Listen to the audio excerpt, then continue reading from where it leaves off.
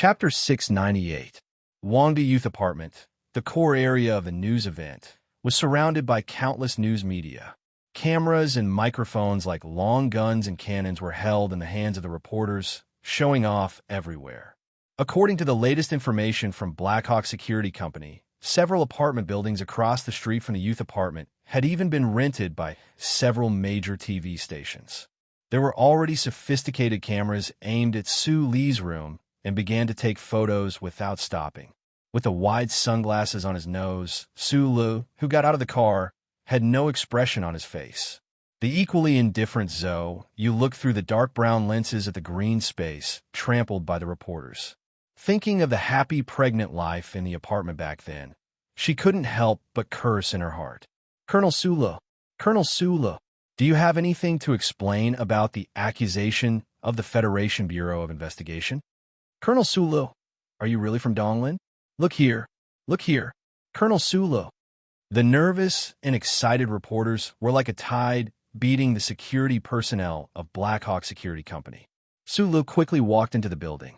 The neighbor's little girl who was squeezed behind the crowd saw him and excitedly raised her arm to greet him, but was stopped by her mother. The mother looked at Su Li embarrassedly and smiled. Su Li couldn't help but smile back to show that he understood. They finally got rid of the reporters and rushed into the elevator. However, they did not expect that there was a male reporter who looked more symbolic quietly lying in ambush in the elevator. He quietly put the microphone under Su Li's chin. Colonel Su Li, I'm a reporter from Gongdu Financial Times. The reporter excitedly wiped his sweat and looked at him and asked, Do you have anything to explain about your relationship with the traitor you phone? Do you have any comments about the traitor you phone? The traitor you phone. The elevator was very quiet. Only the reporter's seemingly normal, but in fact extremely vicious questions could be heard. Su Li's face was expressionless as he focused on the floor lights. Listening to the slight friction of the mechanical springs, Zhou Yu couldn't help but take off her sunglasses. Her beautiful and charming eyebrows gradually furrowed. The fragile human body kept colliding with the hard walls of the elevator. The whistling sound of the punches was accompanied by the painful cries of the reporter, such as cliché words like hindering the freedom of the press. However, the beating did not end until the reporter was bruised and swollen like an injured girl, hugging his head and crying in the corner, no longer daring to say anything. Waving her hand to stop the beating of the Blackhawk security personnel, Zhou Yu slightly lowered her eyes and looked at the reporter at her feet without a trace of emotion. She said, You should know me, so don't talk nonsense. Otherwise, I will report to the police that a reporter tried to molest me. The reporter from Gongdu Financial Times suddenly froze and looked at the beautiful woman in red who walked out of the elevator in fear. He couldn't get up for a long time. Media reporters were best at sniffing out the wind and then following the will of society to beat the dog when it was down. That was why he dared to interview Su Li so arrogantly at close range. However, he was very afraid. What would happen if he molested the daughter of the Minister of Defense? In the apartment with the curtains closed, there was a fierce, intense discussion. Everyone had different opinions about the accusations against Su Li, but they all agreed on one point, that this incident would bring an irreversible blow to Su Li. The case itself is not a problem. Su Songzi calmly looked at the case file and said, Su Li, whose citizen number starts with DL, did not leave a biological marker, so we don't have to worry about the prosecution bringing up a biological marker comparison. Su Li stood silently by the window, lifted a corner of the curtain, and looked at the carnival of news media downstairs. He didn't know why, but his mood became unusually calm. From Su Songzi's words, he could clearly feel that people had already determined that he was the Donglin orphan fugitive, but it was not convenient to say it out loud. Don't worry about this. We can completely reject the application for a biological marker comparison. Sitting on the sofa, Lawyer He stared at the screen on the workbench with a serious expression and said, They won't be stupid enough to let the Internal Affairs Department of the Ministry of Defense lead the case. They will definitely use the District Procurator Office. Colonel Su Li is an active soldier, so his identity is very convenient. and the Bureau of Proclamation is not willing to provide any evidence for this accusation.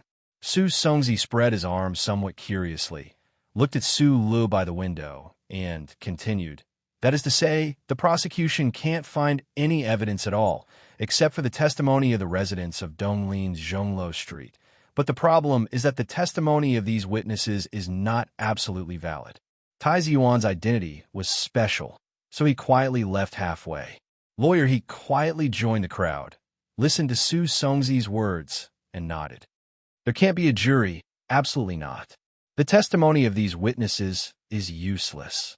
Lawyer, he raised his head and said with a smile, appearance, voice, anything, we can give an explanation. Coincidence. All of this is a coincidence. Will anyone believe it? The law will. Let's take 10,000 steps back, even if the prosecution can convince the court to believe their accusation. After a long silence, Su Songzi looked at Su Lu and said, not to mention that you are just a wanted criminal. Even if you were a murderer, according to your contributions to the Federation, according to Mr. President's character, he will pardon you. Su Lu, who had been silent all this time, turned around, his back against the light blue curtain, his thick eyebrows slightly knitted, and said self-deprecatingly, no matter what the court's verdict, no matter whether the president will pardon me or not, I am now a wanted criminal, a student of a traitor. Then, secretly, I may also be a traitor. I don't study psychology, but I know this. There was a deathly silence in the youth apartment, including the custody of Little Watermelon, the lawsuit of the Zhong family, in today's matter. Thank you for your arrangement. Without you, things would have become more troublesome. Su Lu held the phone with his head tilted, his hands moving like a phantom as he cut the fish fillets at a high speed. He thanked Tai Ziyuan seriously on the other end of the phone. I have to admit that you do have a natural leadership talent in coordinating the overall situation. But according to the current situation, by the day you become the president, I may have already been driven to some remote place in the countryside. Yes, I will be a farmer with Gao Lu's father. The worst result is that Mr. Pabre will pardon you. Tai Ziyuan's calm analysis came from the other end of the phone. If this is really the case, then you can't be a farmer. Mr. Pabre is the president, not the former emperor. If he wants to pardon you, he must make concessions in other aspects. Su Lu tilted his head. The knife in his right hand subconsciously stopped. He narrowed his eyes at the pieces of red fish on the chopping board and asked, some things are crimes, not politics. We can't make concessions. You're talking about the attack on the ancient bell. In your opinion, it is murder.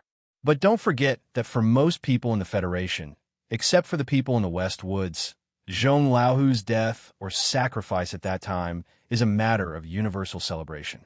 Everyone can benefit from his death. It has only been more than a year since the explosion of the ancient bell, but it is actually a long time.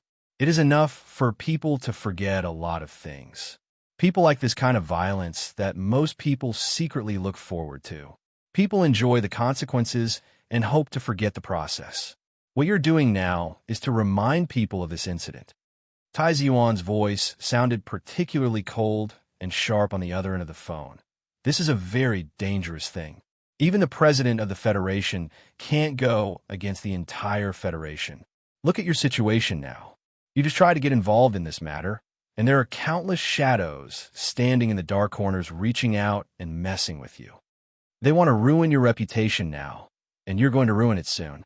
Tai Yuan said in a low voice on the other end of the phone. If you don't take a step back, they will kill you, and I believe you will die soon. The people who can kill me haven't been born yet. I can easily find those guys standing in the dark corners, so they should be afraid of me. Su Li's right hand moved again. He used the sharp knife to cut the fish on the chopping board and answered softly. If they really push me too far, some things could just be done again. It's not that difficult. Such a cliché, simple, and prideful self-awareness, coming from the mouth of this small-eyed man, sounded so natural and abnormally valiant. This violent force made Tai Ziyuan on the other end of the phone fall into silence.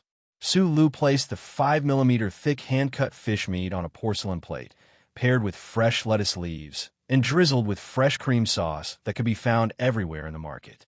Satisfied, he washed his hands, and pulled out a toolbox with a password lock from the sink. The toolbox opened, and a bright metallic color with a chilling murderous intent rushed out. Sulu carefully examined these guns for a few seconds, then began to quickly and silently assemble them. He had an extraordinary talent for mechanical work, and he also received special training from Bayulon, so it didn't take him long to make a complete set of cold guns appear on the kitchen floor. These guns were prepared for the assassination a few years ago, but at that time, Secretary Bai stole too much ammunition from Whitewater, so she hid some in both of their houses. The phone that was placed next to the sink rang. Sula put it next to his ear and asked, "What now?" "I heard the sound." Tai Zion angrily reprimanded on the other end of the phone. "What are you going to do? Fight? This is the Capital Special District, not the Empire, and not the front line. Those guys over there are not going to fight, and you're going to kill them? Who are you going to kill? How are you going to kill them? You want to clean up the Federation government by yourself? You think you're a god? Even if a narcissistic butcher like you thinks you can do it, what will happen after you clean up? Don't forget, we are still at war with the Empire. Those people are not Macklin, and you're not the guy who has nothing, so you are not afraid of anything. Think about the frontline troops. Think about the president who has high hopes for you. Think about the old man who gave up his old face to shake hands with you in front of the whole universe. Then what do you think I should do now?" Su Lu angrily said into the phone. "With the current situation, even if the president pardons me, do you think I can still go back to the 17th Division? Do you think I can still lead the secret investigation of the Ancient Bell? Tai Ziyuan, no matter what the court decides in the end, I am a wanted criminal, a fugitive, and a student who committed treason. No one can change this." He looked at the guns by his feet, and, after a moment of silence, he said, "I am already stinking on the streets." Chapter 699. You stink the streets like a pile of dog shit, so you're angry. You picked up a gun and prepare to kill. Colonel Sulo, I need to remind you to calm down, or to be more clear-headed. How many years have you been a Federation hero? Why, now that you've suddenly become a fugitive, do you feel embarrassed? Tai Ziyuan mercilessly mock him over the phone. You can't stand being scolded, and you feel that you're very smelly. In people's impression, you're a cold and hard rock that can't be persuaded by force or persuasion. Why have you become so sensitive now? Is it because of that documentary and those medals that you've almost forgotten your surname? Yes, I do like the feeling of being a hero. Sulu raised his dark eyebrows and said loudly into the phone, I'm just a normal person. Who the fuck would rather be a fugitive than hero? I was nervous when the flashing lights shone on me, but I was secretly happy. I didn't watch it on TV, but I was happy too. Why? I braced myself and did all those stupid things. Can't I be a hero? And the result? The result? I'm not even a fart. I'm still that fucking orphan on Donglin Street. That little fugitive with a dusty face. Do you know what the fucking worst thing is? The most fucking worst thing is that the fugitive uncle that you always thought was carrying a blood feud is actually a fucking traitor. Then what am I? A little traitor? Sulu laughed nervously and then cursed softly. The two ends of the phone fell into a long silence. Only when the automatic water heater in the kitchen sounded a warning did the two young men wake up with a start. All right, I'll pretend that I can understand your current state of mind. Even at this moment, Taizuan still maintained the reserved and condescending attitude of the crown prince of the Tai family. But you have to calm down immediately and put away those guns. You have to admit that the situation now is different from before. At that time, Macklin was already preparing to escape, but now your enemy obviously has no intention of escaping. This means that you still have a lot of time to make a decision. At this time, Sulu had already calmed down. He quietly listened to Tai Ziyuan's analysis. He sighed and said, I understand. Very good. Tai Ziyuan said, you don't have to worry about the legal issues. I'm thinking of asking those old people from the Institute of Justice to come forward and write something about the time limit of the arrest warrant. If this can be done beautifully, then the prosecution won't be able to do anything. As for the reaction of the media and the public, I have also made arrangements. I will choose the right time to release the news that Colonel Lake is suspected of murdering Commander Zhong. In this way, the accusations against you will naturally be weakened. Sulu listened silently. He knew in his heart that if the lady in the back mountain of Macho was really willing to help him, then the current situation he was facing would definitely be effectively resolved. "Thank you," he said seriously. "You should thank me," Tai Ziwan replied. After hanging up the phone, Sulu was in a daze for a while. Then he kicked the box full of guns back into the sink. When he looked up, he saw that Zoyu had walked into the kitchen without him noticing. At this time, she was holding a metal fork and tasting fresh mulberry fish slices with sauce with relish. "You really have the confidence to use this box of guns to clean out the Federation government." Zoe used her index finger to lift the floating hair on her cheek. She carefully chewed the sweet and tender fish meat and vaguely joked, "I know that sometimes you are very confident and arrogant, but I really didn't expect that after staying in the Empire for more than a year, you would be so arrogant to this extent." Sulu smiled and didn't say anything. He cracked 4 fake eggs into the metal bowl, poured in corn flour, and began to stir vigorously. The pale yellow egg juice spun faster and faster in front of his eyes, gradually drowning the image in his eyes. It was the highest level accurate map of the Federation. 4 locations were marked on it, representing the Vice President Byron and several other important people in the government. With the help of the Federal Central Computer, Sulu believed that if he risked his head, he might really have a chance to clean out the Federation government. After a simple dinner, under the dazzling light of the camera outside the building, Sulu began to squint his eyes and watch TV. Zoyu had returned to the Shishan compound. The lawyers had returned to their respective homes, and the security personnel of Blackhawk were all outside.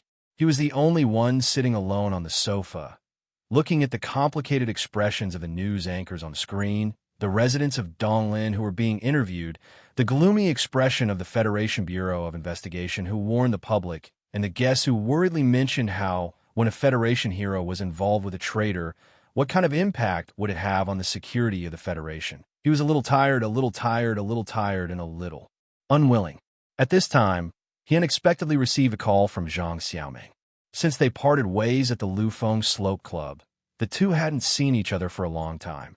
The scene of the conflict between the old lovers on the terrace seemed to have made the young man and woman feel relieved about each other's first love. But in fact, who could be relieved, so they rarely contacted each other, until now. "I've been to the S2 cemetery. I heard that you and Shi Qinghai both went there the next day. It's a pity that we didn't meet. I know that you're in charge of some work now. Pay attention to your safety." Because the phone could be easily monitored, Sulu explained that Zhang Xiaoming was in charge of the intelligence work of Green Dragon Mountain. He frowned and said, "Green Dragon Mountain is increasingly marginalized. I'm worried that your committee will go crazy." I saw the news. Zhang Xiaoming was silent for a long time on the other end of the phone. Maybe she pushed her black-rimmed glasses, or she gently pinched the devil horn hidden in the drawer. At that time in school, I always felt that I carried a lot of secrets and a lot of pressure, so I had enough reasons to convince myself that some things were not the most important. Only now do I know that you, a quiet but optimistic auditing student, were actually also bearing such a huge amount of pressure. I was carrying it so I could hurt you. You were carrying it, but I still hurt you.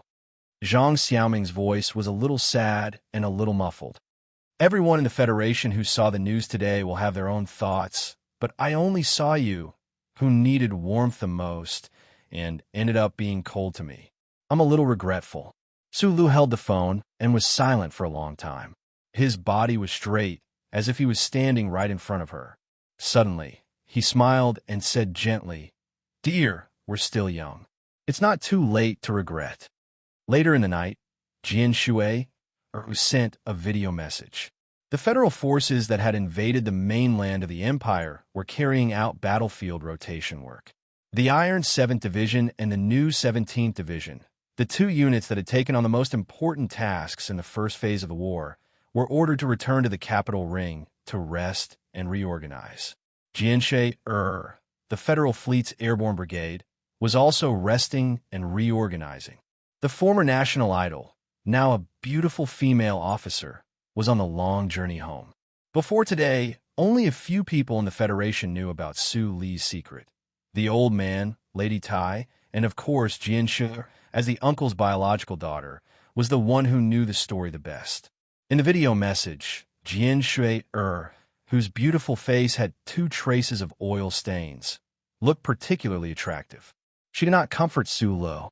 Instead, she joked about the rapid decline of his reputation with a calm and amused attitude. At the end of the message, she inconspicuously mentioned what would happen if she were in his shoes after watching the video. Su Lo could not help but frown and laugh self-deprecatingly. Thinking about the chaos of the day, he realized that there was indeed something wrong with his response. Why was he still so angry when he was mentally prepared for this? Thinking about Jian Shui, if one day the Federation's media suddenly exposed that she was the biological daughter of the traitor Yu Feng, and that half of her blood was from the Empire, what kind of terrifying situation would that be? After another half an hour, Li Xiaodong's call finally came. Su Le knew that under the current situation, this 7th young master would need to think about how long to think before he called him. However, since the phone rang and he heard the other party's comforting voice, Su Le felt good and warm. In the darkest moment of the night, he leaned against the sofa and pretended to be asleep. The phone in his right hand rang again. The voice of the man on the other end was soft and exceptionally peaceful. "Boss, I saw the news. I thought you would call even earlier." Su Le lit a cigarette and took a deep breath. "How can I have time to watch TV now? I only occasionally glance at it when I get up and change my diaper." Bai Yulan said softly on the other end of the phone. "This seems to be a bit troublesome. If there's anything, just say the word." He did not care whether Su Lu was a fugitive, a murderer, a rapist, or any other criminal. He believed that the members of Group 7 would not care either. They only cared about how someone was causing trouble and how they should deal with it. Su Li's fingers, which were holding the cigarette, froze in midair. He recalled Lao Bai's parting words at the meadow in the Empire. Lao Bai had quit smoking in order to have children. It turned out that he already had children. That's right, as long as he spoke, that sissy would definitely throw the diapers against the wall and charge at him with a gun in both hands. "It's not troublesome. It's easy to deal with," he said with a smile. "I'll deal with it beautifully." That was a lie. The situation that Su Lu was facing was already hopeless. There was an unknown danger in the bleak future. He did not know that more than 1,000 kilometers away in Philadelphia, there was an amazing old man who was telling him the truth and helping him deal with some things in a hoarse voice. Chief Editor Bob took a big puff of the white box 37 that was specially provided by the military. His eyes were a little red from the smoke. He was very clear that this so-called exclusive interview was, in fact, the last and most sacred record, so he recorded it very seriously. The small pencil with a retro and luxurious taste moved quickly on the plant fiber paper, recording the most vivid, and shocking history. Listening to the military god on the sickbed talk about his magnificent life with his own ears, he felt a lot of hot blood rush into his brain, but in the end, it was frozen into ice by the few simple words of the old man. The cigarette in Wood's mouth had burned to the filter, but he did not react at all. He looked at the old man on the bed in shock and said in panic, "I don't believe it. That traitor. How could he be your brother?" Bob took a big puff of the cigarette and choked on it. Chapter 700. After a long time, Chief Editor Bob finally managed to control his coughing. His face was red, and his fingers trembled slightly as he crushed the remaining half of the cigarette into the ashtray. He said hoarsely, "Marshal, if you insist on putting this story in, I refuse to publish it. At least, I refuse to publish it." The old man on the bed had reached the weakest period of his life. There should not be any smoke in the room, but Bob and Wood still could not hold back. They tore open the white box and began to smoke one cigarette after another, as if they were burning their spirit. The so-called final interview was for the old man on the bed to write a description of the military flag that covered the heavy black coffin. The two reporters could not bear the heavy burden of responsibility, especially after hearing this story. This kind of thing had political risks, but for Bob, he rarely thought about such things. Otherwise, he would not have made such a strong accusation against Senator Macklin. However, he had to consider his own feelings. His feelings did not allow him to write about the abnormally dark things in the old man's final interview. Lipifu half leaned against the headboard tiredly. The dark brown spots on his face did not have much luster, like plants that were severely dehydrated.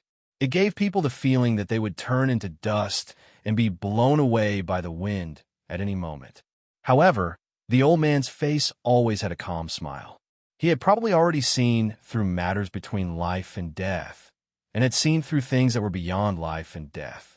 He looked at the two reporters and said, gently with a smile, "The Special District Daily News is a newspaper that can barely be read in the Federation.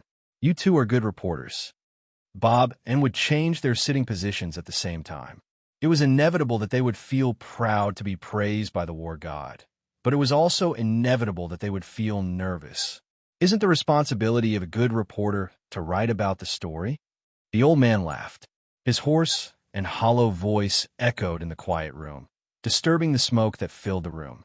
The most famous mechanic who committed treason in the Federation's 37th constitutional history.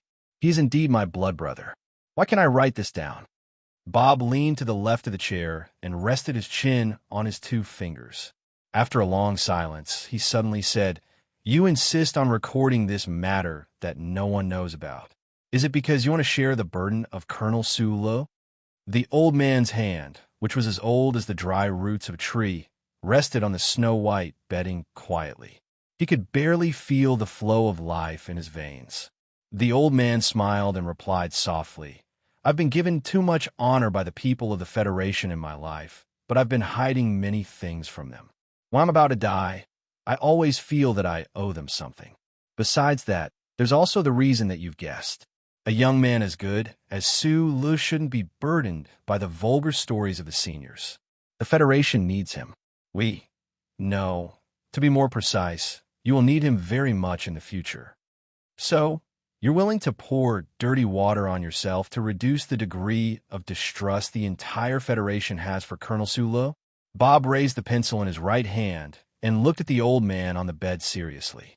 Intense coughs burst out from the old body at the head of the bed, like a 1,000-year-old clock that was blown by the wind of time and hummed non-stop. The old man raised his arm with difficulty and wiped away the white foam on his lips. He continued, "I just want the Federation to understand one thing. The brother of a traitor is not necessarily a traitor. Then, as the student of a traitor, Sulu is naturally not a traitor. But if the people become even more furious and fanatical because of this story and even vent their anger on Colonel Sulu, won't your wish be realized? I believe that the people of the Federation will believe me," the old man said.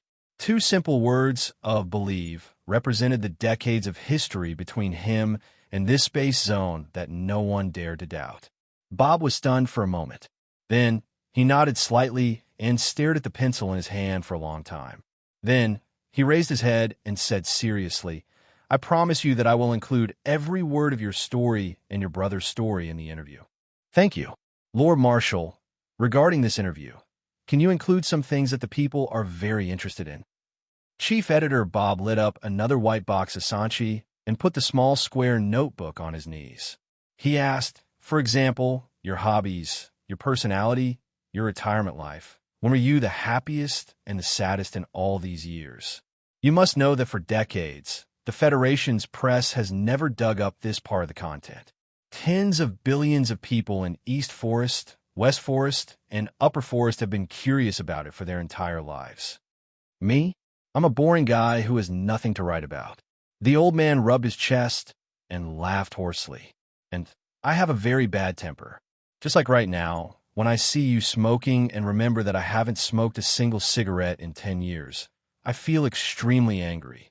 Chief Editor Bob smiled, but he did not give up the rare opportunity to ask a question from an excellent news follower who had turned into an admirer. He asked curiously, "What is the most profound memory of your life? Is it the moment when you drove an M37 and killed the Emperor of the Empire?" "Of course not." Lipifu narrowed his eyes and looked at the smoke floating in the air. He said, "That was just a battle, no different in essence from the countless battles I have participated in my life." The old man slowly lowered his head and looked at the two people who were constantly taking notes. His white eyebrows suddenly raised, and he said hoarsely, The most profound memory of my life was in the Empire. While I held the baby in front of me, the wind just happened to disperse the smoke, and the sun came in and shone directly on the little girl's face. She was beautiful and weak, like a flower that had just opened its petals. Then what was the happiest moment? Bob looked at the old man curiously and continued to ask, was it the final victory of the Second World War, or the day you took off the marshal's uniform and officially retired? The Federation's marshal is a job that can't be happy at all. The old man rubbed his loose cheeks and said with deep regret, I thought I would be happy when I retired, but in the end, I can't be happy. I just said that the medical team won't let you smoke, the security team won't let you mow the lawn, and the publicity team won't let you go to the casino. A retired marshal is still a marshal. It's not natural. Maybe in the future, I will be free forever. A self-deprecating smile appeared on the old face as the god of war Lipifu said in a low voice. It was like he was talking to himself, but it was also like some kind of hypnotic spell. Gradually, his eyes closed. The alarm sounded, and the glass wall on the side suddenly closed. The medical experts with serious expressions held the physiological data screen and rushed over at high speed. The senior military generals who reacted slower widened their eyes. The director of the Army General Hospital, who reacted the fastest, rushed to the bedside with a face full of horror. He subconsciously reached out his hand to touch the old man's neck. At this moment, the old and tired eyes suddenly opened. After a flash of light, it was full of calmness and faint mockery. The people who rushed into the ward were instantly stunned. The director of the Army General Hospital nervously scratched his head, looked at the normal lines on the surveillance equipment, and laughed foolishly. Did you see that? Although the marshal, am about to die, I am still under their control. Lipifu looked at the two dumbfounded reporters and said with a smile, they're the best at using all kinds of lies to deceive me. They clearly said that it was a one-way surveillance and that they were looking at me, but in the end, they have been watching me the entire time, and they have to pretend that they are not looking at me. It's really hard. Bob and Wood looked at each other, patted their chests, and stiffly sat back in their chairs. They felt that their mouths were dry, so they quickly took 2 big gulps of water. Sir, if we don't do a comprehensive surveillance, how do we know if you were asleep or... The director of the Army General Hospital was the medical officer of the 1st Battalion of the 2nd Regiment of the 17th Division on the battlefield. He naturally saw that Lipifu was different from the others, so he shrugged and replied. His tone was not very nervous. Bullshit, Lipifu sternly scolded, then turned his head to look at Bob. He raised his right hand, separated his index finger and middle finger, coughed twice, and pretended to be calm, and said, "Give me a cigarette."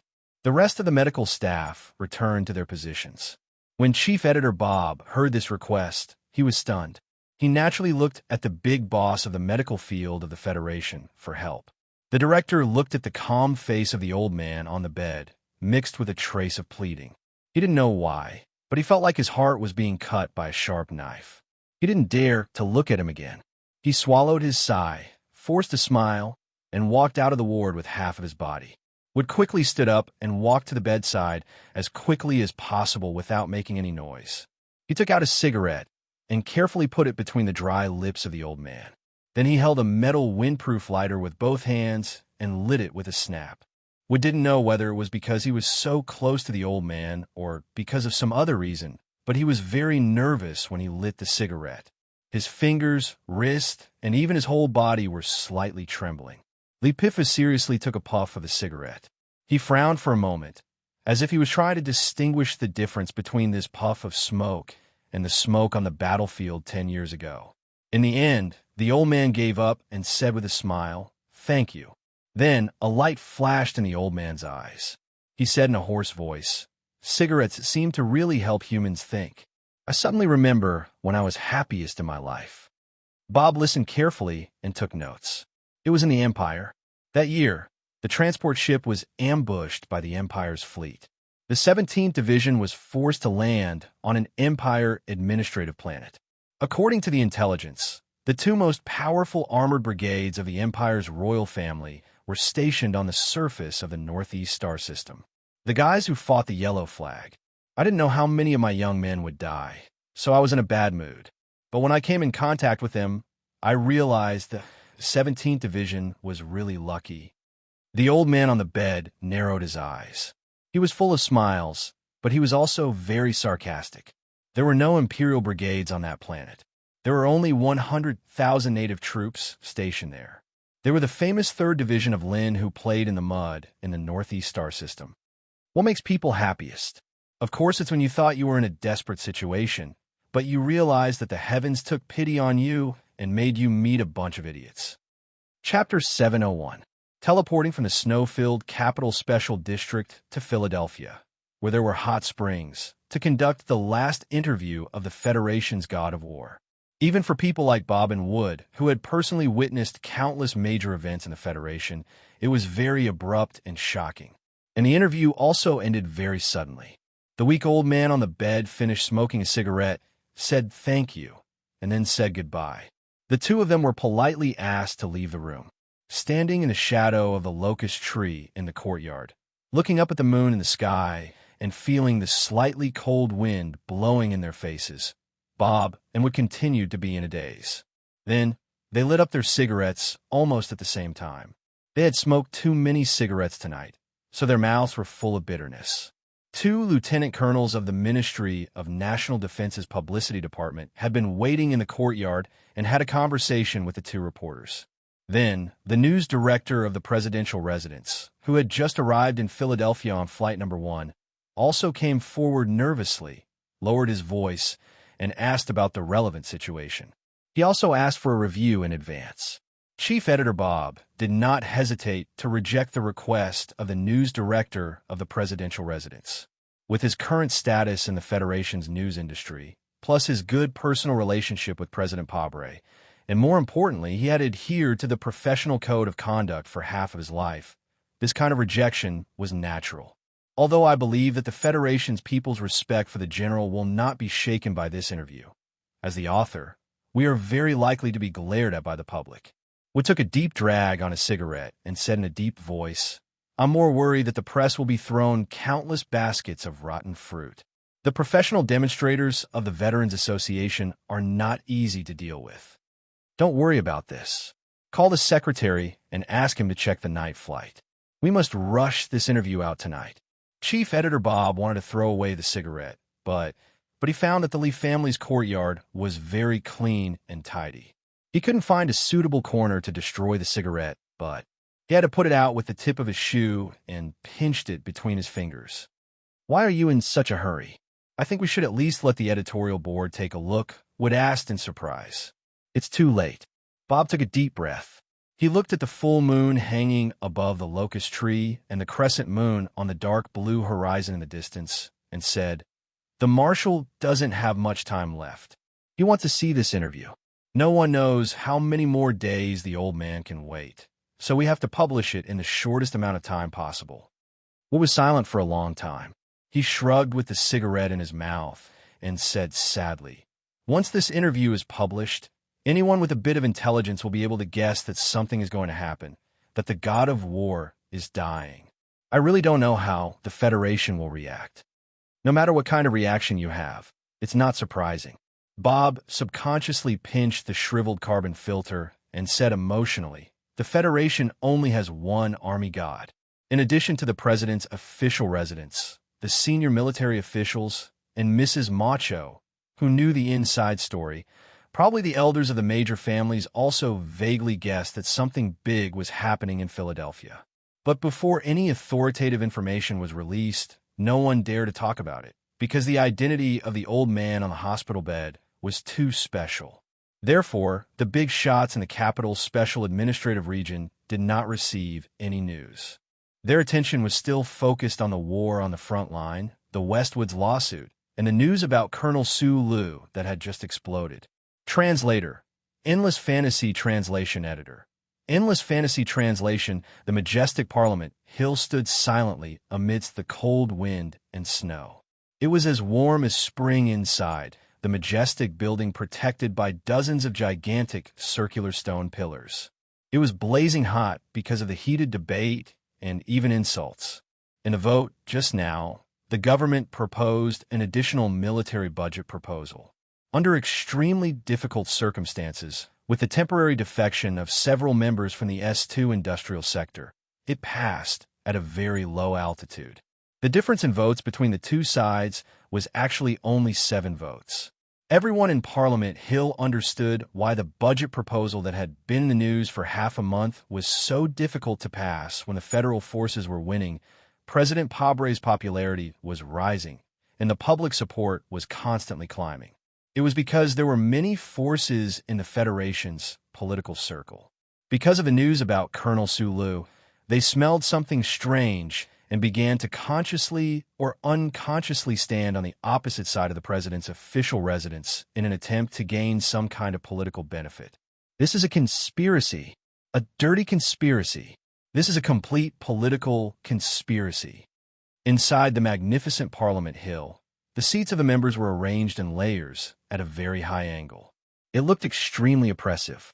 The semi-elliptical design of the seats made the densely packed seats of the members give off a sense of holiness like a space opera.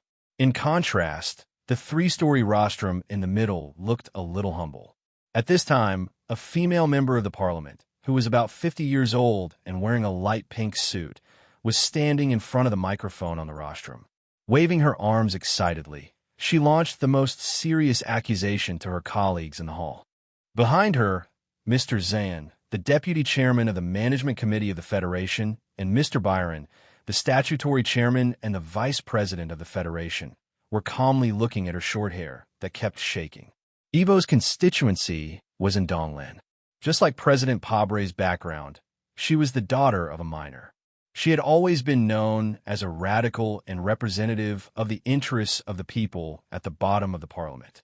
She coldly stared at the members of the parliament and said, "Mr. President secretly authorized Colonel Sulu to investigate the attack on the antique bell." In less than a month, the Federation Bureau of Investigation accused Colonel Sulu of being a wanted criminal. Doesn't anyone feel that this is very strange? Wanted criminal? Why doesn't the Bureau of Proclamation have any data to prove it? Evo slammed the table heavily, pointed at the people, and said loudly, "Just based on those witnesses that you found from God knows where, you want to accuse a hero of the Federation as a criminal. What a ridiculous accusation. No one asked for the truth of the attack on the antique bell. Instead, you just poured dirty water on Colonel Sulu, who risked his life for the Federation. Or was Colonel Lake, who was involved in this case, sent to after he was arrested? Why didn't I get any response from the Ministry of Defense when I sent a letter? At the very least, even if Colonel Sulu is a wanted criminal, I would like to ask, what crime did he commit to make you so angry that you can't wait to shoot him?" The female counselor spread her hands and said with emotion, "I don't know how many deals are hidden in this hall. I only know that when we enter the Parliament Hill, we have to put our hands on the charter and swear. But obviously, many of us have forgotten this. I'm from Donglan. If Colonel Sulu is from Donglan, I'll only feel proud. That's all I have to say." There was an uproar in the Parliament Hill. Countless voices of objection and angry reprimands sounded from the high, cliff-like seats. A male counselor wearing gold-rimmed glasses rang the bell in front of him, frowned, and said, "Counselor Evo, I would like to ask you to pay attention to your manners. We insist on investigating Colonel Sulu, of course, based on the spirit of the Charter." Spirit of the Charter?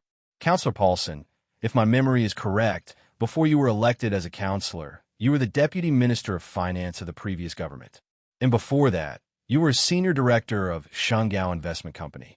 Counselor Evo looked at him and said with a hint of mockery, "Shangao Investment Company has been trying to persuade the government to divide the ancient clock company. Do you need me to say more clearly what kind of role you played in it? Based on the spirit of the Charter? I highly doubt that when you put your hands on the Charter, you were thinking about money." Slander. Counselor Paulson waved his arms angrily and said sternly, "No matter how you twist the truth, there is no way to clear the criminal's name. Colonel Sulu entered the army by hiding his identity, hiding his relationship with the most wanted criminal of the Federation. Counselor Evo, with your Master of Law degree, you should know very well how many laws of the Federation he has violated. You must be responsible for what you said just now. Counselor Paulson looked back at his colleagues and said loudly, Mr. President must also be responsible for this. Why did he allow Sue Lu to be bailed out? Does he not know how much of a threat this person poses to the safety of the Federation? He stared at the audience coldly and said, Sue Lu is the student of the most notorious traitor in the history of the Federation. Who can explain his real purpose of entering the capital ring incognito? Who can guarantee to the entire Federation that there is no conspiracy or ambition behind his actions? The student of a traitor is a traitor? Counselor Evo retorted loudly. This is not the era of the former dynasty. There is no such thing as the conviction of bloodline. Everyone, wake up. Look at the war on the front line. What we need is unity and calmness, not fanatical moral persecution. Perhaps Counselor Evo's speech was clear-headed, but she forgot one thing. The more wartime it was, the more sensitive the so-called moral position was. Her speech was instantly drowned by the ridicule and reprimand. The entire hall of the Parliament kept echoing with the words such as treason, conspiracy, trial, and so on. At this time, many counselors suddenly noticed some changes in the corner of the hall. They saw many employees, many of them from their own offices, appear in the aisles with anxious faces and give them hints from a very long distance away. These hundreds of counselors who controlled the fate of the Federation were not necessarily the smartest people, but they were definitely the most sensitive people in politics. In other words, they were the most conservative group of people. After seeing the hints of the employees in the office, although they did not understand the real reason, the fierce attacks against Colonel Sue Lu and President Pabre gradually became fewer and fewer. Then, all the counselors received the Capital Special District Daily that was published in advance today and saw 3 pages of the most serious newspaper in the Federation that a short half-hour adjournment. Counselor Evo stood on the rostrum and waved the newspaper in her hand with a serious face. She asked loudly, Now, who still thinks that the student of a traitor must be a traitor? Counselor Paulson sat down while panting heavily. The entire Parliament Hall was dead silent. Only Counselor Evo's loud voice could be heard. She kept waving the newspaper in her hand. On the newspaper, War Godly Pifu was smiling, but the counselors were terrified and had difficulty breathing. Chapter 702. Less than 10 minutes after the exclusive interview that took up 3 full pages of the Capital Special District Daily appeared, the reporters, cameras, and broadcast vans around the Wangdu Youth Apartment, as well as the 24-hour rooms in the opposite apartment building, were suddenly reduced by more than half. The reporters who were slow to realize what had happened immediately began to race to Philadelphia. That day, the flights from the Capital Special District to Philadelphia were all full, but there were still many people who did not get the precious tickets. Unfortunately, Philadelphia was not Wangdu, and the seriously ill military god was not the young Colonel Sulu. Before the planes of several famous TV stations could enter the airspace of Philadelphia, they were ordered by the military to land at an unknown small airport 3,000 kilometers away. The reporters who had arrived at Philadelphia were also driven to the old city by the armed special forces of the 1st Military Region, and all the long-distance high-definition video recording equipment were confiscated. This was a serious violation of the freedom of the press and human rights. But at this time, no TV station or newspaper dared to raise any angry protests against the Federation government. In the past, they could scold the president, the parliament, and all the officials in the world, but now, in the face of the scene before the death of Superstar, if anyone dared to open their mouth to question anything, they would be trampled into pieces of garbage by the angry people the next day. The outside of the youth apartment was no longer as noisy and annoying as it was 2 days ago. Sue Lu silently looked at the electronic news on the light screen. He stood up and thought for a moment while holding his forehead. Then, he put on his military uniform and quietly climbed out of the back window.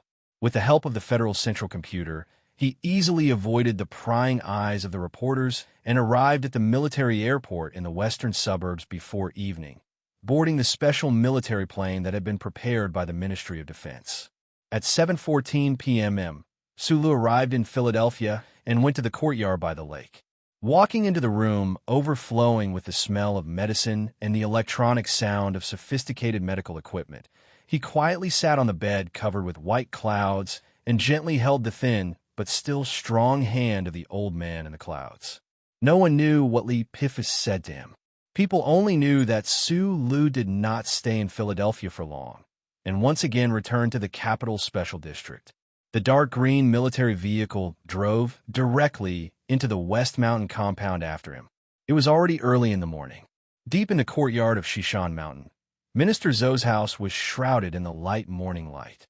The remaining snow mixed with the withered leaves in front of the house, densely packed like the wrinkles of the earth. Mr. President was also in Philadelphia last night. I met with him before I left. In the study on the second floor, Sue Lu held the scalding orange tea that Zhou had just brought in with both hands.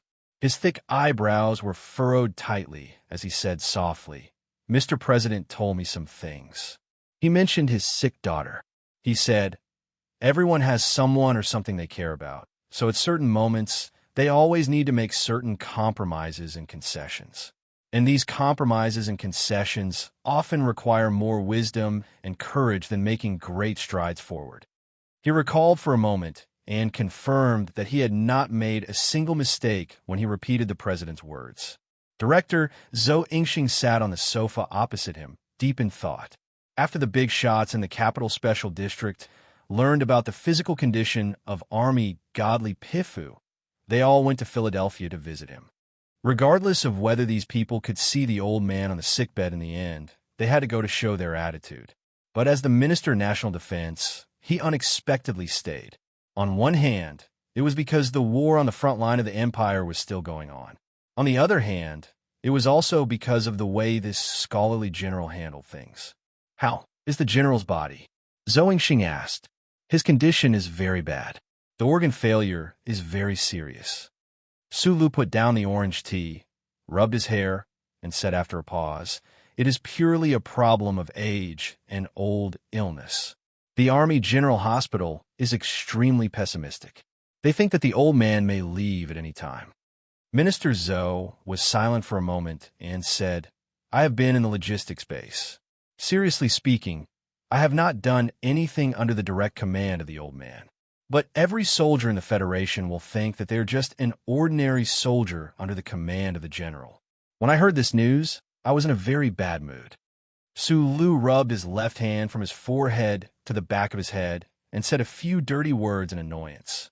"The content of the general's interview has caused a great shock in the society." Minister Zhou looked at him quietly and said, "In fact, the relationship between the general and the traitor, that is, your teacher, is not an absolute secret in the upper echelons of the military. After all, they have been fighting for many years. An old man like General Miles will more or less guess something. We originally thought that after the general passed away, no one would mention this matter again. Naturally, the Federation would not know about this matter in the future. Who would have thought that the general would arrange an interview himself and reveal this secret past? What does this mean?" Zhou Yingxing took off his glasses and rubbed his forehead tiredly. He said emotionally, "Everyone has to admit that Marshal Li is the only leader in the history of the Federation who has no flaws. When he left this world, he should have been perfect, but he did not accept this perfection." He raised his head and looked at Su Lu quietly. "You should understand better than anyone why the general did this." "I understand. This is to protect me." Su Lu lowered his head and stared at the dust on his military boots. "The old man's body is very weak. We did not talk for too long last night, but I understand what he meant." Su Lu raised his head. His clean eyes were bloodshot with exhaustion and calmness after enlightenment. He said, "The old man knows that I have a flaw in my character. If I let things go on like this, I will be impulsive. The old man does not want me to become a scavenger. That kind of character can only destroy, not build. It is of no real benefit to the Federation and the people. I'm very gratified that you can understand the general's painstaking efforts. I believe that Mr. President also means the same." Zhou Yingxing slowly loosened his fingers from rubbing his forehead. He looked at him and said calmly, "Light and darkness are twins. No one can overturn this. Even if you suddenly kill people today and use your life as the price to sweep away the darkness before you, what about in the future? If you die, who will clean up the new darkness in the Federation in the future? Minister Zhou looked at him and continued. The general had the ability to clean up the government and even kill everyone, but he did not do so. If you have a chance, you can carefully read the general's record.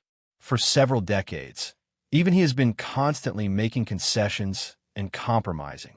This is precisely for the sake of a firmer and steadier advance in the future. A man with a true sense of responsibility, a soldier, should learn to endure, watch, protect, and not sacrifice himself lightly. He disdains to die together with those disdainful juniors, because only in this way can he be considered to have given his entire life to the Federation and the people. The general has persevered like this all his life. I hope you can follow his example. Sulu was silent for a long time, and then nodded. This is your latest appointment. Zhou Lingxing took out an electronic document that was clearly just drafted from the desk drawer and said, Mr. President has already signed. You are appointed as a special representative of the government to head to the West Woods to preside over the strategic ordnance test of the General Assembly Base. At the same time, you have full authority to represent the government in negotiations with the representatives of the Empire's underground resistance organization. Su Lu slowly raised his head, his eyes full of confusion. He could predict that he would be expelled from the political center of the Special Capital District, but he did not expect that he would be sent to the West Woods to carry out such a mission. After the exclusive interview in the Special Capital District Daily was published, the entire Federation fell into a kind of uneasiness and panic. This big article obviously had the nature of a monument to let everyone know that this meant that an old man may be leaving soon, and that a certain era was coming to an end. The people of the Federation could not imagine what the Federation would do without the military god. Although in the past 10 years, the old man had already taken off the marshal's uniform and sat quietly by the Philadelphia lake to fish, as long as they knew that he was still alive, whether in the frontline troops or in Philadelphia, as long as they knew that he was still alive, as long as they knew that the old man was still alive, everyone was very relieved whether in the frontline troops or in Philadelphia. Li Pifu, the military god who had once shocked the universe, once again shook the entire universe when he was about to leave. The news spread to Bermuda, and the pirates and tycoons were collectively speechless, not knowing how to react. When the news spread to the Empire, the Baijin royal family began to hold a carnival party, and the dark-eyed royals drank countless glasses of liquor. In short, everyone knew that the military god was about to die, and everyone was waiting for the arrival of that day with sadness, confusion, fear, calmness, or joy. However, to everyone's surprise, Li Pifu, who had been sentenced to death by the best doctors in the Federation, did not die, and was extremely valiant in coming back to life. Although they knew that this was only a temporary phenomenon, and that the military god's health had seriously deteriorated, and that he would not be able to hold on for too long, many people were still very emotional. The tenacious vitality and terrifying willpower contained in that old body seemed to have frightened the Grim Reaper, and he chose to temporarily leave. As long as the military god Li Pifu did not die, he would be the brightest star in the universe, forever shining on the Federation. He was the bright sun above S1, sinking into the horizon every night and stubbornly rising the next day to illuminate everything. Regardless of whether that sun would be extinguished the next day, the old man on the sickbed in Philadelphia expressed his attitude through an exclusive interview. The Federation Investigation Bureau immediately stopped the secret investigation of Sulu, and the district attorney's office sealed the relevant files. No more members of Parliament proposed to hold a special hearing on Parliament Hill. As for the accusation of treason, no one would mention it. The people who had the potential to control and influence the political structure of the entire Federation, or rather, the entire Federation, were forced to make concessions to one person. They had to make concessions to the old man who was extremely weak, already on the verge of death, and could not even speak. The people only knew that the wind had stopped and the clouds had dispersed, and the entire Federation was peaceful and quiet, with a certain sense of commemoration and solemnity. However, they did not know that after this atmosphere, the Federation government, the various departments, and the fierce struggle that had taken place on Parliament Hill. The Bureau of Proclamation was silent, and the Department of National Defense stood behind Sulu, but it was not convenient for them to express their views. It was the same for the office of the president. That side stopped the accusation against Sulu, but it was impossible for them to allow him to continue his own investigation and access to those core secrets. One day in the late winter of the 71st year of the constitutional calendar, Sulu boarded a military spaceship headed for the West Woods. Chapter 703. At the western suburbs military airport, a large snow remover spewed out foam-like chemicals. The tarmac that was covered in snow looked like an incredibly large laundry tub. The light warship that was preparing to head to Ceylon looked as comical and laughable as a piece of old-fashioned soap. Sulu stood below the warship and raised the collar of his military jacket to block the cold wind. Although the bone-piercing cold wind had no effect on his strong body, he didn't know why, but he always felt a chill from the inside out. It was because he knew very well that once he left, there would be no possibility of meeting the old man again. The next time he received news would probably be the day the old man passed away. In a sense, going to Ceylon today was to say goodbye to the old man forever. Because it involved the insider trading between the government and the judiciary, Sulu chose to leave quietly. There were no reporters or officials at the western suburbs military airport, only friends who specially came here. The West Woods looks far away, but the warship will only need 10 days to reach it at full speed. Zoyu looked at him calmly and said, "It's good to go there to avoid the storm. Just treat it as a vacation." Nan Xiangmei stood beside Zoyu and looked at him with a smile. She didn't say anything. The troops that are on vacation will be back soon, including Du Xiaoqing's Iron 7th Division and your division. Li Xiaotong lit a cigarette for Sulu and said in a low voice, "Thank God you are willing to leave. If you really continue to investigate, it will definitely be a repeat of the Macklin incident. As your investor, I am really worried that I will lose everything." Sulu smiled, thinking that his comrades in the 17th Division would be back soon, but he couldn't see them. He felt a little depressed. The so-called vacation was fake. Vice President Byron and the military radicals, as well as those family members who only cared about profits, just didn't want him to investigate the ancient bell again. In a sense, they seemed to have won a temporary victory. A vacation is a vacation. Don't think about anything else. Zoe raised her finger and stared at him coldly. "You've been hiding it from us for so many years. Now we know that you're really a stinky rock from Donglan. But at least for now, you have to put away your temper." "Understood," Sulu replied calmly. Then, he bowed and gently hugged Zoyu and Nan Xiangmei before shaking Li Xiaodong's hand tightly. Tai Ziyuan was preparing for next year's election, so he didn't come. However, when he looked around, he didn't see Shi Qinghai. His heart that had just started to feel a little uneasy. He turned around and held Zhong Huiyan's soft little hand. The two of them walked up the gangway. Zhong Huiyan, who had been standing quietly beside him without saying a word, suddenly asked curiously, "You're going home just like that? How is that possible?"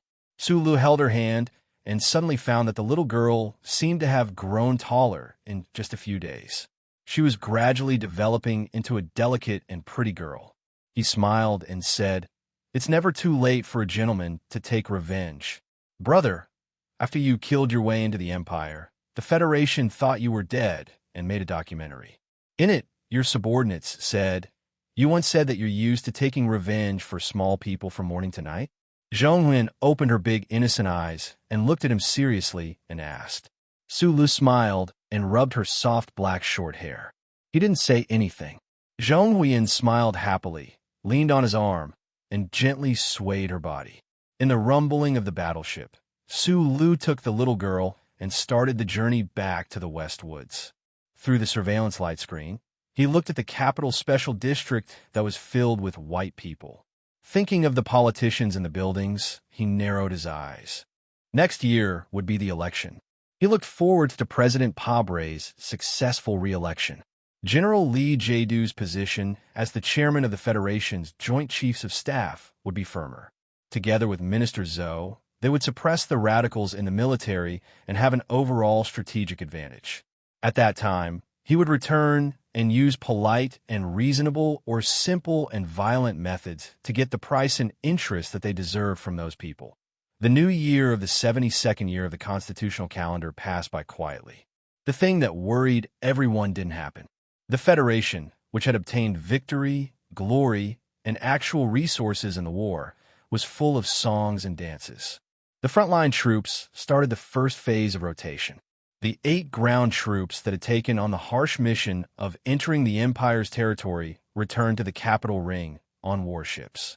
After a short rest at the Old Moon base, the 7th Mechanic Division of the 3rd Military Region and the 17th Armor Division of the 1st Military Region landed on the surface amidst the cheers of the people. The Iron 7th Division didn't return to the original base of S3. This change made some military analysts feel strange, but it didn't cause any reaction within the government. This was because everyone knew that President Pabre had always trusted Division Shaoqing very much. Moreover, this was the capital ring under the protection of the glory of the Charter. No one would think in the direction of danger.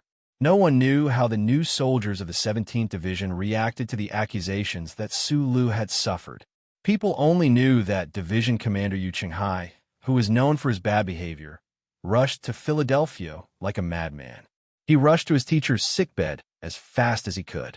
The next morning, Du Shaoqing also rushed to Philadelphia. In fact, all the military commanders in the first rotation didn't go home. Instead, they came directly to Philadelphia. The troops that retreated from the front line mainly belonged to the 1st Military Region and the 3rd Military Region. The second wave of troops that set off 2 months earlier naturally came from the 2nd Military Region and the 4th Military Region. No one knew whether it was because they were wary of the anti-government forces in Green Dragon Mountain or some other reason, but most of the ground troops that were transferred to the front line were from the West Woods, including the special forces from Green Dragon Mountain. Anyone with a discerning eye could see that this was the Federation's way of disrupting the military structure of the West Woods Military Region and completely controlling the military power. However, now that the Zhong family in the West Woods was divided, there was no way to form a unified and strong voice to stop this trend. There were no more tigers in the West Woods. Under such circumstances, Colonel Su Lu, who was caught in the chaos, held the hand of the little princess of the Zhong family and returned to Sunset State in the West Woods. People in the East Woods were silent and tough like stones, but people in the West Woods had the most vivid and intense love and hate. They didn't care how many Federation laws Colonel Su Lu had violated. They only knew that it was Su Lu who avenged Commander Zhong and his wife and the young soldiers on the Antique Bell. They only knew that it was Su Lu who won the lawsuit for the old house and became the guardian of the little princess. Therefore, they welcomed Su Lu with the greatest enthusiasm. The representatives of the Empire's underground resistance were still on their way. The military equipment test at the General Assembly base was carried out in an orderly manner. Su Li's days in the West Woods were very relaxed and casual. Happy New Year! Happy New Year! It seemed that he was always happy. However, sometimes when he looked at the blue sky above his head, it was difficult for him not to think about the old man's health. Every time he thought that the old man would not be able to celebrate another new year, his mood began to become gloomy. Beside Philadelphia Lake, the old man, lying on the bed like a statue, slowly opened his eyes and squinted at the shadow in the corner of the room. After a moment of silence, he reached out and pressed a button. The transparent glass partition in the room suddenly turned black, and all the monitoring devices were cut off. "You are finally willing to come home." The old man's voice was very weak and tired. He seemed to be extremely cold and sad. Chapter 704. The night outside the courtyard was dark, and the light in the room was dim. The electronic sound of medical equipment beeped like an old-fashioned clock, urging people to leave or return. There was no movement in the shadows in the corner of the room. Only the thick, dark green curtains swayed gently in the wind of the internal circulation ventilation system. No cat walked by, but it seemed like a cat did. There was a long period of silence, like a blank space suddenly appearing in the human mind. They didn't know the specific minutes and seconds, but they knew that it existed and was long. Then, a voice rang out from the shadows. "No, this is not my home. You forgot. Our home is behind the mountain 4 kilometers away from the body cultivation center. There are no neon lights, no such big private lake, and no hundreds of stupid soldiers as bodyguards. This is only your home, the tomb of the living dead built for you by the Federation, the Cold Palace." Feng Yu's voice was as hoarse and indifferent as it had been many years ago. There was a sense of mockery and frivolity that was difficult to imitate. It sounded like a young hooligan who was riding a vintage motorcycle and screaming in the midst of young girls, but it also had the coolness of someone who sat cross-legged on the peak of Mount Yea and narrowed his eyes at the S1 cotton candy storm. Li Pifu quietly looked at the shadows in the corner of the hospital bed. His gaze was calm and weak, but for some reason, his voice had a lot of mockery. As the war god of the Federation, in his long life, it was probably only in front of this person that he could feel true equality, so he also had a kind of freedom. "We haven't seen each other for decades, and this is probably the last time we see each other. I don't want to repeat those boring quarrels with you." The old man painfully frowned and waved his hand in annoyance. "You chose to see me for the last time, but you're not here to argue with me about right and wrong again. Why not?" The voice in the shadows rang out very quickly, with a hint of sharpness that made people's eardrums a little uncomfortable. "You're going to die soon, so of course I have to take advantage of the time before you die to clarify these things. Otherwise, after you die, who can I find a reason with? Your son? Your grandson? Or that sissy president who smears black shoe polish on her face every day? By the way, old man, do you think that sissy president really thinks she can look more manly by smearing her face black? Or is he really addicted to pretending to be a minor?" Although he could not see the expression of the person in the shadow of the corner, he could imagine how relaxed and mocking his features must have been when he said those words. "I don't want to talk about these boring things with you." The old man on the hospital bed resolutely stopped the conversation from developing in this direction, although his arms were trembling violently. "I started fighting when I was 7 or 8 years old. I don't want to fight when I'm 70 or 80 years old. I'm about to die. I want to keep the right to not listen to your nonsense. If you insist on continuing to fight, then I might as well die. Don't try to scare me with death, and you don't have to play dead. I know you the best in this universe. Even if you only have one breath left, that breath of yours will definitely support you to jump out of bed and slap me again." Feng Yu sat calmly in the shadow. He could not see the outline of his body at all. He could only vaguely capture a certain existence through the light of the stars outside the window and the voice. When Li Pifu calmly said that he was about to die, his sitting posture leaned forward slightly, and then it turned into mockery in the end. "I have to admit, when it comes to fighting, no one in the universe is your opponent. I'm not either, so I have to keep a sufficient distance from you. Otherwise, if you really jump out of bed and kill me with one slap, you will die with me because you used up your last breath. Brother dying on the same day, this kind of ending is too melodramatic. I don't want to accept it." With a snap, a lighter was ignited, illuminating the corner of the wall. The dark green curtains seemed to have become bullets bound by blue flames under the warm light of the fire. The face under the hat, which was still young despite the vicissitudes of life, disappeared in a flash, leaving only the cigarette but flickering in the darkness. "Actually, I've been thinking, if you really came to see me for the last time, should I set up a trap to catch you or kill you? This might be the last chance. After I die, there probably won't be anyone who can deal with you." Li Pifu's withered hands gently stroked the white bedding, his hoarse and tired voice echoing in his shriveled chest. After pausing for a moment, he smiled with difficulty and continued in a low voice, "But I didn't do that because, even if I had a plan, I couldn't be sure if the troops could catch or kill you. More importantly, I've done enough for the Federation in my life, and I should be qualified to live the life of an ordinary person in the last bit of time I have left." The old man looked at the motionless red light in the dark corner and said calmly, "With my last breath, I don't want to fight with you. I just want to talk to you.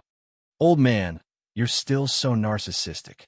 In fact, you've been alive for several decades, but you couldn't kill me.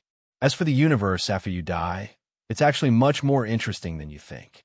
Your grandson, Huai Fuchai, that ridiculously strong girl, and Sulu might be able to deal with me.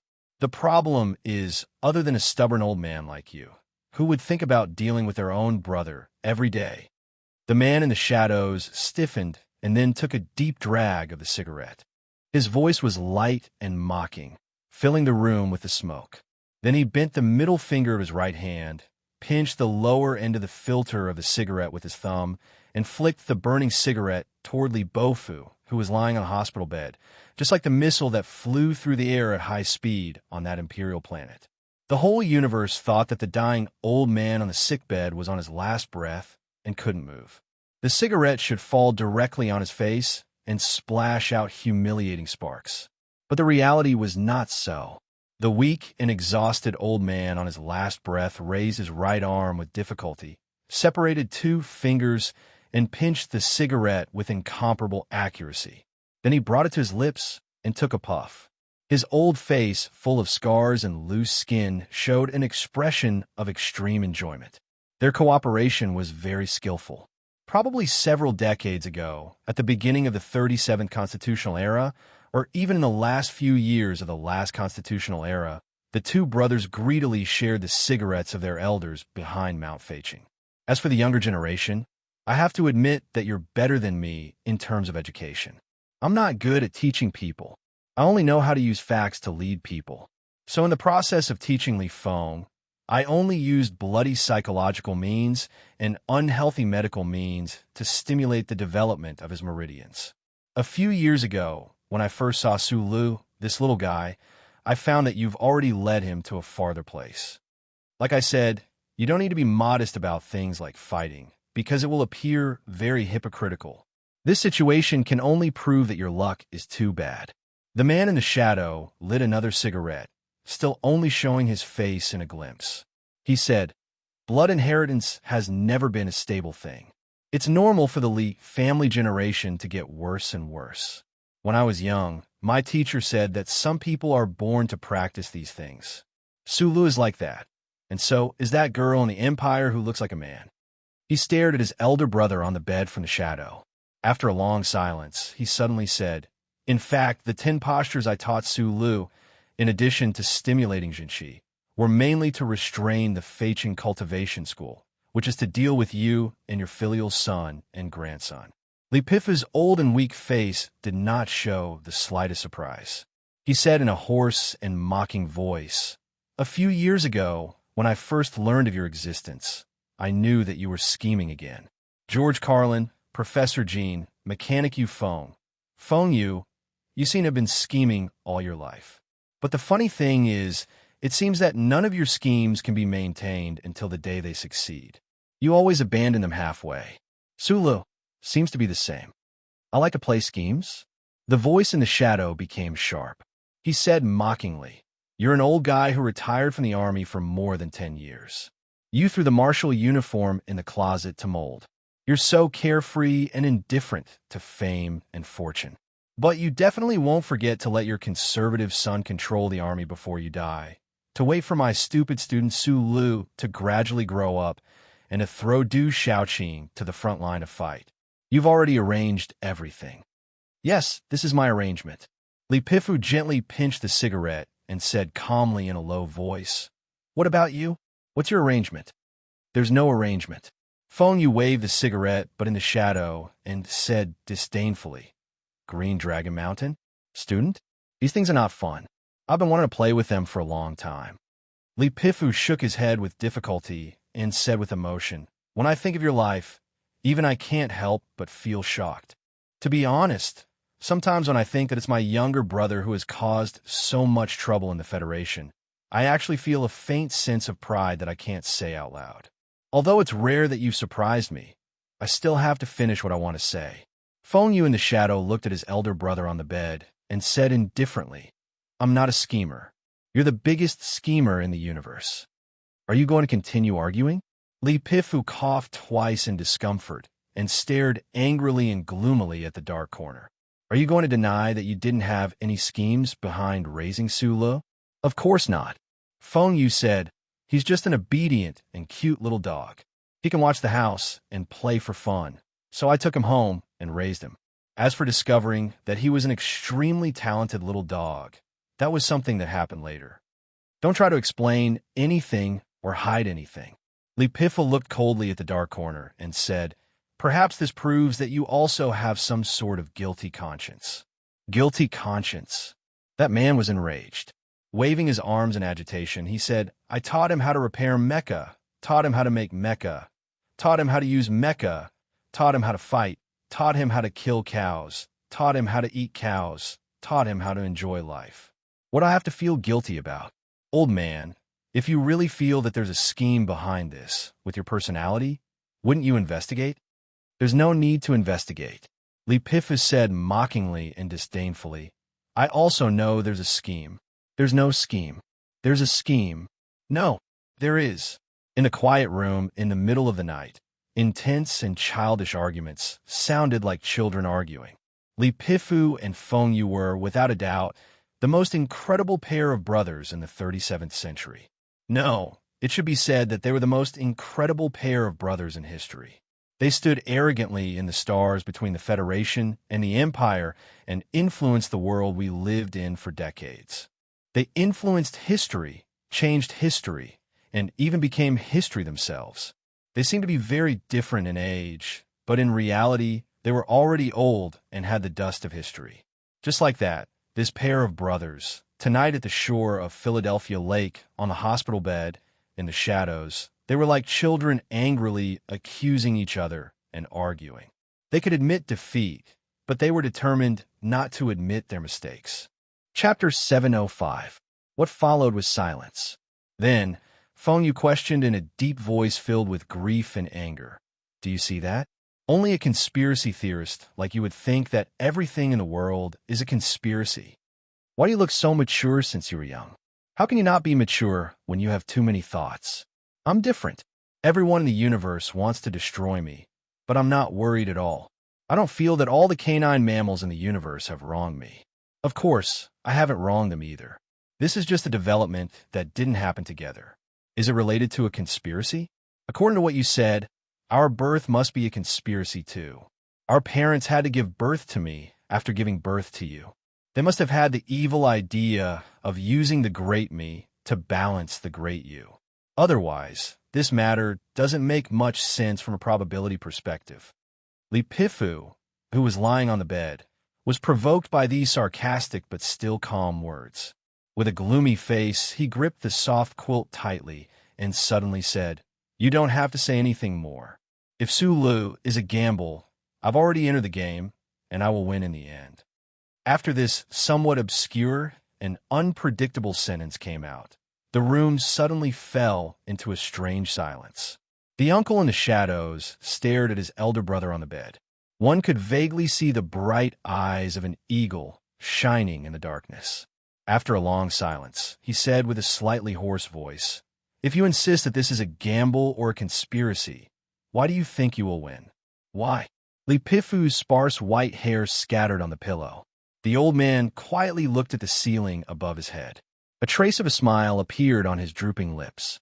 He said indifferently, "Because my eyes have seen a lot of things, such as what happened to you years ago." He slowly moved his body and looked at the darkness in the corner. He asked, "You are a member of the Federation. Why are you helping the Imperium?" "Because I like it." The voice in the darkness was somewhat mocking, somewhat emotional, and somewhat cold. "You know that I don't have any good feelings for this fucking Federation, especially after you stomped my teacher into a meat patty." When he said the last sentence, Fengyu's voice suddenly became emotionless.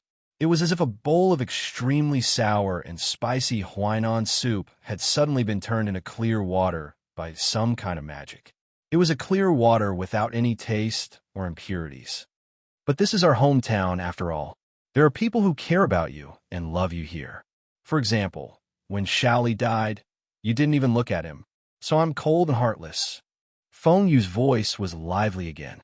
It floated out of the shadow and was as ear-piercing as needles. "What about the Federation that you protect? The little tiger in the West Woods was murdered by the government and the army, but the crime was thrown to the people of the Imperium. The people of the Federation were as excited as if they had taken an aphrodisiac. They roared and fought back. You were a short-sleeved tight singlet with 2 moons on it. You really think you were a messenger of justice? What have you done about this matter? No, you didn't do anything. You just watched coldly. Oh, have you forgotten your identity? You are the god of war of the Federation. You are the real messenger of justice. For these 2 words, you didn't hesitate to hunt down your own brother. Then what about now? Why didn't you do anything when you knew that those people committed murder? And why didn't you let Su Lu do anything either? The sharp and merciless questioning was like an alloy knife hidden in the mechanical arm of a mecha. It popped out with a whoosh, easily tearing through the air in the room, bringing with it a suffocating smell as it arrived in front of Li Bufu. This military god, who was revered by the entire Federation, narrowed his eyes. His weak gaze sharpened once again, as if he wanted to break through the long night sky. Because you think that this matter, or rather this conspiracy, is beneficial to the Federation, and because you subconsciously always thought that the entire Federation forces were your soldiers. Of course, the mastermind of this conspiracy is also your soldiers. On the contrary, it is precisely those disobedient troops in the West Woods who can't really be counted as your soldiers. If that's the case, why are you willing to continue investigating? Feng Yu's cold words were filled with a sinister delight. To be able to tear apart the most dazzling military uniform of the Federation's god of war was undoubtedly very interesting and exciting for someone who had spent his life wandering the stars and fighting against the glory of the Charter. Similarly, you also don't want Su Lu to continue investigating, because if he does, your troops may suffer great losses. Su Lu may also be in danger. In your eyes, that stupid little fellow is probably the Federation's best heavy weapon in the future. Now that he is being wasted in internal strife, it's too much of a waste. That's not what I think. On the bed, Li Pifu was silent for a moment. After coughing for a while, he looked at the darkness and explained very seriously, "But I don't want to explain anything." Then the old man sighed softly. He was extremely tired, but also extremely relaxed. He felt the touch of the soft mattress on his back and began to miss it. With a trace of complicated emotions, he looked up and said, "There's one more thing. I've always wanted to get a real answer from you." In the darkness of the corner, there was a moment of silence. The lighter was lit again. This time, it was a thick stick of tobacco. Feng Yu's forehead, which was half lowered, was incomparably bright under the light. He said in a hoarse voice, "Ask away. Why did you do that big explosion in the strategic material base?" Li Pifu turned his head and looked at the darkness. His brows were tightly furrowed. This question had troubled him for many years. All he wanted to do was to find out the reason. After all, the other party was his own younger brother. At that time, the purge in the Western Hemisphere was about to end. Although the battle in the Eastern Hemisphere was intense, the scope was limited. Otherwise, it would have been impossible to start transferring supplies in advance. Under those circumstances, who could have stopped you from taking Muzi away? Why did you detonate the material base? Moreover, you used a cluster of full-frequency electron beam explosives. You knew that the crystal mines that Macho had prepared for 10 years were all down there. How many people would have died from such an explosion? As he spoke and asked, Li Bofu finally became agitated. He stared at the darkness. His old eyes were as sharp as a knife, and the flames of anger were burning in them. After a long silence, Feng Yu's voice slowly pulled open the curtain of the night. When it fell into Li Pifu's ears, it was so calm and firm. At that time, the charter computer had already discovered me. It was too ruthless in its pursuit. I wanted to live, so I had to cut off all the tentacles that the charter had extended into the empire. I needed that big explosion. Li Pifu looked at the dark corner. His old eyes were slightly gloomy. After 20 years, he heard his younger brother admit that the big explosion was not forced. There was no conspiracy by the empire. There was no misjudgment or small probability. It was just an action that he had made after a calm judgment. The old man was still disappointed and sad. In order to live, you didn't hesitate to cause a big explosion. Of course, I know that you don't care if the Federation can defeat the Empire. But you don't even care that 100,000 Federation soldiers died because of you. You didn't even think that they could be considered your comrades. The old man's voice was indifferent and heavy. Everyone has their own world. If I die, this world will be gone. My life is naturally more important than 100,000 people. No, it's more important than 1 billion people. In the dark corner, Feng Yu sucked on a thick piece of tobacco and said coldly, "As for comrades, the Federation war god killed the teacher who loved me the most, and the federal forces flattened the house of my beloved woman. Do you think I can still consider myself a soldier of the Federation? There's no need to explain. You just need to live on," Li Pifu said mockingly. After a moment of silence, Feng Yu said, "If I had died at that time, what would have happened to the newborn Muzi?" Li Pifu narrowed his eyes. After a long silence, he squeezed out a barely audible sigh from his dry lips and said in a hoarse and low voice, "Yes, what should I have done? But I still think that what you did was wrong, a crime, and unforgivable. My epitaph in the future will be, 'I will not forgive any of you, so you don't have to forgive me.'" It could be vaguely seen that Feng Yu slowly stood up in the dark. "Also, at the moment when my newborn daughter is facing death, I will only act according to instinct. I won't think about what to do in pain like you. Old man, like I said, this is why you grow old so quickly. All right, it's getting late. I also have a question that has been in my heart for a long time that I want to ask you." Feng Yu slowly walked out from the shadows and then stood about 5 meters away from the large bed. That head of wild hair formed a distinct silhouette in the night. He leaned forward slightly and asked in a low voice, "All these years, have you ever thought of teacher at night? When you think of teacher who died under the foot of the Mecca, have you ever felt guilt or regret? If you could do it all over again, would you give up that last Mecca control move?" Li Pifu was expressionless. His white eyebrows were as straight as his back when he was young. He didn't think for too long and replied in a low voice, "No, and I haven't regretted it all these years. You and I both know very well that he is a master of the Empire. That vicious seed plan came from his genius brain. At the beginning of the war, he could quietly cross the galaxy to the Federation and secretly set up so many backup plans. Facing such a far-sighted master of the Empire, if he were to survive, I don't know what kind of terrible situation the Federation would face." Oh. Feng Yu ridiculed exaggeratedly. "You still insist that he came to Philadelphia to teach us a conspiracy? Old man, I really want to advise you. If you can survive, it's best to travel and feel the intentions of the executor. Of course, it's a pity that you don't seem to be able to survive." Li Pifu looked at him calmly, just like the argument a few decades ago. "In the end, you still can't explain why. Teacher came up with this seed plan. If he is really like what you said, he is just a peace-loving traveler.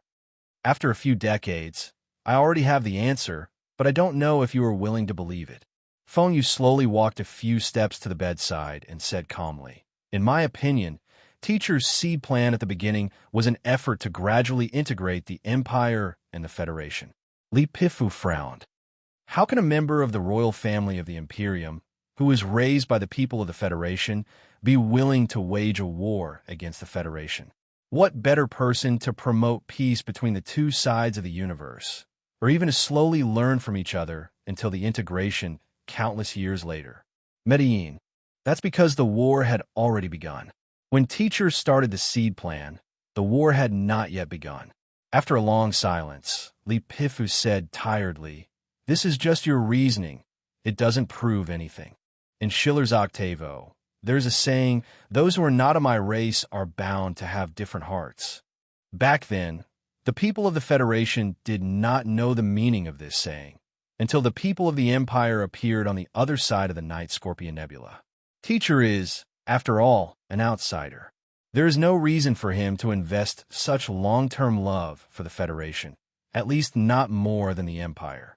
This is the biggest problem. You also sat on that spaceship. Why do you still stubbornly believe that Teacher and his Hua family are really people of the Empire?" Feng Yu looked at his elder brother at the bedside quietly. There was no mockery or disdain on his slightly weathered face. He was abnormally calm and said, "In this life, you always think too much. That's why you grow old too quickly. You have repeated it many times. Li Pifu coughed violently, then looked at his younger brother who was close by and said expressionlessly, I do grow old quickly, so I die quickly. Are you satisfied now? Feng Yu was silent and did not answer the question.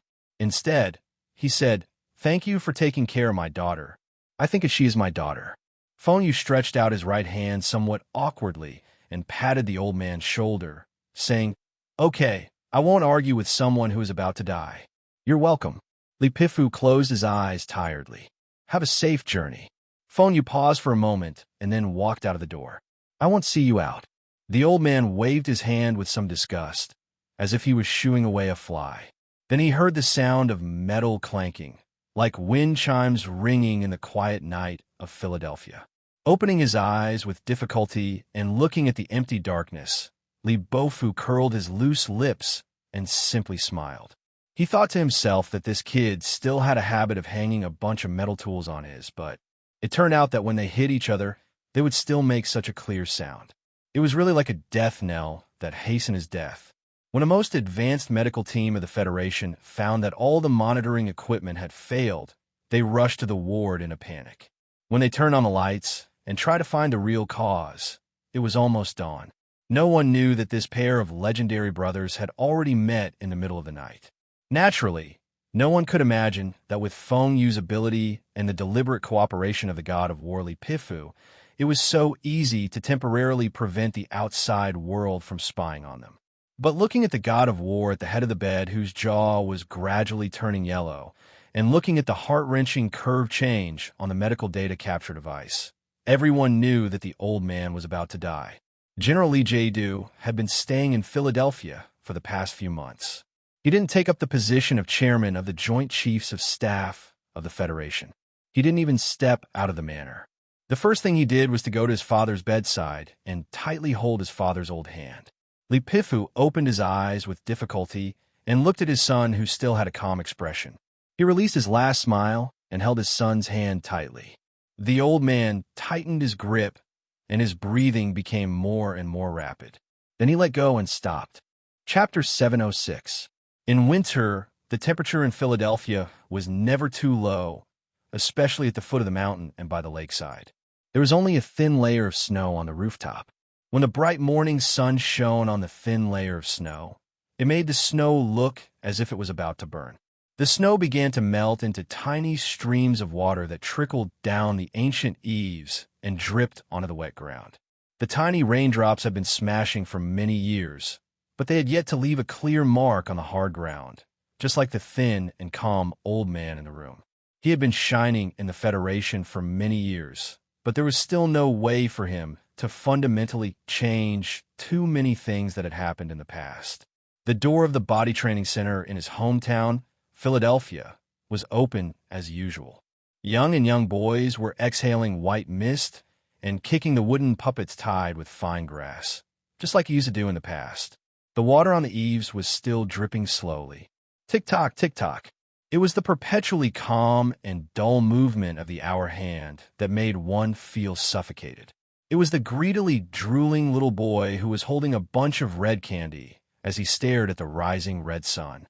It was the comforting sound of the electronic self-check in the cockpit of the M-37 Mecha, whose right mechanical leg had been tragically broken on the smoky battlefield, revealing a metal wire as thick as an arm. Tick-tock, tick-tock. It was the sound of childhood friends shooting at each other with bamboo guns and then falling down exaggeratedly. A beautiful little girl wearing a white cotton-padded jacket played the role of a female emergency doctor. Tick-tock, tick-tock. If the ticking slowed down a little, it would become the electronic sound that the Federation soldiers were most familiar with, the only sound they could hear when they were lonely and bored in the healing pods. The ticking stopped. There was no longer any fluctuation of power on the light screen. It had become a straight line that stretched from left to right to the edge. There was no end to it, and it was always calm. On the other side of the glass wall, the specialists of the treatment group of the Army General Hospital and the generals of the Federation took off their headphones and instruments numbly and stared at the old man on the bed in a daze. Some of them could not believe their eyes and felt that what they were seeing was fake. General Miles stared with his red eyes and did not say a word. He allowed the tears to wash away his wrinkles and pupils. However, after a long time, the scene in front of him did not change at all. General Lee Jae-do knelt beside the bed and tightly held his father's increasingly cold hand. There was no emotion in his eyes. He then lowered his head and pressed his burning forehead against his father's cold hand. He hid his face in the shadows and quickly said some words of unknown meaning. It seemed like he was saying goodbye, but also seemed like he was narrating. There were sounds of banging outside the door. Someone seemed to want to stop and explain something, but someone else didn't want to hear any explanation. He directly rushed in and opened the closed door. Then he saw the old man on the bed with his eyes closed and the middle-aged general kneeling beside the bed. General Li Feng, whose face was covered with dust, blinked his eyes. His akiji gradually faded away. Only a trace of heart-wrenching frustration and helplessness suddenly flashed across his calm and powerful eyes. A second later, this frustration and helplessness instantly disappeared. He took a deep breath and slowly walked to the front of the bed. Then, he knelt down with a bang and knocked his hard head hard on the damp floor. He fell down like a mountain. For him, the departure of his grandfather was like the collapse of the highest mountain in his heart. And he will be back in 3 hours. General Li Feng put his head on the ground and trembled in pain. No one saw that his eyes and nose were uncontrollably erupting on his face. He said with a trembling voice, "I came back late too." General Lee Jae-do slowly stood up and carefully tidied his military uniform. He quietly looked at the bed and raised his hand to give a military salute. Behind the glass wall, the general in the special door of the Army General Hospital slowly raised his right hand and gave a most noble military salute to the skinny old man on the bed. The death of the god of war Li Pifu not only meant the sudden collapse of the highest mountain in Colonel Li Feng's heart, but also for many people in the Federation.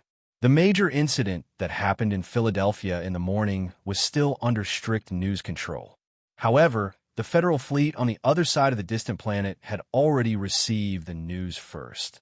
President Pabre silently looked at the white snow on the grass outside the Oval Office. He looked at the fat pigeons foraging in the snow.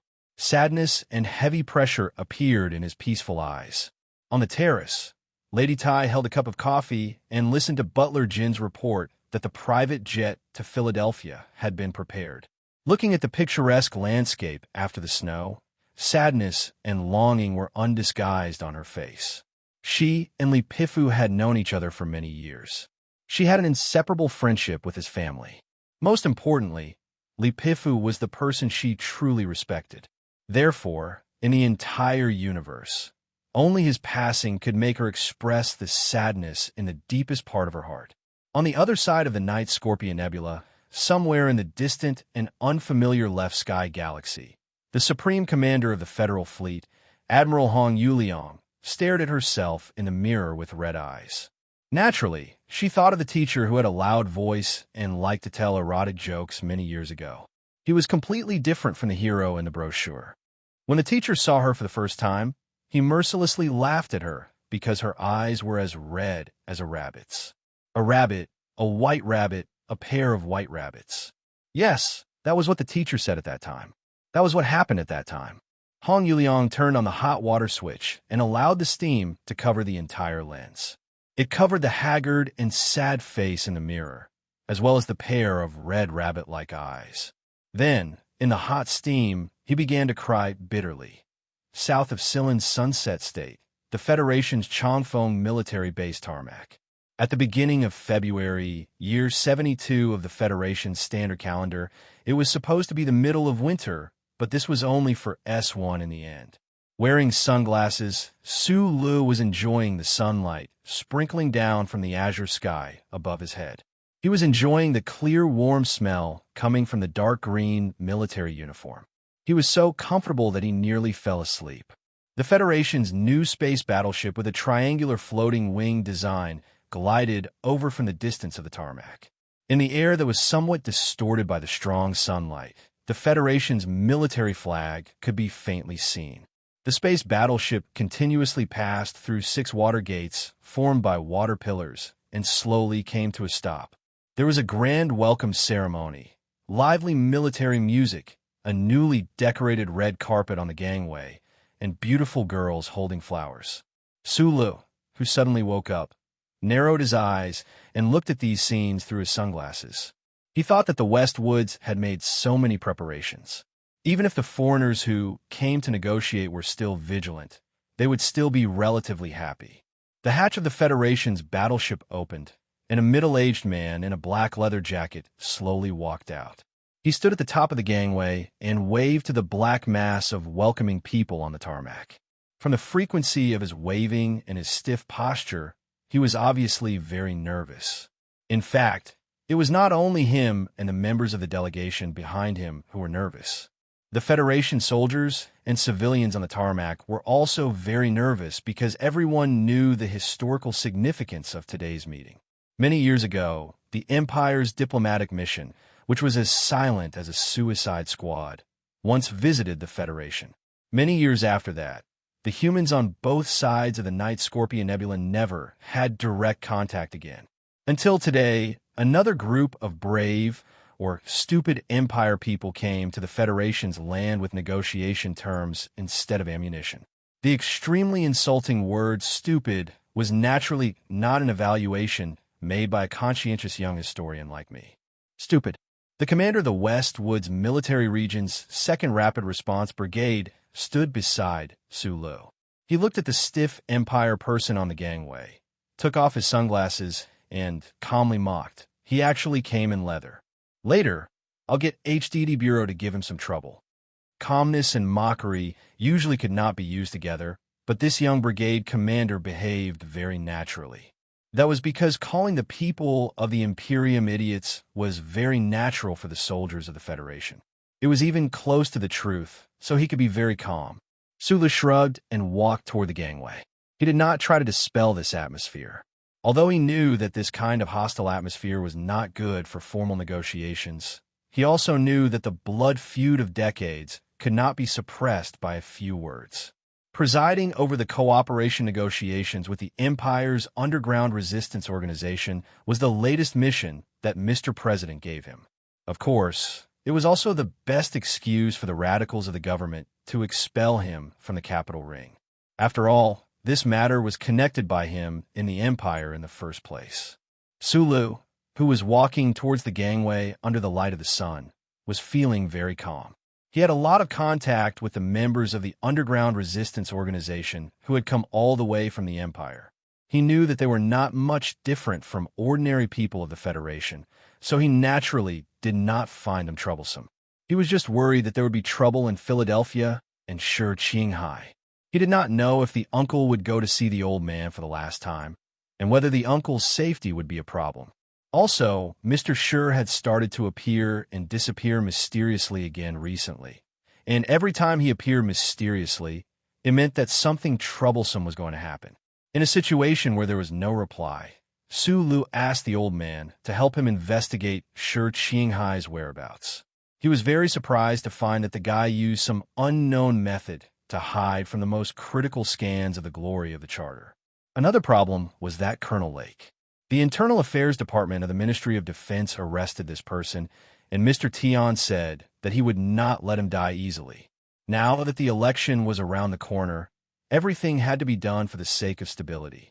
This person was temporarily detained in a secret military prison, but the problem was that he actually did not commit suicide.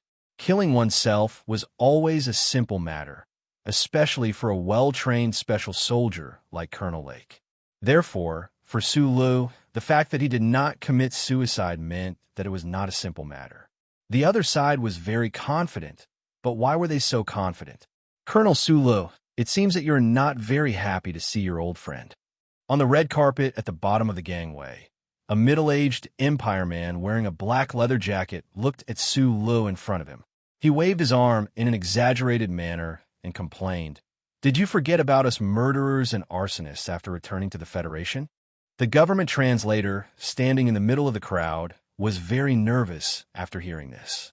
He did not know what words to use to accurately express the friendship of the Empire's revolutionary friend, but also not to let Colonel Sulu hear the profanity. Sulu stopped the translator's efforts, took off his sunglasses, and hugged the other side with a smile, saying, "Mu-in, welcome to my hometown." Chapter 707. Because in the eyes of all the people of the Federation, especially the men of the Federation, especially the male soldiers of the Federation, all the people of the Empire, especially the men of the Empire, especially the men of the Empire who had a certain fighting strength, were stupid or useless beasts full of rustic flavor.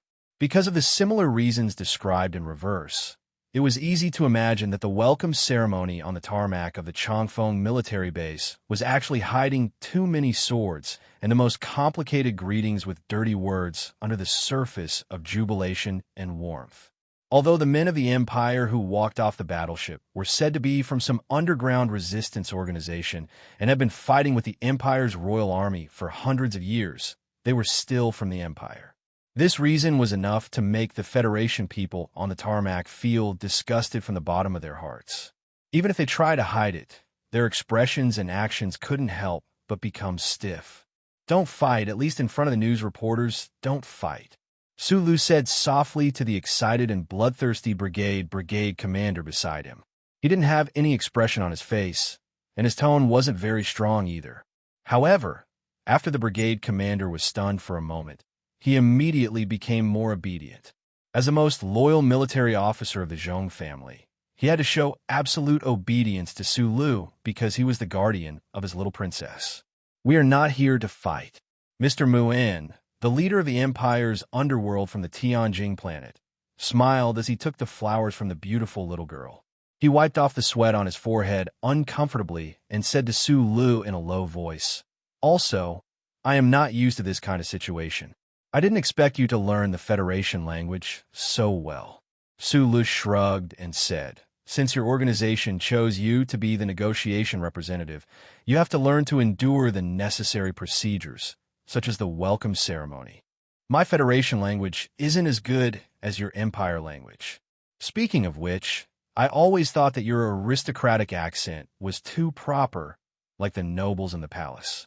Muin laughed and put his arm around Su Li's shoulder without any hesitation. He walked towards the red carpet and waved his arm in front of the reporter's passionate flashes. "I'm only good at running smuggling routes and casinos. The organization asked me to be the negotiator because I'm already registered in the Royal Intelligence Department, so I'm not afraid of being exposed.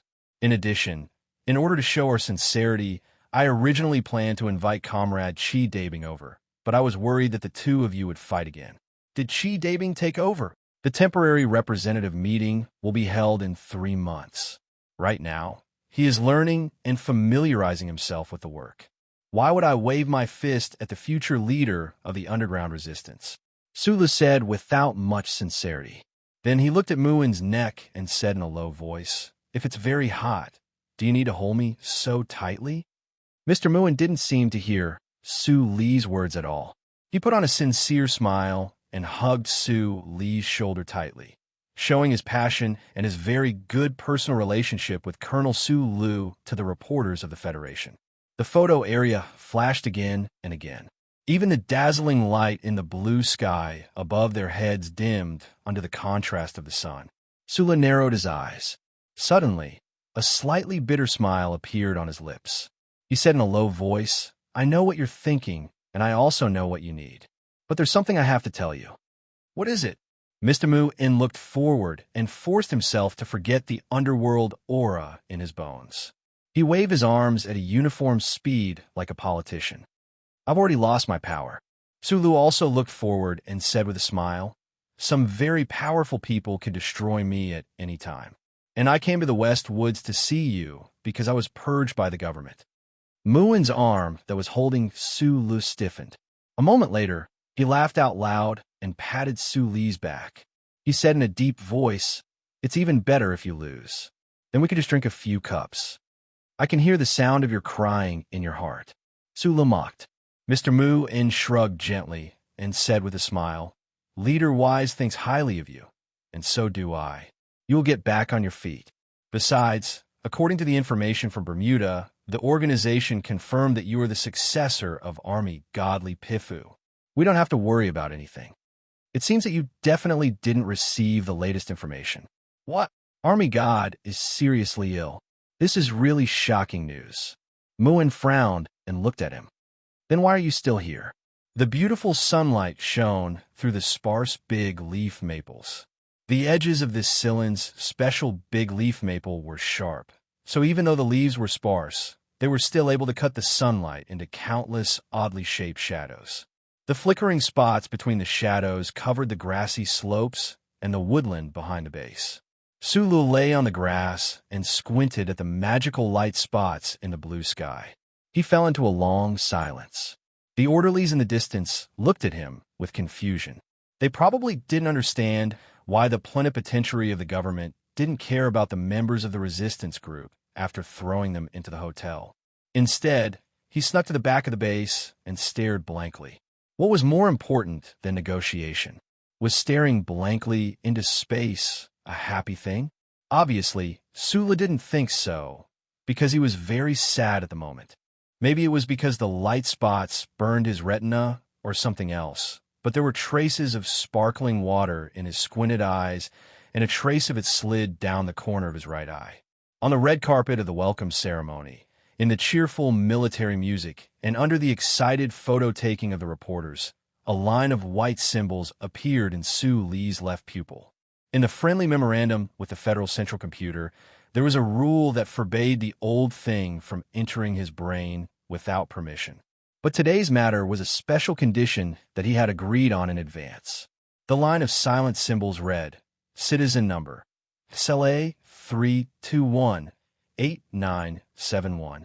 Li Pifu, information node interrupted, announced death. When he saw the line of words in his left eye, the sun was shining brightly and the sound of gongs and drums filled the sky. However, he felt extremely cold, and the muscles on his back subconsciously tightened.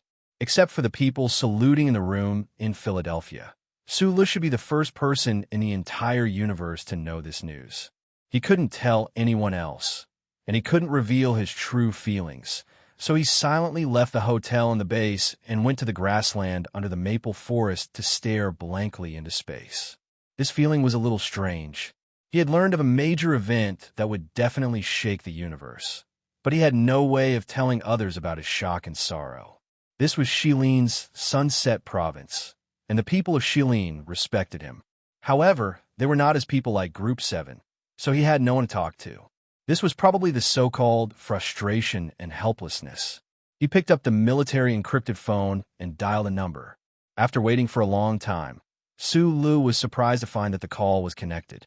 The voice on the other side of the phone was warm and charming, and it was very chaotic. Hey, sure too. I heard that you were assigned to the Westwoods. Why are you calling me?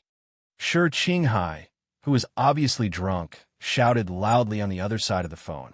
Then he heard a woman's exaggerated laughter. I called you many times just to remind you not to investigate that matter yourself. Do you understand? This is a very serious warning. Also, you motherfucker. Su Lu thought for a moment, but in the end he swallowed back the expletives and the intention to ask. Looking at the blue sky above his head that was divided into pieces, he said calmly with a smile, How are you now?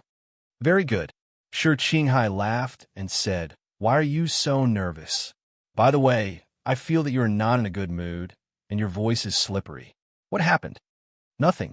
Sulu sat up on the grass and struggled to pull out the crushed cigarette box from his trouser pocket. He took out a 37 brand cigarette and stared at the cigarette for a long time. When the cigarette finally fit between his fingers, he put it to his mouth and lit it with satisfaction. There was a long silence. Sure Qinghai on the other side of the phone didn't urge him, but waited patiently. Sulu blew out the spicy smoke from his lungs from his mouth and nose. After a short pause, he said slowly into the phone, Someone died. On the other side of the phone was a nightclub with blurred lights and the smell of liquor and soft drugs. After hanging up the phone, Sure Qinghai was silent for a while. Then he picked up the glass of amber liquid and smiled charmingly at the woman with slightly square eyes. He said, Is prison work always so boring? Are you interested in my work? The woman looked at him curiously. Then she rubbed her hands uneasily and explained with a forced smile, I always thought that no one would be interested in female prison guards. After all, We deal with vicious criminals every day. Life is really boring. What an old-fashioned view. Sure, Qinghai drank the liquor in the glass. It seems that our era has never really changed. The woman took a sip of the liquor sadly and looked at him with concern. She said, "Don't drink too fast. You should drink this." Sure, Qinghai gently turned the empty glass in his hand and said in a daze, "Because an era is over. I know that the frontline troops need the cooperation of these empire people, so I can make concessions in the arms supply.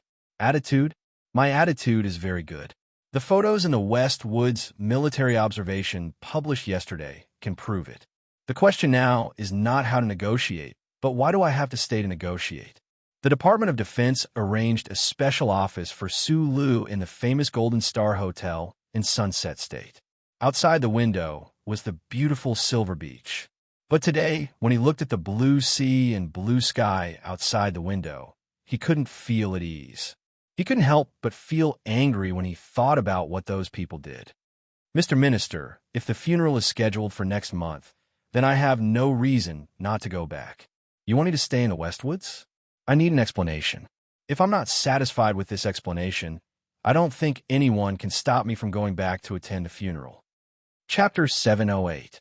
While Su Lu angrily sought an explanation from the Secretary of Defense, Zhou Yingxing, over the delayed, encrypted military phone call, he knew very well that the person who deliberately distanced him from the Lees of Philadelphia and prevented him from attending the war god's funeral was not actually from the Department of Defense. He directly made a call to the president's official residence, and after a fierce argument with Director Breen, he was given the opportunity to speak directly with President Pabre. But this was still not enough, because although the president understood his feelings, he did not agree with directly falling out with the other side over the old man's funeral. The president understood him, so he comforted him. Su Lu also understood him. The election was about to begin, and the official residence was now under great pressure. Once Mr. Pabre lost in the election, everything, including the things he had promised Su Lu, could never be brought up again. In the end, the reason Su Lu remained in the West Woods in the Sunset State and did not attend the war god's funeral was because of a video message from Philadelphia. In the message, General Li Jiedu calmly described the old man's dying wish and reminded Su Lu that the other side had too many reasons to prevent him from attending the funeral. For example, when the people saw him, they would think of the mechanic and that their father had a traitorous younger brother. Then they would be enraged, and the officers, who were already easily agitated, would be even more agitated. In the past few years, the entire Federation and the military had deliberately pushed him to the position of the war god's successor. Now that the situation had changed, the other side naturally did not want him to attend the funeral because they did not want the people to think of the so-called inheritance. However, this was not what Su Lu was concerned about. He just thought that as a junior, he should at least send the old man off. But now, even the old man's own son, General Li Jiedu, had expressed his opposition. If he insisted, this kind of insistence would become a little strange. When Su Lu looked at the starry sky in the Sunset State with a complicated and inexplicable smile and made the decision to give up on attending the funeral, it was already the end of February of the 72nd year of the constitutional calendar. Countless snowstorms strangely fell on the various planets of the Federation at this time, and at the same time, the news of the war godly Pifu's death was spread to thousands of families. Although the Federation people were already mentally prepared for the war god's passing, they could not help but mourn. The densely packed Federation square cried in unison, but one thing was very noteworthy. The Federation people's grief was so calm, probably because they firmly believed that although the war god was gone, the Federation would always be victorious. Almost all television stations adjusted their broadcast plans at the last minute. The Federation News Channel, on the other hand, pulled out a long-prepared, large-scale news documentary filmed by the Jinxing Documentary Film Factory of the Ministry of National Defense and directed by the famous director Bai Ziming. This documentary, called The Man from Philadelphia, had only been broadcast for 3 days, but it had attracted a new wave of attention and mourning activities. All the major television stations applied to broadcast it online, and the young students of Linhai State University lit candles and looked at the light screen above their heads, guarding the old heroic spirit in the snow. The Central Committee of the Green Dragon Mountain Anti-Government Army published a press release written by the leader of Nanshui. In the press release, the committee warmly praised Marshal Li Pifu's great achievements in resisting the invasion of the empire. They deeply remembered the noble character of Marshal Li Pifu and called on the workers and students of the 4 states, Planet S2, and even the 3 regions of the Federation to carry on the Marshal's will and to fight to create a more peaceful and beautiful future. People noticed that when the press release described the glorious history of the war god Li Pifu, it was very important to point out that in his battle career, Marshal Li had never had any conflicts with the armed forces of the people of Planet S2, the Empire's L9 system, the adventurous planet that was regarded as a paradise by interstellar pirates and smugglers, had now become the most serious place in the universe. Every building and every window seemed to constantly reflect the gloomy faces and the dark military uniforms. 170,000 elite ground troops of the Empire were gathered here, and 3 medium-sized fleets were patrolling the space outside the system. What terrified the local residents the most was the ground troops, made up of close to 500 of the latest Wolf mecha models. This metal wolf-like troop moved silently and sternly through the city. It was an uninteresting sight, and it was an indescribable visual shock that made one feel numb all over. This metal-tied mecha troop belonged to the great and invincible Her Royal Highness. Huai Chaoshi, who had just finished inspecting the supply line in space, was scrubbing her face that was full of dust while listening to the rapid military report made by the guards. Occasionally, she would issue a few orders in a calm tone. The Empire's elite troops that had endured for a long time had severely damaged the offensive of the Federal Army in the last counterattack. In order to intimidate the Federation and stabilize the situation, Huai Chaoshi didn't hesitate to personally enter the battle as the Princess of Zhuotian Galaxy. She blasted the stupid commander of the 4th Army into charcoal dust that filled the sky. At the same time, she also dispersed the seemingly unstoppable tide of the Federation's attack. The Empire's great retreat ends here. In the past, you won in advance because I allowed you to win in advance. Now, I won't allow you to take another step forward, so you won't be able to take another step forward. This was the strongest message that the Imperial armies and their commander-in-chief sent to the enemy of the Federation. In fact, if it weren't for the MX Independent Mecha Troop, led by Colonel Li Feng arriving outside the L9 system's dimensional door in advance, the Empire's Wolf Fong Mecha Troop that had rushed out with the tide might have swallowed up the entire 4th Army that had been left behind on the planet's surface. In this unprecedented form of mecha warfare, Huai Chaoshi and Li Feng, the 2 mecha prodigies who had made a name for themselves at a young age, began to blossom with unimaginable splendor. Although they had never met on the battlefield, both the Federation and the Empire knew that that day would eventually come. Huai Chaoshi felt a little hungry. After thinking for a while, she poured herself a glass of milk. She was very satisfied with the current situation. Throwing the X3 crystal mine to those greedy capitalists of the Federation had indeed reduced the pressure by a lot. Her father was right. If a pack of dogs discover a bone of meat to eat, they would definitely not attack humans again. Instead, they would attack each other to share the bone of meat. The guard suddenly noticed that a document at the bottom of the electronic folder was marked with 5 gold stars. He frowned, thinking that the Intelligence Bureau official must have made a mistake. The Federation forces hadn't attacked Tianjin, so what kind of intelligence would require 5 gold stars? What's wrong? Huai Chaoshi asked with a frown as she tore open a piece of coconut milk bread and prepared to have a simple lunch. Seeing the expression on her subordinate's face, she asked with a frown. It shouldn't be anything important.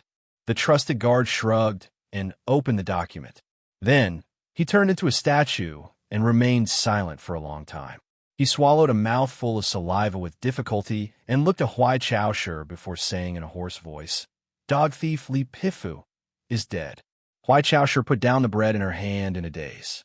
Although she had received news of Li Pifu's serious illness a few months ago, she still found it hard to believe when she suddenly heard that he was dead. That person invaded the Empire's territory like a demon, burned the Empire's stars, massacred the Empire's citizens, and even killed the Emperor and the great teacher. He was evil and invincible for his entire life, but in the end, he died just like that. Huai Chaoshi walked to the window and looked at the blood-red sunset. She narrowed her eyes as if there were flames burning in them. Everyone said that she was invincible. No, at least Su Lu had escaped from her hands. In this universe, only that person was truly invincible, and in the end he had only lost to time once. Li Pifu, I haven't defeated you yet. How can you die? When the Emperor found out about this shocking news, he probably felt the same sorrow as his daughter. He silently thought, Li Pifu, you old thief, I haven't killed you yet. How can you be dead? At the time, the Emperor was roaring in rage because of the underground resistance organization joining hands with the Federal Army. After hearing about Li Pifu's death, he suddenly calmed down. He waved his hand and drove everyone out of the palace. He himself passed through the screen full of sunflowers and came to the railing of Star Caesar Hall, gazing at the high and untouchable ground. Then His Majesty the Emperor released his hand and threw the vine that was full of old blood stains down. The funeral will be officially held on the 10th of next month. In the old mansion in the West Woods Sunset Province, Fatty Tion leaned against the soft sofa and watched the news on the hologram as he spoke to the two fellows on the other side. Did you see the news release from Green Dragon Mountain? I heard that it was personally written by the leader of Nanshui. I also heard that his body seems to be on the verge of death. Sulu held a large white towel in both hands and rubbed the restless little head inside. He said, I also heard that when the Empire's newspaper reported the news of the Marshal's death, there was a sentence written in a certain corner. What sentence? Li Pifu is dead. Fatty Tion sighed with emotion. On the news screen, there was not a single trace of snow left on Charter Square in the Capital Special District. It was completely clean. A dense crowd stood on the square and looked up in anticipation.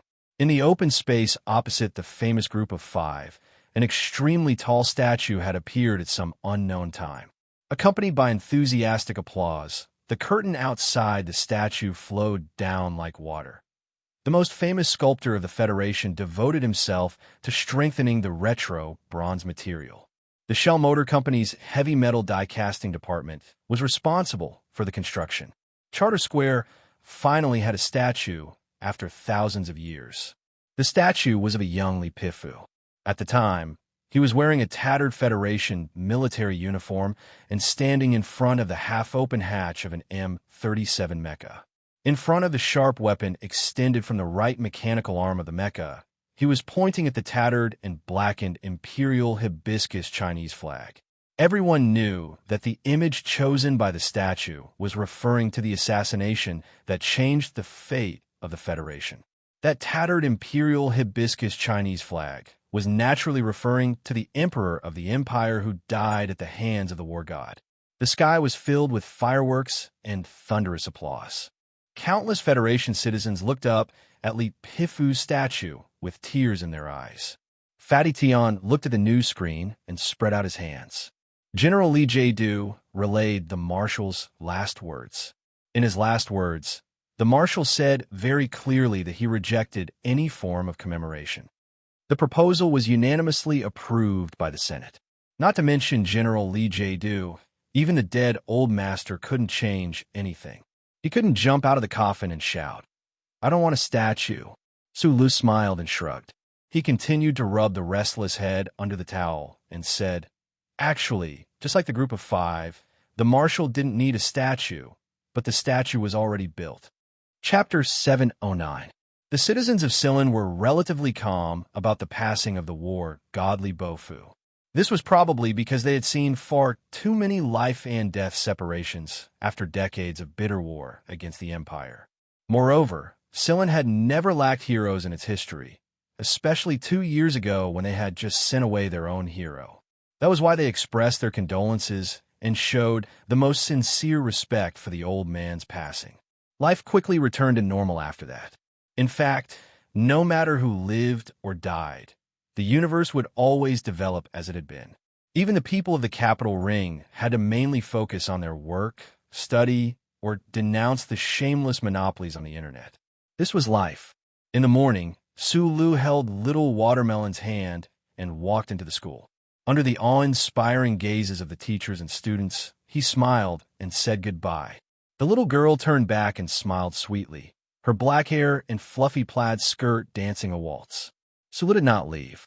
He found a few technical books on turbochargers in the school library and sat silently by the window behind the tall bookshelf. Using the bright sunlight outside the window, he carefully read the books, trying to grasp the old and slightly primitive mechanical principles as quickly as possible and how to match them with the cutting-edge quasi-quantum engine. The whole morning passed like this. When the bell rang, he looked at the sunlight outside the window, squinted his eyes, and stretched lazily. He then walked to the bottom of the teaching building and took little Watermelon from the young female teacher. He was a little embarrassed to ignore the young female teacher's admiring and shy eyes.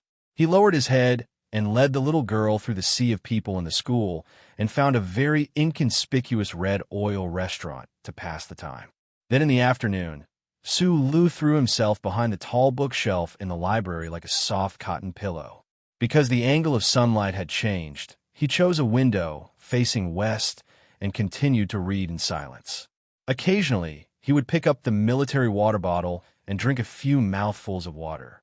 When the bell rang again, he went to the bottom of the teaching building and experienced the shy and admiring eyes of the young female teacher again. Although this female teacher and many other young female teachers in the school had been looking at him like this for a few months, he was still embarrassed. So, he lowered his stubborn head that he usually found difficult to lower. He held the little girl's hand and broke through the sea of people in the school as if he was escaping.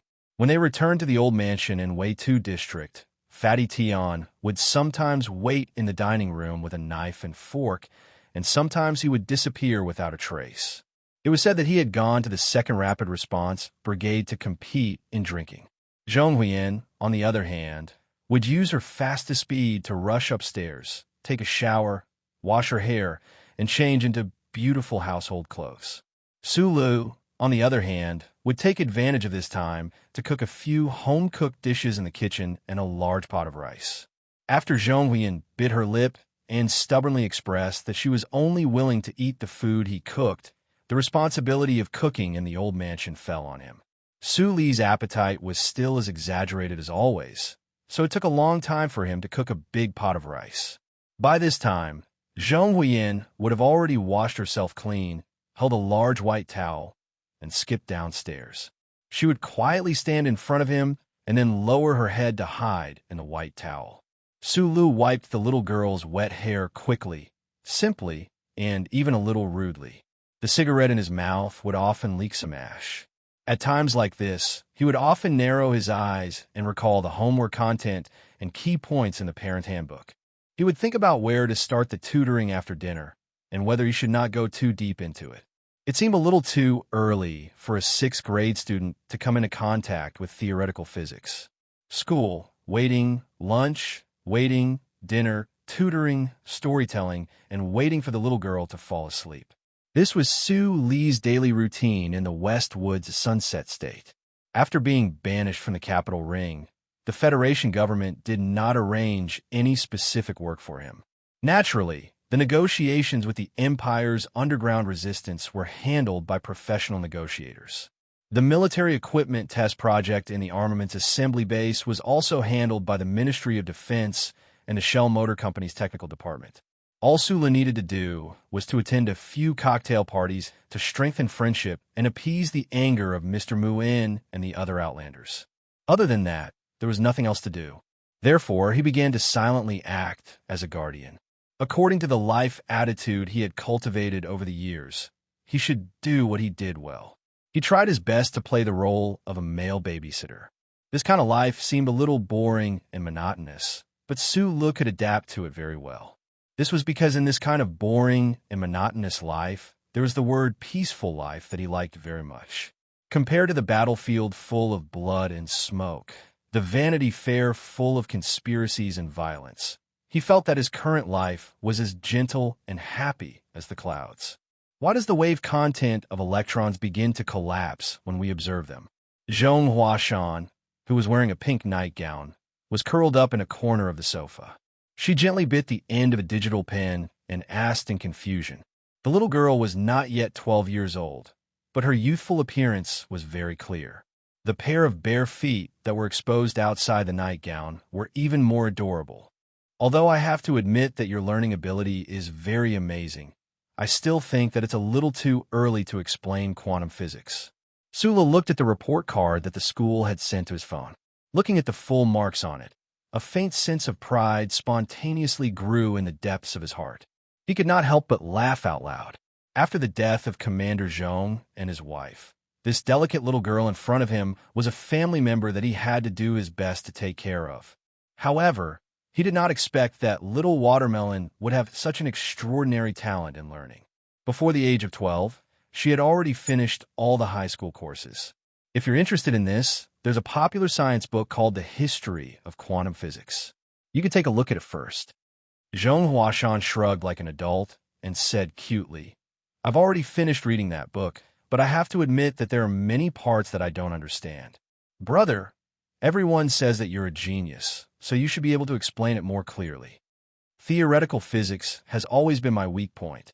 Sulu also shrugged and said, when I was learning from Professor Shun at the Research Institute, I was often criticized mercilessly by him, so it's best to ask someone else for these questions. When Zhong Huashan heard this, she suddenly sat up from the sofa and crawled over to Su Lu in an unseemly manner. She looked up at him and blinked her eyes. She asked curiously, should I look for that female engineer? She's the chief technical supervisor of Nutshell, and she designed the MX mecha with you, brother. She must be very good at theoretical physics. Sulu was stunned for a moment. He rubbed her hair and said, she's very busy with work now. Military equipment testing is a long-term job. There's no way she'll be very busy. Zhong Huashan's judgment was clearly sharper than that of her peers. She wrinkled her nose and retorted, you were arranged to do this because the big shots from S1 wanted to chase you far away. So why is she here too? A military equipment testing doesn't need two technical geniuses like you to be present at the same time, right? Chapter 710.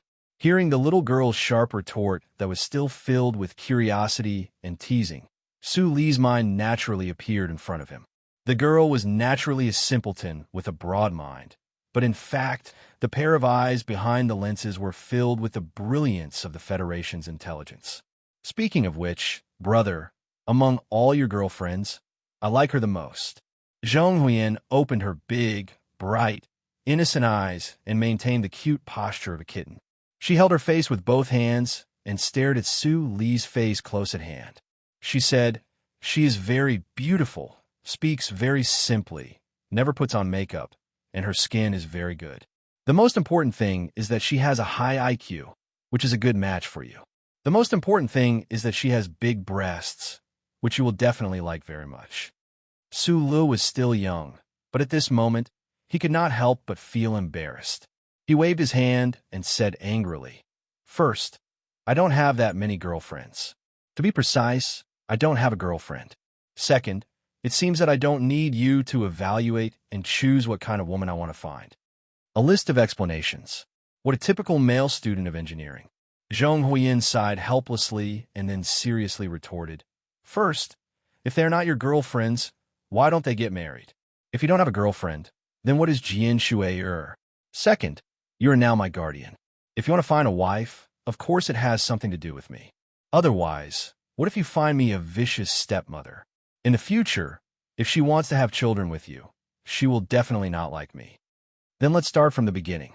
Su Lu rubbed his hair in pain and said, first, even if I find a wife, you can only call her sister-in-law, not stepmother. Second, even if Jian Shui is my girlfriend, she is not a vicious person. Third, if it is my fault that they don't get married, then what can you find to solve it? I am not even 12 years old, and you want me to solve the problems between you adults? Zhong Huiyan opened her eyes wide and screamed, what is love? How can I understand? She looked up and continued to explain innocently, I don't have any bad feelings towards Jian Shui'er. I just feel that she should be an idol on TV, just like the doll on my bed. How could I really marry her? What's wrong with that? Sulu asked, puzzled. She's a soldier now, not the superstar she used to be. She's a big star. Whether she makes a comeback or not, she's still a big star. Zhong Huashan frowned prettily and said, I can't imagine the life of the national idol girl in front of me. When I think of her pooping in the bathroom next door, I think of her trimming her nose hair in front of the mirror, or even picking her feet on the sofa we're sitting on. Oh my God. The little girl slapped the sofa cushion with her right hand and sighed exaggeratedly. Do you know what it means to have your idol disillusioned? In this kind of situation, how heavy of a blow will my young heart suffer? Sulu was speechless. He stared blankly at the beautiful little girl in front of him who had a pretentious and slightly exaggerated expression. He didn't know what was in her head. Only then did he notice that the little girl's posture was extremely indecent. Her smooth and delicate legs were exposed under the nightdress, and a piece of tender skin was exposed at the neckline of the nightdress. He naturally reached out and grabbed her struggling head, made her sit up straight, and lectured her in a deep voice. You're a big girl now. You have to be careful in the future. Otherwise, if you're seen by outsiders, you'll suffer a big loss. Zhong Huashan laughed a little embarrassedly and quickly buttoned her collar.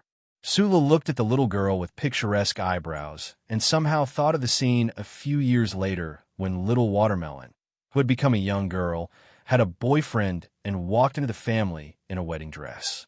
His eyes narrowed subconsciously, and his chest was filled with warmth and a faint sense of loss. This fatherly feeling flashed through his mind, and he suddenly thought of a very important question. He frowned and looked at her. After a long while, he hesitated and asked, How is the school's adolescent education? I saw that there seems to be a task requirement on the parent column in the electronic manual. Brother, what do you want to ask?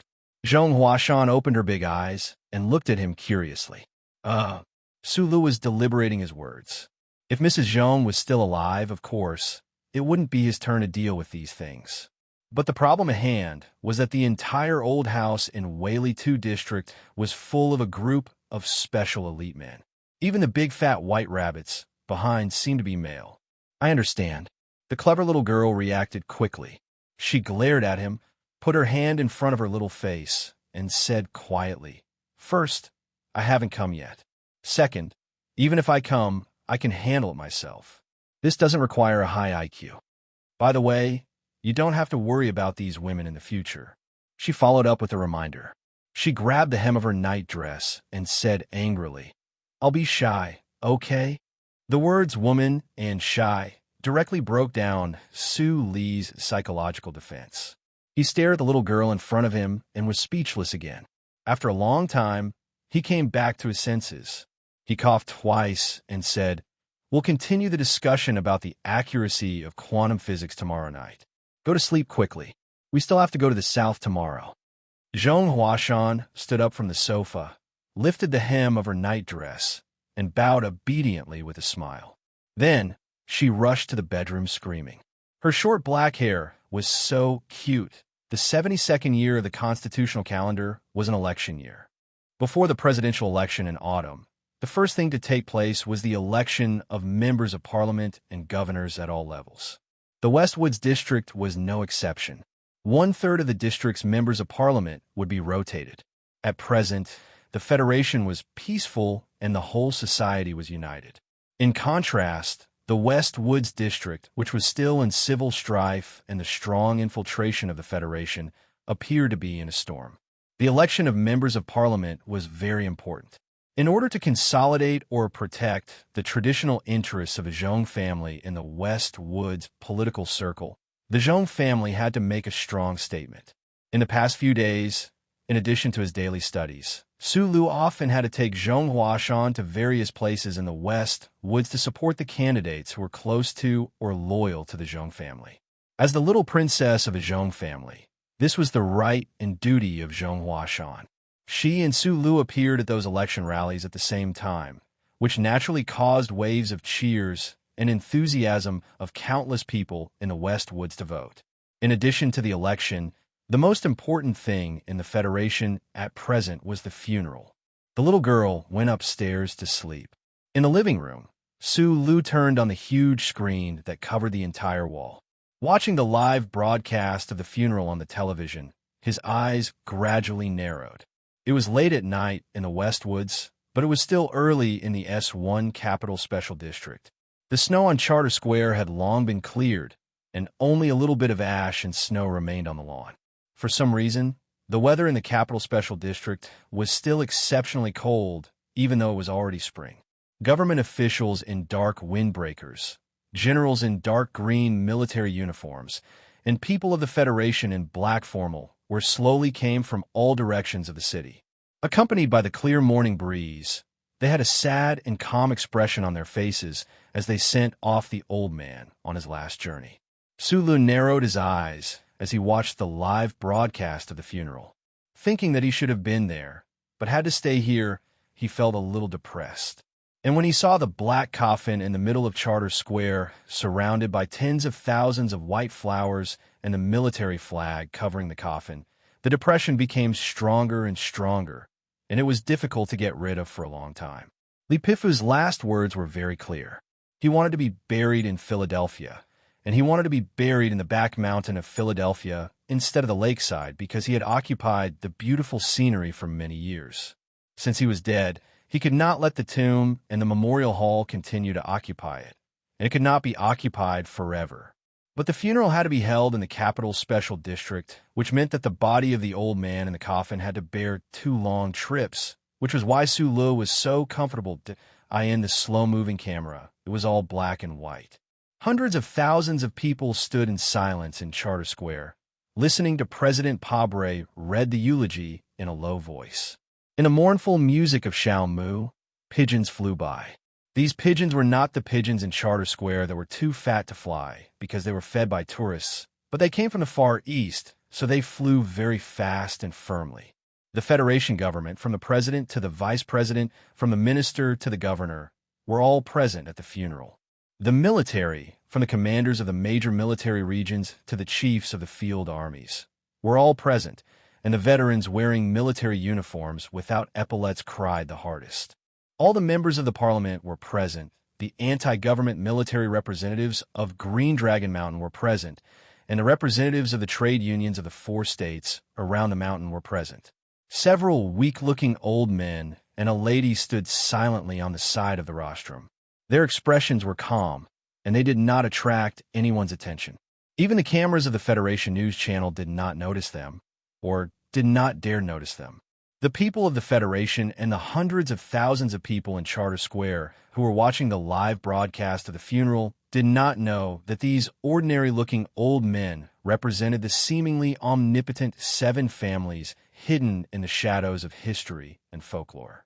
The old men and the ladies looked at the black coffin that was being slowly lifted up, and their eyes were filled with extremely complicated emotions. Some of them were in awe of the person in the coffin, some of them were sad about his departure, and some of them were relaxed that could not be concealed. Because of the person in the coffin, the unknown Lees of Philadelphia had been dazzling in the past few decades, and no one dared to look at them directly. Although that person did not really have a conflict with the 7 families, just sitting silently by the lake like a statue, he suppressed the 7 families and forced them to be low-key and conservative, not daring to act rashly. Such a situation was rare in history, and now that that person had passed away, who in the Federation could suppress these families? At this moment, there was a small commotion in the dense mourning crowd in the square. The middle-aged male anchor of the news channel was reviewing the glorious battle history of the military god while explaining the funeral scene. His voice suddenly changed, and even the solemn mourning music could not suppress the shock at this moment. The one walking at the front is Miss Jianshuier. The middle-aged male anchor, the people in the square, and the hundreds of millions of viewers in front of the TV all looked at the girl walking at the front of the group of family members, and all fell into shock at the same time.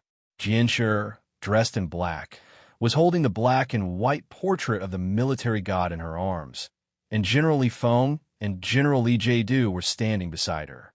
Her perfect face which had fascinated the people of the Federation for many years, was filled with endless sadness. Chapter 711. Seeing Jian Shui slowly walking forward with the portrait in her hands, Su Li's eyes narrowed again. He subconsciously took a sip of water. The Federation never knew the true family background of this national idol who was once popular throughout the universe, nor did they know why the UNICEF had to fight such a lawsuit with Department 23. Today, she finally revealed her identity at the funeral, but no one could guess the most secretive part of her identity. It was believed that after the funeral, the image of Jian Shui in black holding the portrait of the war god would immediately spread throughout the universe. Countless news media would definitely dig up the relationship between her and the Lees of Philadelphia. The curiosity of the public would put a lot of pressure on her, but no matter how many factors there were, it was impossible to stop her from rushing back from the front line to attend the funeral. This was because she used to be called Jian Musi and was picked up by the Lees of Philadelphia from the other side of the universe. She was a daughter who grew up with great care and tolerance. Sula had not seen her for a few days. Usually, they only contacted each other through email. When he found out that she was rushing back to Philadelphia, he sent her a letter of comfort. Other than that, he could not do too much. At this time, looking at her slightly red eyes and haggard and sad face on the news, he was very worried about her. He sat silently on the sofa and silently watched the live broadcast of the funeral. He silently waited until the funeral was over and the Federation news channel began to play The Man from Philadelphia again. Sulu lowered his head and rubbed his eyebrows. He turned off the TV and then sat silently for a long time again before picking up the phone and dialing a number. Just like in the past, the phone rang precisely 3 times before it was picked up. Then, Shang Qiu's calm voice sounded. There was a trace of warmth, but no surprise in it. "What's the matter? Is the test over?" Sulu asked. "Yes, it's not difficult to set up the electromagnetic beam cluster array. You know, the key is the matching formula between the reference positioning and the curvature of the Earth's crust. The old people at the 7th Institute of the Academy of Science have been working on it for half their lives, but they still haven't figured it out." Sulu seemed to be able to see Shang Qiu shrugging indifferently on the other end of the phone. Her plump breasts were trembling, cute and charming. He scratched his head and said, "This research is already difficult, not to mention that it has to be suitable for military use. That's why I didn't blame him. If I had been able to understand mathematics better when I was at Kyoto University, or if I had had more time, I would have done it myself." Shang Qiu said, "I heard that you've been quite free recently. Are you interested in helping out? Don't forget that there's still a spot for you in the Nutshell Engineering Department." Forget it. Sulu only realized that his rejection was a little stiff after he said out loud. Worried that the other party might have other sensitive thoughts, he quickly explained, "You know that I'm very stupid when it comes to theory, especially when compared to you." Obviously, the genius female engineer on the other end of the phone had zero sensitivity to these things. She said calmly, "I'll do the calculations and you do the model." After thinking about it, Sulu said, "Okay, when you come back, let's meet and talk." "I'm already back," Shang Qiu said. "We need to wait for the live ammunition data, so the entire research team has been pulled back." "You're at the Golden Star Hotel right now?" Sulu asked in surprise. When he thought about how close she was to the Wei Air Mansion, he couldn't help but feel nervous. "Why? You want to see me?" Shang Qiu said after a pause. She began to tease him a little clumsily, like she did many years ago in the nightclub next to Kyoto University. It was just that young people often didn't understand that teasing would only make them feel embarrassed and embarrassed. I do have some things I want to tell you in person." Jian Shui's haggard and sorrowful face appeared in Su Li's mind. Although it wasn't a weeping beauty, it was particularly pitiful. Then, holding the hot phone in his hand, he realized that there were many things that he should say, but he didn't know how to say them. Or perhaps, if he dug into the deepest part of a man's heart, he didn't want to say them at all. From his tone, Shang Qiu vaguely understood something. After a moment of silence, she said, "There's no need to be too artistic between us, and you don't have to feel too pressured because I ran away from the wedding. Sulu grunted through his nose. Shang Xiu's next words came quickly and directly, which was very in line with her personality. But I really think that you are the best choice for my husband. I like you. Do you like me? Sulu felt that this question was much more difficult than the spring recruitment exam for Nutshell. Like a fool, he stared at the dark screen that had turned off long ago. After thinking for a long time, he directly answered the question, which was also very in line with his personality. I like you. That's a very good thing, Shang Xiu said calmly on the other end of the phone. Then the question now is, what do you do if you like a lot of people?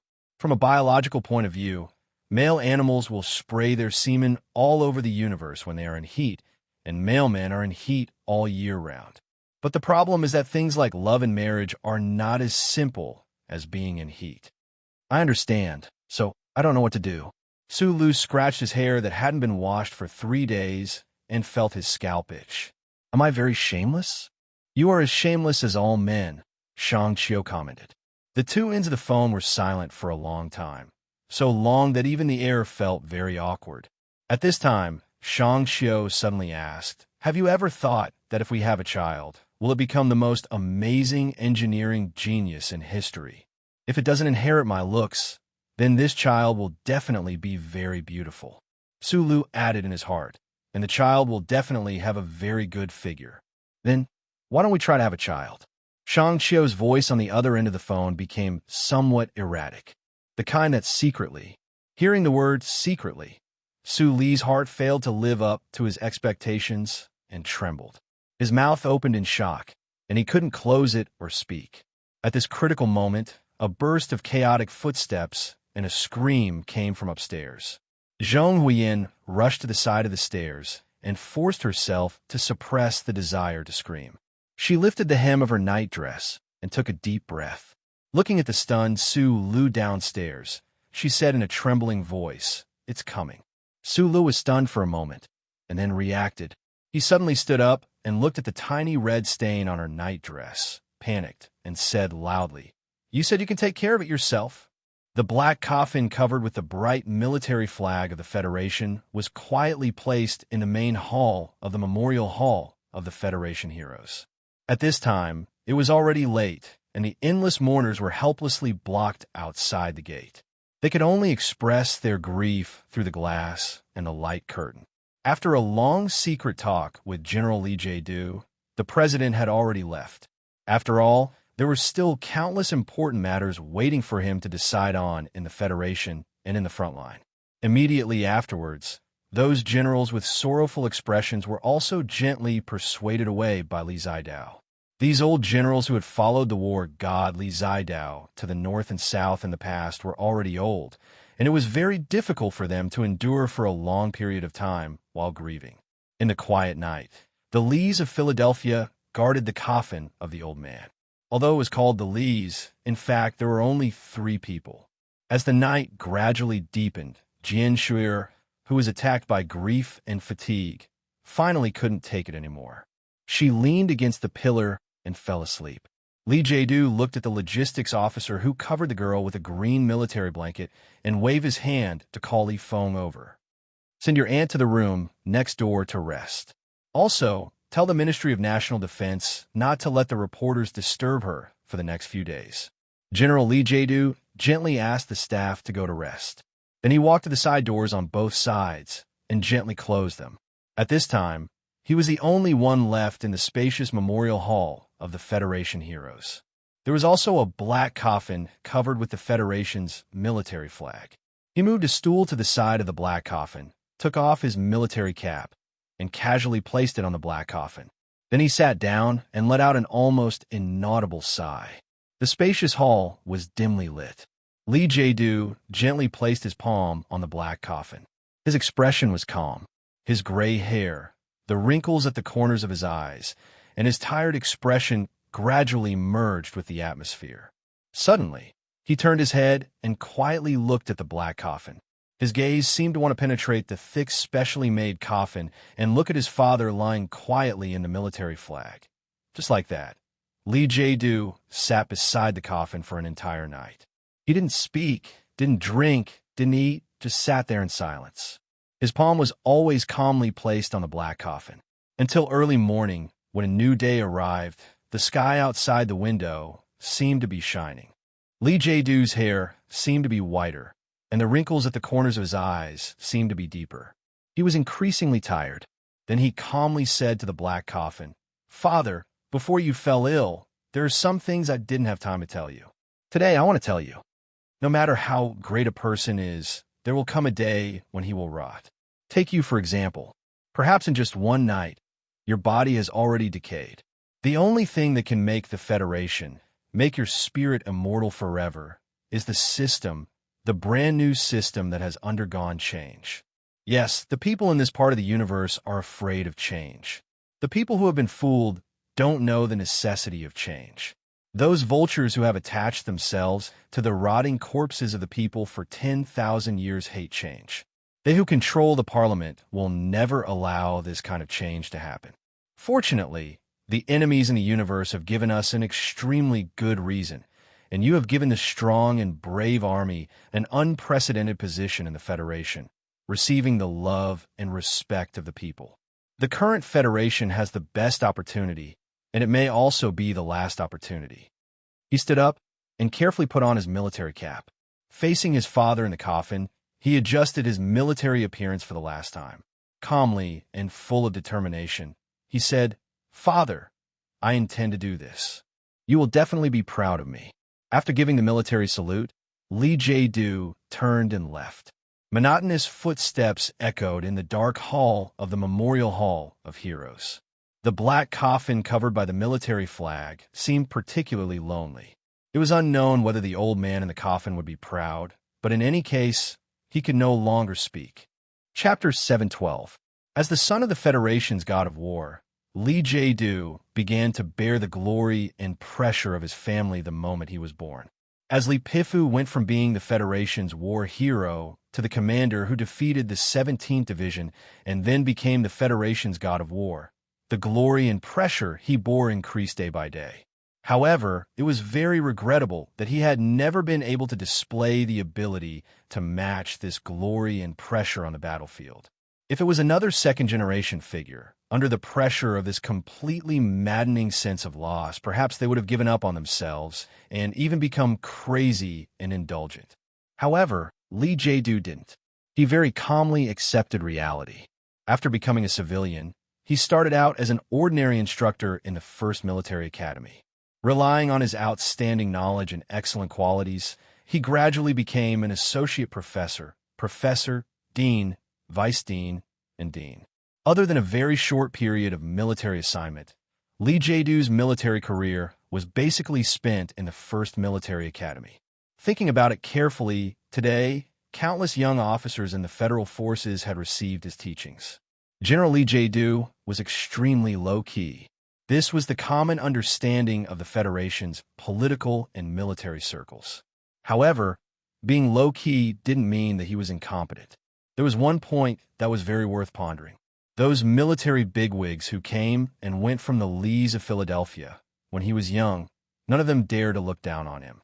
They were used to communicating with him with an equal attitude. This was related to his family background, but it was also because these military bigwigs of the previous generation, who were gradually fading from the stage of history, had long discovered that the marshal seemed to have never doubted his son's excellence and character. This kind of trust between a strict father and a young son was very rare. It was even shocking and thought-provoking. There were 2 military bigwigs in the federal military who were known for their gentleness and elegance. One was Minister of Defense Zhou Xing, and the other was Lee Jae-doo, who was about to officially take over the position of chairman of the Joint Chiefs of Staff of the Federation. In a certain historical trajectory, the Federal Army, which was rapidly growing stronger with the war and gradually showing its autonomous will, should have entered the next era smoothly and gently under the control of the 2 big shots with scholarly demeanor. But now, it seemed that the reality was not so. The next day, the black coffin covered with military flags was transported back to Philadelphia by a special plane. Surprisingly, Lee Jae-doo did not go back. Instead, he took a special car to the Army Conference Center in the northern part of the capital special district. The gendarme at the iron gate raised his gun to his chest and saluted the general. The general smiled warmly and stepped in, walking along the quiet and deep corridor of the conference center. He didn't sleep. He had been sitting beside the coffin all night, but there wasn't a trace of fatigue on his face. His dark green military uniform was straighter than ever, and as he walked forward, his footsteps became straighter and straighter. At this moment, he was like a man who had been carrying a mountain of millions of tons on his shoulders for many years, and suddenly relieved all the weight and began to walk forward with confidence. He was also like a weak man who had been silently standing beside his father for many years, and suddenly grew up overnight. In front of the tightly closed door of the conference room, Lee Jae-do gently pushed the door open. Seeing the familiar faces, he couldn't help but smile slightly. There were 7 people sitting in the spacious conference room, and any one of these 7 people was enough to affect the overall situation of the Federation in some way. The acting director of the Bureau of Proclamation, Choi Jae-dong, stood up, held his hand, and said softly and sincerely, "My condolences." The deputy commander of the 2nd Military Region also stood up and saluted with a bang. Everyone in the conference room stood up, and the last one was the fat old man who sat in the middle of the room. He slowly stood up, held Lee Jae-do's hand tightly, and said in a deep voice, "Please take care of yourself. Just as my father once said, for the sake of the Federation, we should exercise our bodies and strive for more years of healthy work." Lee Jae-do held his hand and said, "Mr. Vice President, I will always remember these words." These important figures in the conference room rarely had the opportunity to gather together. Over the years, under the name of that organization, they had only gathered in a hurry 2 or 3 times. Most of the time, they communicated with each other through their most loyal subordinates, meeting in person in some inconspicuous place. Time was very precious for these important figures. After expressing their most sincere condolences and sympathy to the old man who had just finished his funeral, they immediately got to the main topic. According to the 5-year plan, we have been trying to influence the 3rd-level elections in the parliament, but the current situation is not very good. Those families and political factions have too much control over the parliament, and their power in the media is also quite shocking. Therefore, the candidates we have proposed have only made progress in the state and district-level elections for the time being, and we have not been able to infiltrate the parliament at the management committee level. The important figure of the Federation Election Committee said in a deep voice, "Everyone, it seems that we need more patience to start from the seats in the parliament. The problem now is that those families seem to be vigilant, and we don't have enough time. Even if those old families are vigilant with their arrogance, they will still not make a strong reaction, just like the situation in the West Woods and this investigation." Someone frowned and retorted, "Regarding that case, the Department of National Defense has been under pressure, and the Department of Justice probably won't be able to hold on for long. This is what I'm most concerned about. It seems that Colonel Su Lu has already given up on investigating this case. What else do we need to worry about?" The important figure of the election committee subconsciously glanced at the quiet General Lee Jae-do. Lee Jae-do did not speak, but picked up the teacup in front of him and took a sip. The investigation by the Department of National Defense is not dangerous, but there is one thing I have to tell you. The archives of the association was invaded the day before yesterday, and it seems that someone is very interested in the things inside, Choi Jae-dong suddenly said. "Who?" "The suspect now is Sure Qinghai, a spy from Green Dragon Mountain. He is very professional and did not leave any traces. If it were not for the GPS of the central computer chip, I would not have any evidence." Choi Jae-dong rubbed between his eyebrows and said tiredly, "I don't know how much this person knows and who he is working for. The 4 branches of the anti-government army in Green Dragon Mountain are now in a state of disunity. Who would think of using the ancient bell to do something?" Several important figures in the meeting room did not have any impression of Sure Qinghai, but after being reminded, they remembered that this person had participated in the assassination of Macklin. Instead, Lee Jae-do, who had been silent all this time, looked at Vice President Byron and said with a frown, "This person is very close to Sulu. What should we do?" "Investigate him." If he is dangerous, then get rid of him. Li Jie-du said simply, then lowered his head and continued to look at the relevant files. As for why teacher Xiaoqing is not willing to participate, it is because of the empty sense of honor of soldier. I will talk to him in person later. Teacher Xiaoqing's loyalty to the Federation is unquestionable, Vice President Byron said with a heavy tone. Li Jie-du slowly raised his head and said, I don't agree with the change of cabinet members in the plan. Although the Department of National Defense is important and needs to be controlled, Minister Zhou should not be in the field. He is a talented person, and the war with the Empire needs his contribution. Besides, this will easily arouse the suspicion of that madam. Everyone in the meeting room thought about it and nodded slowly. Minister Zhou may not be our comrade, but the Federation needs him. Li Jie-du lowered his head and continued. Everyone, we are not schemers. Especially when it comes to the fundamental interests of the Federation, we should even take the initiative to take a step back. I agree with General Li's position. Vice President Byron held the table with both hands and stood up with some difficulty. He rubbed his round belly in self-mockery and said calmly to everyone in the meeting room, Everyone, we are not criminals who stop at nothing, nor are we businessmen who seek benefits at all costs. We are just people who want to do something practical for the Federation. The Vice President's expression turned solemn as he said in a low voice, In history, we may be branded with an ugly mark, and we may be frivolously criticized by those literati as radical martyrs of the blind son. But only you and I know what we are doing and why we are doing this. Everyone, a new era is slowly opening in front of us. The Federation is welcoming the best opportunity for change in history.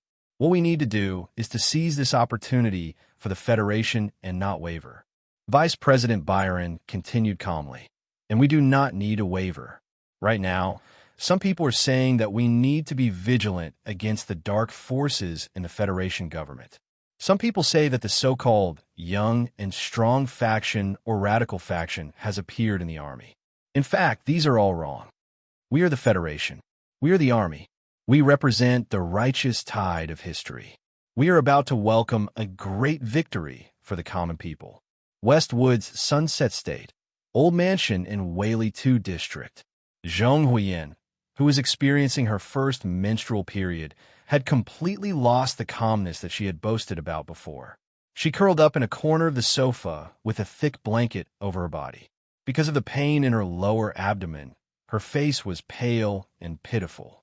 Only now did she know that she could not rely on books, knowledge, and intelligence to deal with every obstacle in life. The little girl was very flustered, and Su Lu, who had the thickest nerves in the universe, was not very calm either. Fortunately, Shang Xiao, who was on the phone at that time, heard the scream and then came to the old mansion of the Zhong family as quickly as possible under his pleading. At this time, Shang Xiao was busy in the kitchen. According to the professional habits of an engineer, she used a measuring cup to accurately cook the brown sugar water and used a caliper in her eyes to calculate the size of the female products the little girl needed. She arranged everything in a very orderly manner. After everything was settled, Su Lu carried Zhong Huiyan into the bedroom. The little girl, who was in pain and helplessness, held his hand tightly and refused to let go. She asked to tell the latest joke. Shang Qiu leaned against the door and carefully read the drug description under the corridor light. She listened to the man with small eyes clumsily tell the cold joke that even she could not bear to listen to. She could not help but smile slightly. "Brother, help me rub my stomach." Zhong Huiyan blinked weakly and looked at Su Lu. Su Lu put his hand into the warm quilt and gently rubbed the little girl's cold lower abdomen. After a while, he felt a warm body leaning against his back. The little girl cutely frowned and fell asleep. It seemed that in her dream, she blamed the unfairness of the Creator and the clumsiness of her brother. Isn't it a little too early? The bed in the little princess bedroom of the Zhong family was very large. Su Lu leaned against the bed and looked at Zhong Huiyan's slightly pale face. He said worriedly, "And I just found out that the first period can also hurt. It's normal at the age of 11 or 12. You don't have to worry too much." Shang Qiu, who was lying comfortably in his arms, yawned. After tossing and turning in the middle of the night, the two people fell asleep in a daze. The little girl in the quilt beside him twisted her body uneasily. In her dream, she subconsciously looked for Su Li's hand, then held it and refused to let go. On a certain day in the 72nd year of the constitutional calendar, there were probably many little girls like Zheng Huiyin who grew up overnight. There were also many people who gradually decayed under the yellow soil. Some people thought that they grew up overnight, but who knew whether they were decaying or not? Chapter 7:13. He was holding something soft in his hand. It was not accurate to say that he was holding it because it was too soft and tender. It was impossible to hold it with one hand. This feeling was very familiar. It was there was no like. In fact, this wonderful tactile feeling could not be simulated by other actions. It was better to admit that the feeling of placing his palm on a round and plump chest was very good. In the sunshine, Su Lu slowly woke up. Before he woke up, a series of complicated thoughts flashed through his mind. He narrowed his eyes and looked at Shang Qiu in his arms. Looking at the girl's long eyelashes and tender mouth, he subconsciously panicked and slowly withdrew his right hand. Then he found that his left hand had been held by the little girl in the quilt all night. It was almost noon, and the three of them were sleeping soundly on the big bed. Shang Qiu was awakened by his movement. She rubbed her eyes and hair in a daze. She stood up and casually pulled down her short sleeves before walking to the guest room bathroom. For a girl with a proud figure like her, waking up in the morning wearing shorts and pulling down her short sleeves in a daze made her curves even tighter. It was undoubtedly a fascinating picture. So when Shang Qiu disappeared from the door, Su Lu still kept his mouth slightly open and his eyes focused. "Is it nice?" a voice asked. Su Lu subconsciously nodded and replied, "Yes." Then he found that the little girl beside him had woken up. He could not help but feel a little embarrassed. Zheng Huiyin patted her mouth and yawned. She looked innocent and cute. It seemed that the pain of menarche last night had passed and did not have any effect on her. She turned to look at Su Lu and helplessly curled her lips like an adult. She sighed and said, "Last night, I heard you on the phone upstairs. Are you going to have a baby?" Su Li's attention was not turned to criticize her for eavesdropping. After a moment of awkward silence, he tried to explain, "We are in the engineering field. Our characters are a little strange, secular. Please stop, especially the explanation after the secular." Zheng Huiyin looked seriously into Su Li's eyes and said in a low voice, "Do you men hope that any woman other than your wife will not be afraid of the eyes of the world and mess around with you?" Facing the little girl's sharp accusation, Su Lu had no way to defend himself. He said in distress, "She was the one who suggested it. Looking at your distressed expression and the unconcealable joy, it seems that my view of men is not too problematic." Zheng Huiyin lifted the quilt and stood up in the sunshine. Then she twisted her body to do the late morning exercise and continued, "But I remind you, it's best not to think about such a good thing. Although Shang Qiu's figure is exaggerated, her personality is actually very conservative. Most importantly, she likes you. Give birth to a baby? Don't even think about running away after giving birth to you. When the time comes, do you really think she will be satisfied and return to the engineering department of Harbor City to be an unmarried mother?" Su Lu was once again rendered speechless by the little girl's mockery. Zheng Huiyin turned around and looked at him seriously. She said, "A woman is a woman. Whether she is the daughter of an aristocratic family, a national idol, or a genius girl, they only have one name in common: women." After a moment of silence, Su Lu looked at the little girl and said very seriously, "My dear, what you said is very good. The people who got up late at night in the old house of the Zhong family in the second latitude district had to endure the discomfort caused by the high-speed sailing in order to get to a big state in the south in time to participate in the election rally that had already been arranged. The commanding heights around the election rally site had already been cleared by the special forces related to the West Woods military region.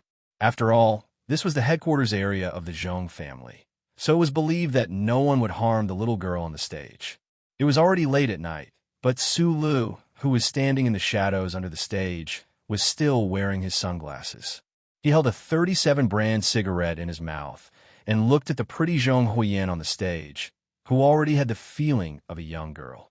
Listening to her, using an innocent and lovely tone, and using a tender and amiable expression to solicit votes for the pot-bellied old senator behind her, he couldn't help but laugh. The cigarette but trembled between his lips. Then, he remembered the assassination attempt on the little girl in Wood Valley a few years ago. He thought of the powerful gunman with the surname Chun and the man's military background. His eyes narrowed, and the cigarette between his lips suddenly burned faster. The general elections for the various star regions of the Federation were gradually unfolding. Tai Ziyuan was currently running for senator in the S2 Oak State. Every time he thought about how the thin and weak boy, who was younger than him, could actually become a real senator, Su Lu felt that this world was very absurd.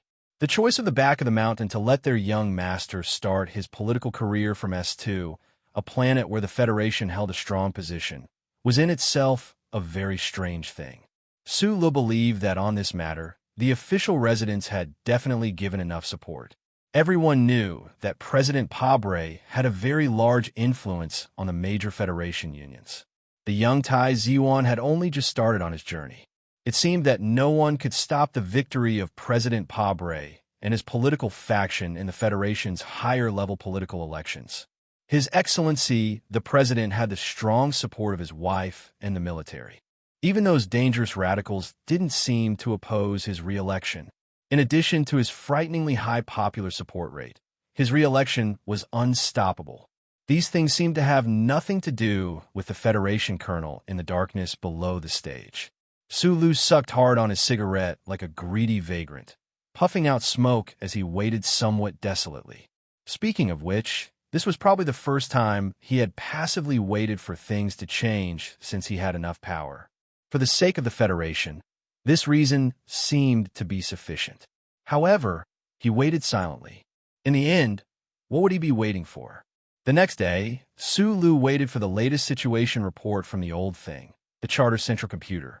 He was somewhat surprised to find that the chairman of the Federation's Joint Chiefs of Staff, Li Jie-du, didn't return to Philadelphia with the old man's coffin. Instead, he directly took office and went to a certain military conference center to hold a high-level meeting. The problem was that the Federation's vice president, Byron, and the Bureau of Proclamations acting director, Chui Zedong, also attended this meeting. It was very normal for the federal military's newest big boss to meet with the vice president and the Bureau of Proclamations director, especially when that person was Li Jie-du. Su Lu naturally didn't suspect anything or be overly vigilant. However, out of caution, he tried to once again request the Federal Central Computer to access the surveillance video or audio archive. According to the First Constitutional Court and the Federation's privacy regulations, I will not arbitrarily archive the relevant content. All the information and data are only mathematical tools for me to perform logical calculations, not objects for me to view. Your request has exceeded my authority. I'm sorry I can't comply with your request. Although he had heard similar answers many times, Su Lu still felt that it wasn't very helpful. He flicked his fingers and said to the old butler in his left eye angrily, "You can help me find out who met who through the historical data through the chip, but you can't tell me what they said when they met. What kind of privacy protection is this?" The files related to the privacy regulations have a total of more than 7,400 words. Do you need me to retrieve them for you? The old thing's reaction was extremely fast. Of course, its reaction should have been the fastest in the universe. I've already used all the points where your authority overlaps with the privacy protection of the citizens of the Federation. The rest of the requests are beyond your authority. There's really no other way. Then you said you could take me everywhere to peek at other people's baths. Su Lu threw away the cigarette in his hand and was extremely angry. The Federal Central Computer's answer was very calm, very mechanical, and very sarcastic. That's a joke. It seems that you really don't have a sense of humor. Su Li's chest was stifled by these words. After coughing a few times, he angrily said, "What the fuck are you laughing at?" This time it was the old thing's turn to be angry. The dazzling Federal Central Computer in the universe quickly replied in a sharp voice, I've already violated my authority and directly carried out physical operations for you. What else do you want me to do? Break the privacy regulations today and break the 3 laws tomorrow? Do you expect me to turn you into a god in this universe? Sulu lightly spat and said, "That's not bad." 7 days later, Sulu waited for Shang Xiu, who had finished the experiment. The Sunset Province, which had already entered the beginning of autumn, finally had a refreshing taste. A white MXT mecha walked through the barren military zone, past the reddish canopy, across a small stream, and finally walked up to a small mountain peak. The heavy metal mecha slowly sat down, crushing the crisp rocks on the small mountain peak into pieces. Accompanied by the clear sound of electric current, the cockpit door leaned open. Sulu walked out of the cockpit, his feet stepping on the inner wall of the cockpit door. Looking at the red evening sun that seemed to be hanging not far away, he lowered his head and lit a cigarette. Just before Shang Xiu arrived, he first received an order from the military. Without any warning, he was arranged to enter the heart of the Empire Star System and head to the X3 system to take over a certain position at the level of a division commander. This assignment was very strange. Although it was a promotion of his rank, and although a soldier's duty was to obey orders, there seemed to be no reason for him to refuse a transfer order. However, Sulu had very directly expressed his attitude over the phone that he definitely would not go. He did not know what the hidden meaning of this military assignment that clearly bypassed the Department of Defense was, but the new 17th Division was in S1, and the bunch of people in Group 7 were in S1. He was a soldier of the 17th Division and Group 7, so screw the division commander rank. Shang Xiu, who had just finished the MXD self-inspection program, also walked out of the cockpit. She held the metal frame above her head, looked at Su Li's back under the red sun, and said loudly, "If you don't obey the assignment, the other side can pin many crimes on you." Su Li shook his thighs, the cigarette in his mouth, trying to imitate a hooligan, but he couldn't. He still said righteously, "I plead not guilty." "Looks like you're in a good mood," Shang Xiu said with a smile as she tucked the wind-messed-up strands of hair behind her ear. Su Lu took down the cigarette, squinted his eyes in the wind, and said, "What did they say on the phone?" Due to the tense situation at the front lines, the 1st Division was forced to make a very difficult decision. Yes, they want to separate me and my unit further and further apart. So of course my situation will become more and more difficult. The most difficult thing is that I keep feeling that the air around me is becoming more and more sticky, as if something very scary is happening. He turned his head, looked at Shang Xiu quietly, and said, "So I can't go, at least not to the front lines now. I have to stay here and watch those people, or rather wait for those people." Chapter 714. It was early autumn, and the sun was red in the evening. The white MXD mecha was squatting quietly like a statue, thinking about some philosophical problem. The hatch was still open. Sulu sat on the edge of the alloy cabin wall, his feet hanging 5 meters in the air, like a naughty student sitting by the window on the 3rd floor of school. His body was very relaxed, and it was hard to notice that he was holding a data cable without the rubber covering. Of course, there's also no way to see that there was chi flowing quickly in his body and gushing out from his right arm. Shang Xiu looked at his back under the setting sun, and her pupils could not help but shrink in shock. As an engineer, she could not understand the scene in front of her eyes. The thin leaves on the ground were swept up by the early autumn wind, and they whistled and flew in circles in the valley. However, when they reached the top of the MXD, they could not touch Su Li's body. About half a meter away, they twisted and fell and did not rise again. Su Li's body was constantly emitting some kind of heat. No, because he couldn't feel any heat, it should be some kind of energy. This kind of energy caused the rays of light from the red sun to appear abnormally distorted. Shang Xiu felt a little headache. She rubbed her forehead, lowered her head, and looked at the curve on the data display screen again. After a while, she shook her head and said, "There is a reaction. The unit cross-section charge anomaly is very clear, but it has no meaning for the transmission of information. It's just some clutter." Su Lu sighed softly, loosened his grip on the data cable, and raised his left arm to wipe the sweat on his forehead. What's going on? For a genius engineer, everything that she saw just now made Shang Xiu have a strong desire to research. She stared into Su Li's eyes and asked directly, I will slowly explain it to you in the future. Don't worry, there will be plenty of opportunities. I will do this kind of experiment many times, and I will not let other technicians monitor for me. Su Lu smiled and said, As for this experiment, it was the old man who asked me to do it when he was in Philadelphia. As long as there was a chance to continue research, Shang Xiu was very satisfied. Thus, she did not say anything else and began to organize today's experiment data, preparing to first design a mathematical model. Su Lu plugged the data cable back into the recessed socket and listened to the familiar sound of the self-test. A happy and comfortable expression appeared on his face, and he patted the flat alloy plate beside him twice. The white flowers on the mountain peak responded with a crisp metallic sound. Due to certain matters, he had been feeling rather down recently. Only when he was with a mecha would he feel much more comfortable.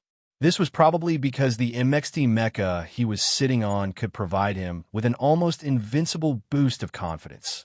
Back in the day, the old man had been able to kill the Emperor of the Empire with just an MXT. Although I'm not that talented, with this MXT I'm sitting on, it shouldn't be too difficult for me to go to the capital special region and kill that Federation vice president if I go all out with this body of muscles. In fact, if it wasn't for the old man's last words, if it wasn't for the political pressure Mr. President was facing, if it wasn't for Minister Zhou's reminder, Su Lu would have been in S1, continuing to investigate the case of the ancient bell. He would not have cared about where he was banished to or how much dirty water was splashed on him. No, it was not just the case of the ancient bell. There was also the murder in the underground parking lot of the Linhai State Gymnasium and the gunman in Wood Valley Manor. All the things he had experienced these past few years all pointed towards the dark and gloomy cloud hanging over the Federation. If that dark cloud had corroded all the machines of the Federation, then Su Lu could only control the little white flower MXT under him to do some things. More than 10 MXT mechas were undergoing routine training in the southwest depression of the military zone. They belonged to the 4th Independent Team of the West Woods Military Special Mecha Brigade. During the break between training, these outstanding Federation soldiers looked at the eye-catching white MXT mecha on the mountain peak in the distance and fell into a heated debate.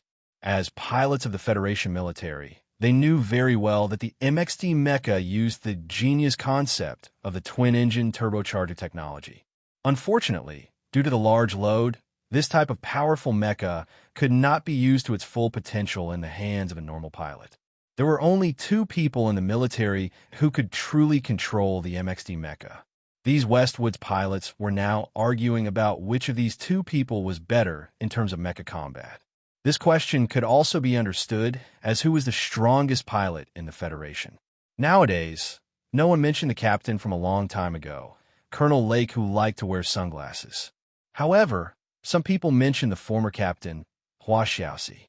Colonel Su Lu was Captain Hua's instructor. You can imagine how high his level is. A Westwoods pilot with a cigarette in his mouth said vaguely, Of course Madman Li is strong. After being a soldier here for so many years, he really is invincible in the military. However, that's in terms of individual combat. Speaking of mecha combat level, Su Lu and Madman Li once fought a match at the Old Moon base. Didn't you see the WikiLeaks video online? The person beside him said, unconvinced. That's because the Federal Academy of Sciences Purple Sea is too fucking useless. It's not as good as the little white flower made of fruit shells. But don't forget, before the Purple Sea self-destructed, Colonel Su Li's little white flower was beaten into a pitiful little cabbage by Madman Li. Madman Li, that's the grandson of the war god. Speaking of tongue twisters, according to this, Colonel Su Lu was personally chosen by the war god to be his successor. If Madman Li is stronger, why didn't the war god choose his own grandson to be his successor? Why did he choose an outsider instead? That's not interesting. Colonel Su Li's traitorous teacher is the war god's younger brother. This relationship can't be that big.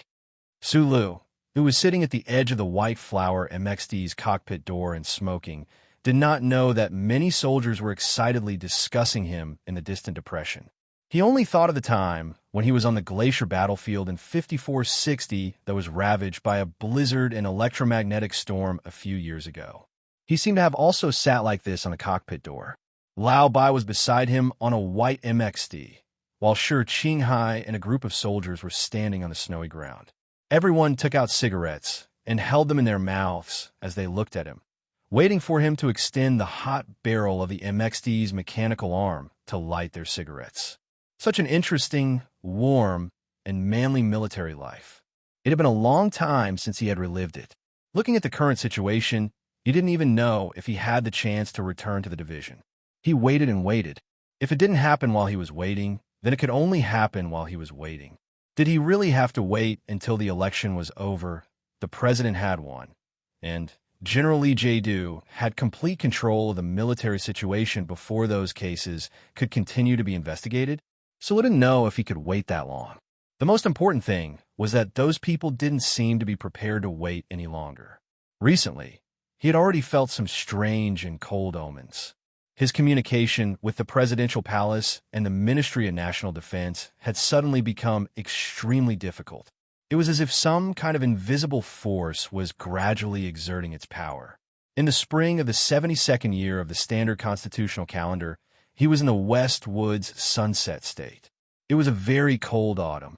At that time, Colonel Su Lu definitely wasn't being pretentious. He was subconsciously using the Mech Darlin's thick pipe to light a cigarette. What does this mean? It means that his microcontrol has reached an extremely terrifying level. It means that he is subconsciously extremely confident in his control of the mech. A few dozen tons of steel, and he is controlling it as if he is controlling his own body. Once again, this isn't being pretentious. This is truly awesome. Everyone at the scene was violently shocked. Among the Westwoods pilots who were training in the low-lying areas, there was a person who admired Su Lu very much. He waved his arms and exclaimed in admiration. There were at least 700 to 800 soldiers on the snowy slopes. All of them had cigarettes in their mouths, waiting for that white MXD to use the Darlin's thick pipe to light their cigarettes. You guys didn't see that scene. It was very impressive. Don't fucking brag.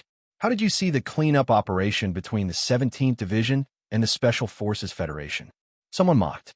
That pilot angrily explained, at that time, it was a frontline rotation. We were doing frontline practice. Our entire battalion was scattered and thrown onto the 5460. I saw it with my own eyes. This I can prove. We are from the same battalion. At that time, I was also in the north. The first pilot stamped out his cigarette and said, speaking of which, beside Madman Lee and Colonel Su Lu at that time in the glacier, we also met an awesome person. That person just now remembered something. He slapped his thigh and said, you mean that liaison officer from Green Dragon Mountain? That's him. Green Dragon Mountain liaison officer Shi Qinghai. The pilot was very emotional. He said, this person is a Green Dragon Mountain bumpkin and a civilian at that. In the end, he took away half of the 17th Division's face. That's an exaggeration, right? That's the 17th Division, someone said with a laugh. It's not an exaggeration. You guys should know about the 7th Division. Awesome, right? Awesome indeed. The pilot said loudly. At that time, there was a saying from the 7th Division. That sure Qinghai is better with a gun than Xiong Linquan, fiercer than Magnolia in close combat, no worse than Gu Shifeng in electronic control, better than Ho Xiandong in battlefield first aid, faster than Lu Jiao in driving, and better than Lan Xiaolong in military school. Hearing this, the dozen or so Westwood soldiers by the stream were all stunned. Because of that documentary, the names and powerful combat abilities of the members of the 7th Division had long been recognized by the people and soldiers of the Federation. If the 7th Division really had such a high opinion of that man, fuck, is he even human? From a certain point of view, Shi Qinghai was undoubtedly the most perfect man in the universe.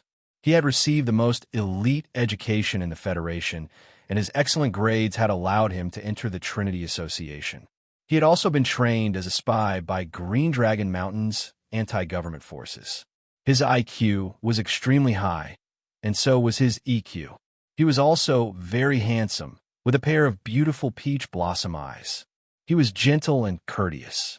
If he wanted to, he could charm all the girls between the ages of 16 and 60, except for a rich young lady who liked to wear red. According to the people of the 7th Division, Shi Qinghai seemed to be omnipotent. In fact, this feeling was very real and even a little narrow-minded. Except for everything on the battlefield, there seemed to be nothing in life that this poor young master was not good at, except for having children. In the past few days, Shi Qinghai felt a kind of joy that was very similar to the joy of having children, because the investigation of the past few years was about to bear fruit, the kind that was heavy and heavy. This was going to be a beautiful autumn. Chapter 7:15. Killing people, cooking, torturing people, washing dishes, tasting fine wine after a battle, playing the piano after a trial, planting flowers, carving, and painting.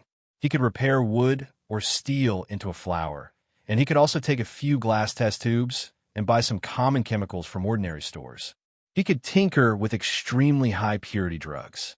This kind of person would not starve to death. As a spy, he would definitely be the best spy. With ACW, he would definitely be the best sniper on the battlefield. If he retired from the army and entered the literary circle, he would definitely be the most popular star. If he wrote books, his works would definitely be the most popular. Even if he became a prostitute, he would definitely be the most expensive and best prostitute in the Federation. This was Shi Qinghai, Mr. Shi, a guy who came from a poor family but was exceptionally noble. According to conventional thinking, a person like young Master Shi should be living a happy life that ordinary people couldn't imagine. However, in reality, ever since he was a student, his life had been forced into darkness. That kind of loneliness, where he had no one to accompany him, was actually not very comfortable. Why did he choose this path? In a long letter to Su Lu, he had mentioned a little. It was because of his parents who died, because of the failed lawsuit, and some other reasons. The most handsome men in the literary circle were always found to be gay in the end. It was because it was too easy for them to find beautiful women. It was so easy that they were bored. Life always needed some challenges. Therefore, finding someone of the same sex to love, which was still a challenge to many people's views, naturally became a point that they subconsciously yearned for. That was it. Similarly, people who could easily live a happy and free life and easily obtain material security usually did not care much about material things. Instead, they focused more on spiritual pursuits. It should be noted that there were always two kinds of people in the Revolutionary Army: those who had nothing and those who had too much. The handsome revolutionary Shi Qinghai had been secretly investigating, especially after Su Lu was exiled from the capital ring. He silently raised the issue. Although he had no feelings for the Zhong family in the West Woods, he was very interested in the people behind the scenes. Ever since the chubby teacher jumped out of the HTD bureau window and committed suicide, this interest had been strong and had not faded, unless he caught or killed all of those people. After Du Shaoqing and his Iron 7th Division returned to the capital ring, he began to carefully collect intelligence in the periphery. He did not know when it started, but when he walked among the people in the streets and alleys in a hooded trench coat, he always felt as if someone was staring at him from behind. Shi Qinghai understood that this was an occupational hazard. As an intelligence officer, as he grasped more and more secrets and got closer to the truth, he felt that he could be killed at any time. Perhaps no one had discovered him, but this kind of nervousness could easily cause people to have illusions and even hallucinations in the end. Therefore, he increased his aerobic exercise and intake of lactic acid to reduce his anxiety. It was a pity that the sour soy milk in the apartment he rented for the past month did not taste good. Using a metal spoon to pick up the soy milk, Shi Qinghai muttered something unhappily. Wearing a tight sports vest, she looked at her reflection on the computer screen and couldn't help but be shocked. Why do I look more and more like an old woman who can't get married? In order to avoid seeing the sissy man wearing a headscarf, tight sportswear, and eating yogurt on the screen, he turned on the computer as fast as he could. Looking at the result on the screen, he put down the sour milk bottle in his hand in a daze. After a night of continuous cracking, the compatible assembly workbench finally opened the file. Shi Qinghai grabbed a few tissues and wiped the yogurt off his mouth. He quickly sat down in a chair, took out a cigarette, lit it, and put the cigarette case on the table. Looking at the eye-catching emblem at the top of the file, Shi Qinghai frowned and subconsciously looked down at the cigarette case. For many years, he had been used to smoking this brand of cigarettes. The first cigarette that he had passed to Su Lu through the Iron Gate was also of this brand. The cigarette case had 3 clear 7 written on it. The emblem on the computer screen was 3 clear 1. Trinity Association. For the more than 10 billion citizens of the Federation, the best high school in the Federation was the Capital University Affiliated High School. The most difficult high school in the Federation was the First Military Academy. Countless geniuses and top elites gathered in these 2 famous schools. If a student could graduate first from the Capital University Affiliated High School, enter the First Military Academy as the top student, and graduate first from the First Military Academy, several years later, he would be able to enter the legendary Trinity Association. Compared to the clubs in the famous schools in Lin Hai, the Trinity Association didn't have a long history. However, its strict and even somewhat frightening entrance requirements gave it a mysterious cloak. Today, there are only a dozen or so members of the Trinity Association in the Federation. Most of them were quite old and held important positions. Many people in the military knew that the current famous General Du Shaoqing was a member of the Trinity Association. However, very few people knew that the Vice President of the Federation, Li Jiedu, Chairman of the Joint Chiefs of Staff of the Federation, was an old member of the Trinity Association. Shi Qinghai wasn't unfamiliar with the Trinity Association because he was one of the few people who had the qualifications to enter the Trinity Association. However, because he had gone to Green Dragon Mountain to receive special training, he had passed by that mysterious invitation letter. Later on, too many things had happened in his life, so he hadn't come into contact with this organization. If someone wanted to check the membership list of the Trinity Association, it wouldn't be difficult. In fact, if Sula hadn't given the exact times of those meetings, Shi Qinghai wouldn't have been able to link the dark forces in the Federation to this association. Looking at the list of words that quickly flashed by on the screen, Shi Qinghai frowned. He smoked a cigarette and didn't say a word. From the files, it could be seen that the Trinity Association's members had very few gatherings over the years. Moreover, the gatherings just happened to coincide with the times and places of the 3 so-called class reunions provided by Su Lu. What did this mean? Back then, you wanted to recruit this young master into the organization. Why is it so difficult for this young master to investigate a case now? Shi Qinghai muttered with a cigarette in his mouth. He complained bitterly about the Trinity Association on the screen. His fingers quickly tapped on the keyboard, shifting the focus of his attention from the stolen meeting itinerary to the related miscellaneous documents. When he was in his 2nd year of high school, he had already become a certified public accountant jointly issued by the 3 districts. He only needed to show proof of his academic qualifications to legally falsify accounts. In the end, he didn't embark on the criminal path of using numbers to deceive the rich of the Federation because he hated the shameful rules of being an apprentice for 1 year. However, with his solid knowledge, it was very easy to find clues in the Trinity Association's uncomplicated financial records. Shi Qinghai began to dig deeper from an account attached to an office. He rubbed his hands together excitedly, sat in front of another complex calculation workbench, and began to hack into the electronic system of the bank where he had an account. Because the account storage service was not a first-class protected object in the electronic system security system, Shi Qinghai, who had been collectively trained by the 3 computer experts of the military academy, the Federation Investigation Bureau, and the anti-government army of Green Dragon Mountain, didn't need to spend much time to find the answer he needed. Starting from the 61st year of the constitutional era, someone had rented 2 rooms in the apartment building across from the capital's special district building for a long time.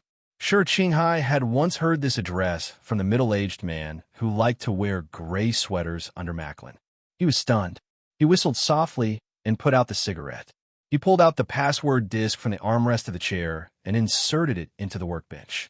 He then connected to the Federation Investigation Bureau's secondary surveillance network database. He had left the Federation Investigation Bureau for many years, but in reality, he had never really left. The Federal Central Computer under the Bureau of Proclamation was required to protect the privacy of citizens. However, the Federation Investigation Bureau had never seemed to care about this, so he was able to find a lot of things. The apartment building was indeed right across from the building of the Ministry of National Defense, and the training center could be seen across the street. After the Linhai State Gymnasium incident, more than a dozen young officers of the 2nd Military Region committed suicide in this training center one after another. Shi Qinghai narrowed his eyes and stared at the video on the hologram like an eagle. He was calm, but he looked like he could pounce at any time. The secondary surveillance camera on the street quietly played the image of the entrance of the apartment building. A girl in red passing by in the spring, rolling leaves falling in the autumn, a handsome officer of the Ministry of National Defense with his cheating secretary, and an old citizen falling in the snow with crutches. The assassination in Linhai State happened during the New Year's concert in the 68th year of the constitutional era, so Shi Qinghai set the time to be before the 67th year of the constitutional era. He also chose to skip to random at 12x speed. Even so, it still played for a long time before he saw the middle-aged man in the gray sweater. "We meet again. Your kid is doing well." Shi Qinghai pressed the pause button and looked at the guy who was killed by his own bloody means. He rubbed his sore eyes and continued his search. He sat in front of the hologram of the computer for the whole night, watching the video.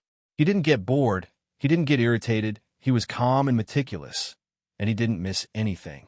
When the sky gradually brightened outside the window, he finally saw the officer on the hologram.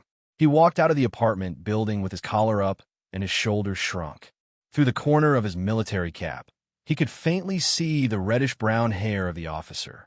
Shi Qinghai's pupils shrank slightly. He lit a cigarette and put it in his mouth and took 2 deep puffs. Following the footsteps of the officer, Shi Qinghai quickly selected an area in the video database. It was as if he had returned to a few years ago when he used the cameras all over the streets. He followed the steps of the officer again. Very fortunately, he did not get lost. He followed the officer all the way to the car, got off the subway, climbed up the hill, and then returned to an inconspicuous house. For the entire afternoon, no one came out of the house. Only in the evening did a black-haired officer silently walk out from the back door. Zooming in and sharpening the image, Shi Qinghai patted his face that was numb from lack of rest. He squinted at the face and greeted with a smile. "Hello, Shiminjin." Chapter 716. A battered van was parked on the side of the grass. Shi Qinghai, who was wearing a gray hat, looked at the house across the street and subconsciously licked his dry lips. After lighting a 37 brand cigarette, he picked up the phone and dialed a number. "Who is it?" The other end of the phone was busy, like a market or something. "It's me." Shi Qinghai leaned against the car window, holding the cigarette with 3 fingers and swinging it gently. "Oh, what's up? I'm going in." "Go ahead." The other end of the phone paused and added, "Be careful." Shi Qinghai hung up the phone and crushed the cigarette. He carried the professional cleaning company's standard box, whistled, and walked to the house across the street with his head down. He glanced at the barbecue stall hundreds of meters away and couldn't help but smile. It might not seem too difficult to find the house that Shiminjin used as a transit station, but in fact, it was quite difficult. Shi Qinghai used his skills as a certified public accountant, a computer expert, and a burglar to find this place in one night. As the old saying went, Mr. Shi was omnipotent except for having children. He had been secretly investigating this case for many years, so all he needed to do was find the relevant evidence and hand it to the president's residence through Su Lo. He didn't have to worry about the follow-up issues. As for what the Ministry of Justice or the district prosecutor's office would do, it was none of his business. The house in the grass was getting closer and closer. Shi Qinghai glanced at the thickness of the dust on the window lattice and confirmed that the stronghold had not been abandoned. He raised his eyebrows in the shadows and glanced at the barbecue stall hundreds of meters away. He was used to working alone, but because he was facing a senior officer of the Iron 7th Division today, he threw a wind chime outside the block for extra security. The wind chime was his subordinate in Green Dragon Mountain. The two had worked together for many years, and it was probably the only person in the world that he trusted besides Su Lu. He quietly pushed the door open and quickly found what he needed. He also found the dust scattered in the crevices of the bed and the reddish-brown hair in the dust. It was very old hair. Even though the house had been swept many times, it was still stubbornly left behind. The decoration of this house was very simple, but the materials used were very expensive. As Shi Qinghai put on his gloves, he frowned as he sized up the environment of the room. He couldn't help but shake his head. He thought to himself that if a field officer could get so much allowance, the Federation would no longer need to send out money to recruit soldiers. After the matter was settled, Shi Qinghai didn't leave in a hurry. Instead, he whistled and really began to clean the room for Shimin-jin. He cleaned very seriously. He didn't miss a single corner. He clearly told the owner of the room that someone had been here. However, he completely cleaned up all traces. This kind of behavior was actually a bit arrogant, but the investigation of the past few years had finally come to an end, and he didn't need to do anything anymore. Shi Qinghai was in a very good mood, especially after seeing Shimin-jin's wine cabinet. More than a dozen of the most expensive wines of the Federation were displayed in the dark wine cabinet. Among them, there was his favorite brandy, Campanile No. 3, Oak Pearl Red, and even a bottle of his favorite Qingshou hard liquor.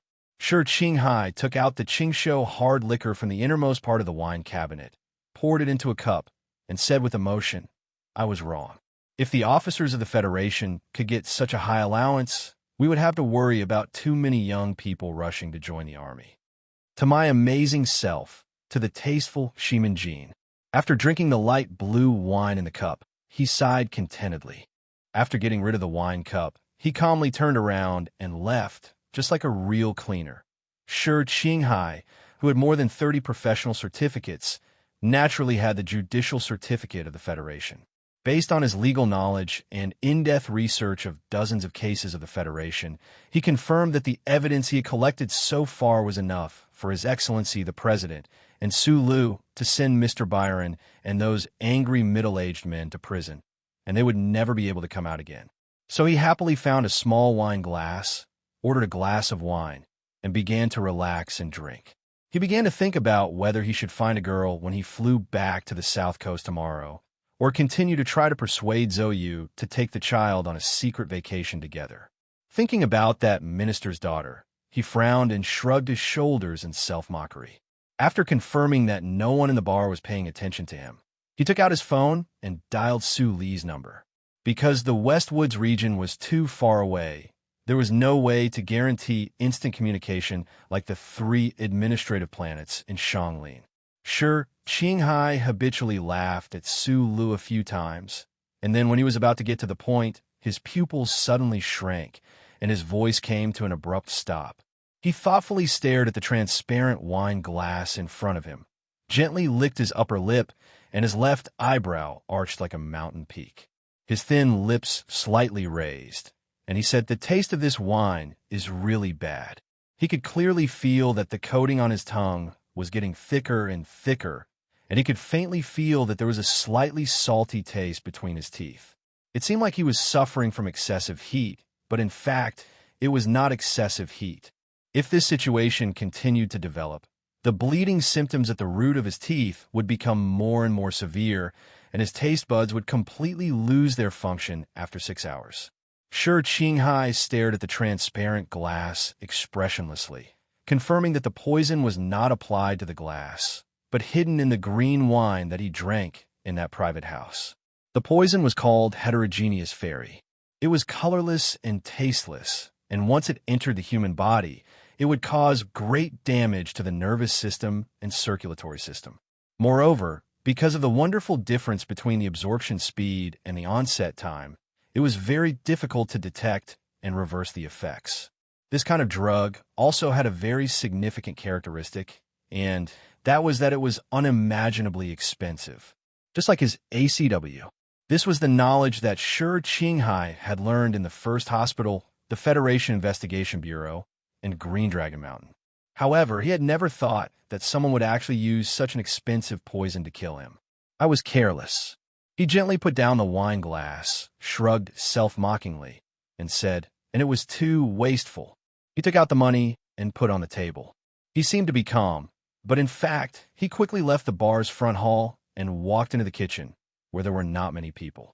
He opened the refrigerator and took out a bucket of milk, grabbed a piece of ginger, and then went to the toilet.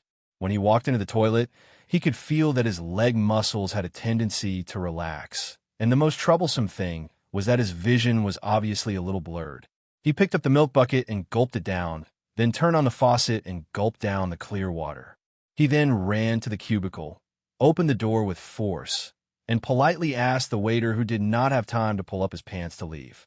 He looked down at the feces in the toilet and stuck his finger into his throat. With a wah sound, a mixture of clear water and milk was vomited out.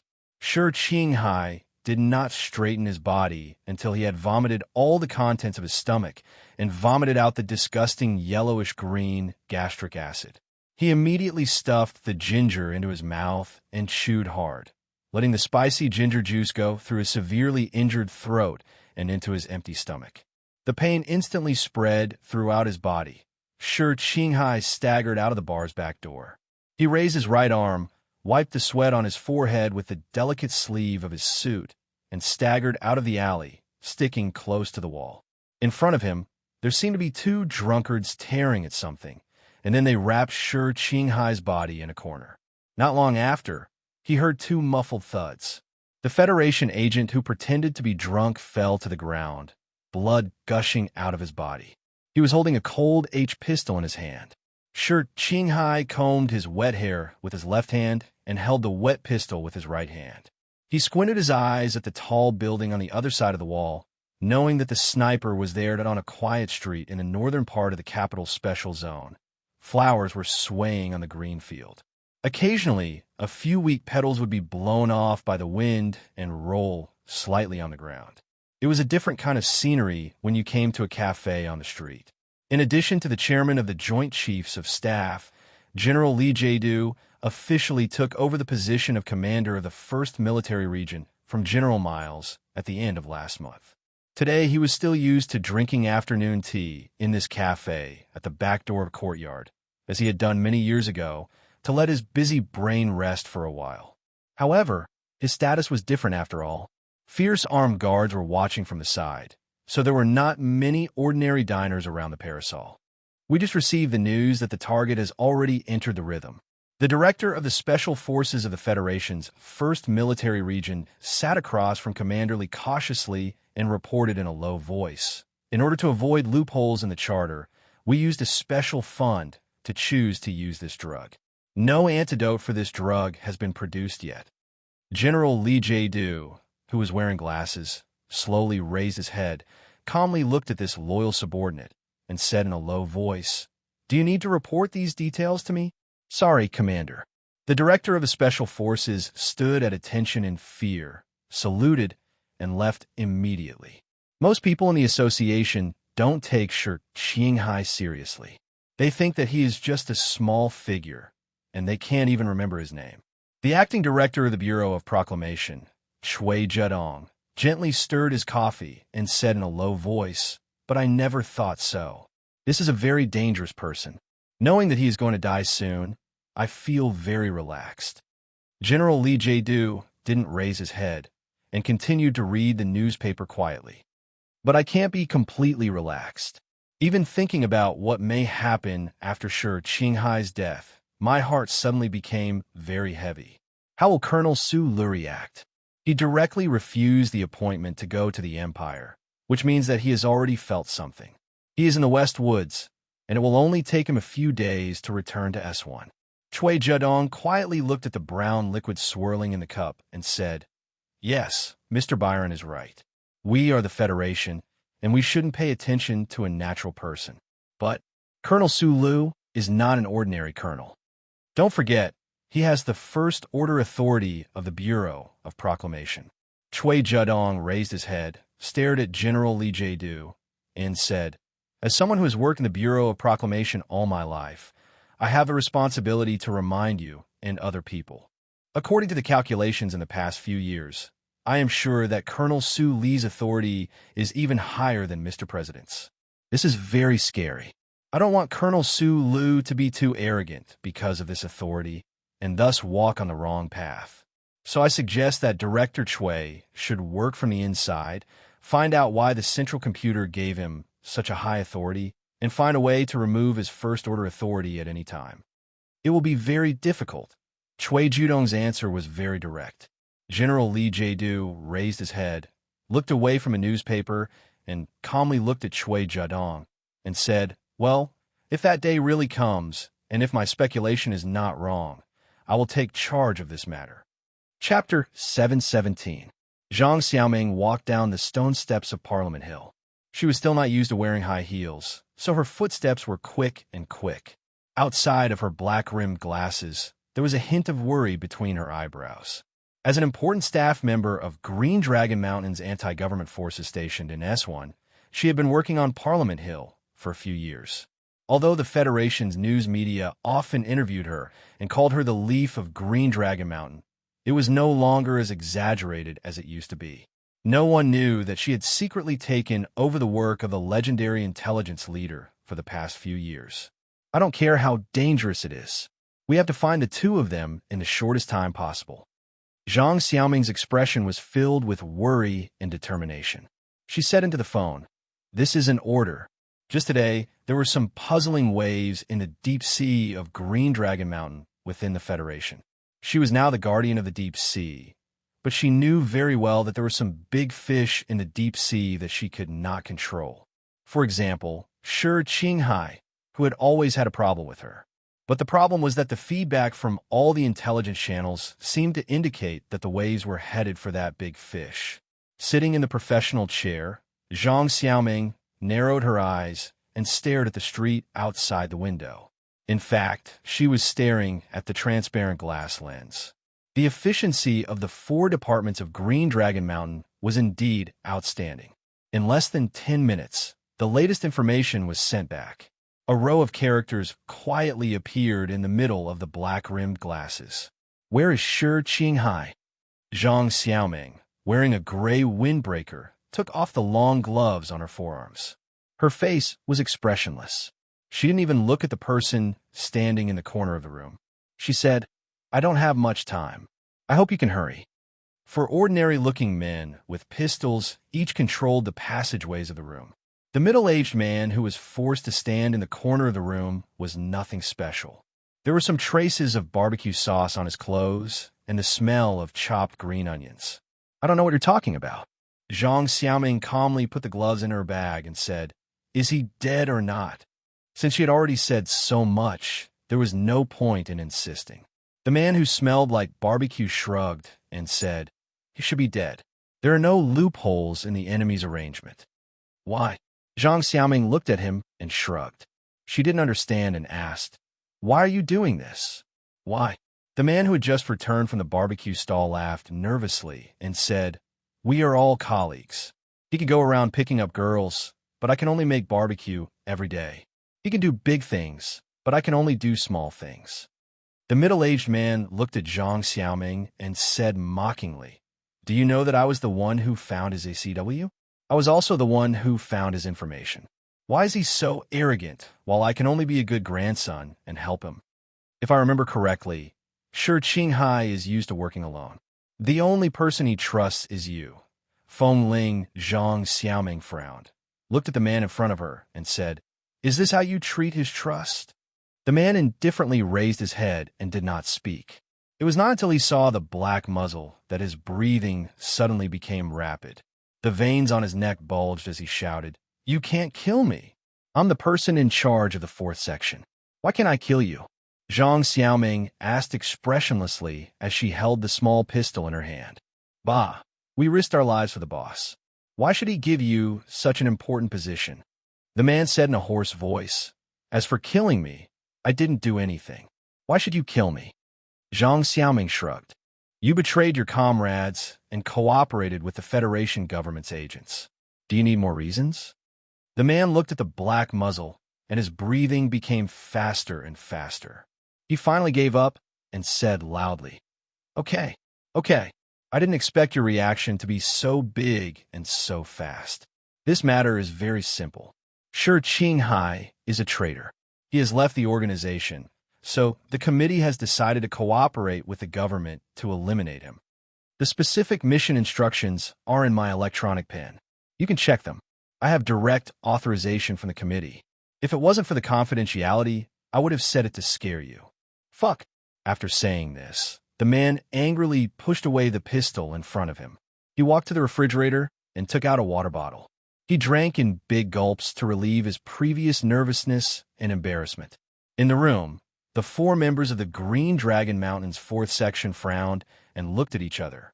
They did not expect that the old people in the committee would cooperate with the Federation government to deal with the strongest and most secretive big fish in the organization. You can leave first. Zhang Xiaoming put down her arm and waved to the 4 subordinates. The man beside the refrigerator wiped the water droplets on his chin and looked at her with a cold smile. He said, Don't be too impulsive in the future. Working people like us are like roasting eggplants. You can't rush things. Okay, I understand. Zhang Xiaoming raised the gun and pulled the trigger. The delicate little handgun made a crisp popping sound. The middle-aged man fell down with an expression of disbelief. There was a delicate bloody hole between his eyebrows. The water bottle in his hand splashed everywhere. Clang, clang, clang, clang. It finally fell on the remaining roasted eggplants and washed away the congealed green onions. Zhang Xiaoming walked out of the door and dialed a number. The expressions of her subordinates did not change. It was as if they did not hear the gunshot in the room. They vigilantly walked around her and escorted her to the entrance of the alley. Sulu, something happened to Shi Qinghai. At night, in the Army General Hospital, there was a faint and comfortable white light between each building. The past presidents and the recently deceased military god, Li Pifu, all left this world peacefully under the watchful eyes of the Army General Hospital's medical team. Bai Yulan's family, who had been in a coma for many years, was also in the intensive care unit of this hospital. In July, during the wildfire, Zhou gave birth to a son for Shi Qinghai in this hospital. Although the father's name was Su Lu, Shi Qinghai did not know this detail, but he knew that this was the best hospital in the Federation and that some of the military drugs he needed could only be found here. After killing the 6 Federation agents, he left the area. On the way, he changed into a new set of clothes and threw everything that could be implanted with a GPS chip into the underground sewer. Then he quietly walked into the back door of the Army General Hospital. A faint blue light emitted from the magical little device and refracted in his jacket pocket. It did not penetrate the fabric, but it successfully escaped the strict GPS chip scanning and grading. According to the index of the hospital's inpatient department, Shi Qinghai struggled to move his legs and walked into a nurse's lounge. He leaned against the wall and breathed heavily. He knew that his opponent was from the Federation government, so he naturally could not use his real identity to register for treatment. And those black market hospitals with chaotic management did not have the ability to treat him. No, even if it was just to ease the invasion of the poison. The Army General Hospital treated the nurses very well. The night shift nurses all had their own private lounge. Shi Qinghai naturally did not know who the owner of this lounge was, but from the neat decorations and delicate decorations, he could tell that this was a girl who loved life very much. Shi Qinghai's face was pale, and the waxy yellow color on his lips looked very strange. He took a deep breath and tore open his new pants that were soaked in blood. Looking at the bloody bullet wound, he could not help but frown. Judging from the way the Federation agents acted, they should belong to the military, not the Federation Investigation Bureau or the Special Task Force. Most importantly, they were not afraid of death and had amazing combat strength. After Shi Qinghai was poisoned, he killed several people in succession, but in the end, he was hit by a bullet. At this time, the door of the lounge was pushed open, and a young nurse walked in humming a song. She was about to take off her pink nurse uniform when she suddenly found a strange man on her bed.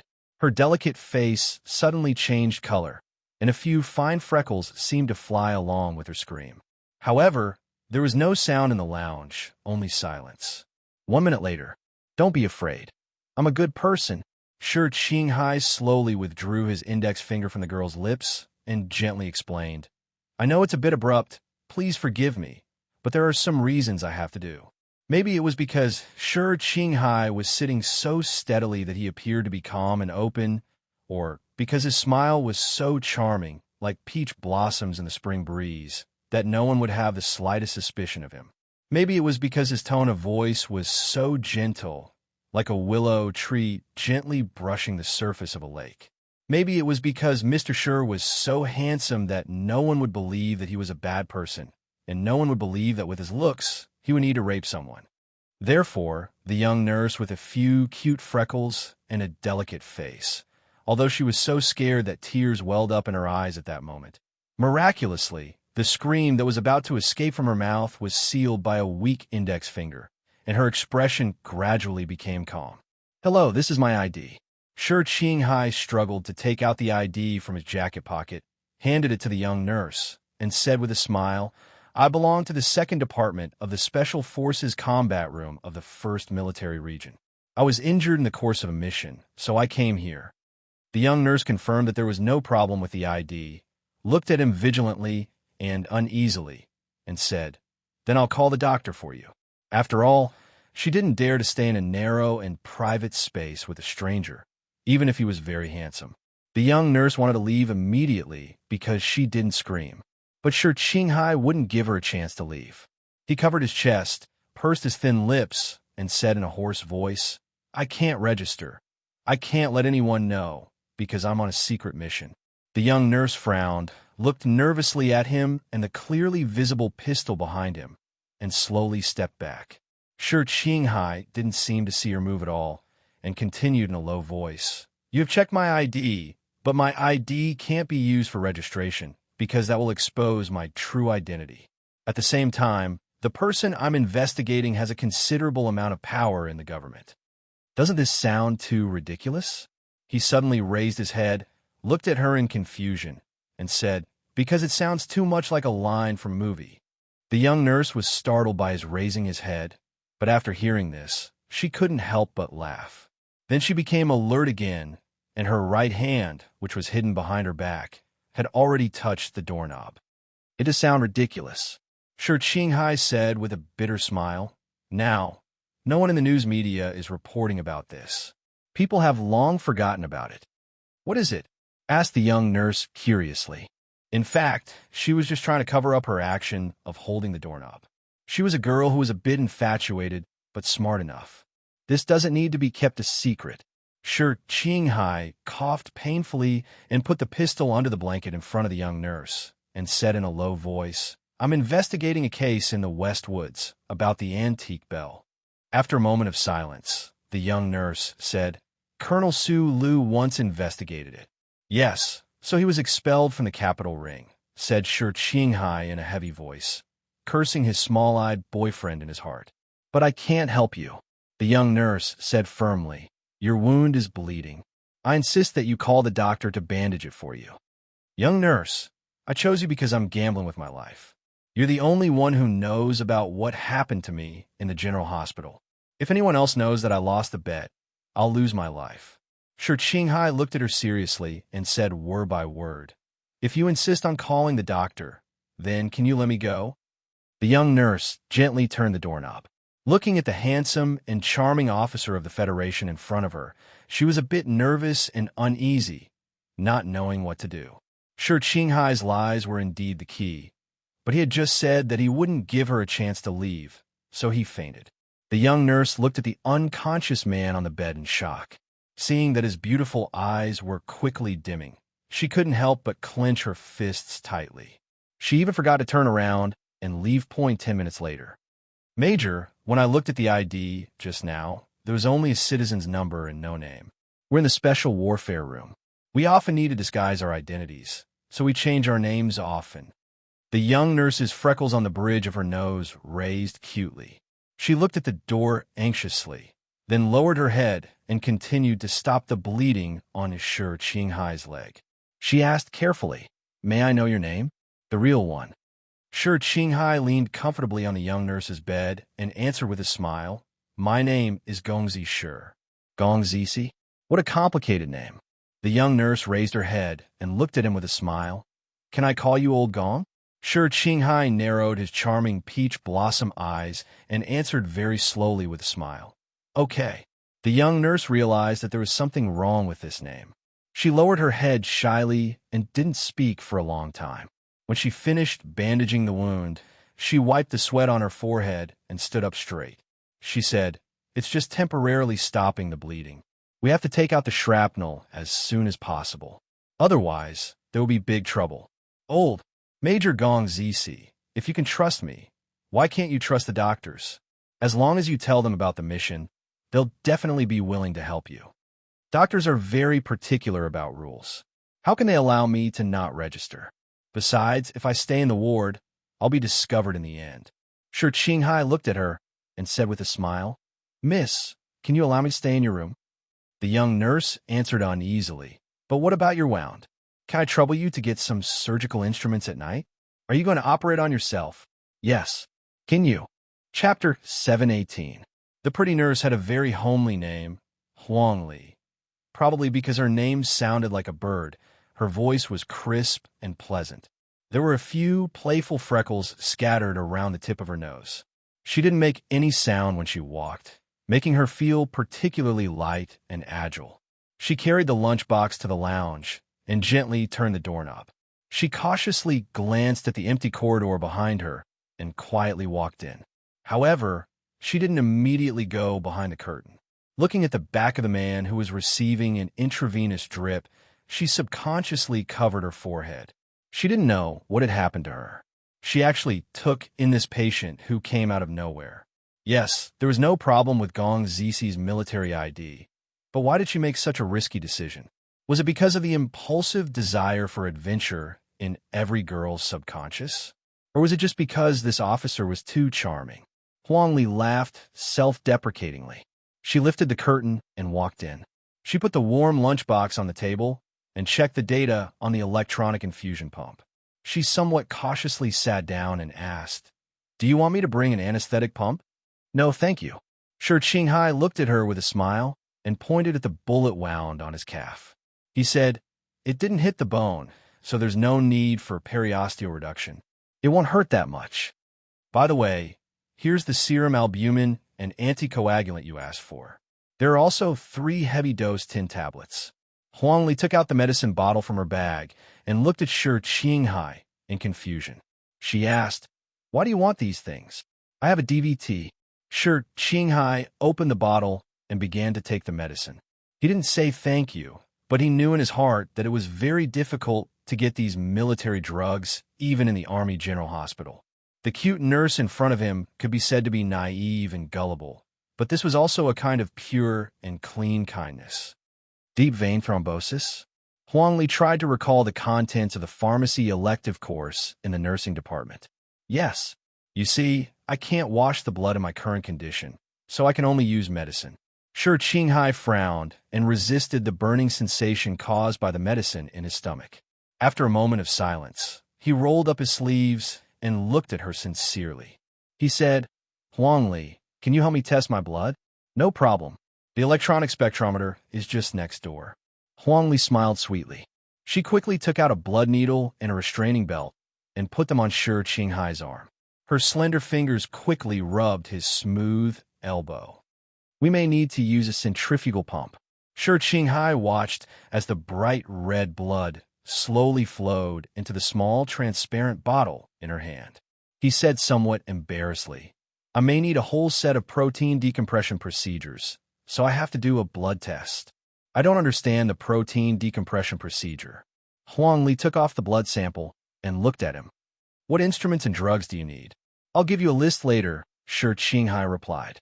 Huang Li subconsciously covered her forehead again. Her light pink nurse cap was about to fall over her black hair. She widened her eyes and said with a silly tone, "What do you know everything? Could it be that the military academy also taught clinical medicine? From what I can see, you are qualified to be an attending physician in our hospital. Shi Qinghai was used to the little girl looking at him with admiration and shock. He leaned against the headboard and said with a smile, "You're exaggerating, aren't you? I've told you many times, I don't know how to give birth." It was already late at night. There was a suppressed cough in the lounge. He wiped off the soybean-sized beads of sweat on his forehead and fell asleep with the help of a nurse. After being woken up by Zhang Xiaoming's phone call, Su Lu couldn't sleep anymore. He stood by the window in his pajamas with his hands on his hips. He looked at the rising sun in the West Woods sunset state. His thick eyebrows were furrowed. He was so worried that it didn't seem like him at all. Suppressing the strong uneasiness in his heart, he held his back and waited like a rock for 40 minutes. Finally, there was a reply from the capital. Gu Shifeng reported in a video message that the Federation Investigation Bureau hadn't raised the security level since 10 in the morning yesterday. However, it was obvious that there were unusual movements in the buildings in 3 states. However, the people who appeared in the areas that weren't planned were special intelligence personnel from a military region special forces. As for Shi Qinghai's whereabouts, Gu Shifeng didn't have a clue. Or rather, the entire Federation government didn't have an answer. This was because the departments he was monitoring also seemed to be looking for someone, trying to determine if that person was alive or dead.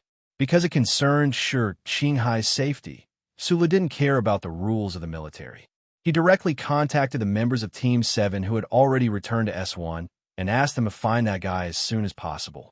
However, what was unsettling was that Gu Shifeng and Xiong Linquan couldn't find any clues.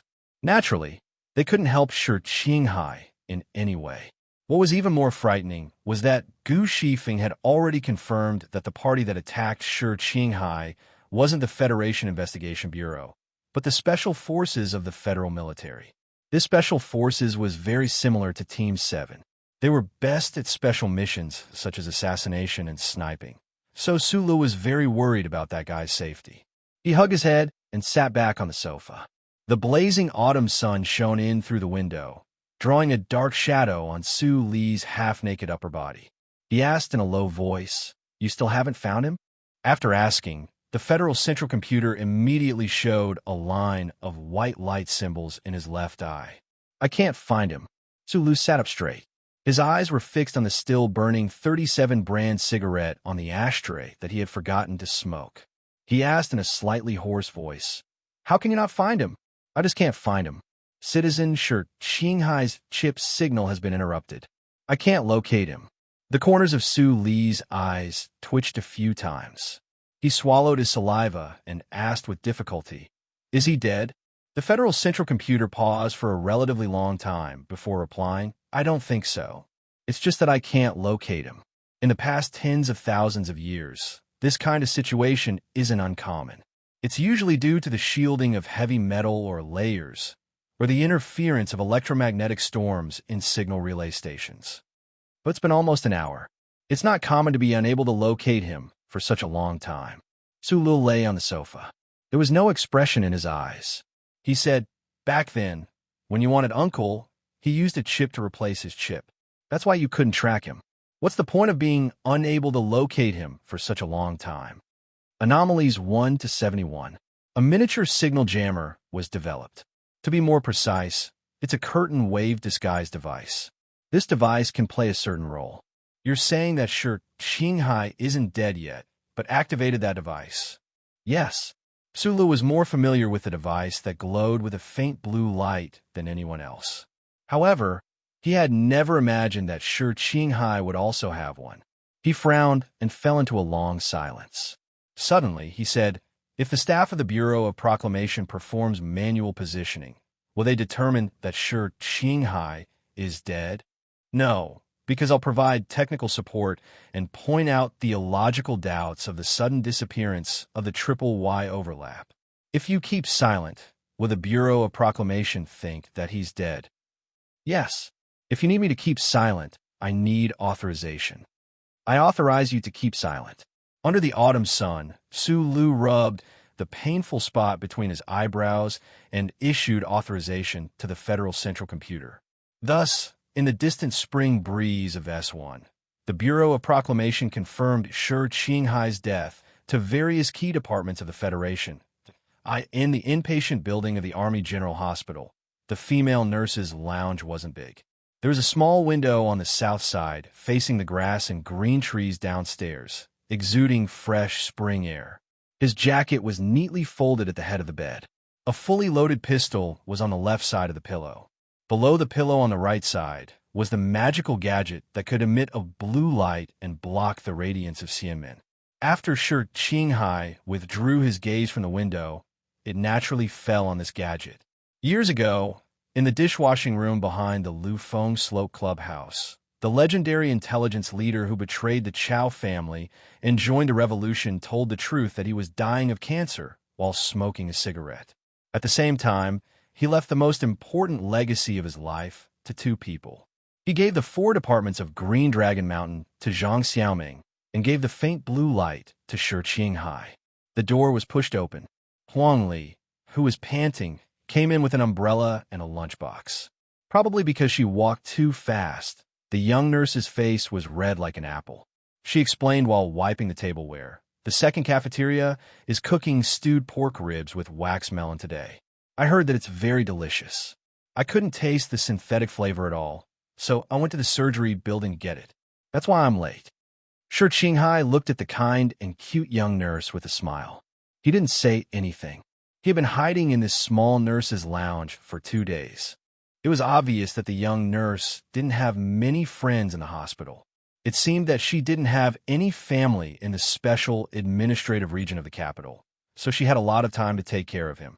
Huang Li used a metal spoon to carefully press the rice into the pork rib soup.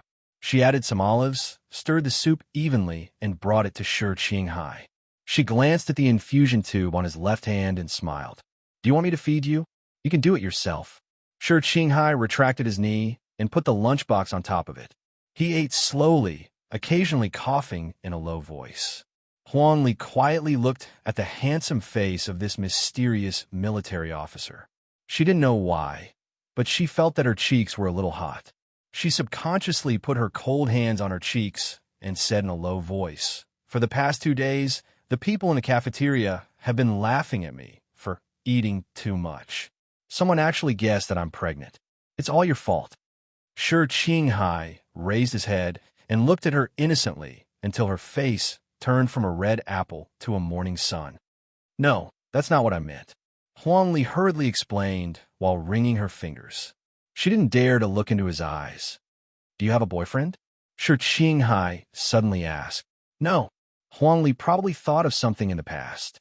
Her thin eyebrows furrowed, as if she was hiding some deep sadness. "It seems that there are a lot of blind men." Shi Qinghai smiled. He was still charming, but his lips were a little purple. It was a little difficult to smile. Chapter 719.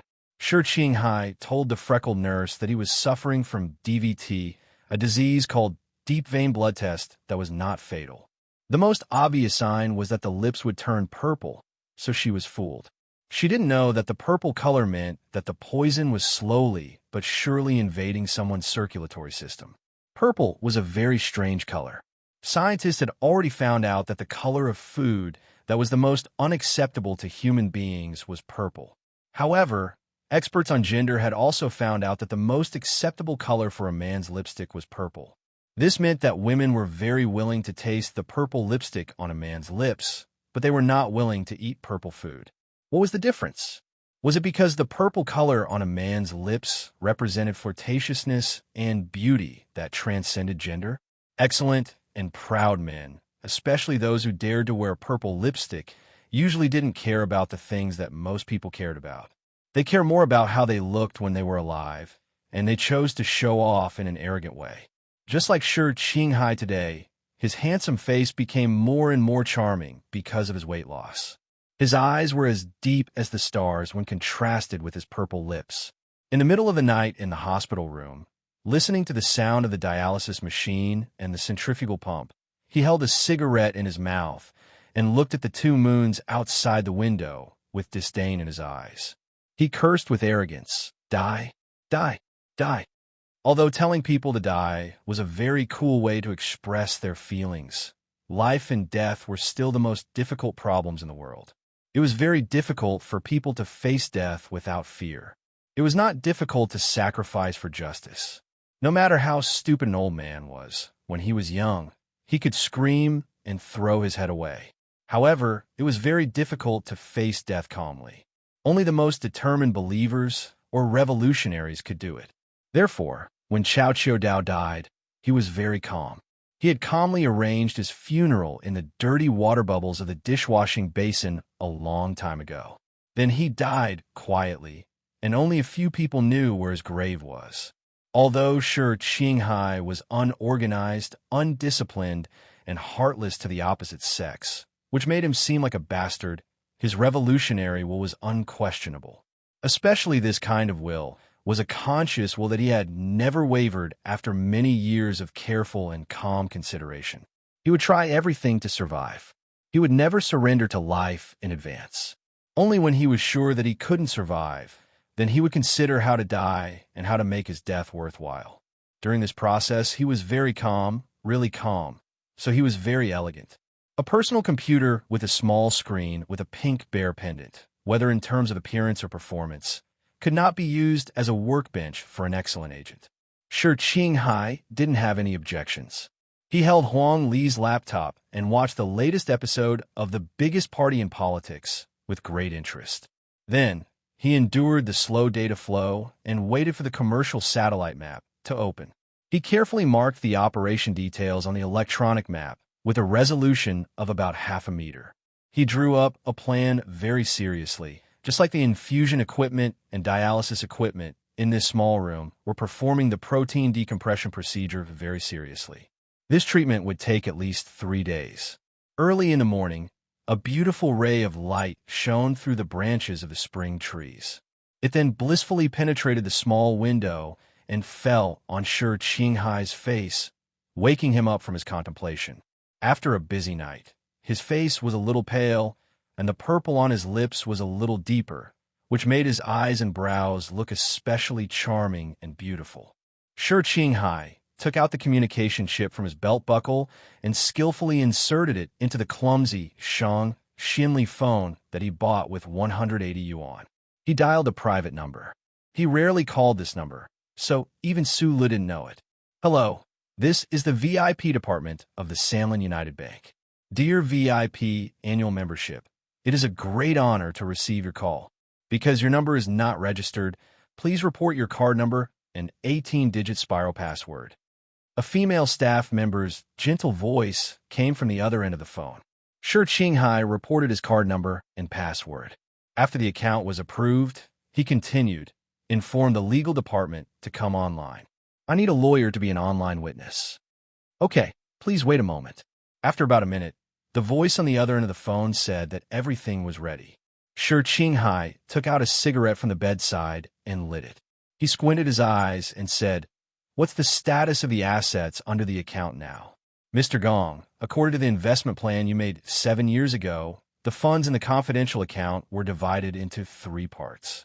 They were used to buy the S2 Huanshan 4 prefectures peace and reconstruction bonds, the shares of the Shell Motor Company's military mecha branch, and the shares of the Federation's Crystal Mining Consortium.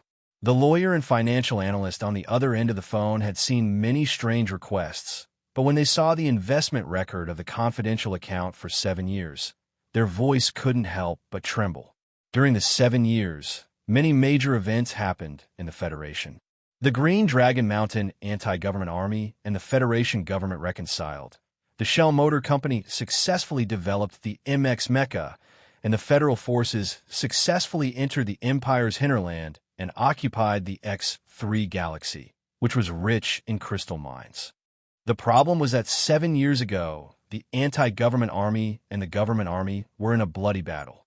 The Shell Motor Company engineering department, this new mecha plan, was on the shelf. Especially the Crystal Mining Consortium. Because of the lack of crystal mines in the Federation, it was almost unable to support the salaries of 6 million employees and was on the verge of bankruptcy. Who could have predicted the occurrence of these 3 major events 7 years ago and bought the bonds and stocks of the stakeholders without hesitation? This was no longer a problem of investment vision. but more like a miraculous prediction of fate. The owner of this secret account magically grasped the general trend of the political and economic situation in the Federation and obtained an incredible return on investment. Based on the calculation of the account data, this account was without a doubt the strongest investor in the Federation in the past 7 years.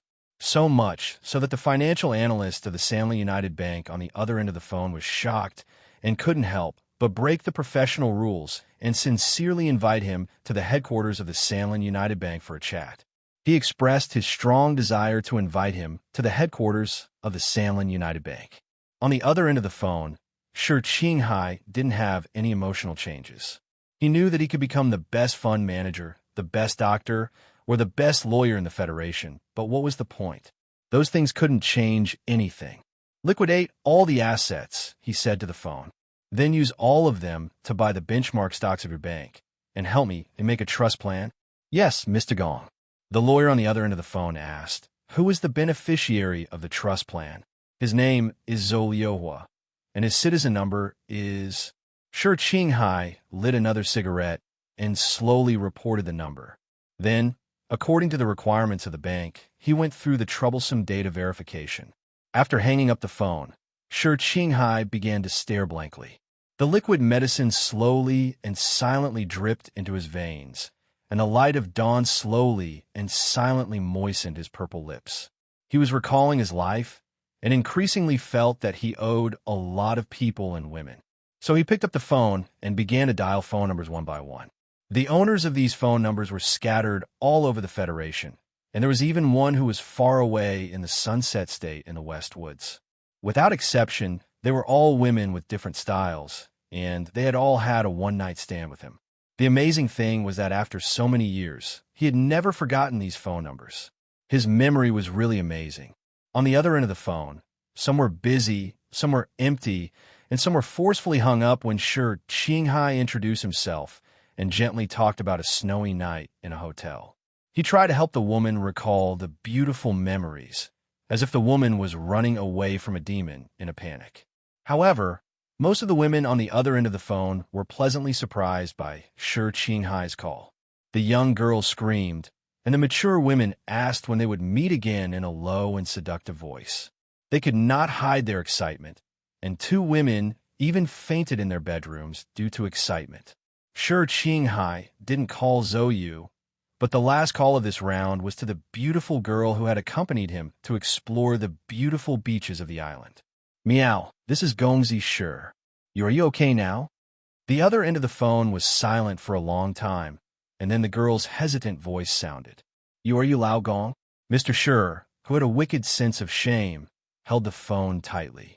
Some time ago, he had told Su Lu that he had been accompanied by so many women in his life, but now that he thought about it carefully, he couldn't forget her on the beach in Nank. Why was that? It was probably because at that time, he thought that he could really relax and even live a normal life. And that beach was really too beautiful. The so-called right person was the one he met at the right place at the right time. It's me. Shi Qinghai gently rubbed his lips with the pad of his index finger, but he couldn't make the purple color fade. I haven't seen you in a long time, so I'm calling to ask how you're doing. Are you still a teacher? The girl on the other end of the phone was silent for a moment, and then answered in a low voice like a well-behaved kitten. Yes. I'm still a teacher at Wangdu number 17 primary school. How about you? Are you okay? What are you doing now? You're in Wangdu? Shi Qinghai's brows furrowed slightly. Thinking about that place that was not far away, he subconsciously looked out the window. He didn't ask this girl called Meow Meow why she still kept her old phone number after so long, because he was afraid of hearing an overly sentimental answer. I'm fine. I'm just calling to see how you're doing, and then thank you for bringing me that beautiful time in my life. Goodbye. After saying this, which he repeated seriously to every girl, Shi Qinghai hung up the phone without hesitation. His light purple lips were tightly pressed together. Chapter 720. Huang Li finished her night shift, but she didn't go back to her cold home. Instead, she went back to her resting room as usual. Although there was one more man in the room, it was much warmer. The nurse was chatting with Shi Qinghai. She wrinkled her cute nose to express her strong dissatisfaction with the smoke, but she didn't stop the needle in her hand. She felt that this kind of life was very stressful and exciting, but she didn't want to stop. Is there anything you want to do, but don't dare to do? Shi Qinghai was lying on his back at the head of the bed with a cigarette in his mouth. He squinted his eyes and looked at the pretty nurse like a pervert. The problem was that his lips were too purple and his eyebrows were too straight, so the pervert became a charming existence in some kind of religious fresco. Why are you so bad? Huang Li shyly buried her head and didn't dare to look at his eyes. She only dared to stare at the needle in the knitted sweater. You're still an officer of the Federation. Shi Qinghai was choked and coughed again and again. He quickly explained, I'm serious. Huang Li frowned and looked up. Her freckles were shining in the morning sun. She suddenly said seriously, I was dumped by my boyfriend. Can you help me vent my anger? Okay. Shi Qinghai's answer was very simple and direct. Aren't you going to ask about the situation? Huang Li opened her eyes wide in surprise and asked while covering her mouth. Please, I'm a spy. I don't have time to study these things. I promise you I'll do it. Shi Qinghai waved the cigarette in his hand. You don't look like a member of the Special Forces. Huang Li put down the sweater angrily and made a cup of high-concentration protein powder for him. After a moment of silence, she explained, my boyfriend found a daughter of a big family. I know this kind of thing is normal. I don't like him now, but I don't want him to be too complacent, so I want to find a very good man to anger him. I like your character, although it's a bit old-fashioned and there's nothing new. Shi Qinghai gave her a thumbs up and said, and if you want to find a good man to anger other men, I'm definitely the best choice in the entire Federation. Virtue. Huang Li ridiculed. Hurry up and get your illness treated. Otherwise, when people see your purple lipstick, they will think that you're from the special industry. Shi Qinghai smiled, but he wasn't angry. He asked, what's your boyfriend's name? Wu Zheng. Huang Li lowered her head slightly and said, he's the most promising doctor in the pathology department. In a narrow lounge, there was an even narrower washroom. Huang Li stared at herself in the mirror in a daze. She did not understand why she trusted that mysterious Federation officer so much and why she would tell him all the painful stories of her past. All of a sudden, she felt a little regretful. Looking at her cheeks that alternated between red and pale in the mirror, she bit her lower lip and lowered her head. This guy looks like a bad guy, but he's really good looking. I hope he won't misunderstand. Why didn't you say you were poisoned? I've already checked. The military drugs you want me to steal are used to treat neurotoxins. The nurse looked at Shi Qinghai nervously and said in a trembling voice, even the doctors don't know how to use these drugs. In the end, we only found the articles in the research system of Area 1. The problem is that this treatment method is still in the experimental stage. Are you going to experiment with your own body? What else can I do? Shi Qinghai did not expect that this silly and cute nurse with freckles would discover the problem in his body through drugs. He smiled gently and said, you were kind enough to hide me here and sleep beside my feet at night. Although I didn't say it out loud, I'm really grateful. I don't want to cause too much trouble for you. There's no difference between looking for a doctor and treating myself. Although I don't know what kind of poison you were poisoned with, it seems that dialysis and blood filtration can't solve the problem. We should go find a doctor and do a clinical blood transfusion. There might be a chance. Huang Li stared at him nervously. Her eyes were wet, as if she was about to cry. It's not that serious. My body is much better now. Shi Qinghai laughed and patted the nurse's shoulder to comfort her. However, he knew that a clinical blood transfusion was useless. The poison used by the Federation's special forces was too powerful. Shi Qinghai believed that this dark force had never used such expensive and rare drugs before. His reaction and treatment methods were timely and accurate, but he still could not stop the invasion of the poison. You haven't gotten better. I've been looking at you every day. How can I not know? Huang Li said nervously. Yes, Shi Qinghai's body had not gotten better. If it wasn't for the fact that he had continuously ingested tiny amounts of poison for 3 years during his special agent training to improve his immune system, he might have already fainted on the hospital bed. There's no hope of survival unless you do a bone marrow transplant after a blood transfusion. Looking at the nurse who was about to cry, Shi Qinghai did not understand why the girl trusted him so much. After a moment of silence, he decided to tell the truth. He smiled and said, "But I don't want to do it. At least, I don't want to do it now." "Why?" Huang Li wiped away the tears on her face and asked in confusion with her eyes wide open. "There's a big possibility that you'll be paralyzed." Shi Qinghai wrinkled his nose and stretched out 2 fingers to show the distance. "It's very big, so it's not interesting. It's interesting to be alive." The nurse clenched her small fists and retorted, "If you could be reincarnated in the next life, but could only be an animal, would you rather be an eagle than a tortoise?" Shi Qinghai lowered his head and smoked a cigarette. His light purple lips were very eye-catching. "So for life, living freely is always more important than dying slowly." The nurse opened her slightly red eyes and said stubbornly, "Why not be a rabbit?" Shi Qinghai smiled and lowered his head to play with the carbon filter between his fingers. He said, "I've drunk the best wine, driven the fastest car, flown a plane or spaceship, played with the most powerful gun, and slept with the most beautiful woman. I have no regrets in this life." Why do these words sound so familiar? Because these are the common lines of the Playboy in Schiller's early scripts. Slept with the most beautiful woman?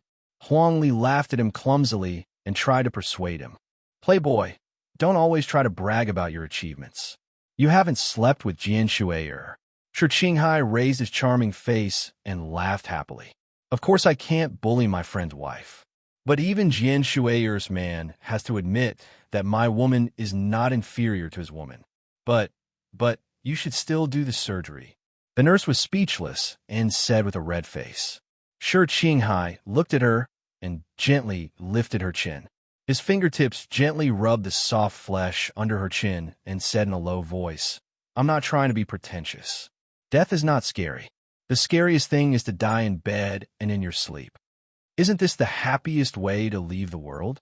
When we're born, we don't know how we came to this world. We don't have the authority to approve or review. We don't even have any memory." Shi Qinghai said, "In this life, there are only 2 words, life and death. You can't remember when you were born. If you don't even know how you died, then your life is too muddled. How can there be any happiness in it? I've always wanted to know or control how I died. If I had enough time, of course I would design my death beautifully. If I had more time, I even wanted to arrange a funeral in advance and let all my friends and family come to give their tearful speeches while I sit in the coffin and watch the drama with a smile." Shi Qinghai's eyes were very calm because he was speaking the truth. "You have a mental illness. You need to be treated." The nurse stared at him in a daze. She bit her lower lip and said stubbornly, "So you can't leave." The electronic pump made a soft beeping sound. The protein decompression process was completed.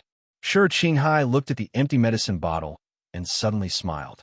He pulled out the needle from the back of his hand, stood on the ground, and put on his clothes. He then put the heavy pistol behind his waist.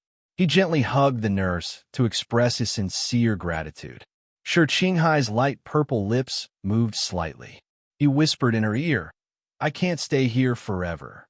If I keep asking you to steal medicine from me, it will be exposed. I promise you, after this mission, I'll come back immediately for the operation." "You're lying to me." Huang Li tightly pursed her lips and said, "I'm not lying to you. I have to do missions.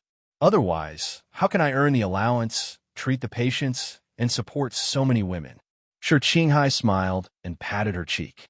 He walked out of the room without stopping. Huang Li stared at the slightly swaying door in a daze. Her fingertips were a little numb and painful. In fact, maybe she had already guessed that this man was lying, but she didn't know why she didn't want to expose him. Women were all captives of romanticism. But for this kind little nurse with cute freckles, that man and this encounter had nothing to do with romanticism. She just looked at the beautiful man with purple lipstick and felt happy. Her heart beat faster. This was not romance. This was love. For the little nurse, these few short days were probably the most unforgettable time in her life. If she wanted to tell her granddaughter the story of the past when she was old, she would definitely not leave out this part. "I'll support you." She suddenly rushed out of the room and shouted loudly towards the end of the corridor. Perhaps because she shouted too loudly, There was even a trace of crying in her voice. No one appeared at the end of the corridor. Only the startled patients and nurses curiously poked their heads out. They looked at the girl who was squatting on the floor and crying bitterly. They didn't know what had happened. Sure, Qinghai, who left the Army General Hospital from the back door, didn't know what had happened upstairs. He smiled and stole a car, then entered the capital special district. He took the necessary tools from a place that only he knew. Then he walked into an old wig shop in a remote area and bought a reddish-brown wig. He looked in the mirror and tried to put it on his head. He felt that the reddish-brown wig and light purple lips were very ugly. He couldn't help but shake his head. Chapter 721. Because of the military god's funeral, many of the Federation government's affairs had to be delayed. Especially some activities that contradicted the solemn atmosphere of the funeral, such as awards, celebrations, and the like, were delayed for a longer time. The first batch of troops to attack the Empire had already rotated for more than a month. Because of this reason, the award ceremony was only held today. The soldiers on the front line were brave and had obtained outstanding military achievements. Because of this, the number of people who were awarded was particularly large. The entire award ceremony was held over 2 days. Yesterday, Mr. President Pabre had already held a ceremony for the 17th Division of the 1st Military Region. Today, the main character of the ceremony was the 3rd Military Region, represented by the Iron 7th Division. And the most important person present today was Vice President Byron. It had to be admitted that Du Shaoqing and his Iron 7th Division had made the biggest contribution in this attack on the Empire. Therefore, even if Mr. President couldn't personally come because of important matters, the entire award ceremony felt a little higher than yesterday. At the corner of the Charter Square, the Parliament Hill had already gathered countless dignitaries. And in addition to the reporters entering the hall, the Federation's major TV stations arranged even more cameras under the long stone steps. They were responsible for transmitting the heroic image of the Iron 7th Division and the other troops to every family's TV screen. Shimin-Jin knew that he would be awarded the second-class Purple Letter Medal today. This was a very rare honor. But this was not the main point he was concerned about. He was worried about his relationship with his teacher. It seemed that he could never return to the past. Although he was still incomparably loyal to his teacher, but it was very clear that after discovering that he directly accepted the mission, his teacher's trust in him was no longer the same as before. Standing in front of the urinal, Shimin-Jin expressionlessly lowered his head to look at the reflection of his figure on the white porcelain. He couldn't help but frown. Many years ago, he knew that the price of the superfine white porcelain urinal in the washroom of the Parliament Hill was exactly the same as the relief money received by the unemployed miners of the Donglan mine. At that time, the young people caused a ruckus on the internet for a long time, but in the end, it didn't arouse any response. If he didn't have the opportunity to come to the washroom of the Parliament Hill today, Shimin-Jin himself might have already forgotten about this matter. Thinking about the naive and impulsive hot-bloodedness of those years, and associating it with today's calmness and prospects, he faintly smiled. He felt that the heat between his legs was very comfortable. At this moment, a sharp whistle came from behind him. Someone walked in. The whistling sound was not loud, but it was particularly sharp. The tune was lively and jumping without stop. Moreover, it was somewhat familiar. Shimin-Jin wrinkled her eyes and nose at the same time. She wanted to distinguish what tune this was. It was obviously familiar, but she didn't remember such a lively tune. Her teacher also shouldn't have played it before. The person behind Shimin-Jin stepped on the wet floor and walked back and forth. He heavily put down the bucket and mop, then closed the door and started whistling again. After that, he walked toward Shimin-Jin. As a matter of fact, when the whistle sounded for the first time, the muscles of Shimin-Jin's genitals had already begun to tighten vigilantly. Some kind of indescribable extreme sense of danger made him quickly stop the action of excreting and prepare to welcome the attack. That person didn't launch an attack. Instead, he stood silently behind him. Along with 2 clear pa-pa sounds, 2 long cleaning gloves were thrown beside Shimin-Jin's feet. Water splashed on the shiny military boots of this officer, immediately destroying the kind of solemn ceremony beauty.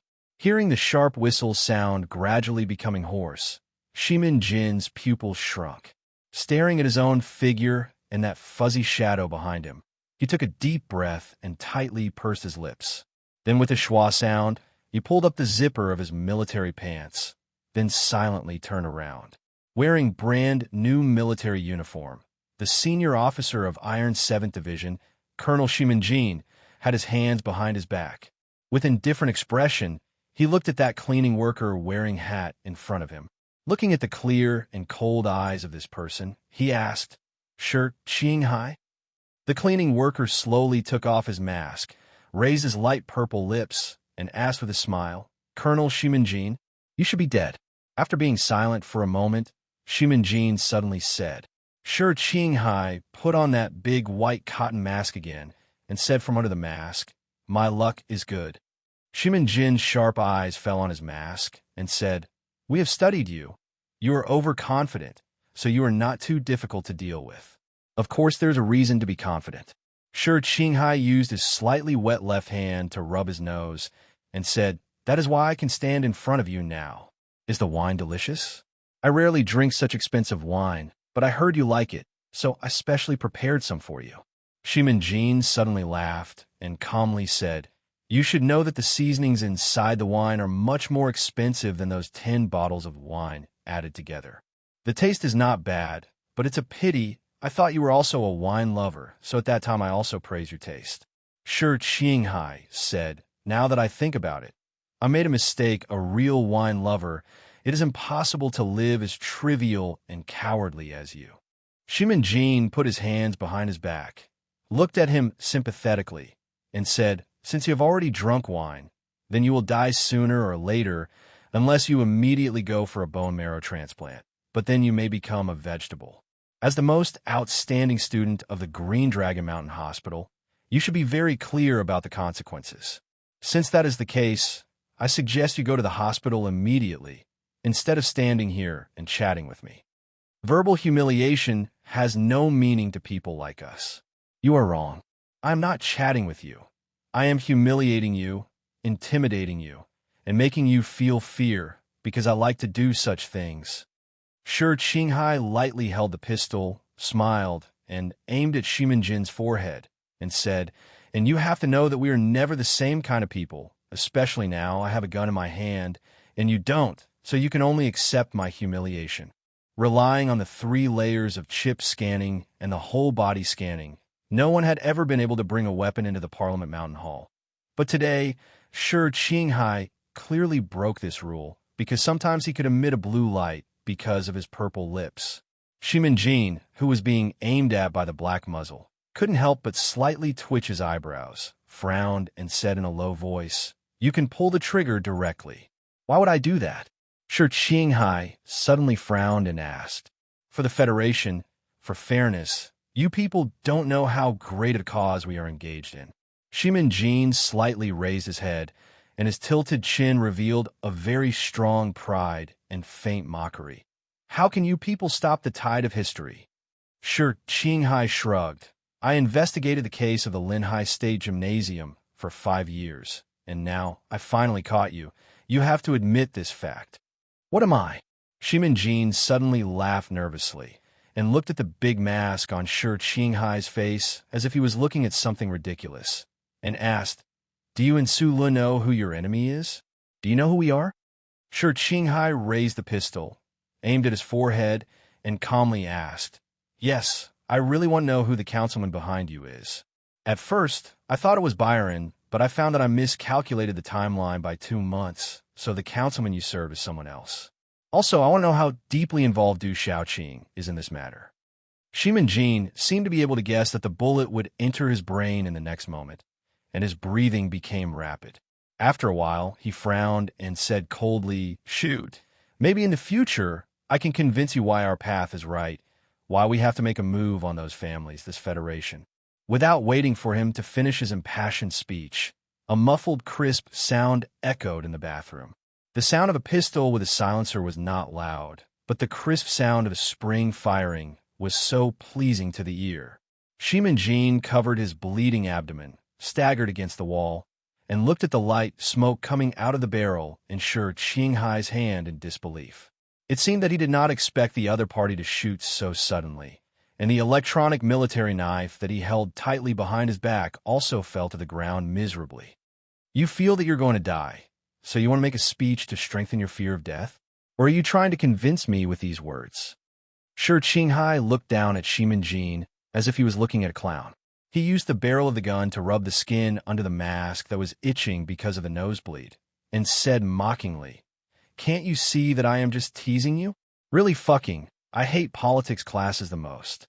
Shimin face was pale, and he covered his bleeding abdomen. He was in so much pain that beads of sweat were dripping from his forehead. He weakly slid down from the wall and sat in the fine porcelain urinal. He spread his legs weakly, breathed rapidly, and said with a sad smile, "How can you people understand? I don't need to understand your greatness, glory, and rightness." Shi Qinghai expressionlessly dealt with the silencer. He did not even look at him, and said, "Everyone has their own greatness, glory, and rightness. For me, what you did was murder, shameless and despicable." He raised his right foot and stepped on Shimin lower abdomen. He pressed the wound with his other hand, took out a small ball made of metal wire from his backpack, and began to pull it out continuously. Shimin was in so much pain that his face turned pale. He asked, "What do you want to do?" In the politics class of Green Dragon Mountain, there is a saying that not only must justice be done, in order to make people believe it, it must also be seen by people. Shi Qinghai lowered his head and put the metal wire through the officer's throat. He then wrapped it around the officer's back and tied a few very complicated knots. He also installed a few compound pulleys. He then explained, "The signature is Beachcammer." Later, I checked again and again, but I couldn't find out who this Beachcammer was, so I suspect that this is a famous saying forged by the 4 departments of Green Dragon Mountain. But I'm going to do this today. After tying the end of the extremely tough metal wire to the metal switch of the urinal, Shi Qinghai checked it with satisfaction. After that, he turned his head and looked at Shimin who was breathing more and more rapidly, and said, "This matter is related to justice, because this matter is related to the deceased in Linhai Prefecture's gymnasium, the deceased in the concert, as well as my cute fat teacher, these innocent people." Shimin smiled sadly and said, "Jian Shue'er's concert has nothing to do with me. Oh, sorry, I have wronged you." Shi Qinghai apologized slightly exaggeratedly, and then said in a deep voice, "Isn't this what you are best at? I want your punishment to be seen by people, and I have to deal with a lot of things later, such as that teacher of yours, that mister who is about as fat as my teacher, so you can't die too quickly, otherwise the people in the Bureau Proclamation will react." Shi Qinghai continued his work of twisting the metal wire. Sweat gradually seeped out of his back. He gasped for breath and said, "Ralph Snow Mountain knot. Isn't it very professional?" Shimin was in so much pain that he couldn't speak, but he still nodded valiantly. Shi Qinghai picked up the military knife from the wet ground and made 2 cuts on Shimin abdomen, then slowly stabbed it in. The friction between the sharp metal and the tight muscles made a strange sound, and blood slowly seeped out from the edge of the knife. That gun pierced through the small intestine and destroyed your columnar nerve bundle. This stab just happened to enter the spleen, 0.3 centimeters. According to the speed of bleeding, you will immediately lose consciousness, and then after half an hour, you will die, and then the Bureau of Proclamation will receive the message that your chip is no longer working. Shi Qinghai frowned and slowly pulled out the military knife and gave the last technical explanation to Shimin who was about to faint from the pain. "Don't you think I am very professional?" After throwing the military knife into the side compartment, Shi Qinghai took off the mask and wiped the blood clot that was flowing out of his nose. He gasped for breath, and then Shimin who was leaning against the urinal, lit a cigarette and took 2 deep breaths. There is another important reason for this matter, and it has nothing to do with justice. He looked at the row of porcelain urinals opposite the room and said with the cigarette in his mouth, "You are a very professional guy, and I am also a professional. Since we have been doing this for so many years, in the end, We have to be very professional and fight for victory and defeat. As a man, isn't this what we fight for our whole life? Shi Qinghai took out the cigarette in his mouth and stuffed it into Shimin Jin's mouth and then patted his face. Shimin Jin's dry lips quickly trembled and greedily took 2 deep breaths. Actually, if you really believe in those things that you insist on, just before you die, you don't need to say it to convince yourself. Shi Qinghai took out that reddish-brown wig from his clothes and with some difficulty put it on Shimin Jin's head, then took out his mobile phone and aimed it at him and seriously said, "Smile." The cigarette fell on the clothes and then fell into the pool of blood and was instantly extinguished. Shimin Jin finally fainted and was tied up by the metal wire. The 2 wounds on his abdomen were slowly bleeding, and his dry lips were spitting out blood bubbles. He was paralyzed and humiliated as he sat on the urinal, sitting on his own urine. This is what I promised that guy in the past. Shi Qinghai looked at the unconscious enemy and somewhat regretfully shrugged his shoulders. After thinking for a while, he squatted next to the urinal and put his face next to Shimin Jin's face. He raised his cheap mobile phone high and took a selfie, and then sent a text message to Sulu, who was far away in the Westwoods. In the photo, Shimin Jin's lips were white, and he was spitting out blood bubbles in his unconscious state. Coupled with the poor quality reddish-brown wig, he looked like an evil clown. Mr. Shi's face next to him was smiling very happily. Although he had a pair of light purple lips, he was so beautiful, but there was a kind of cruel and innocent beauty. Chapter 722. Shi Qinghai took off his janitor's uniform, took out a dark green military windbreaker from his backpack, and put on. Then, he began to attach a gun to the standard buckle on his belt. All kinds of guns were neatly arranged inside the windbreaker, glowing faintly, like a series of sharp knives prepared by a master chef. Whistling faintly, he walked to the sink and washed his face. After rinsing off all the sweat and blood with cold water, he began to seriously apply lipstick in front of the mirror. This time, it was a real lipstick. It was to cover up the purple color of his fake lips. Looking at the handsome and charming man in the mirror, but because of his pale face, he looked extremely haggard and pitiful. Mr. Shi raised his eyebrows in annoyance, squinted his eyes, and slapped his cheeks, indulging in the violent and crisp sound of the slapping to make his skin rosy. He took out a comb and meticulously combed his hair until it was smooth and bright. After confirming that even a fly with a cane wouldn't be able to stand on it, he nodded in satisfaction. He took out a pair of glasses with thick lenses from the pocket of his windbreaker and put them on the bridge of his nose. Then, he gently rubbed the button on the leg of the glasses with the pad of his finger and began to wirelessly connect to the signal transmission point outside the building on Parliament Hill. After finishing his preparations, Shi Qinghai walked out of the bathroom, locked the wooden door with a tool, and hung a sign saying cleaning in progress on it. Then, a light and cute whistle sounded from his lips again. In the corridor covered with a plush carpet, a noble woman brushed past him. Suddenly, she turned around and looked at him, a glimmer of light flashing in her eyes. At this time, Shi Qinghai was wearing the dark green military windbreaker and looked extremely handsome. The eye-catching gold one on the shoulder of the military windbreaker added a touch of valiance that intoxicated the noblewoman. What song were you humming just now?" the noblewoman asked with a smile. Shi Qinghai stopped in his tracks and answered with a smile, "Madam, it was 27 glasses of wine." "A very old and beautiful song," the noblewoman said reservedly. "Are you an officer here to participate in the award ceremony? I know there will be a dinner after the ceremony, but I don't know if you have any plans after the dinner." This noble lady was very charming, but unfortunately, Shi Qinghai did not have the time.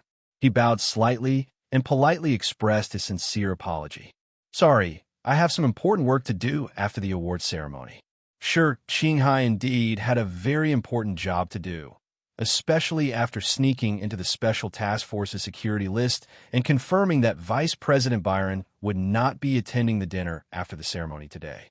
Instead, he would be leaving right away, so he was forced to work earlier.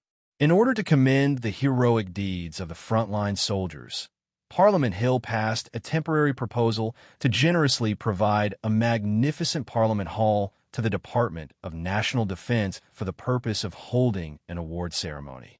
Shi Qinghai leaned against the inconspicuous wooden door on the side. Holding a glass of light-colored sparkling apple wine, he calmly observed the interior of the tall and magnificent Parliament building. After the award ceremony, there would be a grand dinner. The organizers had prepared a huge wine tower, which happened to be behind the door behind Shi Qinghai. The light blue sparkling wine had a pleasant color to it, and it looked like the perfect combination of magnificence and serenity in the mountains. Shi Qinghai finished a glass of sparkling apple wine and drank another. When he picked up the third glass, he raised his eyebrows slightly and looked up alertly. He saw a beautiful woman in the crowd in the distance. She was wearing a Federation officer's uniform, but there was a little red flower in her cloud-like black hair. She was looking at him coldly. Zhou Yu is now the deputy director of a policy research room in the Department of National Defense. It was not strange for her to appear at an awards ceremony organized by the military. In particular, Minister Zhou Yingxing was unable to attend the ceremony because she had to preside over the posture test at Transit Base Number 1. Her presence could at least relieve some of the tension. Zhou Yu did not know that Shi Qinghai had gone missing during this time, so when she saw him standing in an inconspicuous corner wearing a well-ironed military trench coat, she only felt a little strange. Shi Qinghai raised the glass of sparkling apple wine in his hand and smiled at her. When he saw that she seemed to want to talk to him, he frowned slightly and put the glass on the table behind him. He then blended into the chaotic crowd and silently walked to the front of the Parliament Hill's rostrum. 6 professional high-definition cameras moved slowly in different positions, broadcasting the scene in the Parliament Hill to every household in the Federation. The award ceremony officially began. The officers of the 3rd Military Region's Air and Ground Support Brigade were the first to receive the award, followed by the other heroes of the 3rd Military Region's field forces. It was not until the second half of the ceremony that the famous officers and soldiers of the Iron 7th Division walked up to the rostrum and received the medals and awards from the hands of the Parliament members. Even on such an occasion, the officers of the Iron 7th Division were very stingy with their smiles. Their waists were straight, their bodies were straight, their eyes were straight, and their hands were on the Magna Carta. Their expressions were firm and calm, just like their teacher, Du Xiaoqing. Even more enthusiastic applause sounded in the Parliament Hall, but because the interior of the building was too spacious, the loud and enthusiastic applause could not receive the same enthusiastic response from the walls. In a very short time, the applause was annihilated and could not be heard. The architect who designed the Parliament Hill back then probably hated the constant meetings of the Federation. Every time there was a meeting, the Parliament members had to applaud enthusiastically. So, he deliberately designed the hall in such a way that it conflicted with the principles of sound. Shi Qinghai thought about these boring and extended thoughts while quietly watching the big shots of the Federation on the rostrum. What puzzled and slightly disappointed him was that Du Xiaoqing did not come to the ceremony in person. The ceremony reached its final stage. The kind-looking Vice President Byron walked down the rostrum accompanied by the Special Task Force agents and the Parliament members. Everyone who was familiar with the highest command of the Iron 7th Division knew that there were only 3 officers of the Iron 7th Division who were qualified to be worn by the Vice President of the Federation in person. They were Commander Du Xiaoqing and his 2 most loyal and reliable arms, Shimenjin and Dongfang Pei. However, Commander Dongfang Pei had now been stripped of all his military positions and was coldly kicked into the NTR unit of the 17th Division by Du Xiaoqing. Although there was no good news of his sacrifice for the country, he was certainly not qualified to receive the Federation's commendation. Du Xiaoqing did not come at all. For this ice general, all the warm celebrations in the special district of the capital made him feel disgusted and uncomfortable. Therefore, Colonel Shimenjin was the only one left in the highest command of the Iron 7th Division as a representative. At this time, no one knew that he had been tied to a urinal by metal wires and was playing the role of a sad, bleeding clown. He was on his last breath and could die at any time, and a one answered. Shimin did not appear. The empty building on the Parliament Hill became quiet. The officers attending the ceremony and the crowd watching the ceremony did not know what had happened. On the rostrum, the official in charge of presiding over the ceremony quickly glanced at the camera lens that was still broadcasting live. He stood behind Vice President Byron and whispered a few words. The general idea was that he wanted Vice President Byron to give a touching speech in advance to fool the awkward atmosphere. But not everything in the world could be fooled by politicians, at least not today. Clear and powerful footsteps were heard. Heavy military boots crushed the precious wooden stairs. Shi Qinghai walked up to the rostrum with a smile and slowly undid the first button of his dark green military windbreaker. Before the agents of the Special Task Force and the Parliament staff could react, he said, "I know where Colonel Shimin is." When he said this, he gently placed his left hand on the huge and thick Magna Carta. He looked at the people below the rostrum calmly. The red on his slightly pursed lips could not hide the shocking purple. A staff member walked up to him and said in a low voice, "Mr. Officer, this is the awards ceremony. The Federation is broadcasting it live. Please go down first. I don't want to send security personnel." Shi Qinghai coughed softly and explained, "I am indeed not the guy who came to participate in the awards ceremony. You can tell from my military uniform that I am not from the 7th Division. I am from the Special 1st Division." After the Federation's reconciliation, a large part of the anti-government forces in Green Dragon Mountain were reorganized by the government and were given a new name, which was the Special 1st Division. In the battle to destroy the Imperial Expeditionary Force in the West Woods, the Special 1st Division performed well and made great contributions. However, the Federation government seemed to have turned a blind eye to this matter. People thought they knew the purpose of this officer's visit and could not help but feel a little embarrassed. The Parliament Hall became even quieter. "Does no one want to know where Colonel Shimin is?" Shi Qinghai smiled and looked at the people below the rostrum. In the crowd, someone shouted, "Where is he? Tell us." "He is now waiting for trial in the moral court death." Someone answered. Shi Qinghai was finally satisfied. He smiled and said, "There are other people who are about to be tried." He gently stroked the linen cover of the Magna Carta with his palm and looked back at those members who were confused. He looked at Vice President Byron, who was walking back to the rostrum under the protection of the special agents, and suddenly started to call out names. Vice President Byron, Senator Mace, Senator Paulson, General Hu Zhu. After calling out the names of 6 or 7 important people, he narrowed his eyes and glanced at the stiff people on the rostrum. He smiled and said, "Very good. Most of you are here. Then I announce, because you were involved in the Lin High State Gymnasium assassination, the ancient bell attack, the murder of my fat teacher, and the fact that you control the Federation government and the judicial system, according to the First Charter and the relevant amendments, I have decided to execute the citizen's arrest right on you." Shi Qinghai put his left hand on the thick Magna Carta, looked at those people, and said seriously, "If you resist, I will execute you directly according to the arrest right and the militia wartime regulations." Shi Gongzi's calm voice echoed in the solemn and empty hall.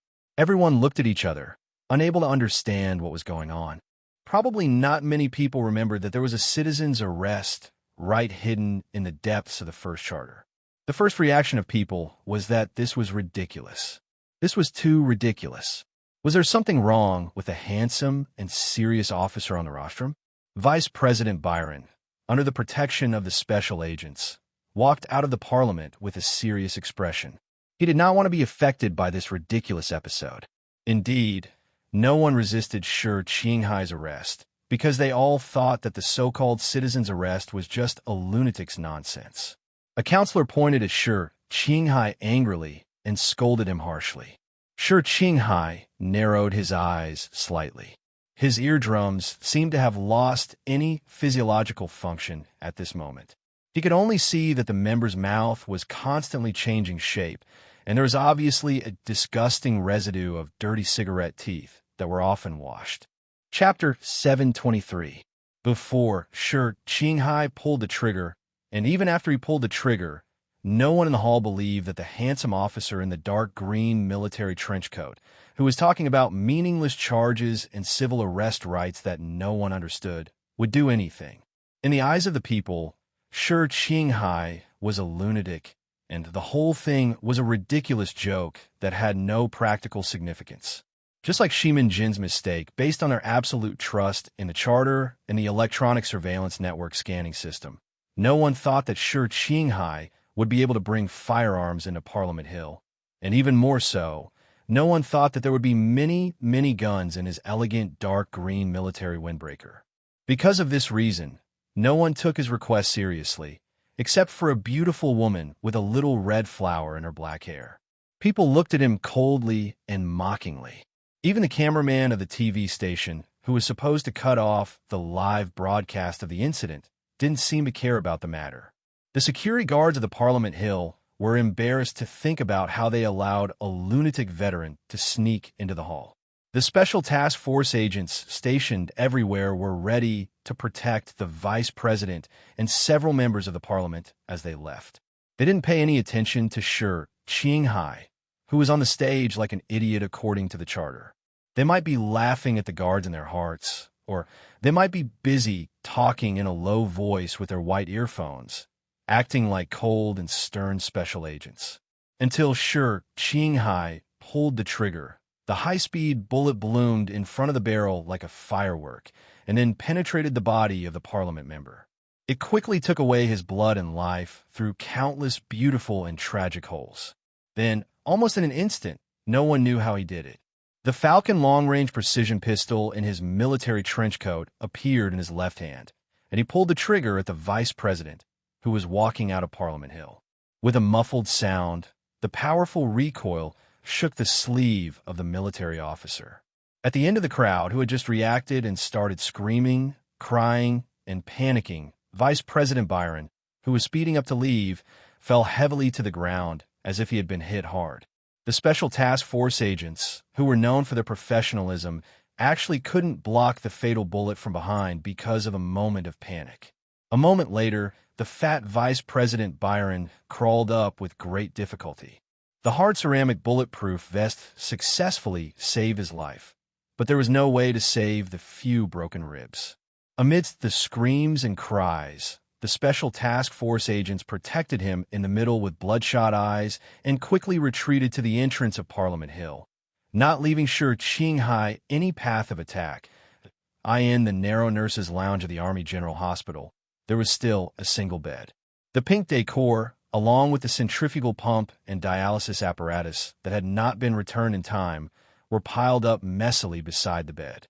At the very least, it proved that that person really existed and had really appeared. The pretty nurse pursed her lips sadly. Her nose was blocked, and the few cute freckles on the bridge of her nose had lost their luster. At this time, a familiar voice suddenly sounded on the TV screen.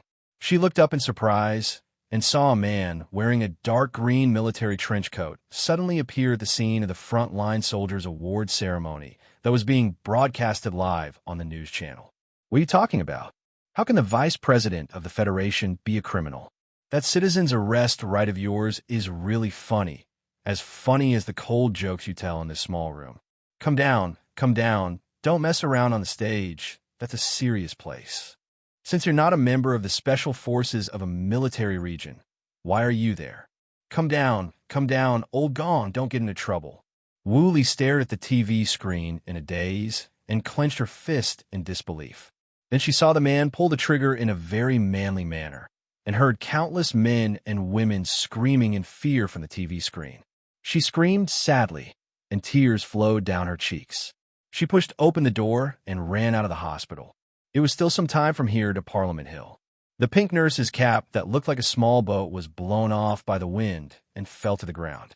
It still looked like a boat, but it also looked like a flower petal. Westwood's Sunset State. Sulu sat on the sofa with a gloomy expression.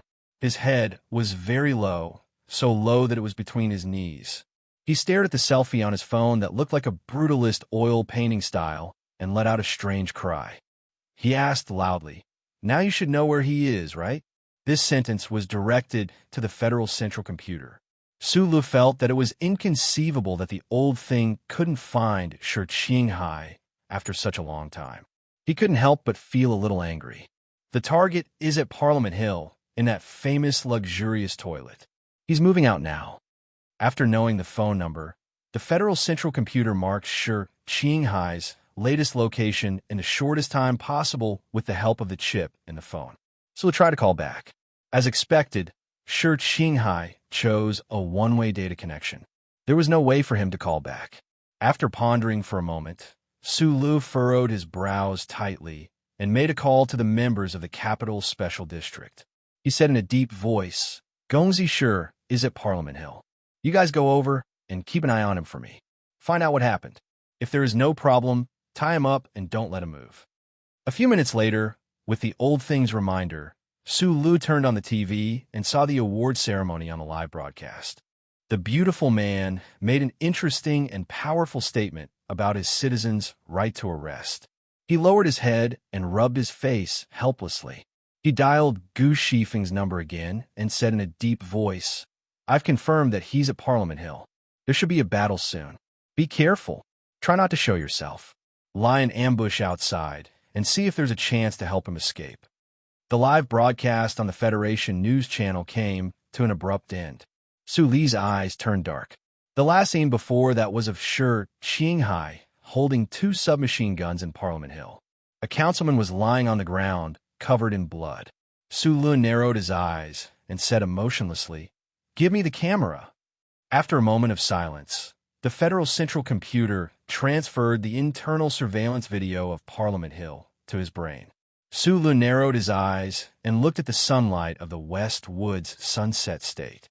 In fact, he was looking at Parliament Hill billions of astronomical units away. He was looking at the beautiful man in the dark green military trench coat fighting a bloody battle. Pursing his lips and taking deep breaths, Sulu held the heavy handgun tightly with both hands and slowly aimed it at his chin. The cold barrel of the gun sank deep into his skin. As long as his index finger moved slightly and gently pulled the trigger, the fatal bullet would penetrate his skull and fly out with his skull, flesh, and brain matter. That it was a scene of panic. The ground was filled with smoke and dust, and precious wood pieces were flying everywhere. Shi Qinghai, with a calm face, kept shooting.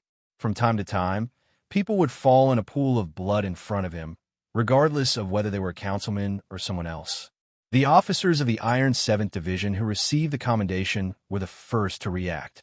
However, they didn't have any weapons with them, so most of the officers ran out of Parliament Hill. The remaining two officers fearlessly rushed over, trying to use their bodies to block Shi Qinghai's massacre of the councilman. Shi Qinghai stretched out his arms and calmly suppressed the guards who rushed into the hall. However, this gave the two officers a chance to get close to him. The dark green military trench coat seemed to be facing a strong wind. With a whistling sound, the hem suddenly swayed. His right leg shot out from the hem like lightning and kicked the officer's lower abdomen. Almost at the same time, his waist and abdomen used the force of the recoil to pass under his armpit with the submachine gun on his right hand, sweeping across with terrifying gunfire. In an instant, the officer of the Iron 7th Division who attacked from behind had his thigh cut off neatly from the middle. With a muffled cry, he knelt on the ground, blood spurting out of the terrible wound. Sharp alarms rang in Parliament Hill. The guards rushed in, and so did the agents of the Federation Bureau of Investigation and the Special Task Force who had been stationed at the periphery of Parliament Hill for many years. Accompanied by the screams and cries of the fleeing crowd, the sound of bullets whistling through the air was everywhere. Hard dust splashed on the walls and chairs from time to time, and new holes were formed. In the face of such a situation, Mr. Shi was very calm. In fact, he was very calm. It was as if he didn't care that the shrapnel that flew under his earlobe would break his cervical vertebrae if it was slightly off target. He also didn't care how many elite police officers were blocking his way. He calmly raised his gun, aimed, and fired. He calmly, quickly, and accurately reloaded. He crouched on his left knee and dodged, using the heel of his sturdy military boot as an axis to roll. He also fired while rolling, displaying all the military skills he had learned in the first military academy in Green Dragon Mountain perfectly. He didn't make a single mistake. In addition, there seemed to be an endless supply of ammunition in his dark green military trench coat. From time to time, some of the Federation guards and agents would fall with blood splattering everywhere. Gradually, the rain of bullets became sparse, and he was actually suppressing them all by himself.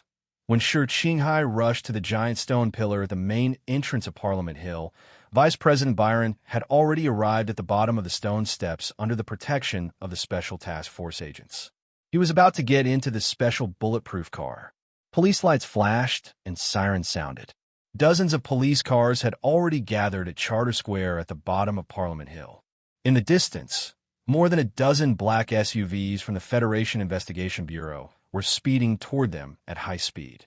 The stone steps of Parliament Hill were too long for standard firearms to be able to shoot accurately. At least, the gun in Shi Qinghai's dark green military trench coat, which was dripping with blood, couldn't do that. Shi Qinghai held the gun with both hands and squinted at the special bulletproof car at the bottom of the stone steps, as well as the chubby vice president of the Federation beside the car. At that moment, Vice President Byron seemed to have sensed something. He turned around and glanced at the entrance of Parliament Hill. His expression was calm, and his attitude was calm. Shi Qinghai loosened his grip, and the two empty submachine guns fell to the ground with a clatter.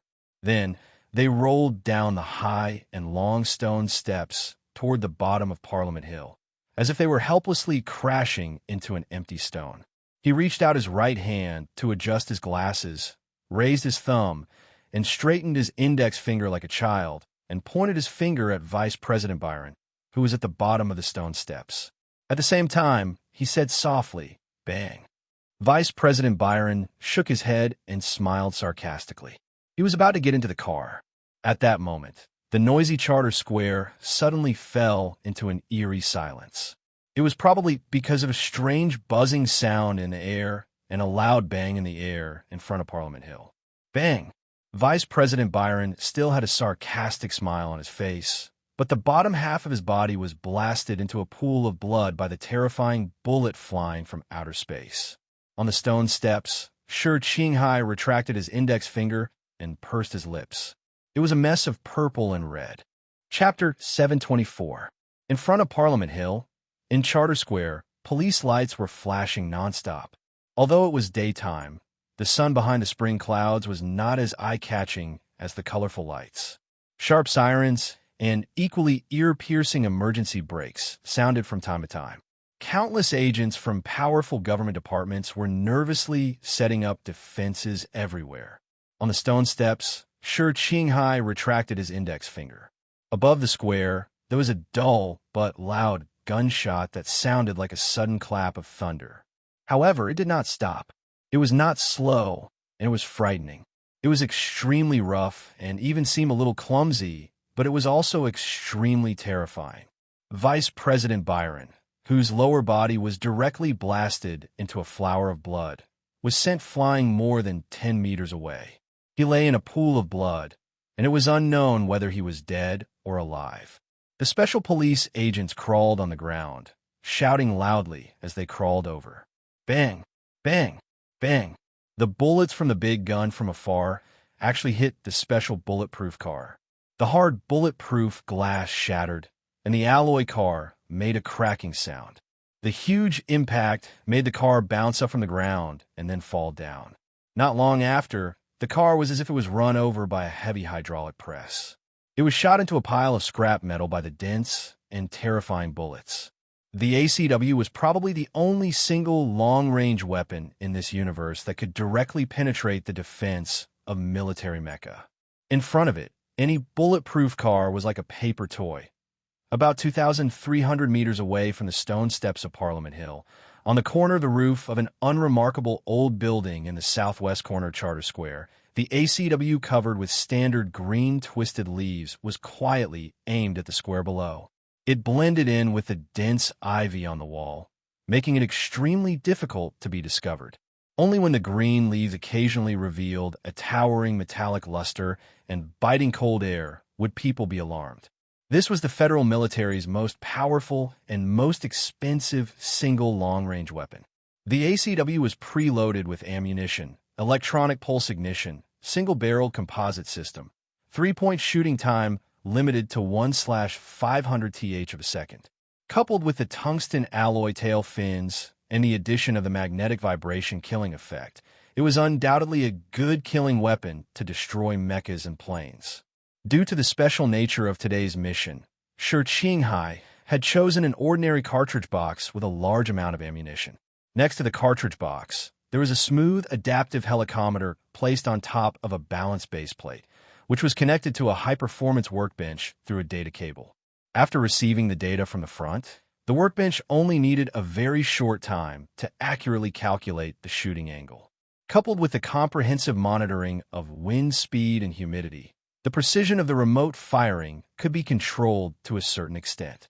With a muffled sound, the bullets spurted out from the thick barrel, and the heavy body of the gun retreated along the slide at high speed. It heavily hit the shock absorber and then repositioned itself. When the bullet tore through the air and exploded with a terrifying thunder in the sky above Charter Square, the thick black barrel of the ACW had already finished adjusting the shooting angle according to the calculation. The muzzle quickly and smoothly raised or lowered its head silently and continued to spew out the second bullet. As the muzzle of the gun continued to spew out flames, the air above the balcony of this ordinary apartment building in the southwest corner of Charter Square seemed to have started to become anxious. The beautiful and quiet deep creepers had slightly curled up leaves and were trembling incessantly. Shi Qinghai took out the gun and his military windbreaker as fast as he could. He turned around and looked at the police officer hiding behind the stone pillar in the 7 o'clock direction. His left hand's finger lightly pressed, and the sensitive red pulse button was triggered with a click. The terrifying ACW on the apartment building in the distance collected the signal from the glasses, and the signal from the chip in the windbreaker completed a triangular physical positioning calculation in a very short time, adjusted the shooting angle, and then fired. Bang! With a loud bang, an obvious hole appeared in the concrete pillar. In the midst of the flying debris, the police officer was covered in blood, and he rolled out with a miserable howl. The glasses on the bridge of the nose would be displaced, and this kind of long-distance calculation would ultimately have a deviation. Therefore, the ACW's shooting this time wasn't perfect, but with its terrifying power, it was enough to complete the tactical requirements. Shi Qinghai looked at the police cars that had completely surrounded the square. His face was expressionless, but his eyebrows were slightly furrowed.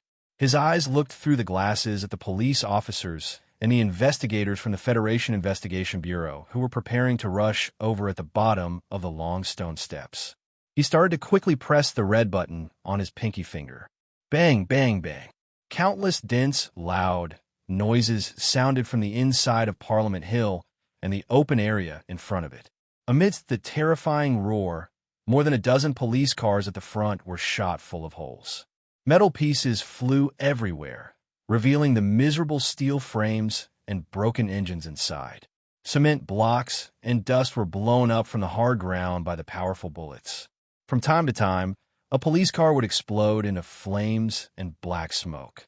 Some vehicles flew high up into the air, only to fall heavily and shatter into pieces.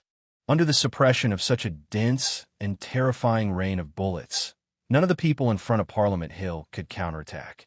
All the police officers and investigators dodged in all directions, rolling and crawling quickly, retreating to the grassy field behind them.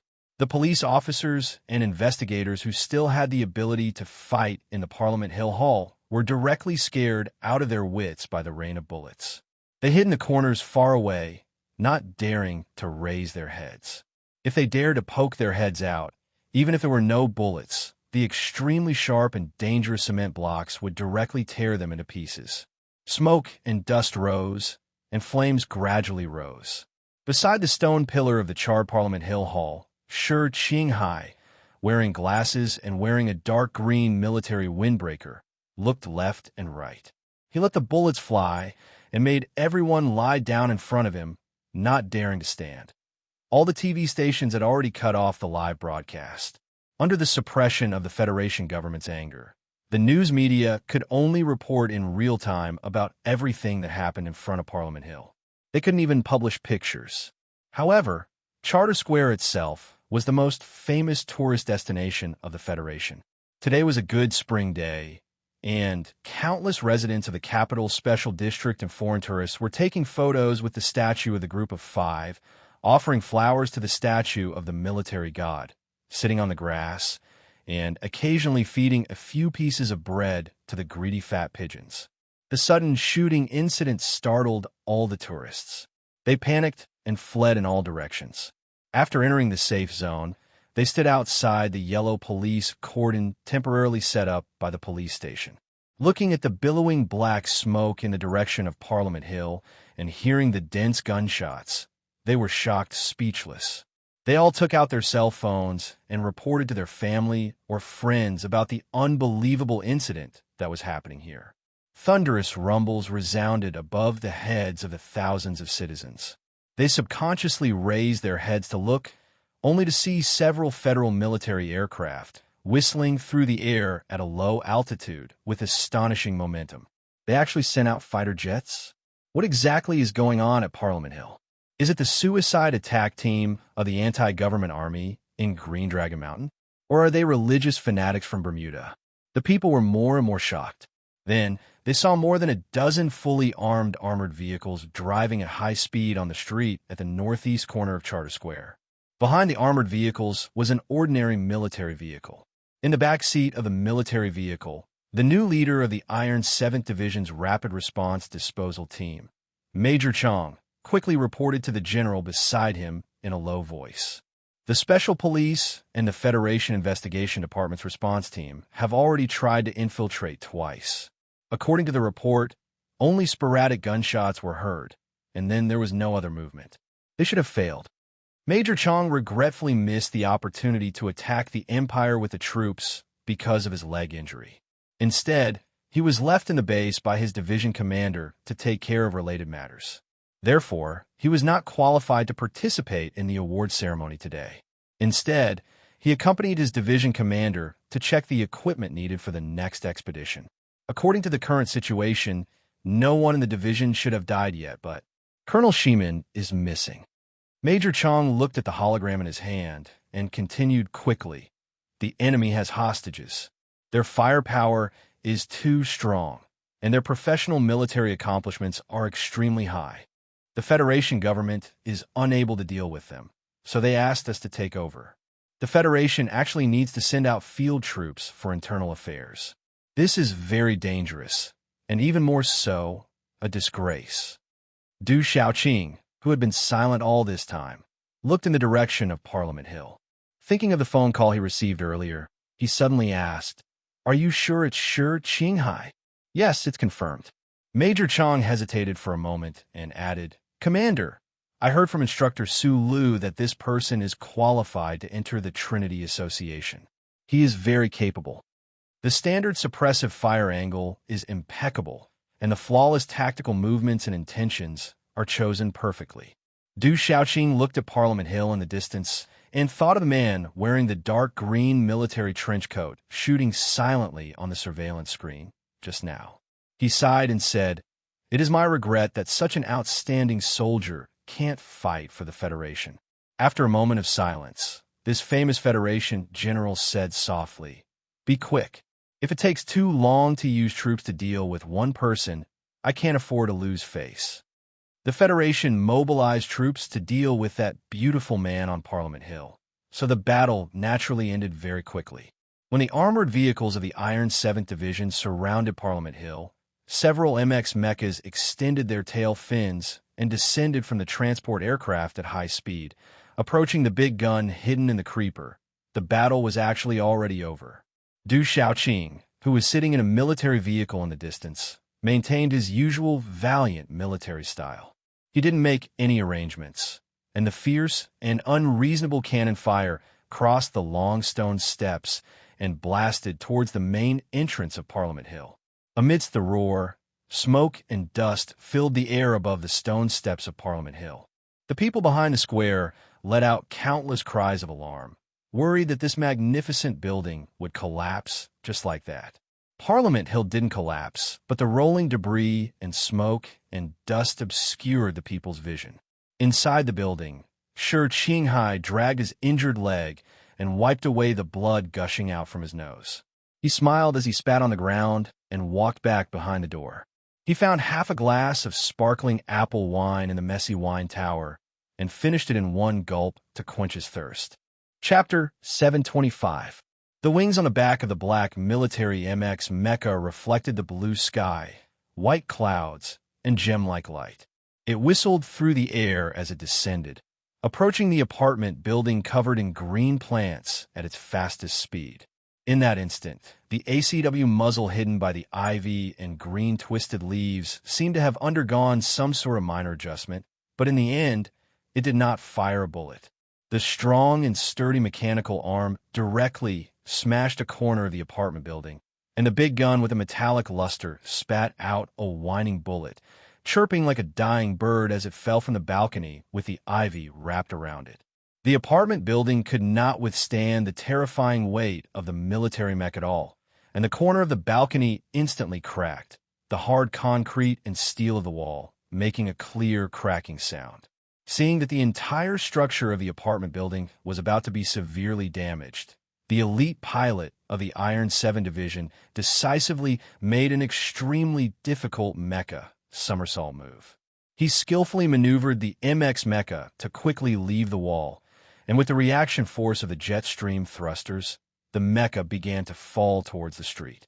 The square West Street that was under traffic control was already empty of all vehicles, and there was not a single person in sight. The heavy military MX mecha smashed heavily onto the ground. Its two thick alloy mechanical legs stomped fiercely, and the multi-dimensional cavity hydraulic valves at its knees let out an ear-piercing screech as if they were about to burst open at any moment.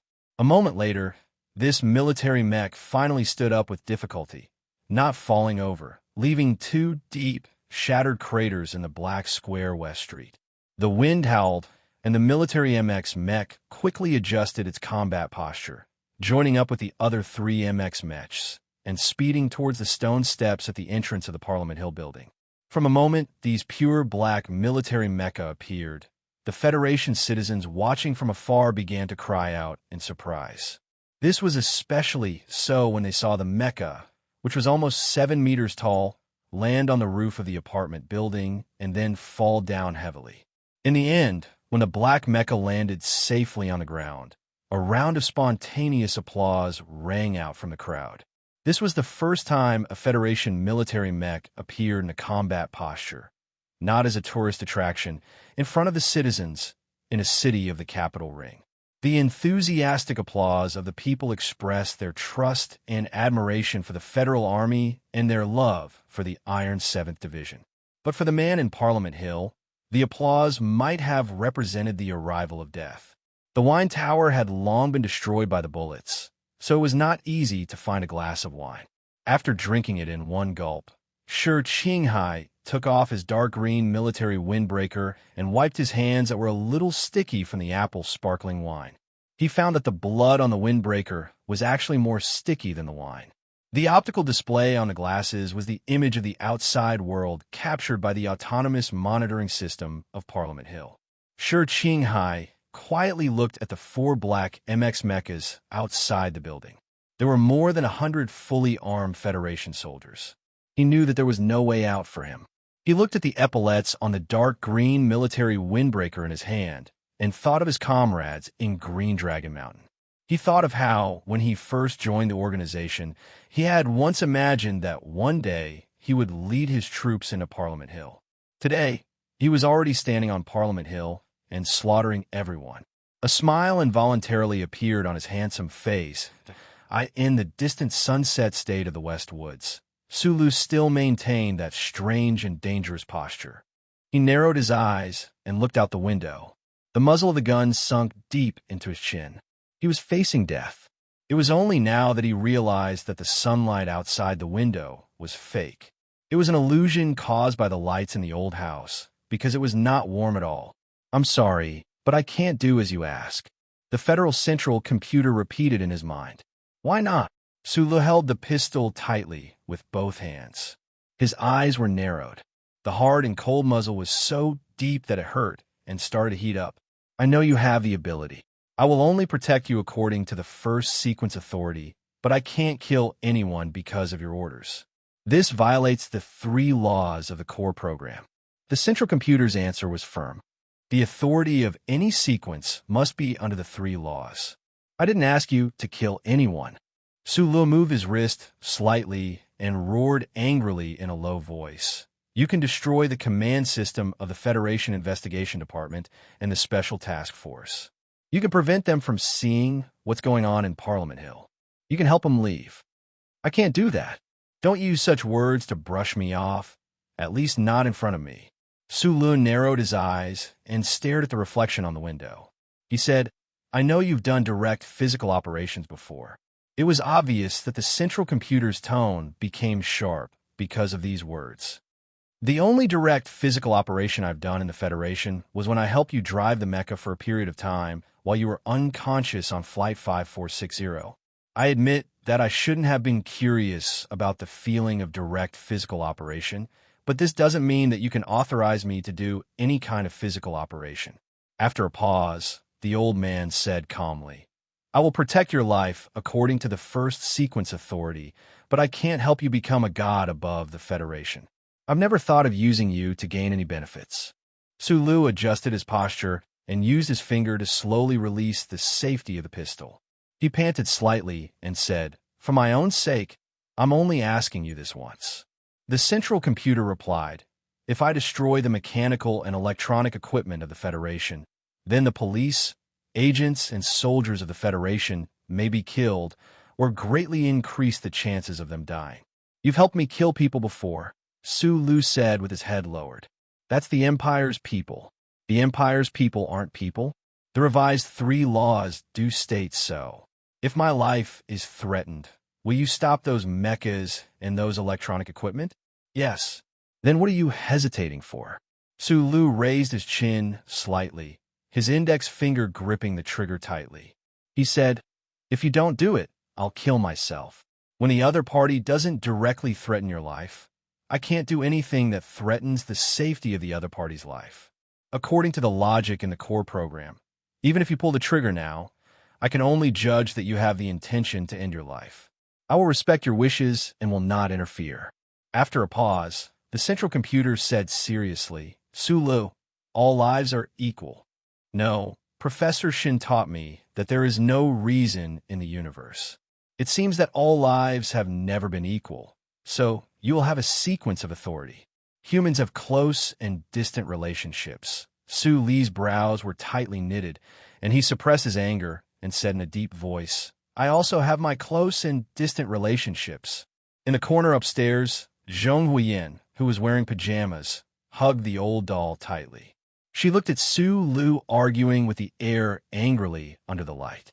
She looked at the pistol he aimed at her chin and felt very scared. At this moment, the phone rang. The noisy and chaotic Charter Square gradually quieted down because the Iron 7th Division strongly requested all the Federation government departments to turn off the police lights and sirens. The thin clouds in the sky were pushed to the west by the spring wind. The smoke was blown away, and the sight in the square became much clearer. In the military vehicle set up as the temporary headquarters, Du Shaoqing looked at his subordinates with a calm and slightly mocking expression. He waved the plan in his hand, shook his head, and said, Do you think this is a war with the Imperial Royal Army? There is only one person in the Parliament building, and the General Staff is seriously coming up with a plan. Are you all idiots? No one dared to say anything. Because of the video in their hands, and because some of their colleagues were seriously injured by that person, the officers of the Iron 7th Division, who were urgently transferred by the military to deal with this incident, took it very seriously and seriously came up with a very complicated attack plan. According to this plan, even if Shi Qinghai was a monster, he would still be turned into a pile of meat paste. Because there are hostages in the building, we attack by force? Du Shaoqing's gaze was cold as he stared at the staff officers and said in a low voice, Who can explain this logic? The staff officer stepped forward and explained, "The target is already surrounded, and he knows very well that there is no chance of him escaping. According to the analysis of the target in the relevant files, he will definitely not surrender. Then, in this desperate situation, he is very likely to go berserk and start slaughtering the hostages. So the General Staff recommends organizing a strong attack as soon as possible. According to the blueprints sent by the Ministry of Construction, the MX Mecha should not affect the overall structure of Parliament Mountain if they force their way through. Give up on the attack plan. Let's wait for this person to surrender or commit suicide." Du Xiaoqing looked at the doubtful eyes of his subordinates and calmly explained, "Shi Qinghai is not a person who likes to kill. If he had already lost his mind, then the half-arc of dense suppression by ACW wouldn't have only destroyed 20 or so police cars. I'm afraid that hundreds of police officers would have been killed by him." Right at this moment, there was a sudden commotion in Charter Square. An officer shouted in surprise, "The target is out." On the surveillance screen, Shi Qinghai walked out from the entrance of Parliament Mountain, which was still emitting black smoke.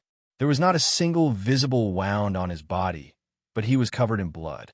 He used his right arm to wipe his nose continuously, the gun in his hand swinging around casually.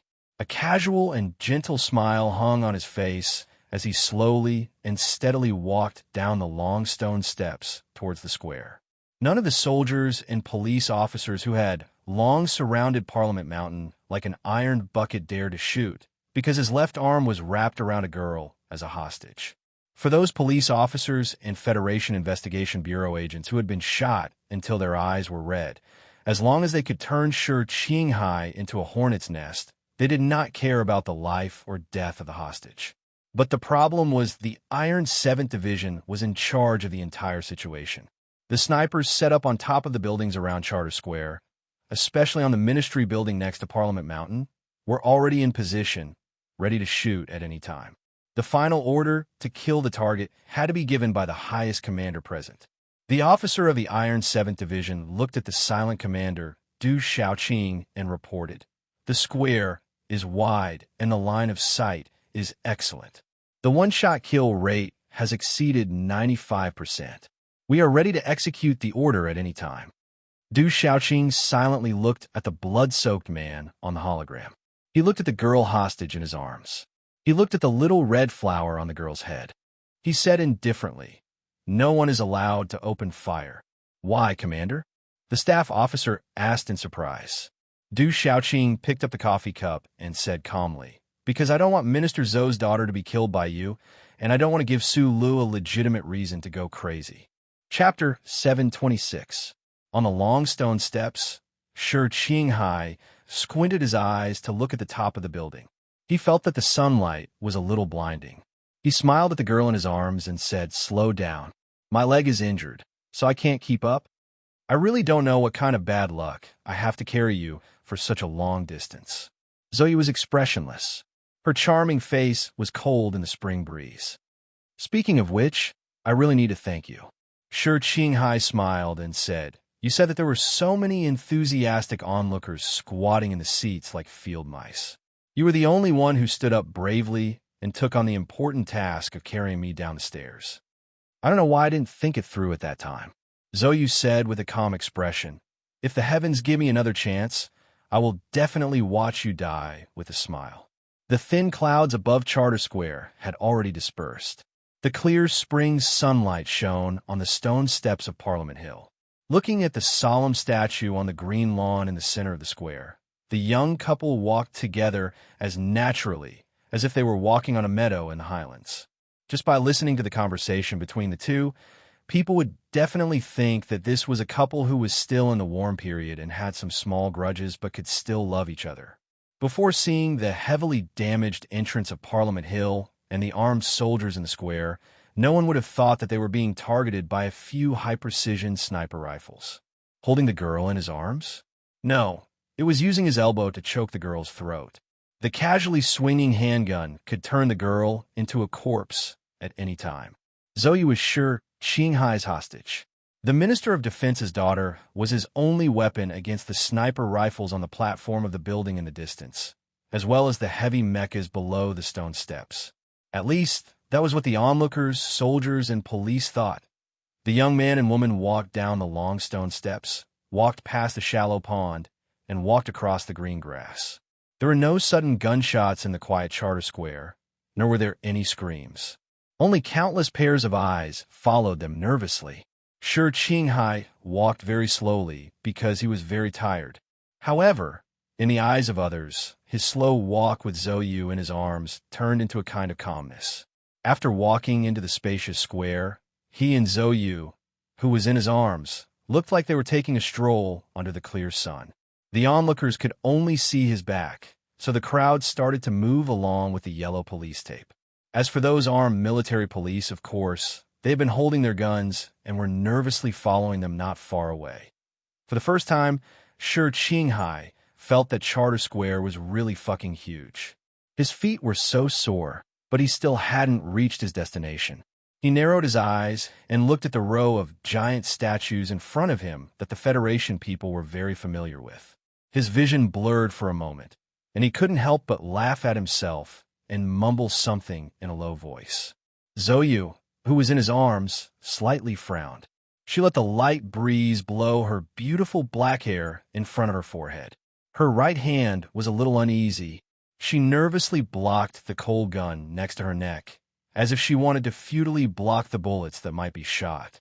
She had to show the fear that a hostage should have. In fact, her right hand was gently holding the gun in Shi Qinghai's hand. Otherwise, the gun might fall to the ground in the next moment. "Woman, can you tell me the real answer now that I have something to ask you?" Shi Qinghai half leaned on her back. It seemed that he was using her body to block the line of fire of the military police. In fact, only he knew that without Zhou Yu's support, it would be difficult for him to continue walking. He leaned close to her crystal-clear earlobe like a jade pendant. His face was expressionless, but his voice was extremely frivolous. He asked, "Why don't you want to marry such a perfect man like me? You haven't changed your mind for several years. You know that our son can already recite poems." "That's my son," Zhou Yu habitually retorted in a cold voice, just like when the two of them met privately for dinner.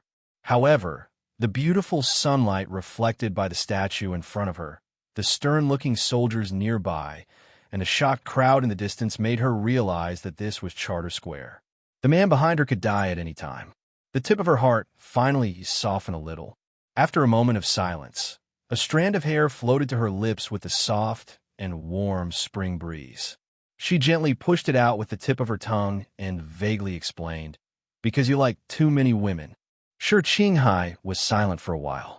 Suddenly, he smiled and said, "Su Lu is the same." Zhou Yu moved her lips and wanted to smile. But looking at the military police in all directions, as if they were facing a great enemy, the smile turned into a trace of indifference and disappeared from her lips. Under the warm spring sun, under the gazes of thousands of people, under the gunfire, under the countless mobile phone pictures and live videos on the internet, Shi Qinghai walked to the center of Charter Square with Zhou Yu in his arms. Then, he lifted the iron chain under the statue, walked in, and sat down. The stone steps were a little warm under the spring sun. It was very comfortable to sit on them, especially for Shi Qinghai, who was feeling cold. He leaned on Zhou Yu's shoulder, frowned, and looked at the new statue of the military god Li Pifu opposite him. He said something that didn't make sense. "The old man also makes mistakes. You have to eat more. There's no meat on your shoulder blade, so it's not comfortable to lean on it." Above the two of them was the famous group of 5 sculptures. The huge bronze sculptures didn't have many marks left by the baptism of time, but they naturally had a sense of vicissitudes. The fresh sunlight sprinkled on the sculptures, reflected on the big clock in front of them, and then scattered naturally on the grass.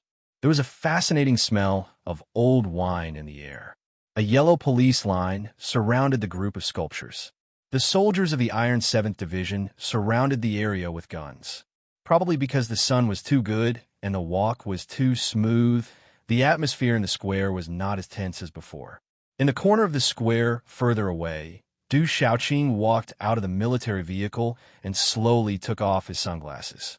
Looking at the comfortable sunlight, he revealed a rare, gentle smile. Zoe didn't pay attention to the nonsense of the man behind her. She asked expressionlessly, "You killed the vice president of the Federation. You can't escape. Why did you come here?" A few drops of warm blood gushed out from his nose. Sure, Qinghai wanted to wipe it away, but his reaction was slower because of his tired body. The blood fell on Zoyu's bulging chest covered by her thin sweater. "I'm sorry," he said. "It's okay," she said. "When I was young, the school received a special grant from the Ministry of Education to take all of us students to visit Charter Square. What's there to see in this square? Other than the two museums, there are probably only the sculptures of the group of 5. At that time, the army god was still alive and well. He hadn't been beaten by the wind and rain by those unfilial descendants." Sure, Qinghai smiled mockingly. He raised his left arm and wiped the blood on his lips. He continued, "Of the group of 5, I admire the biologist Wenjun Brandy the most. You should be able to guess the reason. This sage loved drinking so much that the most famous wine in the Federation was named after him. But I only like to drink number 1. And at that time, I was still an elementary school student and didn't know that wine was delicious. My question about the sculptures was why the one on the left was wearing a skirt." Sure, Qinghai recalled seriously. He pointed at the majestic bronze sculpture above his head. "Because she was the only woman in the group of 5, and she was good at computer design." Zoe hugged her knees and looked at the grass and the cracks of the square floor. She answered softly. Although the sculpture was in her middle age, women always liked to wear skirts. "Yes." Sure, Qinghai licked his dry lips and said, "I just don't understand. The sculpture was dozens of meters high, and she had to wear a skirt. Wasn't she afraid of being exposed?" Zoe didn't say anything.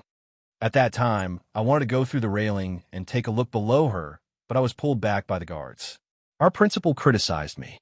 Sure, Qinghai said with emotion. "So this has become a mystery in my life. Did she expose herself? What kind of underwear did the sculptor prepare for her?" Zoe was speechless. "Today, I finally have the opportunity to see in person. I feel very happy." After saying this, Sure Qinghai naturally looked up. After looking carefully for a long time, he said with emotion, "She didn't wear underwear." Zoe had to say something. She stared at the gap between her knees and said, "Now that the situation is like this, can't you care about something more serious? I just want to say that the group of 5 is also an ordinary person. We are all ordinary people." Sure Qinghai said with a smile, "It's just that we can do some extraordinary things occasionally." "Like now?" Zoe frowned and asked. "Yes. Thinking that all the women in my life who gave me happiness and beauty can see me again on TV, and that what I did today can provide her with countless sentimental memories in her later years. I feel that this trip was not in vain. Not in vain." Sure Qinghai dragged the last word very long, very soft, and very sincere. Zoe bit her bright lower lip and said with annoyance, "The TV station will definitely not broadcast it live. Don't worry, so many of our friends have mobile phones with cameras." Then he waved to the onlookers who were holding phones and taking photos outside the yellow cordon. The sun was so good, the sun was just right. Sure Qinghai's left hand was around her lower abdomen, and his right hand was around her upper arm, holding the pistol tightly. He rested his head on her shoulder. It seemed intimate, but in fact it was weak. Or perhaps it was weak, but it was a rare intimacy after the irresponsible intimacy in the snowy night in Linhai. He leaned on Zoyu's shoulder and looked at the warm sun with narrowed eyes. His body felt warm and very comfortable. He couldn't help but think of a few years ago, when he had killed Macklin at the Huanshan Four-State Foundation building. He had sat under the sun with Su Lu and smoked a very strong cigarette. "I miss Su Lu. Help me light a cigarette, and then help me make a call." The flat number 37 brand cigarette was lit up in the flame. Sure Qinghai took a deep breath, his lips like purple orchids. Then, he hugged Zoyu and refused to let her go shamelessly. Chapter 7:27. The smoke on the long stone steps of Parliament Hill had dissipated. The sun was shining brightly on the grass behind the green chairs in Charter Square. The silent onlookers watched attentively from behind the yellow cordon. The armed military police were maintaining order. Looking at the young couple sitting under the statue of the 5-person team, This scene looked very much like the set of a romance movie, not a killing field of life and death. Leaning on the girl's shoulder, Shi Qinghai bit on the cigarette and narrowed his eyes, reminiscing about the past. This cigarette was not as powerful as the one in the Golden Foundation building, but it was warmer. After a few beeps, the call was connected. The signal through the stars couldn't get an immediate answer, so the other side was silent. In this silence, his beautiful purple lips moved slightly, and he began to speak. The people on the list, I killed Byron, and I shot Paulson twice. He was very sleepy, seriously counting the heads, and continued to speak into the phone in Zoyu's hand. There's still some things that I haven't finished, so I'll leave them to you. I'm on a dead end, so I did things so ruthlessly, leaving those old men with no way out. You're not me, so you can walk more steadily. After a moment of silence, Shi Qinghai pursed his lips and blew gently, messing up the hair in front of his forehead with the wind. He said with a charming smile, "These are all trivial matters. The next thing is serious. There are some things that I need you to do for me. You know that I have many girlfriends, but they don't need you to care about them. But 2 days ago, I owed a favor to Xiaosu. You must remember to help me pay it back. Help me bully her ex-boyfriend. Her name is Wu Li, and she works at the Army General Hospital." Zoyu sat in front of him silently on the cold stone steps, her head down, not saying a word. Shi Qinghai looked at her crystal-clear earlobes that were like jade pendants in her hair and continued to order the small-eyed man on the other end of the phone, "Help me take care of my son and this evil woman." He coughed twice, and blood flowed out from his nose, dripping onto Zoyu's chest and onto the ground. Zoyu, who was in his arms, lowered her head and hugged her slightly trembling knees. Tears finally overflowed from her eyes and dripped onto the ground, mixing with the blood of the man behind her. The crowd outside the cordon let out a low cry. Seeing the beautiful girl begin to cry, they couldn't help but worry. The soldiers of the Iron 7th Division thought that the hostages were about to break down and were ready to attack at any time. However, the highest-ranking officer in the corner of the square was sitting silently on the couple's chair. He did not give any orders and slowly tasted the taste of the coarse tobacco under the sun. The military officer behind the chair walked to him with the phone. Du Xiaoqing calmly took the phone and listened to the direct order from the higher-ups, but the expression on his face did not change. "Why haven't you acted yet? Don't you know that the most important thing to deal with a terrorist incident is time? Now that the internet is in chaos, the emergency plan can't deal with the spread of rumors at all." Du Xiaoqing silently listened to the stern questioning of a certain director on the other end of the phone. He did not open his mouth to speak. "Commander Du Xiaoqing, I order you to carry out a surprise attack immediately and kill the criminals. The safety of the hostages is important, but are the people who died in Parliament Hill not important? If you continue to delay, it means that you are committing a crime. As a soldier," Du Xiaoqing slowly put on his sunglasses, stood up, and calmly said to the other end of the phone, "I have always thought that the politicians in Parliament Hill are all scumbags." After a moment of silence, the director solemnly said, "Including Colonel Sheeman." Under the wide sunglasses, it was obvious that Du Xiaoqing's straight nose was wrinkled in disgust. He did not answer the question, but slowly closed his eyes for a very long time. Outside the famous chain coffee shop in the corner of the square, the usually lively outdoor area was extremely quiet at the moment. The waiters wore dark green aprons, which looked very similar to the Federation's military uniform. Although they were not soldiers, they could not leave like the guests. They had to stick to their posts. They could only nervously look at the center of the square and the phone screen in their hands, paying attention to the instant news that refreshed from time to time. Under a large parasol in the shadow of the corner, Gu Shifeng stared at the empty coffee cup in front of her and said in a low voice, "The 7th Division is the one who dealt with the incident. Du Xiaoqing is personally in command. How can we save people with just a few people?" And looking at the young master's behavior, it seems that there is no plan to leave at all. Where can we go to help? Did Da Vinci enter the sewers? Xiong Linquan said in a low voice, the clear water cup in front of him humming. There are a total of 47 sewer entrances around the square. If he can get close to any of the three entrances next to the statue, there is still a possibility. Gu Shifeng frowned and covered the miniature communicator in her ear. She shook her head in disappointment and said, "He can't find a chance. The 7th Division is too strict. All the entrances are guarded." Xiong Linquan lowered his head in silence and looked at the black box at his feet. Gu Shifeng shook her head firmly. Impulsiveness can't solve the problem. Xiong Linquan cursed in a low voice. He raised his head and frowned at the center of the square in the distance. He looked at the faintly visible figure of the man below the statue and roared angrily. What is this young master thinking? If he wants to escape from the Parliament Hill building, there are many choices. Why does he have to choose a dead end? The call to the West Woods ended. Sure, Qinghai had finished telling that guy what to do. Because of the delay, there was no way to hear that guy's voice. He smiled regretfully and took the cigarette back from Zhou hand. He handed the phone back to her, but then took it back. No one noticed that he had passed something small to her. The spring sun was charming, just like the women in his life. Sure, Qinghai was satisfied with the warmth and quiet sleepiness. He pressed close to Zhou's back and was about to say something fierce to end this legendary spring performance when he inadvertently glanced at someone crying in the crowd in the distance. His vision was sometimes a little blurry, but sometimes it was clearer than before. He frowned and looked in that direction, looking at two girls crying in the crowd. One of the girls was wearing a light pink nurse's uniform, but the cute hat on her head was gone. Her black hair was slightly messy, and she was crying her heart out under the surprised gazes of the people around her. The other girl was standing a little further away. Her face, which had not been seen for a long time, was still as delicate and shy as yesterday.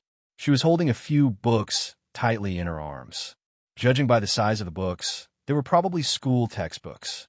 Because she was holding them too tightly, her fingers were slightly trembling and pale, and tears were flowing silently.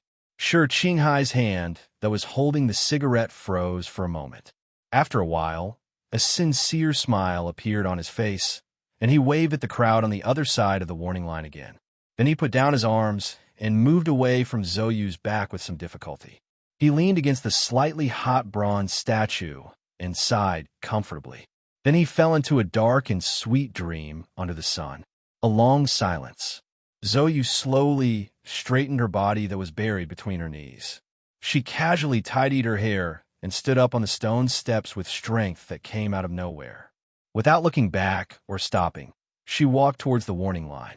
The military police around the square called for backup and quickly rushed over. A few of them tried to pull Zhou away from the danger zone as quickly as possible, but they were shocked by her calm and somewhat indifferent expression. No one dared to reach out. Dozens of military police climbed over the railing and surrounded the handsome man who was sleeping soundly on the stone steps. The guns in their hands had already been loaded, and they nervously aimed at his body. An agent from the Federation Investigation Bureau forcibly suppressed the fear in his heart and moved his feet to the front of the man. He reached out his pistol and gently poked his shoulder, but there was no reaction. At this moment, a clear shattering sound suddenly came from the distant Parliament Hill building. The sound was not loud, and no one knew what the problem was.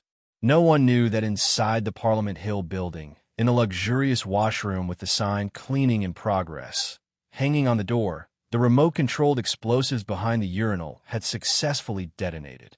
In the midst of the splashing water, Shimin Jean, who had long fainted, was lifted up by a hard metal wire. She crashed through the glass window and hung on the outer wall of the Parliament Hill building, swaying gently with the spring breeze. At the same time, 3 encrypted messages that had long been set up automatically activated the transmission program and began to be transmitted to the official residence in the West Woods and to an office in the Parliament Hill. Sure, Qinghai had died. After her death, she had become an exclamation mark hanging outside the Parliament Hill building. Because of his promise, there were some things that he wanted people to see. In the Charter Square, the military police silently looked at Sure Qinghai, who was leaning against the stone steps and sleeping soundly, and slowly put down the guns in their hands. He opened his palms comfortably. Suddenly, a voice rang from the phone in his palm. The guy who was far away in the west woods shouted loudly, "Hold on." He did not hear this sentence. He quietly and happily closed his eyes. The cigarette between his left fingers was still burning stubbornly, slowly burning the 3 numbers into ashes. Then they fell into a deep sleep under the sun in the spring scenery. The police lights flashed again. The sound of sirens and ambulances mixed together was incomparably sharp. Zoe sat in the back of the ambulance with a gray blanket draped over her. There was no trace of expression on her tired face. She did not hear what the doctor beside her was saying at all. She held the little thing tightly in her right hand and calmly looked at the 2 girls who were still crying in the crowd in the distance. Back then, she was a budding seedling that was showing off in the spring breeze. This bunch of seedlings was tall and straight and restrained. It was always pleasing but not eye-catching. After the death of her fiancé, Park Ji-Pao, she returned to her hometown in S3 to relax. However, she was still depressed. When she returned to the beach in S1, she met a man who was as warm as the sun. She accompanied him, or he accompanied her, through the loneliness of that small island. Then they parted. She did not fall in love again because of her dead fiancé and him. She became a teacher. A few days ago, she received a call that made her extremely happy and sad. She carried her teaching materials and prepared to go to the foundation of her friend, Nan Xiangmei, to discuss the education of orphans around the mountains. In the end, she was extremely happy and sad when she saw him in the square. She watched as he smiled at her and then parted again. Her name was Meow Meow. When close friends or family members called her name, they would only think of the 2 words meow in their hearts. The man on the island would only dotingly call her Meow Meow. She was abandoned by her ex-boyfriend who hoped to become a doctor, but she did not give up. She cutely and naively thought of revenge instead of getting back together. She was kind and full of fantasy. She once imagined if a Federation agent suddenly came to her like in the movies. Would a romantic story happen? Every time she thought of this, the cute freckles on the bridge of her nose would be exceptionally bright. Then, this story really happened, but it ended so abruptly. She saw the television and ran to the square. She saw him smiling under the sun. Then, she saw the black bag being pushed into the ambulance and began to cry. She did not know who he was, what he did, why he had to meet her. She did not know why she cried so sadly. Her name was Huang Li, a nurse in the Army General Hospital. She was a very kind girl. Her name was Zhou, the mother of his child. Above. Chapter 728. Parliament Hill was attacked, and several members were shot. Many Special Task Force agents and Federation Investigation Bureau officers who were in charge of security were killed in the line of duty. Several officers who participated in the ceremony were seriously injured, and one of them was brutally murdered.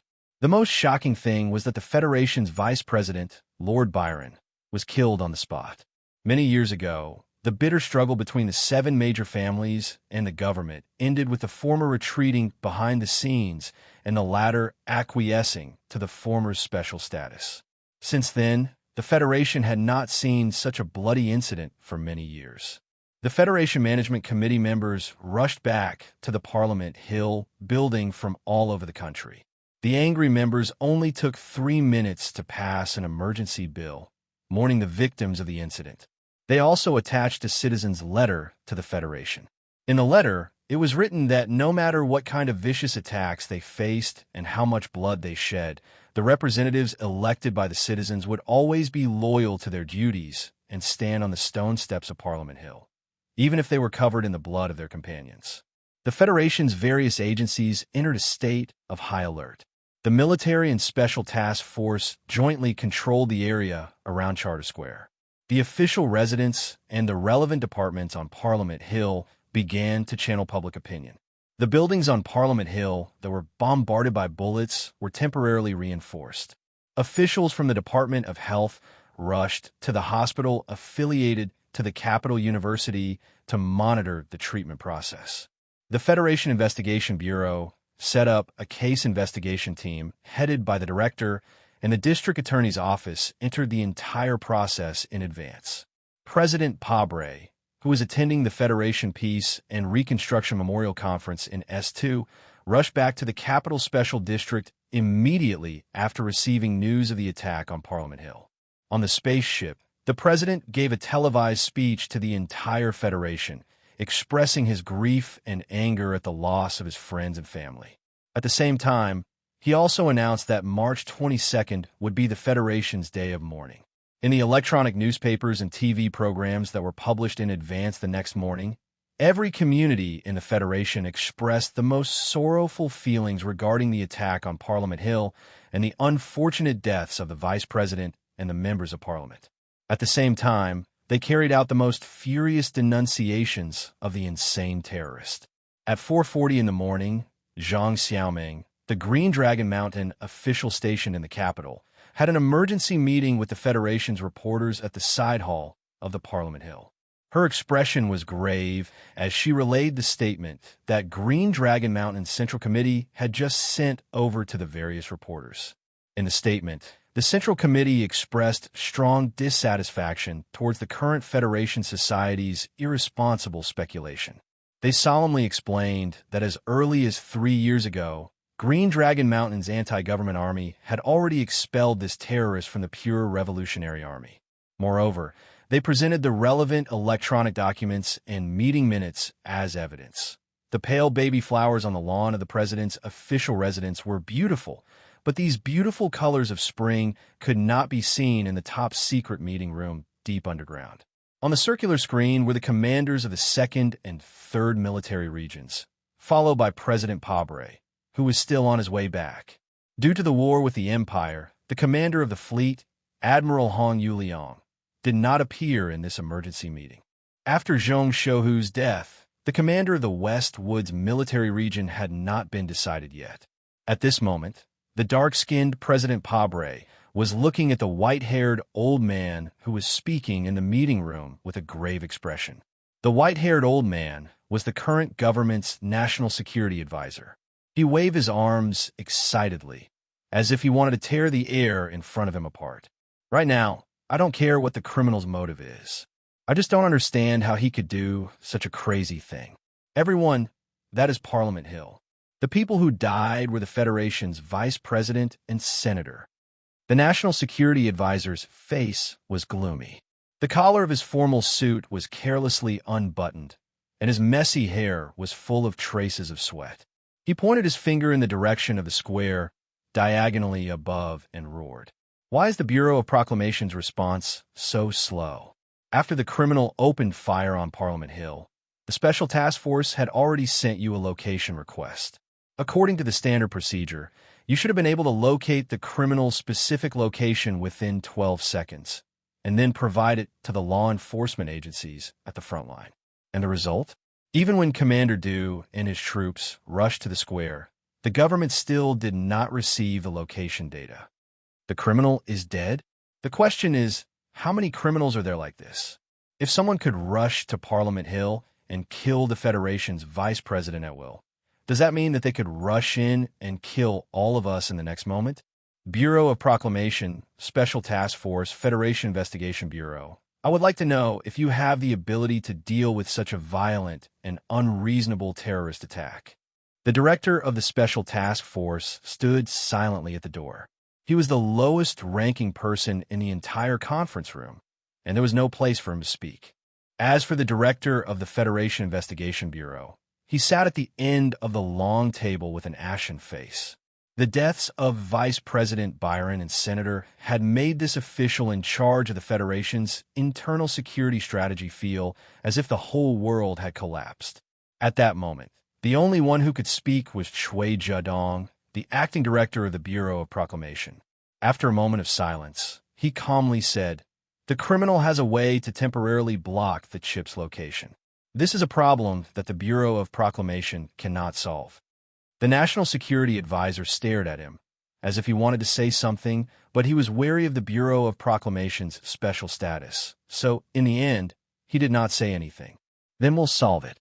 Li Jiedu, who was sitting at the front of the long table, suddenly broke the silence and said with a serious expression, "Some problems always need to be solved."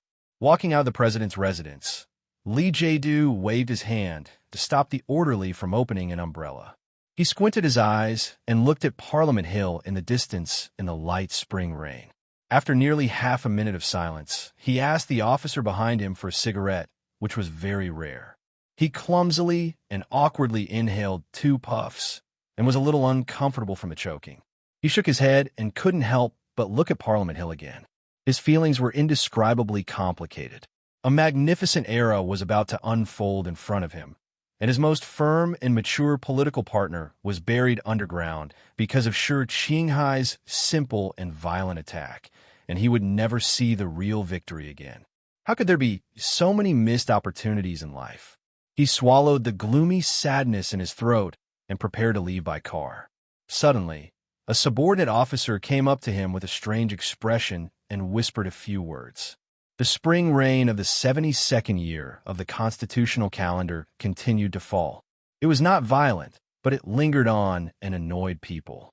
Li Zidao, who was also the commander of a military region, received a transfer request from Silan in the night rain. Inform Colonel Su Lu that his request has been rejected. General Li Jadu's gray eyebrows mixed with the raindrops, glowing with tenacity in the night. Tell him that he is a soldier, a real soldier, and will never be affected by any emotions. Chapter 729. After Su Lu finished his sentence, he held the phone tightly and waited for 2 minutes. There was silence on the other end of the phone, and there was no reply. Finally, he only waited for the cold confirmation from the Federal Central Computer. The old house in Wei 2 district was like sunlight without a trace of warmth. He sat silently on the chair, holding the cold black H-12 pistol in his hand, and holding Zhong Huiyan's soft and warm hand in his other hand. He didn't know when the little girl came down from upstairs and sat next to him. Su Lu stared at the phone that was put back on the table. After a long silence, he felt that he couldn't take it anymore. He closed his eyes and leaned back on the soft chair, then suddenly sat up straight. With trembling fingers, he took out the blue cigarette box and took out a 37 brand cigarette. He took a big puff until his lungs ached, and he coughed again and again. Zhong Huiyan, who had just finished washing her hair, looked at him with melancholy and grabbed his hand. She was afraid that he would cough until the whole building collapsed. Feeling the pressure from his left hand, Su Lu smiled and pulled out his hand to rub the little girl's wet and straight black hair. He whispered, "It's okay." Su Lu put out the cigarette and drank a whole glass of ice water. He rubbed his nose, picked up the phone, and dialed a number. He whispered, "It's like this, Uncle Tion. I need to go back to S1 for some things. Please ask the office to help me and make an application."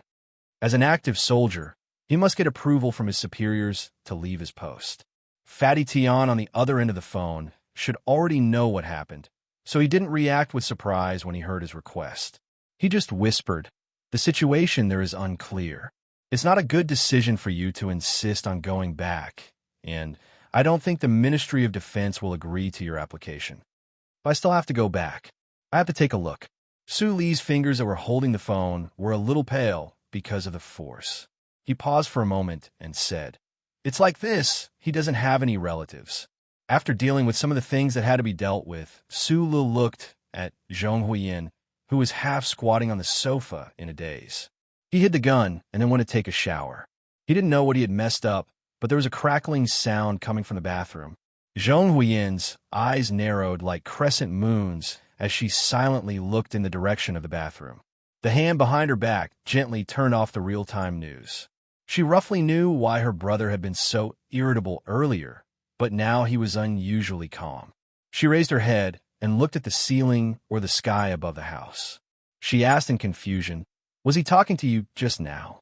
In a long-wind military base, the whistling autumn wind gushed out from the space below the battleship, sweeping the fallen leaves on the tarmac into pieces. The huge crystal engine group at the rear of the battleship was in a half-activated state. The dark blue light beam was like a fire that had just been born in a furnace. Su Lu, who was wearing a well-ironed Federation military uniform, narrowed his eyes and looked at the base office building in the distance, waiting for the arrival of the pass.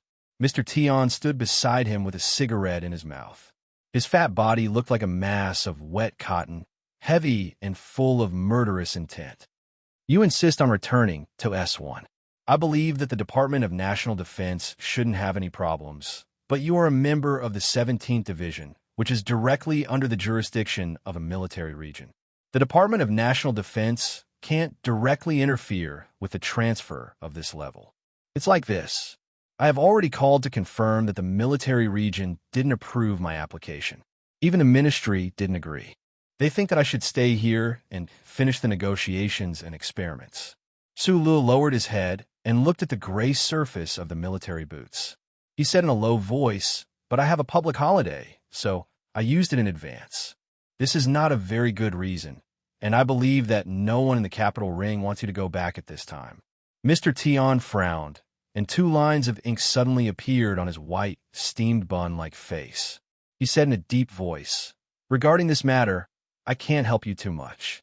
I have to stay and help the commander keep an eye on his foundation. I have never thought of pulling a team from the West Woods military region to fight a war." Sulu shrugged. Now that the war in the Empire was continuing, the Federation transferred a large number of troops from the West Woods military region to the Empire. Now, the troops that could be controlled by the Old House were only a few forces, including the 2nd Rapid Response Brigade. Suddenly, Fatty Tion said, "You should know about the commotion I caused in Philadelphia back then. Yes, I'm a very casual and even arrogant person, but I know very well that there are some places that I can't touch. So I kicked all the training halls in Philadelphia. But I have always kept a very safe distance from the training hall that the Lees often go to." With his hands behind his back, he turned his head and looked into Sue Lee's eyes worriedly. He said slowly, "The Lees of Philadelphia have never offended me, and I don't have the guts to offend them. Most importantly, there is no need to do so. This time, a lot of important people in the Federation died, including Byron." Fatty Tion continued, "Most of the people on the list you got from investigating the ancient clock case died on Parliament Hill. Except for the people in the military who were lucky enough to survive, all the factions in the government have been wiped out. Even if you rush back to S1 now, where can you vent your anger?" Sula knew that Fatty Tion was thinking for him. After a moment of silence, he explained in a low voice, "Uncle Tion, it's like this. I explained last night that sure Qinghai doesn't have any relatives over there, so there has to be someone to choose a grave for him." Listening to his usual calm explanation, Mr. Tion didn't know why, but he always felt a little depressed. It was just like many years ago when he watched his young comrades leave the battlefield, and then he and the tiger smoked cigarettes, drank wine, and sang songs in the red and yellow autumn forest. It was very calm, but in fact it was very sad. After the two of them sincerely asked each other to do something, the tarmac fell into a state of silence until the Major General in the base office came to them on a rail car. "I'm sorry, Colonel Sulu, your application has not been approved. I can't give you a pass for this warship." This Major General was just transferred from the 2nd Military Region at the end of last year and served as the Supreme Commander of the Chongfeng military base. His transfer was part of the numerous infiltrations that the Federation government carried out into the West Woods because of Zhong Shouhu's death, so his relationship with the West Woods military region, especially the Old House, had never been good. But because this pass was related to Su Lu, he came in person to explain. "I don't understand what you mean." Su Li's thick ink-like eyebrows slightly frowned. He tightened the military backpack on his shoulder and asked, "This warship hasn't been delivered yet, and the ownership is still in the hands of the Ancient Clock Company. Why can't you give me a pass?" "It's not for the warship, it's for you," the Major General explained. "I just received a military order from my superior. Your leave request has been rejected. The military region ordered you to be on standby and not leave your post without permission." Sulu took the electronic document handed over by the Major General and looked at it. After a moment of silence, he shook his head and didn't say anything else. He turned back and walked straight to the gangway under the warship.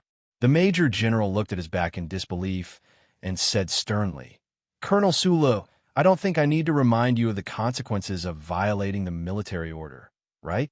Sulu didn't seem to hear his words. Carrying an ordinary dark green backpack, he lowered his head and walked slowly and calmly to the warship like a veteran who was about to retire. Stick Tion took out a cigarette box and gave one to the Major General, who looked disappointed. He asked with a smile, He violated the military order. What are you going to do? According to the regulations, I can use all necessary means to keep him and then send him to the military court. The Major General put his hand on the cigarette and lit it. He frowned and took 2 deep breaths. He sighed. It's a direct order from the top. I'm in a dilemma. All necessary means, including shooting down this warship? Stick Tion looked at the cabin door, slowly closing in the belly of the warship, and asked with a smile. The Major General shrugged and waved the cigarette. Of course. Then will you take down this battleship? Big Stick Tion asked. The Major General took off his military cap and gently scratched his temples that were a little itchy because of the sweat. After a moment of silence, he thought of the scene that was played constantly on TV. He thought of the marshal who had just passed away and the young colonel shaking hands in the courtyard by the lake. He couldn't help but smile slightly and said self-deprecatingly, "Who dares to do this to the successor of the military god?" The warship began to do the pre-takeoff push. The multi-crystal engine group began to be activated. Strong power gushed out from the multi-spiral alloy ports. The temperature of the spacious tarmac instantly rose a lot. In a loud noise and whistling wind, Stick Tion patted the general's shoulder and said loudly, "Then there's no need to be troubled." The Supreme Court's decision was very much in favor of Zhong Huiyin, or the Zhong family's old house. Although there were still many properties that needed to be divided, the shares of the ancient clock company were clearly inherited by Zhong Huiyin. From another perspective, as the guardian, Su Lu actually had the control of this giant Federation enterprise, which naturally included the sub-Feather-class light warship that had not yet been handed over to the military. This dark black, semi-elliptical hybrid umbrella-shaped warship had yet to be officially named, but had already started to follow its owner and embark on a different kind of journey. The multi-engine technology of the ancient clock company and the hundreds of employees on board pushed the warship through the gravitational barrier between the galaxies at high speed and flew towards the nearest warp hole. As Stick Tion said, no one in the capital ring wanted Su Lu to go back now. However, it was different from what he had imagined. Although the federal forces had tacitly acknowledged Su Lu as the successor of the military god, some people really dared to shoot this warship into a firework in the universe. After all, they had already done something similar before. Once the evil became proficient, although it couldn't be beautified into art, at least the psychological barrier would be reduced a lot. Just half an hour after Su Lu left the Westwood's Long Wind base, 3 pure black Federation warships slowly left the dock at a remote base at the southern end of the Gary Corridor. There were no signs painted on the warships that were ordered to carry out a secret exercise mission. Chapter 730. Charisma was a very mysterious thing. It was very difficult to say whether it was a combination of temperament and way of doing things, or a pure combination of appearance and expression. However, it did exist. It could persuade people, attract people, comfort people, and bewitch people, just like the 2 most famous people in the federal military in recent years. Their ages were very different, their social class was not small, and their styles of doing things were completely different. They simply could not accept or even loathed each other's way of doing things. However, with the passage of time, although they still loathed each other's way of doing things, they had to admit that each other had a kind of charisma that could attract the attention of onlookers.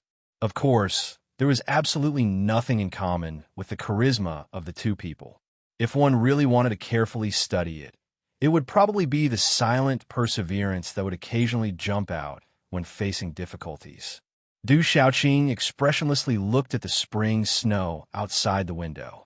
He inexplicably thought of that rainy day more than a year ago. He held a gun and aimed it at Shimin Jin's forehead. Then, the kind-looking Vice President Byron moved his round body and entered. He casually took off his raincoat and wet hat very naturally and casually. Then, all his anger was completely extinguished by the rain. Now, the kind-looking Vice President and Shimin Jin were both dead. They died on Parliament Hill. At this moment, another person appeared in his office. A person that made Du Xiaoqing feel a little tired, a person that he did not want to face. General Li Jiedu, chairman of the Federation's Joint Chiefs of Staff and commander of the 1st Military Region, calmly looked at Du Xiaoqing behind the table. His hands steadily crossed in front of his stomach. He said, "Back then, when I introduced you to the association, you very directly expressed to me that in many aspects, you did not agree with my father's tactical philosophy." Du Xiaoqing looked at the sunglasses on the table and did not say a word. Li Jiedu calmly looked at the other side of the sunglasses on the table and continued, "But I know very well that you have always maintained a certain degree of respect for my father.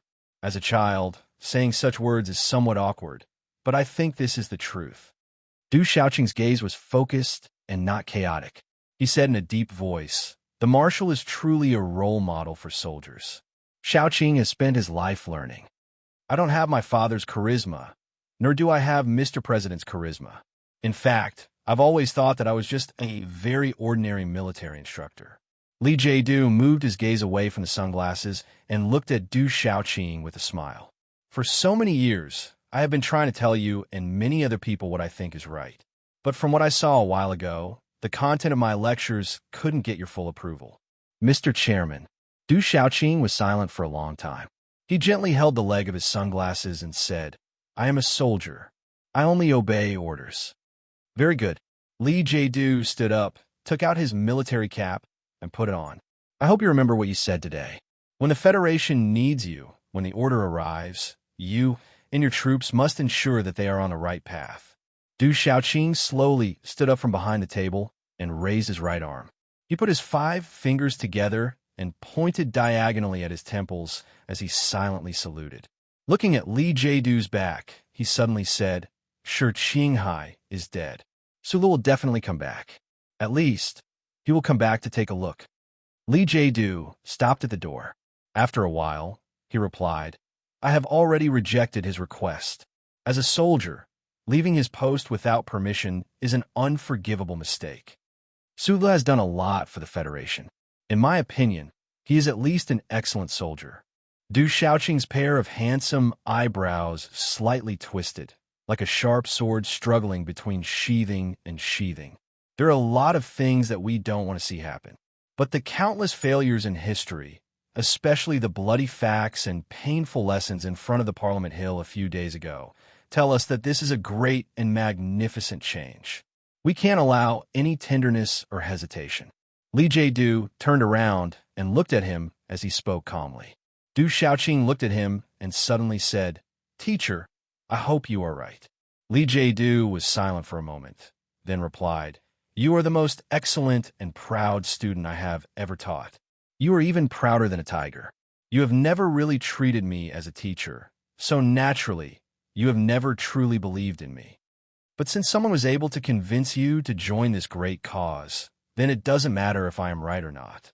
As long as you believe that the person you want to believe in is right, that is enough."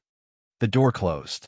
Du Xiaoqing sat back in his chair and leaned back slightly to look at the raindrops outside the window. There was an indescribable sense of loss between his handsome and cold brows.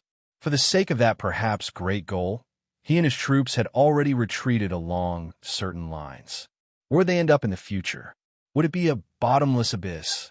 After leaving the Iron 7th Division's office building in the capital, Li Jiedu did not go home. Instead, he hurried to the garrison area's camp, south of Wangdu. The 17 mechanics who had returned from the front lines were stationed at the 1st Military Region's southern base. Many of the high-ranking officers in the division headquarters were instructed by the Department of National Defense to gather at her camp to receive the relevant imperial language and cultural education. Among them was the new 17th Division's commander, Yu Qinghai. "Uncle Yu, how could I trouble you to come out personally?" Li Jiedu looked at his old friend who had specially come to the main entrance of the camp to welcome him. He quickened his pace and took a few steps forward, then extended his hands. Commander Yu Qinghai smiled and did not say anything. Then the two of them had an extremely long conversation in the camp's office. Because it was a private meeting and did not involve any important military matters, there were no records. No one knew what the current #1 figure of the federal military, General Li Jiedu, had specially come to visit the army god's old subordinate. What exactly the 17th Division's commander had said today and what he wanted to do. 5 dark green, bulletproof military vehicles were driving at high speed on Highway 3. The military vehicle at the front of the convoy hummed in a low voice, and all kinds of vehicles on the black road gave way to it. An officer at the back of the military vehicle looked at the screen on the workbench in his hand and asked in confusion, "General, since the mission has already been activated, why do we still need to specially deal with the 17th Division? The target will not be able to return to the capital ring alive. This will be a problem." Lee Jae-do, who was resting with his eyes closed, slowly opened his eyes. He was not displeased by his loyal subordinate's questioning. After a moment of silence, he calmly explained, "Because no one can be sure whether the target will come back alive, even if we activate a level 1 mission. You know, I have never underestimated anyone." He turned his head to look at the vehicles that were quickly overtaken outside the window, and said, "Especially a young man who has the first sequence authority of the Bureau of Proclamation." The warships seemed to be moving slowly in the universe with a dark background, but in fact, its speed had already increased to level 2. This new sub-Feather-class warship had not yet been delivered to the military. It still needed to go to the Ministry of National Defense's General Assembly base to install the relevant weapon system, so its speed was astonishing. In only 27 hours, it had already shaken off the gravitational pull of the Westwood system, passed through an auxiliary torsion hole, and began to dock with the Federation's Space Inspection Station. The spaceship traveling through the vast universe was actually using the torsion holes of different levels to pass through one star field after another. The Federation had set up high-level space inspection stations outside the large torsion holes between several star fields that had important strategic positions in its territory. These inspection stations were like security doors inside a building, controlling the traffic between star fields. At the front of the long and narrow star field in the Westwoods, close to the Night Scorpion Nebula and the Gary Corridor, there were 2 giant torsion holes that led to the Empire, and there was no way to set up a complete defense. The torsion hole further ahead and below led to the Bermuda Triangle star field, which undoubtedly faced the most complicated situation, so there were the most space inspection stations here, and they were also of the highest level. All spaceships that passed through the torsion holes had to be docked at the giant space inspection station, and all spaceships had to be scanned by the entire ship. At the same time, all living things had to be scanned inside the inspection station. In order to prevent the Empire people, especially the refugees from the Bermuda Triangle, from sneaking into the Federation, the scanning procedures were very strict and detailed. Sulu stood by the porthole with a cup of coffee in his hand, looking down at the bottomless black universe below his feet. His brows furrowed slightly. It would take about 40 minutes to complete the scanning procedure. It was not a long time, but he was a little anxious. Unlike many people who were worried that he would be impulsive and crazy because of the death of his friends, at least he thought that he was very calm and just wanted to complete a farewell trip. However, this trip seemed to not be really peaceful. Not long after the warship left the Sunset State, he received an interstellar delayed call from Bryn, the director of the Office of the President's Residence. On the phone, Director Bryn conveyed the president's intention, hoping that he would not leave his post and return to the capital. But was this really the president's intention? Sulu narrowed his eyes and took a sip of the bitter coffee. He turned back and leaned against the transparent porthole, feeling a little tired. Hundreds of Goo Clock Company employees responsible for driving the warship were sitting in the lounge, waiting. Some were watching movies, some were reading electronic newspapers, but more were curiously looking at the corridor at the end of the hall. In the corridor, dozens of elementary school students were curiously looking at everything in the space inspection station, excitedly and nervously discussing something. The fully sealed, reinforced glass partition completely separated the corridor from the hall, but could not block out the sound of the children chattering like birds. The elementary school students walked into the transparent operation room at the end of the corridor one by one. A sharpened Type 2 mechanical arm quickly installed strips of metal bracelets on the children's wrists. Sulu narrowed his eyes and looked at the other side of the transparent partition. He subconsciously rubbed his metal bracelet. This was a spring vacation group of elementary school students from Bermuda. They were sponsored by the Sidong Fund, which was backed by the Federation government, and were invited to visit the capital ring. The Federation government had just started this kind of cultural absorption activity less than 5 years ago, and its impact on Bermuda was certainly unpredictable. However, even with this kind of activity, these elementary school students from Bermuda had to wear a temporary chip bracelet to enter the Federation. Sulu looked over there with a cup of coffee in his hand. He thought of his old friend in Bermuda and wondered how he was doing now. Suddenly, his hand holding the cup of coffee tightened.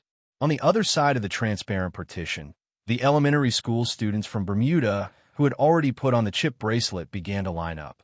They curiously touched the hard objects in their hands, and then, under the guidance of the teacher, they loudly hummed a very old song. The first glass of wine, the sun shines, the ivy outside the window crawls into my eyes. The second glass of wine, the spring breeze gently ripples, the leaves gently brush my eyebrows. The third glass of wine, the birds sing, gently pecking at my heart. Sulu curiously raised his eyebrows and then smiled. This was really a good song.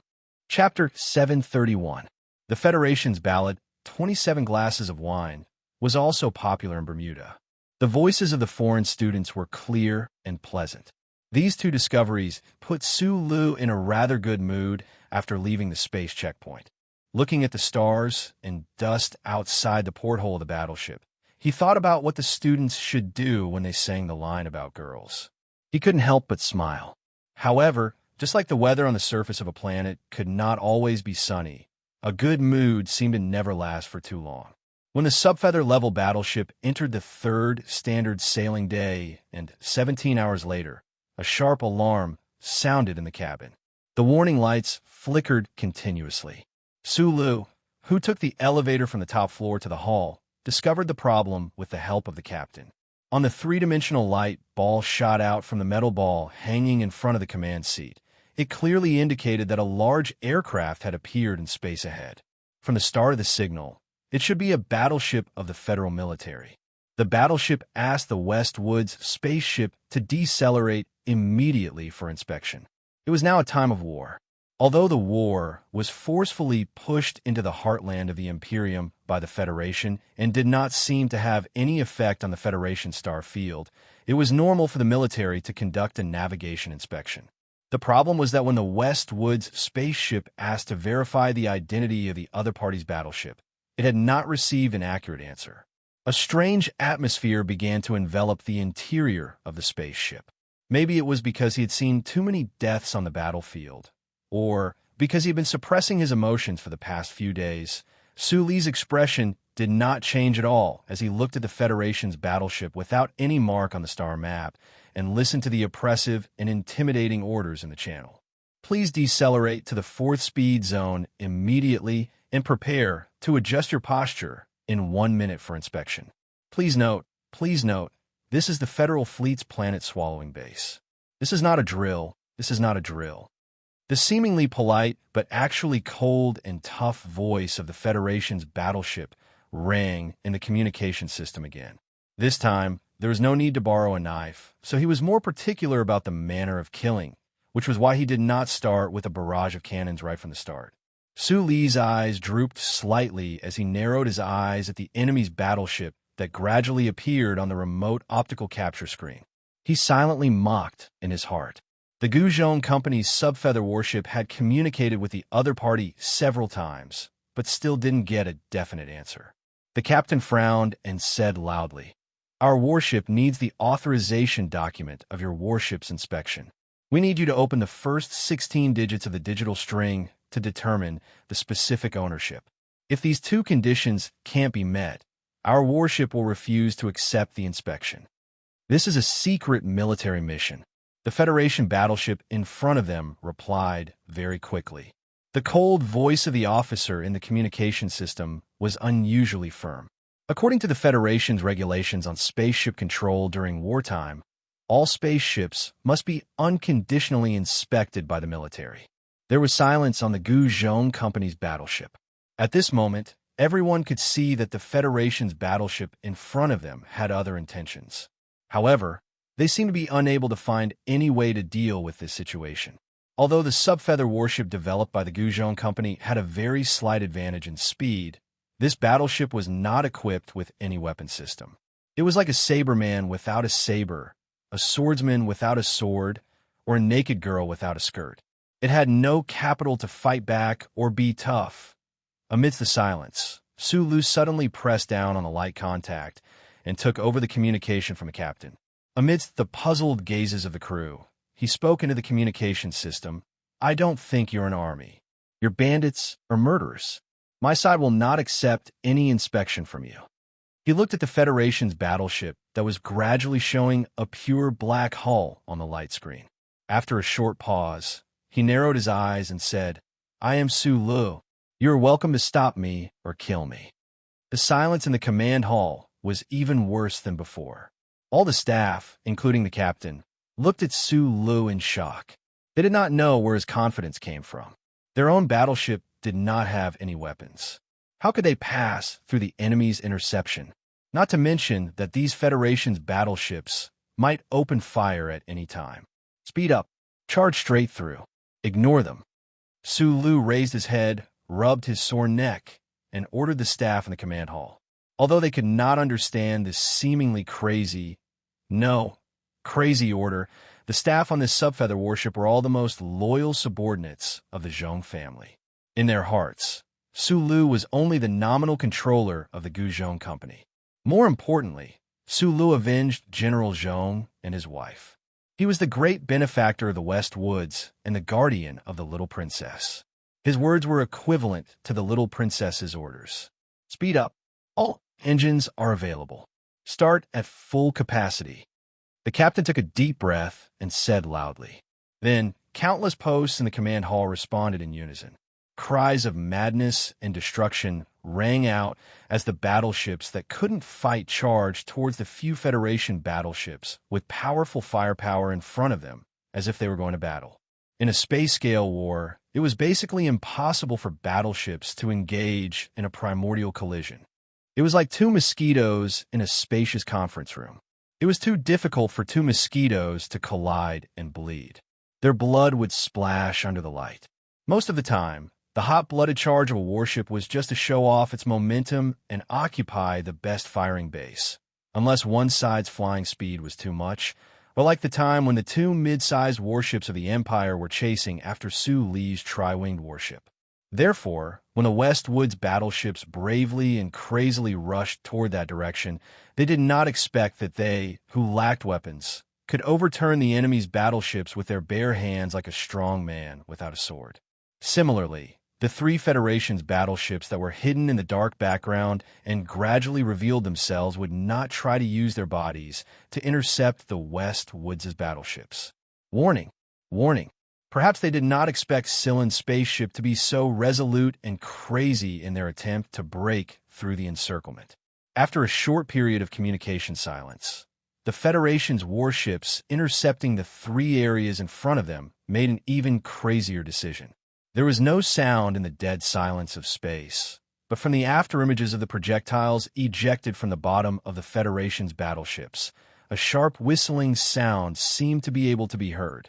More than a dozen thin-velocity space missiles excited by magnetic vibrations traversed the vast space distance at an astonishing speed and attacked the West Woods' battleships. The staff in the West Woods' battleship hull stood up nervously. Their pupils constricted as they stared at the high-speed light and shadows drawn by the terrifying thin-beam space missiles on the screen. They were so shocked that they completely forgot the control mission in their hands. In fact, in the face of such a terrifying space attack, their control had become meaningless.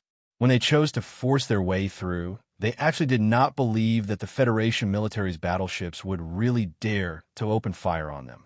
After all, this was the Star Sector in the heart of the Federation, and there were hundreds of lives on the battleships. In the end, the other side actually chose to attack so indifferently and calmly. Everyone felt cold all over and stood in place like ice sculptures. They watched as the missiles came closer and closer. They could almost see the tragic scene of the battleships being hit in the next second and exploding into pieces of red metal all over the sky. Sulu stood alone at the forefront. He stood at the forefront of the battleship's command hall. He stood under the floor-to-ceiling porthole that was about 6 meters high. He looked at the terrifying trajectories outside the porthole that were getting closer and closer. He seemed to see the despicable missiles that were shot at the ancient bell a few years ago. He could not help but squint his eyes and shake his head. As he shook his head, a very strange scene appeared in space. The dozen thin beam space missiles that were about to hit the West Woods' battleship suddenly lost control as if they had gone crazy in the air about 3 kilometers away from the battleship. The dozen thin beam space missiles seemed to have been grabbed by an invisible hand in the black universe. After a sudden deceleration, they began to fly uncontrollably in the air. They suddenly flew to the east and then to the west, like a dozen broken kites with broken strings. Then, these thin beam space missiles that were like broken kites exploded together after flying for about a dozen seconds, spraying out countless high-temperature energy melts and particle light filaments. It was gorgeous and looked like real fireworks, sending off the West Woods' battleship that was still moving forward at high speed in the midst of the fireworks. Seeing that death was coming, there was no cheering in the command hall of the battleship that had fallen into despair. Those loyal employees of the Ancient Bell Company stared at the holographic screen in a daze. They looked at the beautiful fireworks created by the thin beam space missiles that were gradually disappearing outside the porthole. They did not know what had happened just now. Why did those self-positioning space missiles lose control at the last moment? Subconsciously, countless pairs of eyes looked at the large porthole at the front of the battleship. They stared at the back of Sulu in a daze. They could not get rid of the previous shock and did not know what to say. The 3 Federation battleships that came from the remote space bases and received the top-secret orders from the military were also in the same situation at the moment. The resolute and solemn expression on the faces of the Federation officers had long been replaced by shock and stupefaction. They looked at the feedback image on the holographic screen in disbelief. Looking at the damage assessment data, they could not believe that this was a real world. Colonel Mangue, who graduated from the 1st Military Academy, felt that his body was stiff and could not move, just like all his subordinate officers. The Federal fleet had always looked down on the ground forces, especially in the eyes of a battleship commander like him who was specially trained. Even a so-called Federation hero like Sulu was not worth mentioning. The main force of the Federal fleet was now deep in the Empire's battle. He firmly believed that although his 3 battleships were not enough to run rampant in this star field, there was no difficulty in intercepting or defeating the enemy. In space, no matter how strong an individual was, it was absolutely impossible for them to withstand a casual attack from a giant battleship. However, after a moment, he woke up. He forcibly suppressed the panic in his heart and roared an order with a hoarse voice. Prepare the mecha to storm. Chapter 732. The Federation officers in the battleship noticed that Colonel Mangue's face was ashen, and the corners of his eyes were twitching like crazy. They knew that he was in an extremely bad mood right now. This was easy to understand. No matter how determined a soldier was, after seeing the strange scene of the space-time bombs scattering in all directions and exploding into useless fireworks like a kite with a broken string, they would probably fall into some sort of inexplicable uneasiness. This kind of thing that could not be explained by logic was usually accompanied by a strong sense of fear. Immediately after, an even more shocking thing happened on the battleship. Following the command from the command center, the mecha room on the battleship began to prepare for forced entry into the battleship. There were several anxious and panicky reports coming in. Fluid injection program failed. Repeat, fluid injection program failed. Rear bracket unable to expand. Auxiliary wings automatically falling off. Unknown reason, warning. Release hatch remains closed. Life support system indicator blinking warning. The center of the battleship was divided into 15 release cabins in the ejection zone of the battleship. The communication system was filled with all sorts of nervous reports. Even through the thick armor, it seemed like the anxious curses of the pilots in the cockpit could be heard. The release hatch has been opened, but the rear bracket has yet to expand. My MXD is still fixed on the base. An elite pilot of the Federation stared at the cabin door that was gradually opening on the screen. He looked at the deep and beautiful universe and listened to the sharp warning sound in his ears. His eyebrows were twisted in fear as he quickly shouted to the technical support department in the spaceship. The MXD he was controlling was still firmly locked on the base by the rear bracket.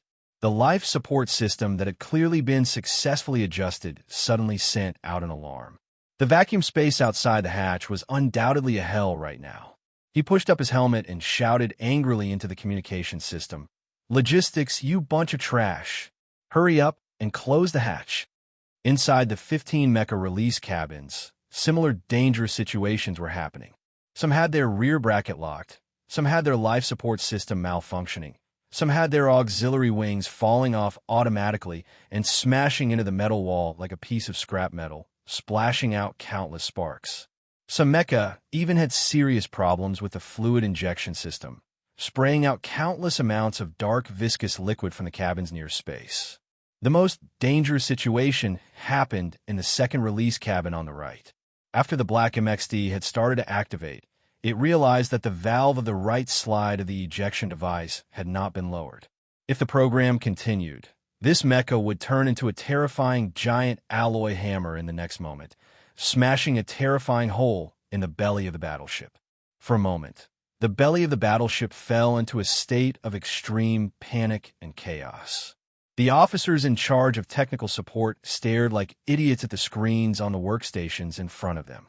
They stared at the various technical parameter curves that did not listen to their commands at all and jumped around like rats, not understanding what was happening. 20 seconds later, the technical parameter curves on the screens suddenly returned to zero.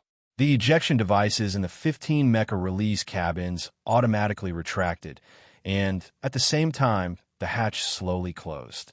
At least there was no tragedy of mecha destruction. However, the mission of releasing the mecha to launch an attack on the Westwood spaceship had to be terminated. The technical officers in the Battleship Logistics Department stood up in shock, looking at the silent screens on the workstations, looking at the technical parameter curves that were gradually returning to zero, and listening to the confused roars and curses of the pilots through the communication system. They felt cold all over. There was no way to explain, so naturally, they could only remain silent. The mecha release of all three battleships had failed. The expression on the face of Colonel Mangue, who was in charge of this secret military mission, became increasingly unpleasant. A mixture of fear and uneasiness surged between his brows that were painted into a black metal statue. On the screen, the sub-feather-level battleship from the West Woods was maintaining an extremely high cruising speed as it flew forward. It looked like it was about to pass through the encirclement formed by the three Federation battleships. Adjust the posture, set the three parameters, reset the left engine cluster at full power, reduce the right engine vector, maintain the speed. Green sprouts, green leaf, follow the order, and head to the position designated by Plan C to intercept. Hearing the captain's order, the officer in charge of calculating the route in the command hall stiffened slightly. He knew very well that if they continued to advance according to this route, then in 110 seconds, this Green Sun light feather-level battleship would very likely collide with the Westwood spaceship in space. The command hall was silent. Everyone looked towards the captain. Colonel Mangue took a deep breath. His eyebrows gradually relaxed, and then he slowly sat down on the captain's seat. He didn't give any explanation to his subordinates. The consecutive strange incidents had already made him feel extremely uneasy. He believed that this uneasiness had gradually spread to the hearts of his subordinates, but he still wouldn't give up. The mission that the base received was to not let that person go back.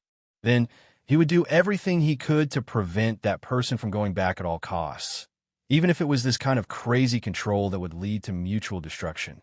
He was a soldier. This was war. There was dead silence in the command hall of the Green Sun light feather-level battleship.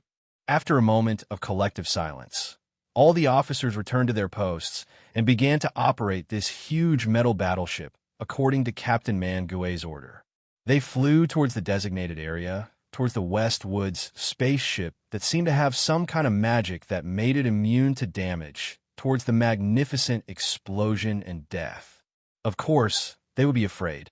Some of the officers' expressions revealed everything.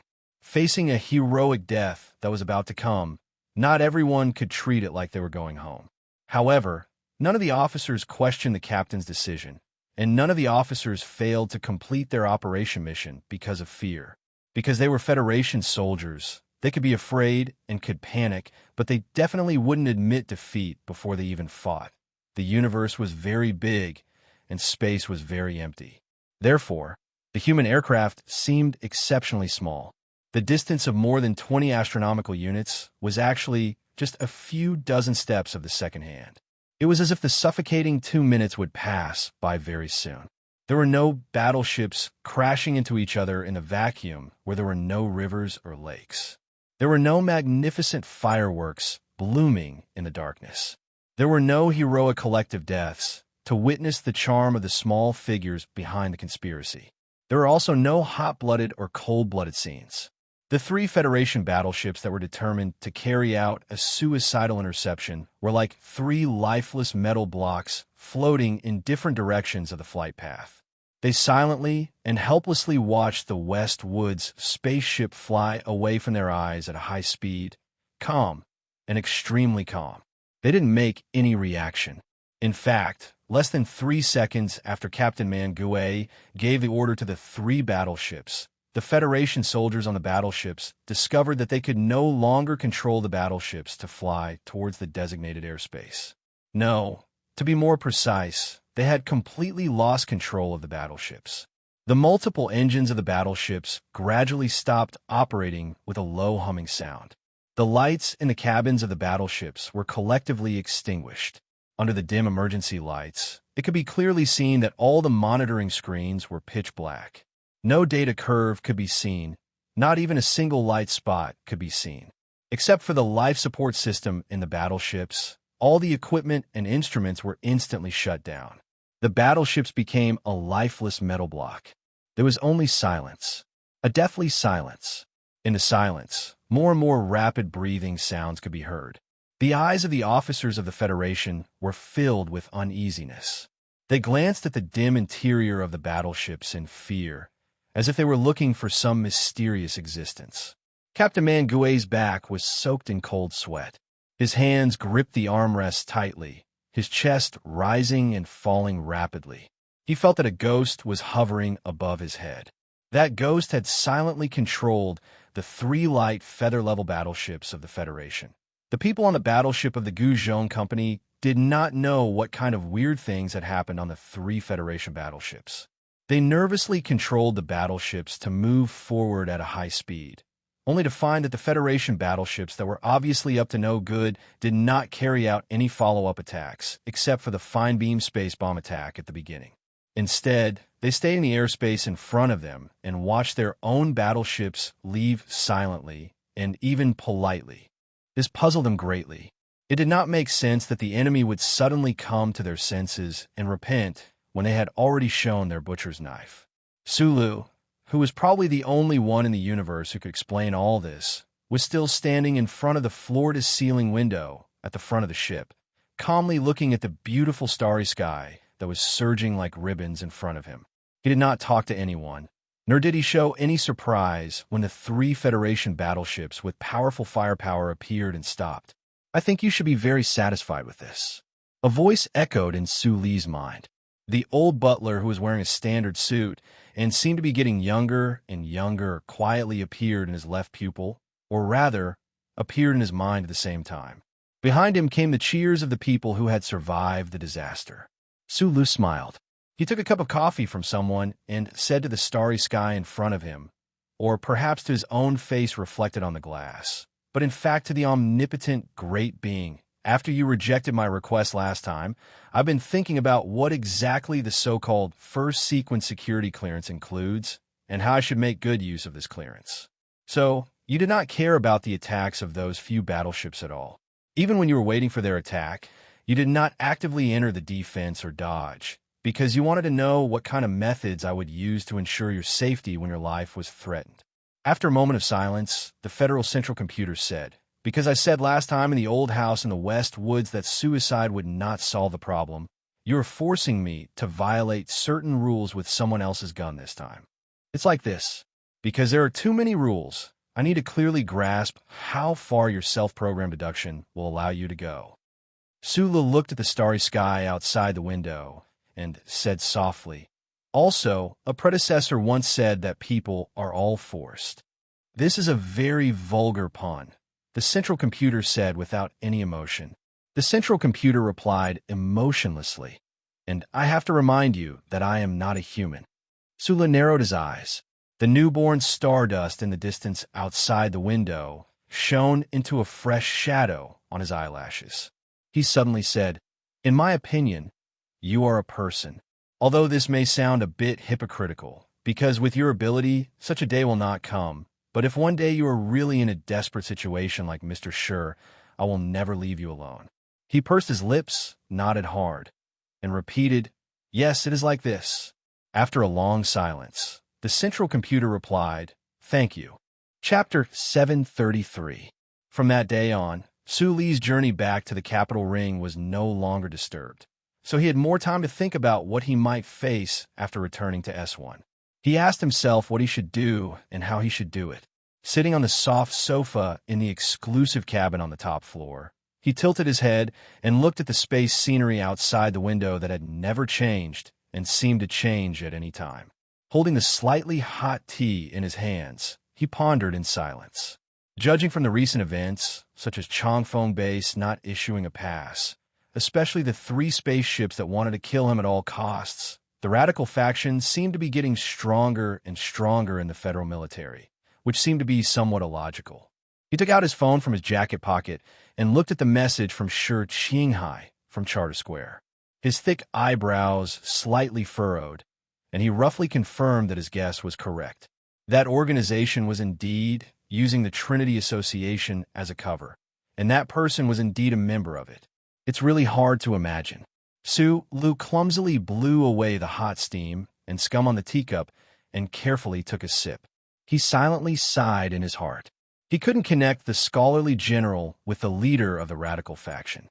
Li Zidao, the only son of the Federation's military god, Li Zidao.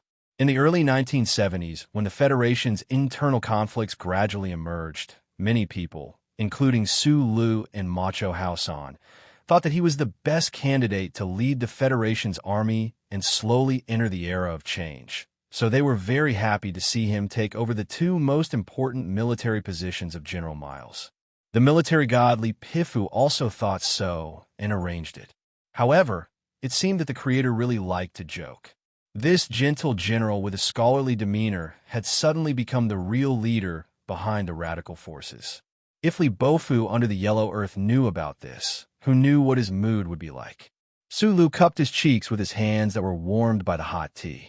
His burning eyes gradually relaxed as he gently exhaled a mouthful of turbid air that he couldn't describe. His thin lips pursed. Knowing that the biggest and most secret enemy was Li Jiedu, he was shocked and a little disappointed. But more than that, he was calm and powerful after knowing the answer. Many questions that he didn't understand before were answered now. The battleship from the West Woods flew firmly to the capital ring. No matter what obstacles it encountered, as long as it continued to fly, there would be a day when it would arrive. For the current Sulu, the thing he was most worried about was the safety of President Pabre. Logically speaking, no matter how crazy the radical faction of the military was, it was impossible for them to take such a risk to target the elected president of the Federation. However, Sulu had seen those people do too many unreasonable things. Especially recently, he had been unable to contact the president directly. He was always blocked in the middle by the office director of the official residence. 4.5 years ago, after winning the election, President Pabre intended to break the old rules and continue to use his private phone to contact his old friends and relatives. However, this effort to be close to the people only lasted for 2 months before it was forced to give up because of the strict security regulations. Any request to contact the president directly would be redirected to the office of the president's official residence. This was where the problem lied. The Federal Central Computer helped Sulu to confirm the president's safety, and since the president was in the official residence, it couldn't provide much information. Colonel Sulu, we have arrived at the Old Moon base. We're going to hand over the battleship to the military. What's your schedule? The captain's respectful voice sounded from the communicator. Sulu was slightly stunned. Outside the window, he saw that the landscape of the Old Moon was already pale and weathered. The airless land was still filled with dense and spectacular black solar collector panels. Above the shallow arc of the moon, a beautiful blue and white planet was suspended in midair. Further away, he could faintly see the trace of the new moon. Thank you for taking care of me on this trip. I have arranged for someone to pick me up, Sulu calmly replied. Then, he picked up the military backpack on his shoulders. After carefully checking the equipment, he put on his back and tightened the fiber strap in front of his chest. A few minutes later, he left the Subfeather-class battleship alone and walked along the deep underground tunnel to the Old Moon base. The underground tunnel, which was made of alloy, reflected a white light, isolating the cold and vacuum of the Old Moon base. It also blocked out all sounds. A few years ago, when I had a trial battle with Madman Lee on the peak of Katy Mountain, I think I walked through this tunnel. Sulu didn't stand on the automatic transmission belt. Instead, he walked in the deep and empty tunnel with his 2 feet. He listened to the crisp and lonely sound of his military boots as it echoed along the long tunnel. He sighed emotionally in his heart. At that time, I thought Xiaoming was dead, so I kept thinking about revenge. I didn't want Madeline to win the presidential election, so I went to Nutshell to develop MX. After that, Shi Qinghai finally found out about it. After that, the two of us didn't make an appointment, but we went to S2 Mountain surrounded by mountains to kill people. Now that I think about it, I was really a hot-blooded and impulsive young man. Aren't you now? The Federal Central Computer asked calmly. Not anymore. You can say that I'm mature, but you can also say that I'm old and senile. Sulu furrowed his brows and looked at the shadow in front of him who was being chased and stepped on by his military boots. He said, maybe it's because I saw too many people die at the front line. My comrades often die in front of me, so this time when I died, I didn't feel too sad, nor did I feel uncontrollable anger. It's like this.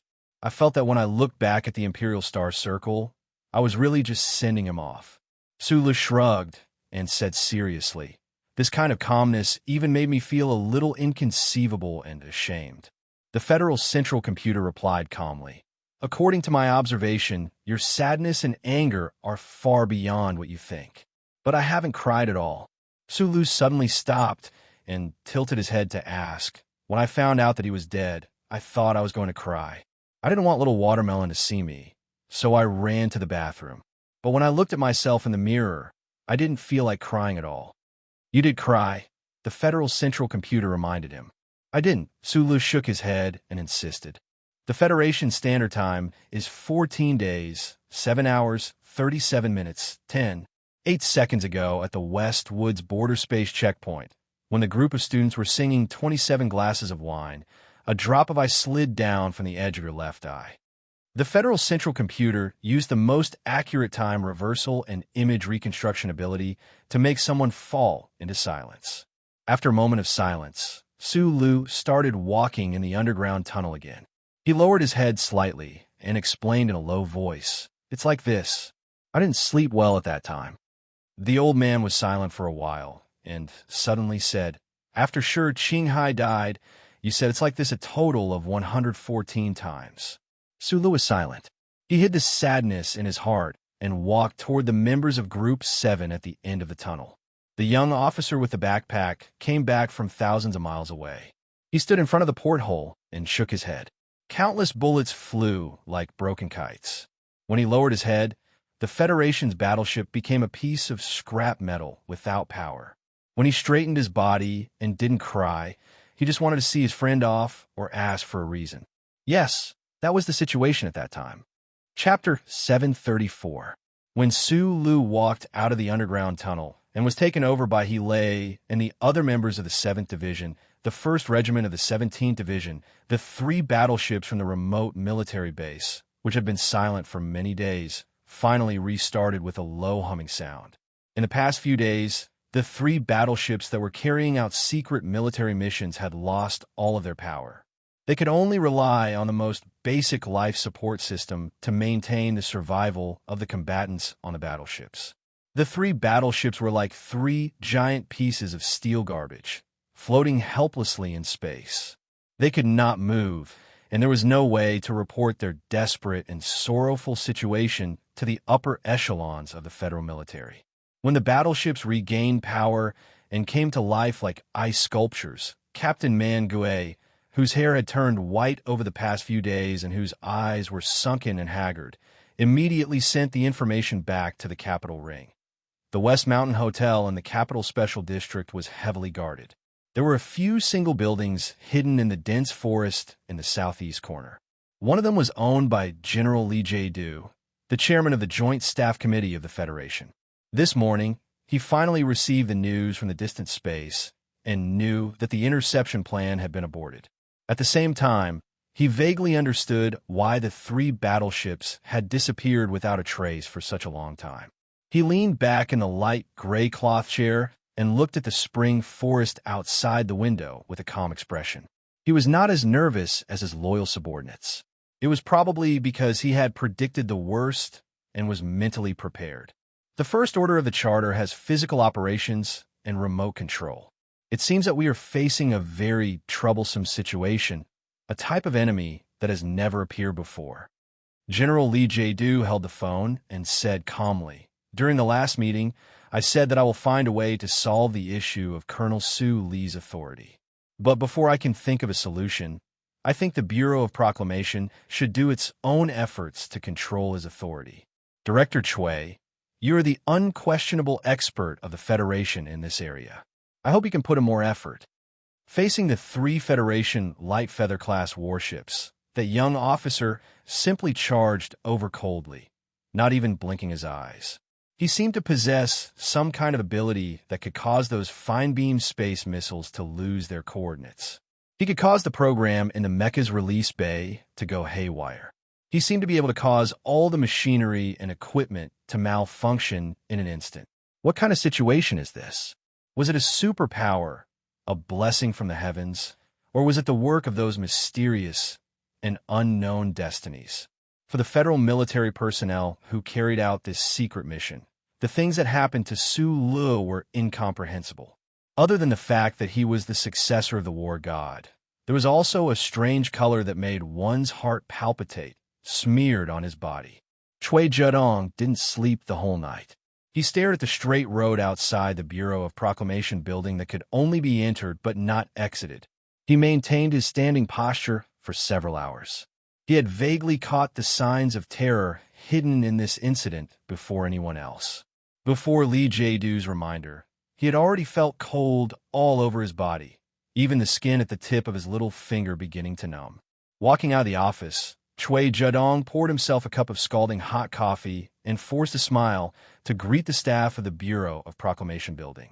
He walked towards the ground floor of the Bureau of Proclamation building and walked into his personal elevator. His speed had already surpassed the speed of a fighter jet taking off, but the lights in the elevator still didn't flicker. The Bureau of Proclamation, which condensed almost all of the cutting-edge technology in the Federation, would definitely not make a mistake in such a small area. Chui Zedong stared at the rapidly changing numbers on the display screen. His expression was very solemn, and there was even a hint of fear that was difficult to detect. As the acting director of the Bureau of Proclamation, he wasn't very clear about the core area where the main body of the Federal Central Computer was located. How many meters underground was it? Perhaps the answer could be found in the data, but he habitually didn't look it up. This was because he had a slight fear of heights, and he couldn't adapt to the high-speed underground journey that took several minutes every time. However, today's fear actually had nothing to do with the depth of the Bureau of Proclamation's underground base. The elevator door opened. Chui Zedong lightly inhaled a mouthful of slightly humid air. His eyebrows that had already started to grow silver strands furrowed. Looking at the familiar and spacious core area that looked like an underground palace, he stopped in his tracks, somewhat perplexed. It seemed that he didn't want to go inside. The core area where the main body of the Federal Central Computer was located was a constant temperature artificial condensation layer that was countless meters underground of the Bureau of Proclamation building. Both the temperature and humidity were very comfortable. In addition, a powerful air conditioning system was constantly filtering, cleaning, and regenerating the air. The air in the spacious hall was actually very good. However, due to some kind of psychological problem, most people still couldn't adapt to this kind of atmosphere that was buried deep underground. Fortunately, the Federal Central Computer's information collection and calculation processing didn't require the help of too many staff members. In fact, if it weren't for the strict provisions of the first charter, the Federal Central Computer could completely run the daily program on its own without any input of instructions. Walking out of the elevator and walking through the super-strong alloy paved passage into the hall, Chui Judong's expression became calmer and calmer, or more accurately, more and more numb. An exaggerated physical barrier about 5 meters thick divided the core area into two parts. On one side was the Bureau of Proclamation staff, who seemed to be constantly busy, but in fact they were doing nothing. On the other side was the main body of the Federal Central Computer that had silently guarded the Federation for countless years and had never made a sound. Chui Judong silently stood in front of the physical barrier. Suddenly, he waved his hand and asked all the staff members of the Bureau of Proclamation to leave. There was no one in the underground core hall. Only the two-dimensional information display light screen was flashing nonstop. The three-level electronic monitoring network of the Federation continuously transmitted the radio signals, video signals, and audio signals captured in various areas of the universe to the main body of the computer and then turned into beams of light or data streams. In a mechanical way that was incomprehensible to human beings, they quickly flowed on the light screen. Chui Judong stared at the light screen that he had been watching for decades. He stared at it for a long time until his pupils shrank. Suddenly, he felt that he seemed to have some kind of illusion. He felt that the mechanical rows of data and beams of light on the light screen suddenly condensed into a cold and indifferent face, looking down at him from above. Cold sweat seeped out of his forehead and slowly flowed on his skin. Chui Judong looked at the silent light screen, spread his hands sadly and fearfully, and asked slowly with a hoarse voice, "Old Thing, for thousands of years, the Bureau has been calling you Old Thing. Maybe it's because it's friendly, maybe it's because we're not afraid of you, but because you serve the Federation, you have to abide by the rules of the First Charter. So when I found out that you violated the First Charter and began to directly perform physical operations, you should be able to understand my shock and fear." Chui Judong's cheeks were pale. He spread his hands and looked helplessly at the huge, two-dimensional light screen above his head. He asked in a hoarse voice, "What happened? Even if Su Lu has the first sequence access, how can you break through the restrictions and perform physical operations? Do you know what this means? What the fuck is going on?" Chui Judong suddenly raised his head. His slightly curly hair swung like a whip. He waved his arms in fear and anger and shouted at the huge light screen above his head, "You violated the First Charter! You violated the First Charter! How can you violate the First Charter? Where's the logic? Where's the reason? This doesn't conform to the rules." Suddenly, his right arm stiffened in the air, and his pupils became slightly dilated due to the violent impact. He stared at the light screen in disbelief and opened his mouth to say something, but no sound came out. It was not until a long time later that this one-act pantomime finally made a sound. Chui Judong was like a little boy who was greatly wronged and frightened. He stared at the stable and high-speed calculation sequence on the light screen and said to himself, "Self-consciousness? You have self-consciousness? No, I don't believe it. I don't believe it." He put his fingers into his wet and cold hair in shock and pulled his hair hard. He breathed heavily and twisted his body like a crazy woman in the market. He kicked everything he could see, chairs, tables, and waste paper baskets. In the most important central computer room of the Federation, it was a mess. After kicking over God knows how many chairs, Chui Judong finally felt tired. He held his waist and felt that his waist was filled with lead. He picked up a chair and sat down casually. He no longer looked at the light screen that made him panic. Instead, he stared at his feet and smiled nervously. I'm crazy. Why can't I believe it? Didn't the old director and I already think of this? Haven't we always been afraid and excited about a certain situation? He thought hard like a philosopher. Then he smiled and waved his arms like a poor poet. He bravely raised his head and looked at the light screen. After a long silence, he said in a low voice, 7 seconds. I didn't forget those 7 seconds. He stood up and threw the chair into the garbage. He turned around and walked toward the elevator. He said quietly, do whatever you want. If you want to destroy this world, then destroy it. I'm just an ordinary person. I want to do those normal things. Because of the previous crazy venting, his feet were injured. Blood seeped out of the tips of his shoes. He was dragging his feet and walking. It looked a little funny, but also a little sad. This young master closed his eyes there. Through the car window, Xiong Linquan pointed at the group of fake bronze statues in Charter Square not far away and explained the situation to Sulu. Sulu narrowed his eyes and looked at that place in silence. After a moment, he suddenly opened the door and walked out. Because of his sudden movement, the doors of several dark green military vehicles on the side of the street opened at the same time. The members of the 17th Division vigilantly surrounded him, separating him from the surveillance of the FBI and the Internal Affairs Department of the Department of Defense in the distance. Chapter 735. There were no more yellow warning lines around the square, and there were no more beautiful men smiling as they slept under the sun under the fake bronze statues. Cheerful children giggled as they ran while dragging kites in the sky. Parents happily and nervously sat by the lawn as they watched. The spring breeze and spring light were bright and gentle. Sulu turned back and squinted his eyes in the direction of Parliament Hill. 7 to 8 construction vehicles were repairing the damaged stone steps and the main building structure of the building. Dozens of cleaners were using a transparent neutral agent to wash away the burnt black from the bullets. There was not the slightest trace of dried blood left. When the bullet holes were filled and smoothed out, and the smoke was carefully cleaned, the people of the Federation would probably completely forget this soul-stirring day and that person, just like the people in the square who were smiling and living a peaceful life. Instructor, I have to go now. Hele, the leader of the 1st Regiment of the new 17th Division, said apologetically behind Sulu, there are some things in the division that I need to deal with.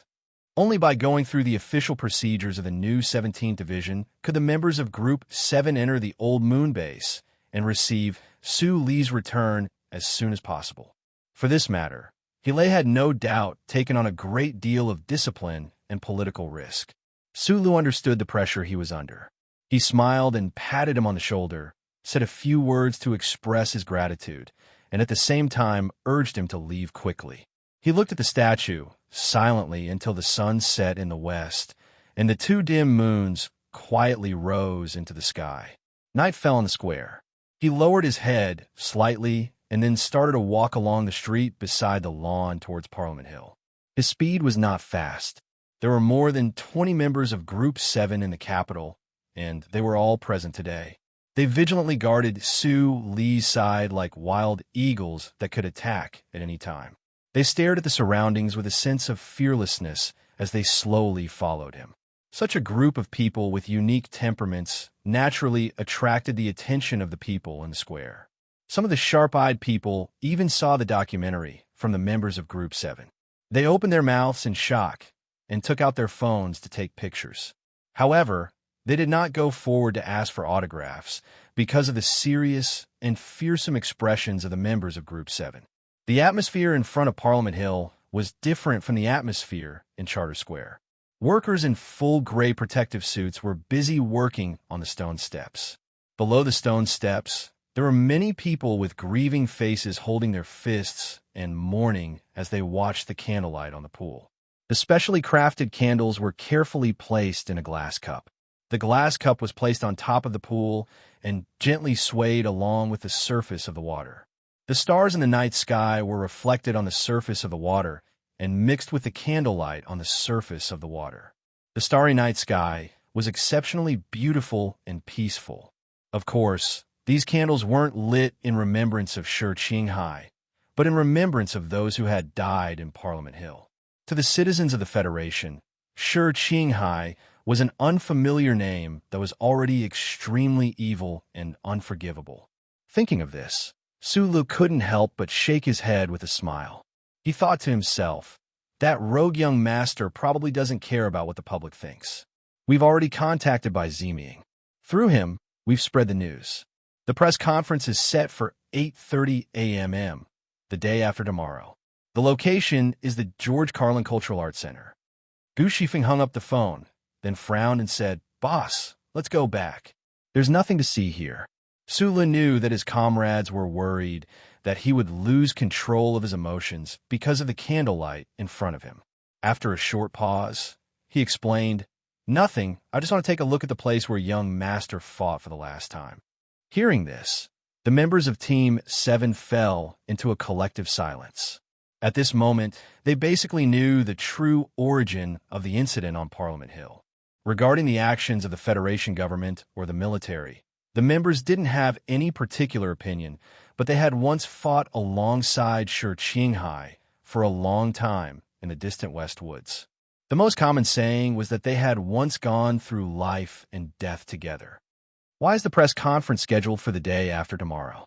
Gu Shifeng looked at the packed schedule on her phone and asked in confusion, the Ministry of National Defense, the President's residence, and even if we include the military, there's enough time for the press conference tomorrow.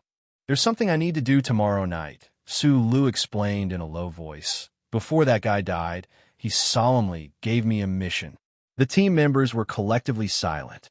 They thought to themselves that if even a fierce character like Shi Qinghai was unable to complete the mission while he was alive, the mission that required the boss to continue was definitely an extremely difficult one. It would definitely shock the Federation once again. It's a small matter, Sulu explained. After Bai Yulan retired from the military, she officially left Team 7. Everyone, including Sulu, didn't want to disturb that guy's rare normal family life. Now that Gu Shifeng had gradually taken over the role of Old Bai, he was about to give a brief introduction of tonight's itinerary when he suddenly frowned. A middle-aged man wearing a gray coat walked out of the dark forest on the side of Parliament Hill without anyone noticing. He didn't seem to notice the special aura of this group of people and directly walked towards Team 7. Xiong Linquan, who had a special gun permit, suddenly frowned. He slightly turned the heavy gun case in his hand, and his left hand gripped the special short-handle H-12 under his military uniform. Da Vinci slightly raised his proud and cold face and blocked in front of the middle-aged man. His right hand, hanging out of his sleeve, slightly trembled. It was the sign of a heavy blow. As long as the other party showed the slightest bit of hostility, the 20 or so members of Team 7 under the stone stairs of Parliament Hill definitely wouldn't mind shocking the Federation again. No problem. Sulu narrowed his eyes and looked at the middle-aged man's gray coat. He said, "Let him come over." The middle-aged man, who originally felt like he was about to suffocate from the cold pressure, suddenly felt the air start to flow again. He took 2 deep breaths with lingering fear and quickly walked in front of Sulu. He lowered his voice and said a few words. Then he said worriedly, "The government has too many eyes. There are at least 4 groups watching you in the square alone. Not 4, but 13. Sulu looked around the square, through the gaps between the bodies of his team members. Under the cover of the night and the quiet street lights, the Federation agents disguised as lovers and families, the black SUVs with their identities revealed, and the officials of the Department of National Defense's Internal Affairs Department, not far away, were all nervously watching him and his team members who had forcibly returned from the Westwoods. They were all very professional people, so this member of the Green Dragon Mountain's 4 departments only discovered 4 groups. However, for Sulu, who had successfully bound the Federal Central Computer to himself through some kind of desperate and shameless logical reasoning, there seemed to be no secrets from Charter Square or even the capital's special district to the entire Federation. The couple on the bench, the pair whose breasts are like the tarmac, the agent under the banyan tree who is smiling foolishly and pretending to be a good father, the worker on the stone steps who doesn't even know how to use the spray nozzle. The safety formation of the 7 groups spread out slightly. Sulu stood in place, and raised his arm without hiding anything. He pointed at the professionals in different corners of the square. As his finger moved, the Federation agents disguised as lovers, fathers, and workers showed shocked expressions on their faces. They immediately lowered their heads and covered their ears. They were probably in emergency contact with their superiors. After pointing out the positions of the 8 groups of agents, Su Lu continued, including the 6 groups on the open line. Take care of them. The couple, snuggling together, suddenly realized that there was a huge mountain in front of them. The shadow pressed down heavily. The boy raised his head in shock, wanting to show his anger at being disturbed. However, Xiong Lin Quan said expressionlessly, "If you want, you could perform a kiss for me." The Federation agent, who was playing the role of a good father under the banyan tree, looked at his son, who was playing games under the mottled streetlights, with a smile on his face. The finger on his waist quietly cut off the emergency communication with his superior, and he politely smiled at the person beside him. Gu Shifeng, who was standing beside him, rubbed her face with her chubby fingers. She looked at the little boy, who was running happily, and suddenly said gently, "Why put your family in danger?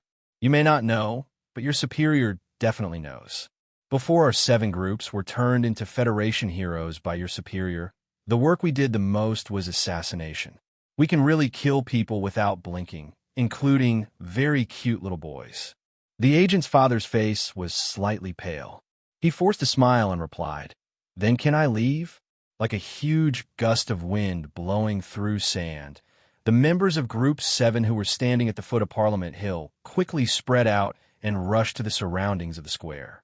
They stood in front of the people whom Su Lu had accused of being spies of the government, indifferently, with smiles, with gentleness, and with pride, blocking their sight and intimidating their fragile hearts. Bang! Bang! The doors of 4 black SUVs opened and then closed heavily. The high-ranking officials of the 4 divisions of the Federation Bureau of Investigation glared at the members of 7 groups in front of the cars.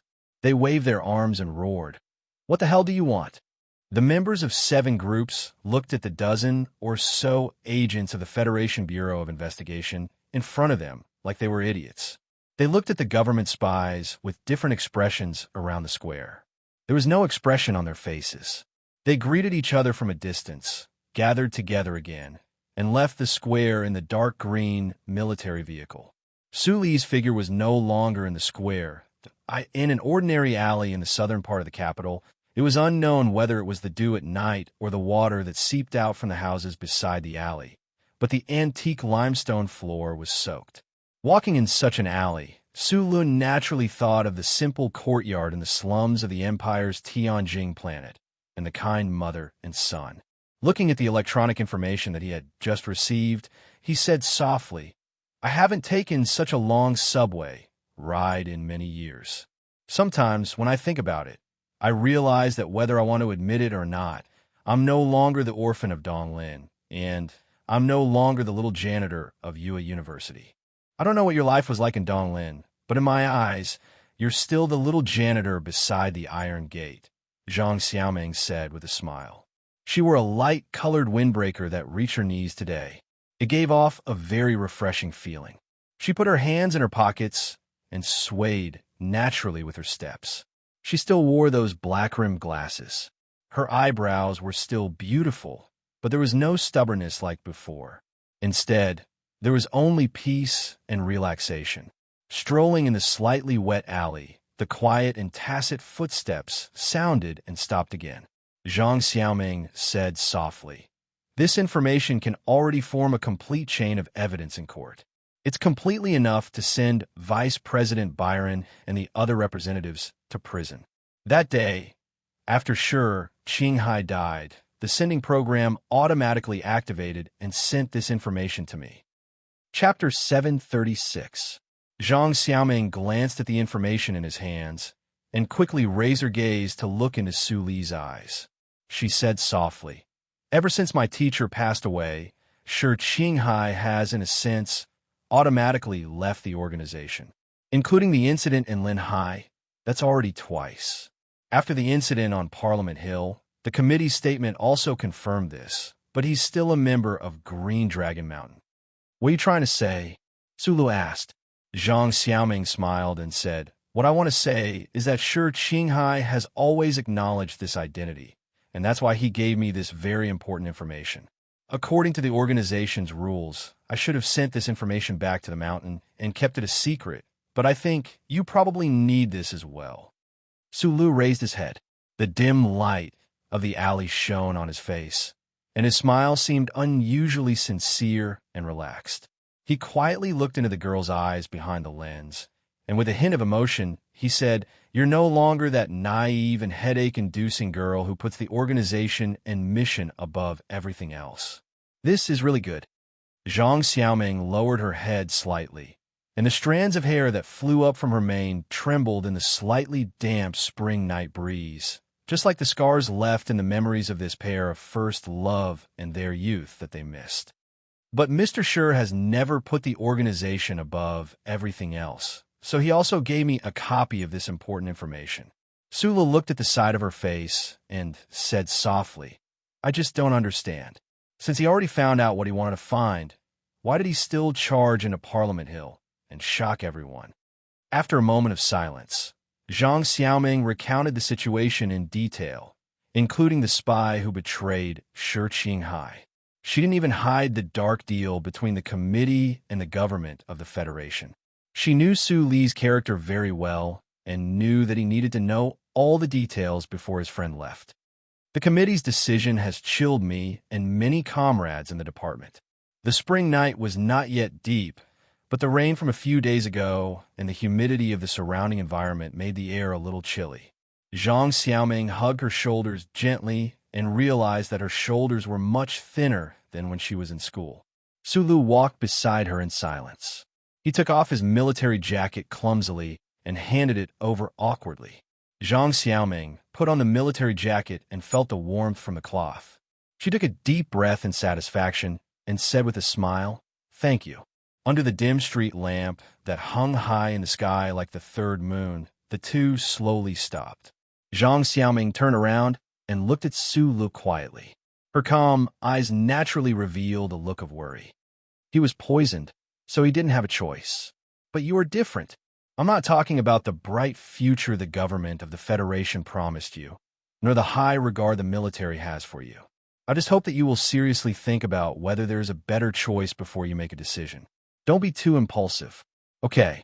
Sula nodded and replied in a low voice. "Before Mr. Shi died, I promised him that I wouldn't go crazy. Although he probably didn't hear it, I will definitely do what I promised him. The old military god also gave me very serious instructions before he died." His eyes narrowed, and his expression was solemn and serious. "I will do everything in my power and seize every opportunity to win this battle and protect myself.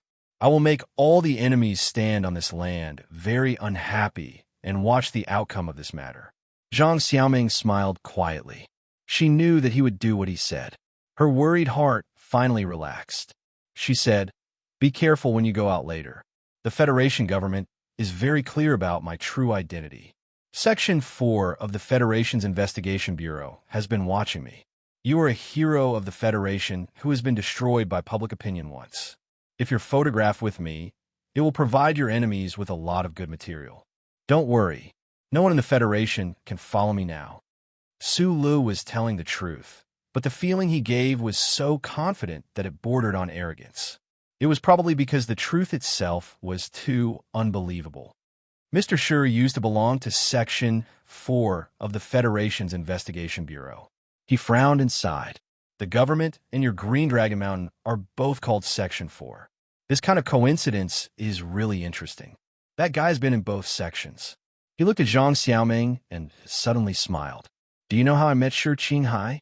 At the time, he was still working in the Federation's Investigation Bureau. He was ordered to go to a university to investigate you. In the end, he was slacking off under the sun. I just happened to be sunbathing behind the Iron Gate at the time." The voice suddenly became low in the night alley. The light seemed to burn. It was as if time had returned to that sunny day in Linhai a few years ago. There were many ordinary stories that happened beside the Iron Gate of Yue University, but now it seemed like the characters in these stories were more willing to have that kind of ordinary life. For Su Lu, Shi Qinghai and Zhang Xiaoming were the first friends he had truly met when he fled thousands of miles to the capital ring. The puppy biscuit and the cigarette that was handed to him through the iron gate under the sun. The beautiful plain-clothes agent who smiled under the sun. The gatekeeper who hid his identity and escaped. The young university student who had just escaped from her identity as a revolutionary young woman. So many years had passed in the blink of an eye. At the time, Shi Qinghai was still very young, but was already decadent. Su Lu was young, but silent and dull. Zhang Xiaoming always had so many thoughts and always thought that she could shoulder a lot of responsibilities. Until his death, Shi Qinghai insisted that Zhang Xiaoming was a stupid and boring woman.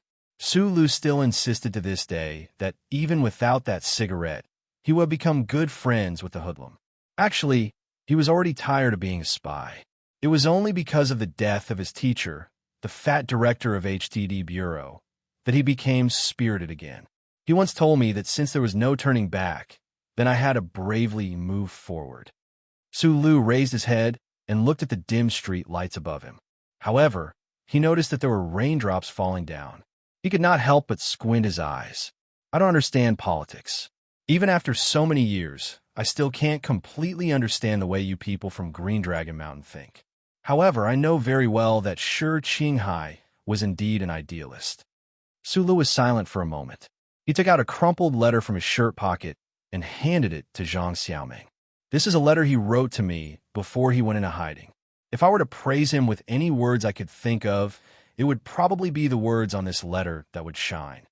I think this letter is very suitable for the youths of Green Dragon Mountain to read, so I'm giving it to you for safekeeping. Zhang Xiaoming took the letter with a serious expression and carefully put it away. She said softly, "I'll transfer it to the mountain." "Then, what do you plan to do?" Su Lu narrowed his eyes and looked at the night rain that was as clear as silk under the streetlights.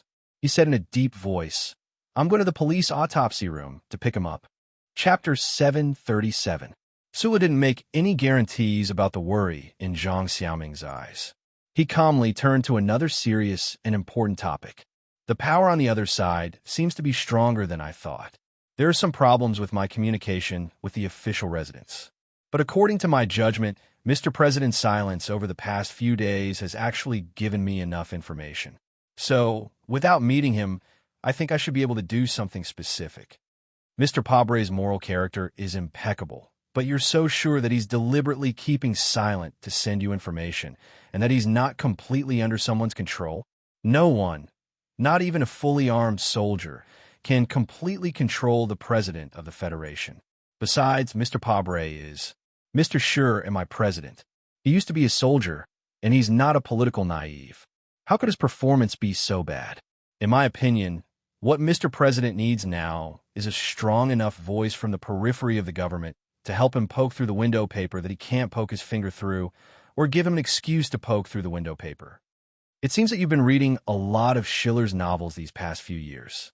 You're very familiar with the classical phrase, window paper." Zhang Xiaoming looked at him with a smile and said, "Since you're so confident, I won't say anything more. I wish you good luck." "Thank you." Su Lu sincerely hugged her and then prepared to leave. Under the dim street lights in the rainy alley, Zhang Xiaoming looked at his face and suddenly said, "When you go to pick up Shi Qinghai, help me pass on a message to him. I think he is the best spy, and even more so, the best soldier. I'll definitely pass on the message." Su Lu wiped the raindrops off his face and replied with a smile, "Although he's never liked you, he should like your comment very much." Walking out of the rainy alley, they shook hands and climbed over the railing. Following the 3 big locust trees to the west, they walked past the little girl selling umbrellas. The two gently hugged and said goodbye, and then went to different subway entrances. A few minutes later, Su Lu, with his hair slightly wet, walked out of the subway entrance of the capital's Special District 4. He silently walked to the dark green military vehicle that had been waiting for him for a long time. He sat in the spacious back compartment, deep in thought. After the Parliament Hill incident, the enraged Federation government and Parliament immediately set up a high-level investigation committee. 3 temporary teams were formed to handle this special case. Because Shi Qinghai used to be a high-ranking official in the Federation Investigation Bureau, and it was later found that he had used the Federation Investigation Bureau's resources and network countless times in the past 4 years. The Special Task Force excluded the Investigation Bureau from the Federation Investigation Bureau. The police headquarters, the Ministry of Justice, and the Ministry of National Defense worked together to handle the case. The task force was scattered among many buildings in the capital, including the police station on Esparta Avenue.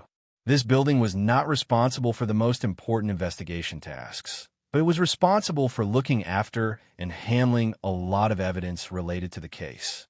So, even though it was already late at night, there were still many police officers and officers working overtime or tiredly keeping watch.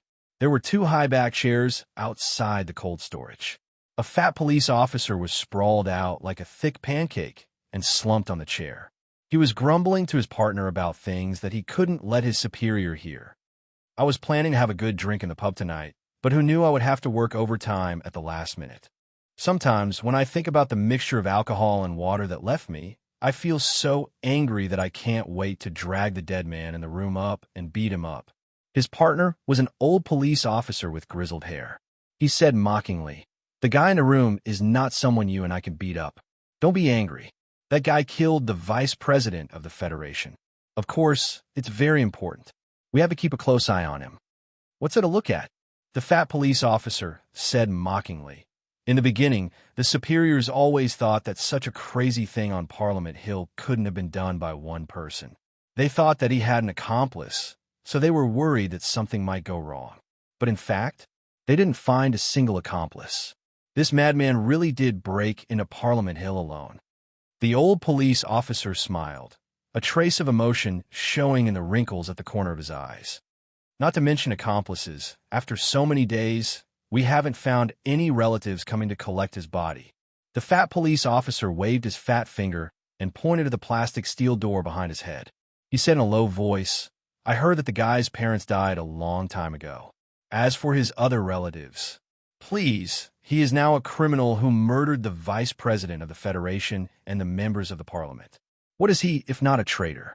Even if he is dead, he won't be clean. The people in the Federation are cursing him nonstop. Even if he does have relatives or friends who would dare to come and visit him at this time." Just as he finished speaking, the low and powerful roar of an engine came from a Sparta street outside the police station. There was the clear sound of brakes, followed by a series of hurried, but definitely not disorderly footsteps. It was the sound of many pairs of military boots stepping on the old wooden stairs of the police station at the same time. It was a shocking sound that could only be made by many pairs of hard-soled military boots stepping on the old wooden stairs of the police station. The fat police officer and the old police officer looked at each other in confusion. Then they slowly stood up, their right hands touching the gun holsters at their waists at the same time. At the end of the corridor, a group of soldiers escorted a young officer and silently walked over. The young officer looked somewhat familiar. The atmosphere of the group was particularly solemn because their expressions were very serious. In front of the storage room, the burly man in the group raised his steel-like arm and pointed behind the 2 stunned police officers. He said to the young officer in a low voice, "The young master is in there." When Su Lu was about to walk into the cold storage room to take one last look at the person, the 2 grumbling but still loyal police officers finally reacted. The fat police officer looked at the group of soldiers in front of him with unease and vigilance. His finger quietly picked at the hidden buckle of his gun holster and said in a low voice, "Sorry, I can't let you in." Gu Shifeng stood behind Su Lu and said with a smile, "According to the relevant laws and regulations of the Federation, if the case has been reported with complete evidence, then the deceased suspect can be handed over to the claimant. The young master lying in the freezer behind you doesn't have any family or friends, so we're here today to claim his civil rights." The 2 police officers looked at each other. Thinking about what they had just said, they didn't quite react. A moment later, the fat police officer shook his head and said, "I don't understand what you're talking about. I ask you to leave immediately. No one will agree to your ridiculous request." Su Lu lowered his head slightly, then raised his right foot and walked forward. The two police officers wanted to pull out their guns, but they were horrified to find that at some point, two thick cold gun barrels were silently pressed against the back of their necks. Sulu noticed the police officers' instantly pale faces. He directly pushed open the door to the cold storage room and found the exact position in the freezer on the three walls. Without any hesitation or sad pause, he opened the freezer and opened the bag. After confirming that there was no mistake, he immediately waved his hand and signaled for his team members to help carry the guy out. He looked at the pale and quiet face in the bag, narrowed his eyes, pursed his lips, and said in a low voice, "Let's change places. It's too cold here. I'm going to freeze to death." Chapter 738. The Esparta police station building was very lively. The lobby that was quiet and empty a moment ago suddenly became noisy and dangerous. The military police from different departments huddled together with complicated expressions on their faces. They were also vaguely divided into two groups. They stared at each other seriously, but the guns in their hands were carefully aimed at the ground, afraid that there would be a possibility of accidental fire. Sulu and his team members did not make it out of the building. They were stopped by the military police of the task force at the exit because they had not been given any orders other than Xiong Linquan and a few other team members with special gun permits. They did not have many guns.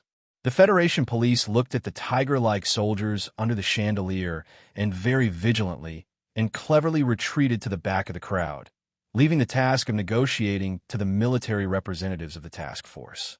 A lieutenant colonel from the capital garrison nervously held his pistol and looked at the people in front of him with a serious and uneasy expression. He opened his mouth and said, "Colonel Sulu, what you are doing will make things very difficult for us." Suddenly, a group of soldiers broke into the police station building, took away the police officers' weapons, broke into the freezer, and even tore down a freezer. The task force was all alarmed. When they discovered the identity of these soldiers, they immediately felt that the situation was very urgent and very troublesome. They immediately notified the soldiers' direct superior, the new 17th Division. The new 17th Division had just returned from the front lines. The soldiers of the various divisions were on vacation, but the division headquarters in the southern suburbs of the capital was still working. However, what the military representatives of the task force did not expect was that when they called, the atmosphere in the 17th Division headquarters seemed to be a bit strange. Especially when they heard the whole story, they immediately said that the 17th Division headquarters did not know about it. It should be Colonel Su Lee's personal action, and they had no way of controlling it. Colonel Sulu, the lieutenant colonel of the garrison, swallowed hard and said, "Director Chin of the Ministry of National Defense is on his way. I suggest that you wait for a while." This matter was too big. If the members of Team 7, who were once idols of the Federation, were allowed to leave the building, the task force would not be able to answer to their superiors. It could even be said that they would not be able to answer to the entire Federation. After all, the person they wanted to take away had once barged into Parliament Hill and killed the vice president of the Federation. He was the mastermind behind the most horrifying incident in the 37 years of history. However, the officers of the task force did not dare to appear too tough. The other party was the legendary Team 7. Although this organization had long been disbanded and the Federation had not promoted them for a long time, that person had returned. The disbanded team would naturally reunite again, and no one could underestimate them. As for Colonel Sulu, the entire army knew about his relationship with Minister Zhou, and knew that the war god had high hopes for him. Who would dare to raise their guns and aim at his head? Sulu stood among the team members in front of the black freezer.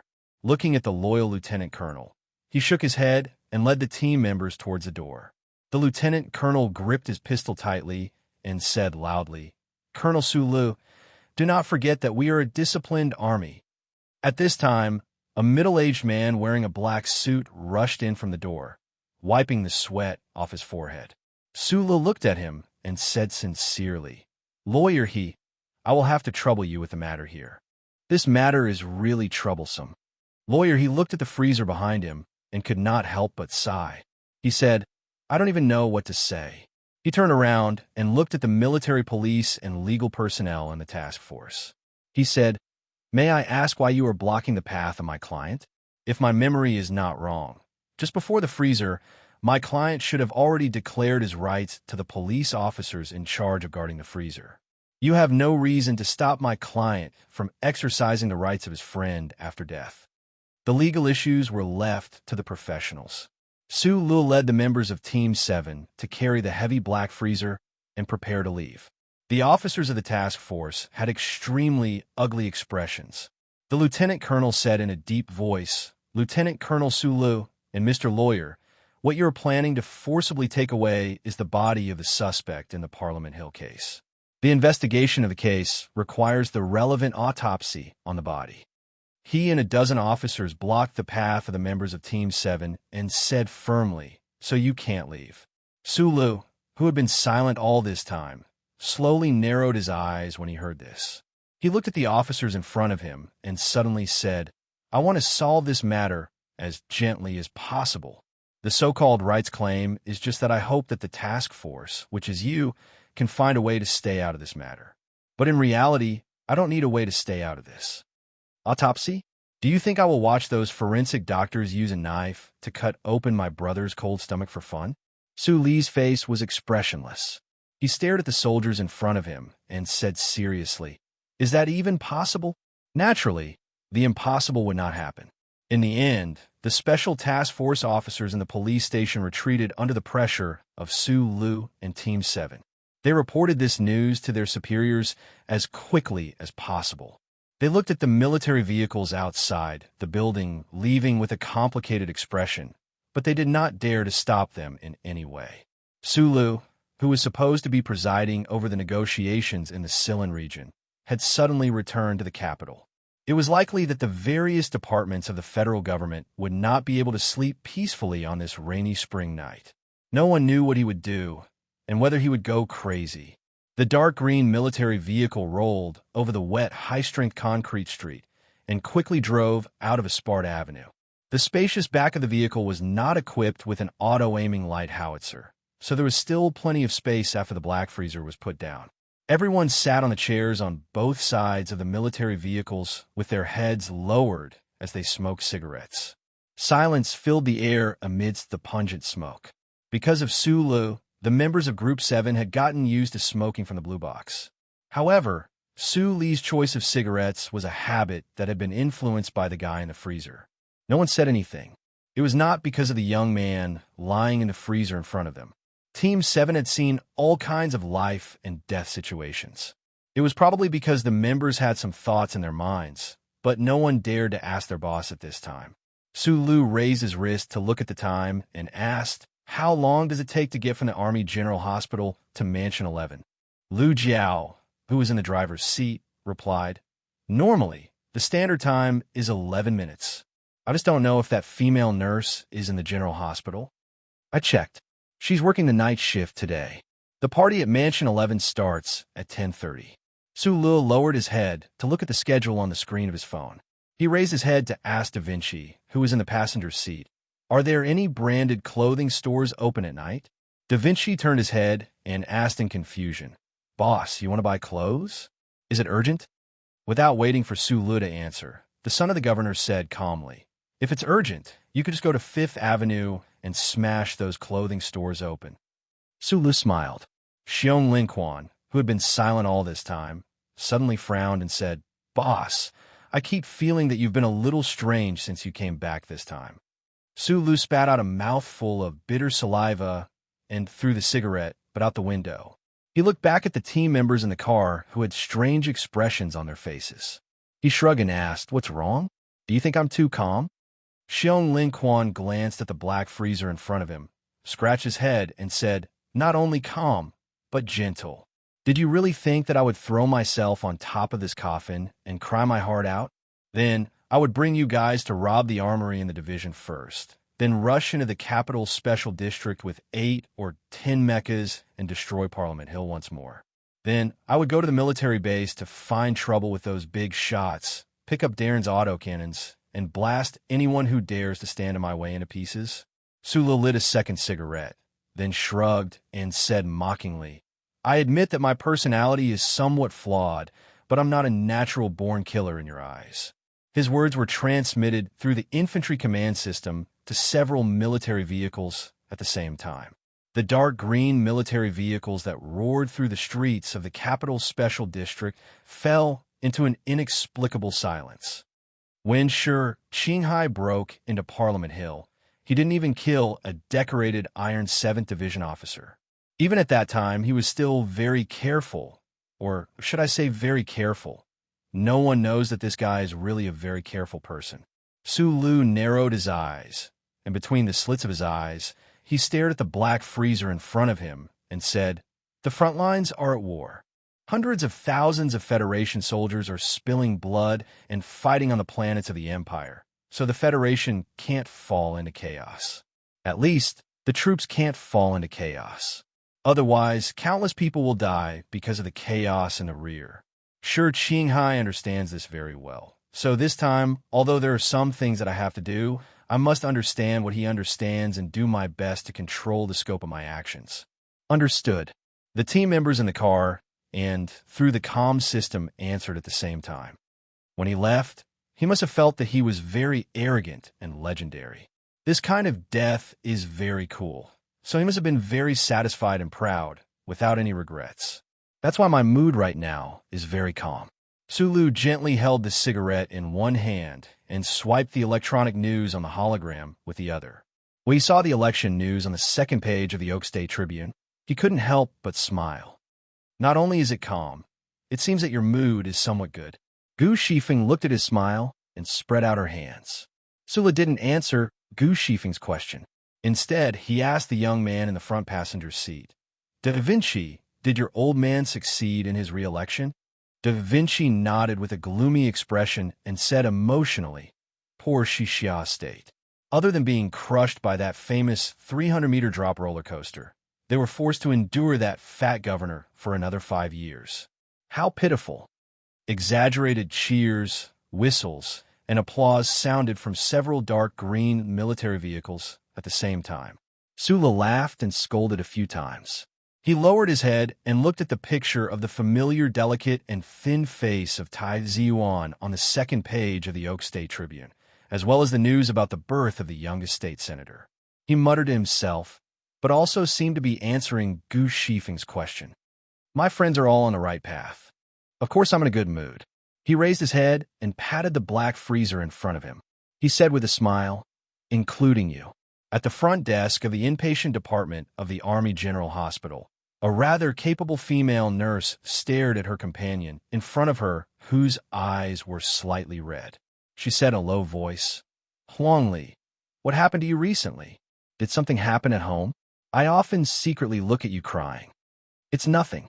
Huangli forced a smile, but she didn't know how to explain. The capable and powerful girl in front of her was her rare good friend in the hospital. She was young and had a fierce personality, but she had always been very concerned about her.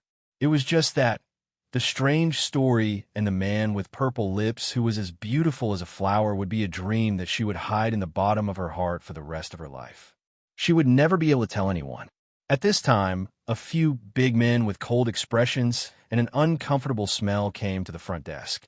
They rudely asked, "Where's Huangli? Let her come out." The young female nurse, who had delicate features but was particularly awe-inspiring and powerful, was slightly startled. She looked at the extremely impatient and fierce guys outside the front desk and blocked Huang Li, who had a perplexed and frightened expression behind them. She thought that she roughly understood why the little girl had been secretly crying in a place where no one was around these days. "I don't care if you're a finance company or some random people." She gritted her teeth and said angrily, "This is a hospital. I ask you to get out. Don't make a noise, or I will call the security." The female nurse ignored Huang Li, who was anxiously pulling her from behind. She clenched her teeth and mustered up her courage. She stared at the tall and burly man in front of her and said loudly, "Also, put out the cigarette immediately." "Ah, fuck." Xiong Linchuan's eyes widened. He stared at the weak female nurse in front of him, who looked like he could pinch her to death with 2 fingers. He didn't know where she got the courage to speak to people like him. He waved the cigarette in his hand and said in a muffled voice, "Hey, little girl, I can put out the cigarette, but can you speak more politely?" Put out the cigarette immediately. The female nurse, who had a strong sense of justice, grabbed the phone and stared at him without showing any weakness. She was ready to call the security at any time. "I've just been sulked in the police station building, and now I'm being chased away in your lousy hospital?" Xiong Linquan couldn't be bothered with her and shouted, "Who's called Huangli? Call her out right now. You really are a bunch of hooligans. We can't be polite to hooligans like you." The young nurse stood in front of the scared Huangli. She angrily pointed at Xiong Linquan's nose and was about to call the security. Xiong Linquan slammed the phone down, glared at him, and growled in a low voice, "Take your finger back immediately. Don't make me lose my temper. Otherwise, I can't guarantee that your finger will still work in the next moment." Sulu stood behind the aisle door. He didn't plan to go find the nurse himself. He really didn't expect that when the men of Group 7 were not by his side, they would create a strong pressure on the general public. When he hesitantly recalled the face of the female nurse and her strong presence, he couldn't help but walk out with a bitter smile. "I can guarantee that her finger will always be fine." He walked to the front of the stage and said with emotion, "A few years ago, she pointed at me like this and asked me to put out the cigarette. As for calling us hooligans, that's fine. After all, she is my sister-in-law." The members of Group 7 who walked into the aisle were stunned. They were very confused when they heard the words sister-in-law. They thought to themselves, "Our real sister-in-law is the daughter of the Ministry of National Defense. Our rumored sister-in-law is a big star in the universe. And our ex-sister-in-law was an anti-government soldier. But I've never heard of you having a past in the hospital." Sulu explained to the crowd seriously, "This is Lao Bai's wife." As soon as he said that, the entire aisle was silent. Xiong Linquan and all the team members looked at the pretty nurse who had a strong sense of justice in her eyes and revealed a flattering smile. Chapter 739. There were too many stories about the relationship between the young man, surnamed Bai, and Team 7. Before Su Lu walked into the inconspicuous office in Whitewater Base for the first time, the core of this combat team that worked for the Federation government was actually this person. Therefore, when Su Lu told the team members that this young nurse with delicate features was Lao Bai's wife, after a moment of shock, they immediately accepted the image of their beautiful sister-in-law. They all smiled foolishly and stepped forward to bow and greet her. "Hello, sister-in-law. I'm sorry to offend you. My name is Xiong Linquan. I'm 31 years old this year, and I'm not married yet. Do you know any good girls in the hospital?" "Sister-in-law, Olay didn't let us go to your house.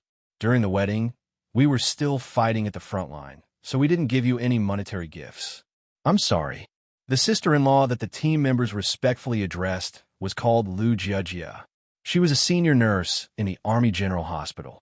Looking at these men, who had previously exuded a beastly aura, suddenly turning into docile and well-behaved little animals, one after another walking up to her and greeting her. Then, they took out a thick stack of banknotes from their trouser pockets and placed them in front of her. Her pair of beautiful eyes couldn't help but widen, and her pupils gradually tended to be unable to focus. What kind of people were these old men? Are they my Mr. Bai's comrades? But my family's old Bai is usually a little slow and introverted. He likes to do housework and is too delicate like a girl. Occasionally, he likes to brag that he worked in the legendary Group 7. That night, he once pointed at the Nebula Awards on TV and said that he should have been standing there. Wait, if what my Mr. Bai said is true, then these men are the members of Team 7?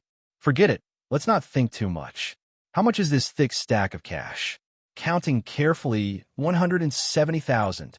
The female nurse, Lu Jiajia, was shocked by the number of monetary gifts.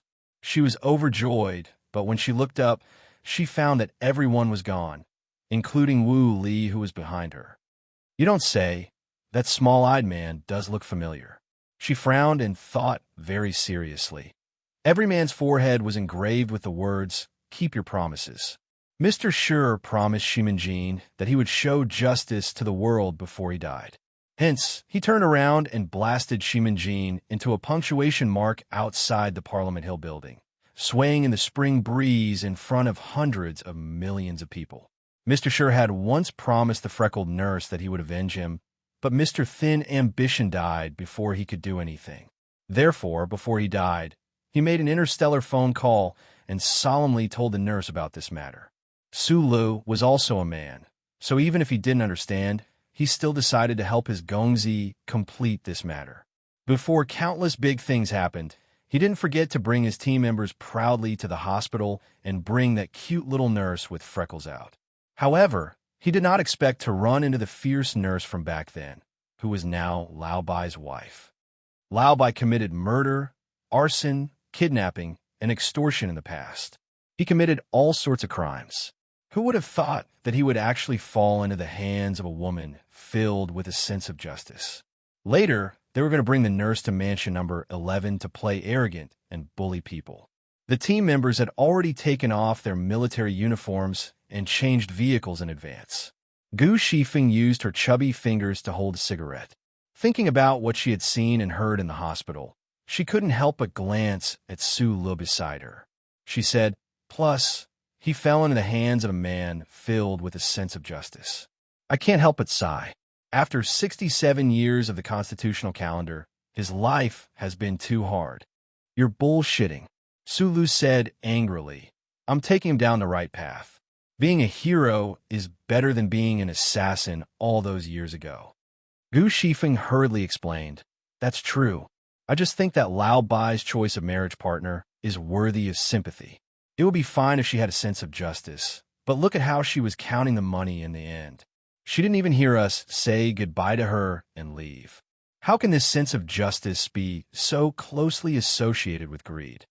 Huang Ligu sat uneasily in the corner of the car. She didn't know why, but she believed the words of these people. It was probably because except for that beautiful man with purple lips, no one in this world should know about his past relationship with her. Being in the same room with so many strange men made her nervous. She had originally planned to remain silent, but when she heard these men belittle her friend, she couldn't help but say, "Jia is a very good person." Xiong Lin Quan and the other team members ignored her and continued to sigh. "With such a wife, Lao Bai can't even smoke at home, can he?" Sulu smiled and said, "Lao Bai quit smoking because of this." As he spoke, he glanced at the female nurse in the corner of his eyes. He frowned slightly. He really couldn't understand why Shi Qinghai was so attached to this girl before his death. He even asked him to do such a boring thing. Although she was pretty, how could she compare to him? "May I ask how you and Shi Qinghai met?" he asked the girl with narrowed eyes. Huang Li's cute freckles suddenly lit up before gradually dimming. She tilted her head slightly and looked at the night sky outside the window. She shrugged and said with a hint of sadness in her self-deprecating tone, "So, that's his name." The fleet of dark green military vehicles didn't go directly to number 11 mansion.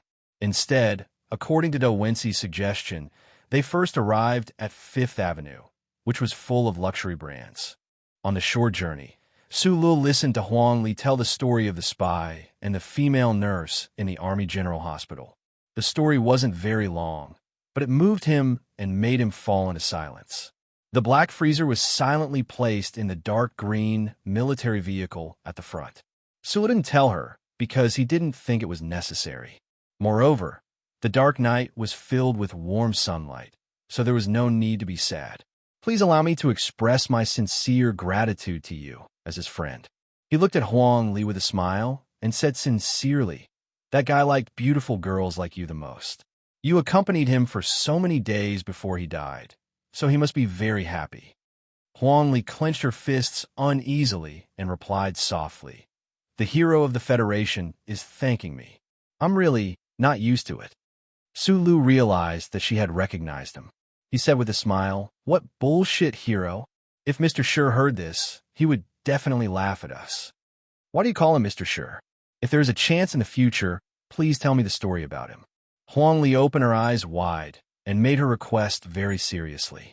After a while, she smiled sweetly and said with satisfaction, "To be honest, I've always been afraid that he was really the terrible bad guy that the news said.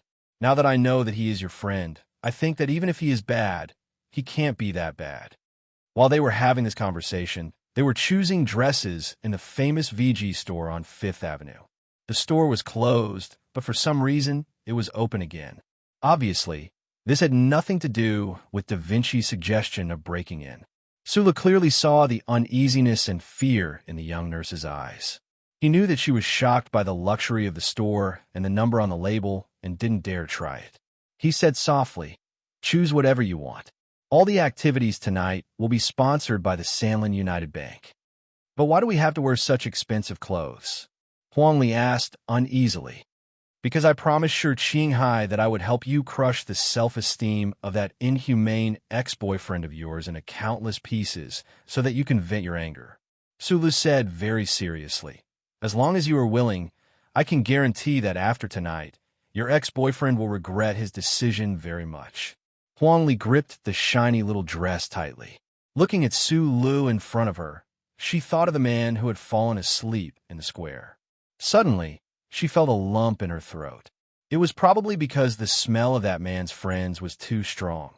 Schiller had once written 5 fairy tales, but he had never admitted that they were written by him.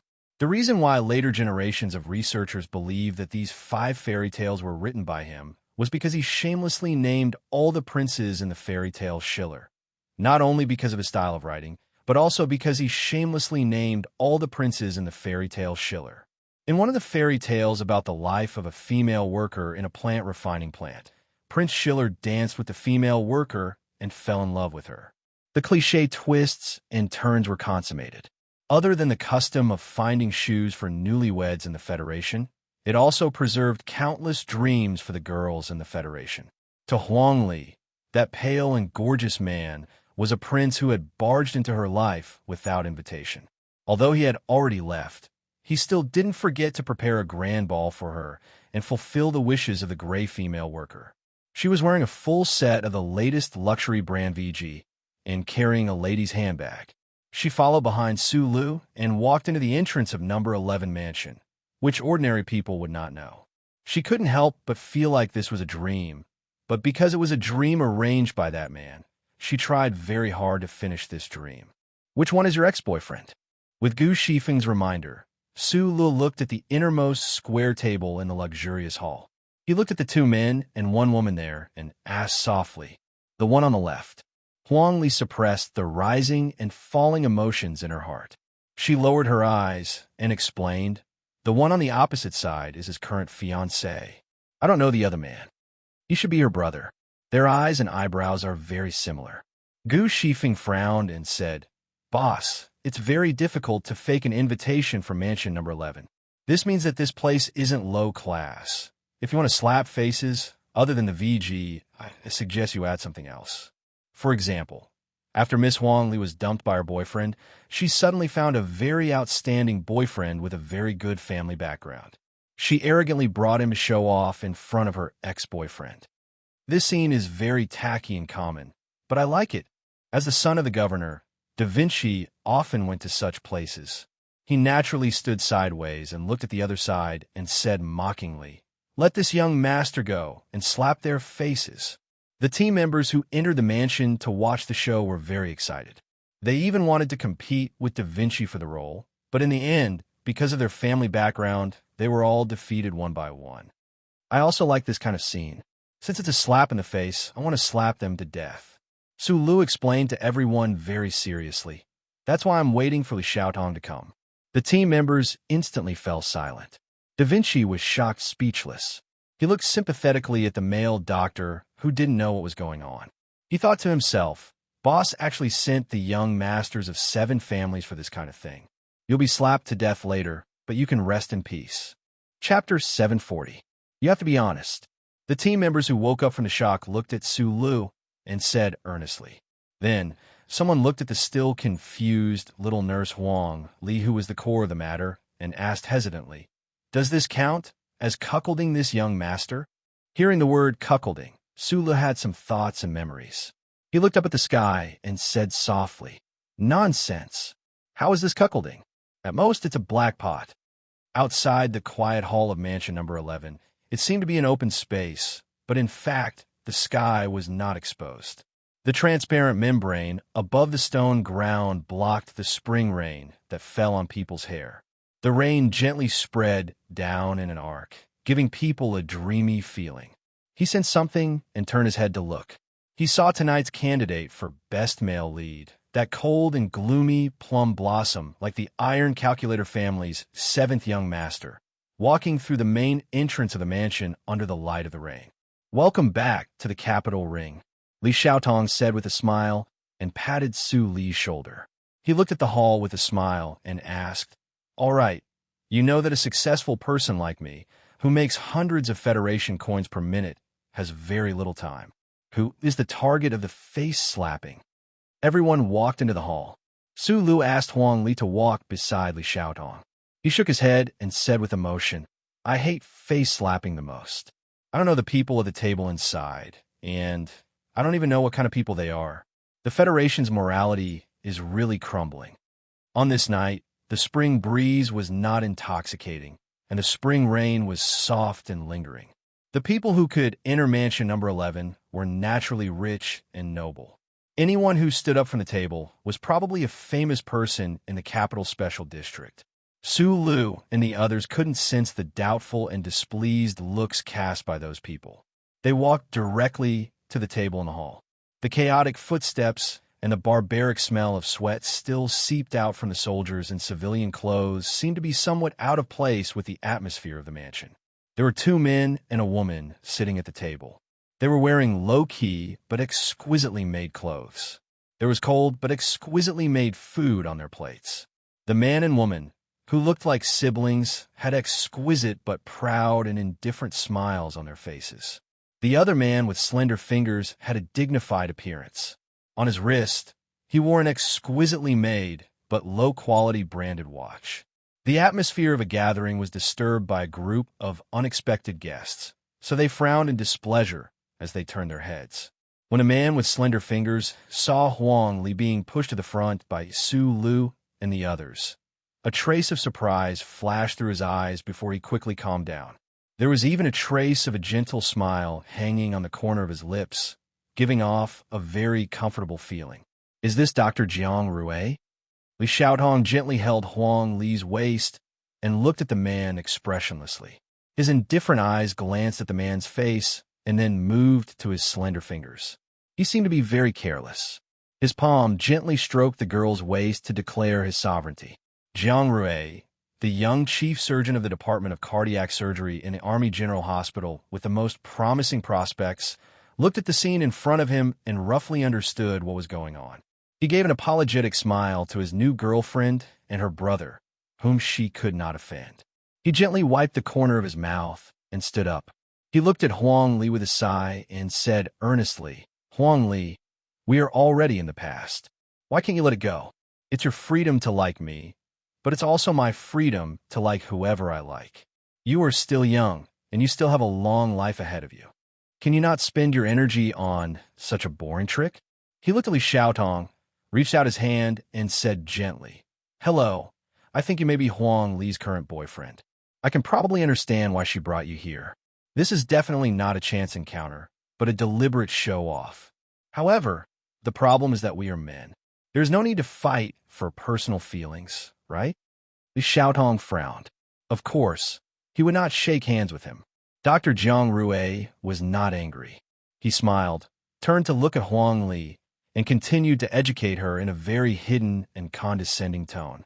"Don't do this in the future. Do you think you can hurt my self-esteem because your current boyfriend can bring you to number 11 mansion? This is really childish. It will only make me feel that you are rude in front of your friends." From the beginning to now, it was basically Dr. Jiang Rue's performance. The girl who came from a famous family opposite the table had a faint mocking smile on her face.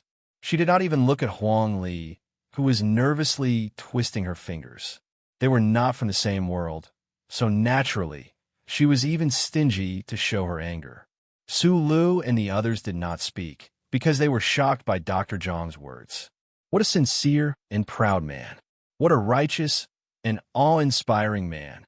What a righteous an awe-inspiring man. Li Xiaodong seemed to have not expected this doctor to be such a person. His cold expression was somewhat relaxed. He looked at the other man who was still sitting in the chair and felt that he seemed to have seen him somewhere. He could not help but frown and ask, "My name is Li Xiaotong. Have I seen you somewhere before?" With his identity as the second successor of the Li family, no matter what kind of social situation he was in, there was no need for him to introduce himself first. However, today he was invited by Su Lu to slap his face, so he had to lower his status and say his name lightly. He hoped that the rich young master would be sensible enough to retreat and not affect Su Li's rare mood of slapping his face. Unexpectedly, after hearing Li Xiaodong's words, the brother and sister did not respond. The man in the light cyan-embroidered formal suit slightly frowned, glanced at Li Xiaotong, and said, "I don't think we have met before." There was a moment of silence. Su Lu looked down at his shoes and said in a low voice, "There is actually someone who doesn't know you. Do you think I should know who you are?" The man in the light cyan formal suit showed a mocking expression on his face and said, "I know all the people I should know, but why should I know someone I shouldn't know?" Li Xiaodong's expression did not change, but the team members behind him gasped. Su Lu widened his small eyes and said with emotion, "We are here to slap his face. Why does it seem that we have been slapped in the face?"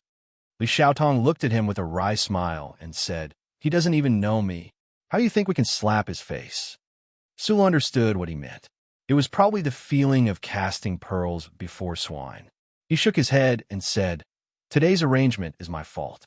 The level of the food chain is too far apart, so there is no deterrent effect. A lion catches a rabbit, and the rabbit eats the carrot. The rabbit is afraid of the lion, but the carrot doesn't know the lion at all. That's the truth." Li Xiaotong loosened his hand from Huang Li's waist and spread his hands, saying, "You can't think that a random cat or dog can recognize me." When they were talking, they didn't even look at Dr. Jiang Rui and the brother and sister who claimed to be from a famous family. In their eyes, these words were just a very common discussion, and they didn't care about them at all. Especially in the ears of the man in the light cyan formal suit, it was an absolute provocation and ridicule. Number 11 Mansion was not an ordinary club, and the man in the light cyan formal suit was also a very important person. He did not argue with Su Lu and the others. He waved his hand to call the manager on duty, who had been standing not far away, and said coldly, "What's going on?" "These guests all have electronic invitations." The mansion had already checked, and the manager said awkwardly, "Young Master Chun, since they have disturbed your meal, I will inform the security department to ask them to leave as soon as you ask." With a subtle gesture of the manager, the security guards in black formal suits in the corner of the restaurant surrounded them with white headphones. The place where the rich live is really interesting. Do you think you can pretend to be a member of the special task force by wearing white headphones? But when it comes to violence, we are very good at this kind of thing. Xiong Lin Quan suddenly interjected and then took off his windbreaker. The expressions of the three people at the table, the manager of Number 11 Mansion, and the security guards changed dramatically. They were shocked to see the cold guns in the man's windbreaker, and their hands and feet suddenly froze. The Federation's strictly controlled guns, and even the most famous underworld boss Zhang Xiaohua in Nankashao didn't dare to show so many guns in a place like the mansion. So, there was only one explanation for the scene in front of them. The condescending look on the face of the young master, surnamed Chen, finally dissipated slowly. He put the napkin on the table and stared at the people in front of him. Finally, his eyes fell on Su Li's face, and he was shocked to recognize his identity. "Sorry for the disrespect. You are actually a hero of the Federation." Young Master Chen's lips were a little pale, but he still smiled and said, "I have heard some legends about you, but I really didn't expect to see you in such a jealous situation. My name is Chun Shanglin. Jiang Rui and my sister are engaged, so I can call him brother-in-law. Colonel Su Lu, I don't know what relationship you have with my brother-in-law's ex-girlfriend, but I think that even if you were a hero of the Federation, there is no reason for you to get involved in these emotional issues." Chun Shanglin was born in an extraordinary family, and he was a genius in the financial field. He had made a lot of achievements in the stock market when he was over 30 years old. After he set up a company, he was even described by financial magazines as a candidate for the future S1 business leader. Because of all these, he had developed a proud and unyielding personality. So, at this moment, even if he knew who was standing in front of him, he didn't have the slightest intention of backing down. When it came to the philosophical relationship between face-slapping and face-slapping, as well as the face of the Chun family, he really couldn't back down. He didn't want to be outdone and said, "Even if you are from the army, I think you should behave yourself here. Ordinary people may not know, but you should have heard of the 7 great families." Young Master Chun stared into Su Li's eyes and said, "Number 11 mansion is one of the properties of one of the families. How can you be so presumptuous? Besides, you're not very lucky. That young master happened to be here today." There was a strange silence. The members of Group 7, who had followed Su Lu into the manor of the Lin family, stared at this young master, not knowing what to say. Li Xiaotong shook his head, looked at Su Lu, and said, "It seems that he is not very clear about the things you have done." "I am not as impulsive as before," Su Lu explained seriously. The restaurant of mansion number 11 was cleared out. The black-clothed security guards were holding folding taser batons and vigilantly looking at the people around the table. Not long after, the owner behind the scenes of the mansion finally appeared, and as soon as he appeared, it was 2 people. When Chun Shanglin saw the 2 young people, the indifference and pride on his face suddenly turned into kindness and gentleness, and there was even a hint of flattery on his face. When he saw the other person, his mood became extremely relaxed. With his status, he was able to get acquainted with the owner behind the scenes of this mansion, mainly because of the accidental introduction of that distant relative. Since that distant relative was also here today, there was even less to worry about. His sister beside him looked over there and shouted with a smile, "Cousin." Dr. Jiang Rue looked at the scene in disbelief. He had never imagined that the Chun siblings, who were extremely arrogant and bossy in front of him, would have such a side to them. He was sensitive to the fact that the owner behind mansion number 13 should be a big shot with a very high status. However, he didn't know the distribution of the 7 legendary families, so he couldn't guess the identity of the 2 people, but his heart was also burning with passion. Looking at the 2 people, Li Xiaodong's expression became a little strange, while Su Lu tilted his head and looked over there, as if he was looking at a clown, squinting his eyes. The Chen siblings and Dr. Jiang Rue went forward to greet them. They were about to say a few words to express their apologies for disturbing the mansion, and then take the opportunity to get closer to the 2 real young masters of aristocratic families. Unexpectedly, the 2 young masters didn't seem to see them at all and looked over there in astonishment. They also turned their heads and didn't know what happened there, but only saw Su Lu, Li Xiaotong, and others standing there calmly.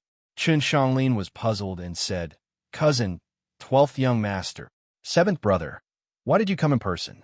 The young master on the left opened his hands with an exaggerated expression and greeted Li Xiaotong. He said loudly, "I'm so excited and uneasy that you came in person to eat in such a shabby place." "Cousin, what did 12th young master just say?" Miss Chen asked with some confusion. The 7th brother of 12th young master is naturally 7th young master Li. The young master who was called cousin looked over there nervously and roared in a hoarse and angry voice, "You 2 idiots, how did you offend them?" Li Xiaodong? Chen Shanglin's face suddenly turned pale. 3 years ago, he should have seen this legendary 7th young master Li in a top nightclub with his grumpy distant cousin. But why didn't he think of it today? Why didn't he realize it even after Li Xiaotong told him his name? A young business leader? A genius in the financial world? Li Xiaodong was the 2nd successor of the Li family. He didn't need to do anything at all. He only needed to look at him, and his life would be ruined completely. "I know all the people I should know, but why should I know the people I shouldn't know?" Suddenly, he thought of the words he had said earlier. At that time, he felt that his words were very powerful. Now, he understood what the other party meant by Tom, Dick, and Harry. He realized that his words were just a slap to his own face. It was a very powerful slap that Li Xiaodong didn't know that this mansion was an inconspicuous property of the Li family, and he didn't know how to answer this distant cousin's enthusiastic and exaggerated greeting. Although he had a high status in the hearts of the elders of the family, he definitely deserved this kind of enthusiasm and even flattery. However, he didn't know how to answer this question, so he just kept silent with a sullen face. A direct descendant of one of the 7 great families who had the right of succession had pretended to be the boyfriend of a commoner girl and played a childish game of face-slapping. Moreover, that commoner girl had a few dazzling freckles. Had such a thing ever happened in history? Li Xiaotong was scared by his silence and didn't dare to ask more questions. However, he instantly found the existence of Su Lu, so he started to greet him even more enthusiastically and exaggeratedly. For a young master who was raised by a family like the House of Prophet, sometimes he would be a playboy, sometimes he would be shameless, but most of the time he would show the extreme characteristics of a successful businessman. Just look at the enthusiasm of this 12th young master towards the members of Group 7. After a few short conversations, he knew the purpose of Li Xiaodong and Su Li's visit to number 11 mansion today. Although he didn't think it was a big deal, his face darkened without hesitation. He walked to the Chun siblings and Dr. Jiang Rue and stared at them without saying a word. Under such strong pressure, Chun Shanglin began to sweat. However, he was a successful person with shrewdness and courage. He pursed his lips, and his forehead was full of sweat, but he refused to lower his head.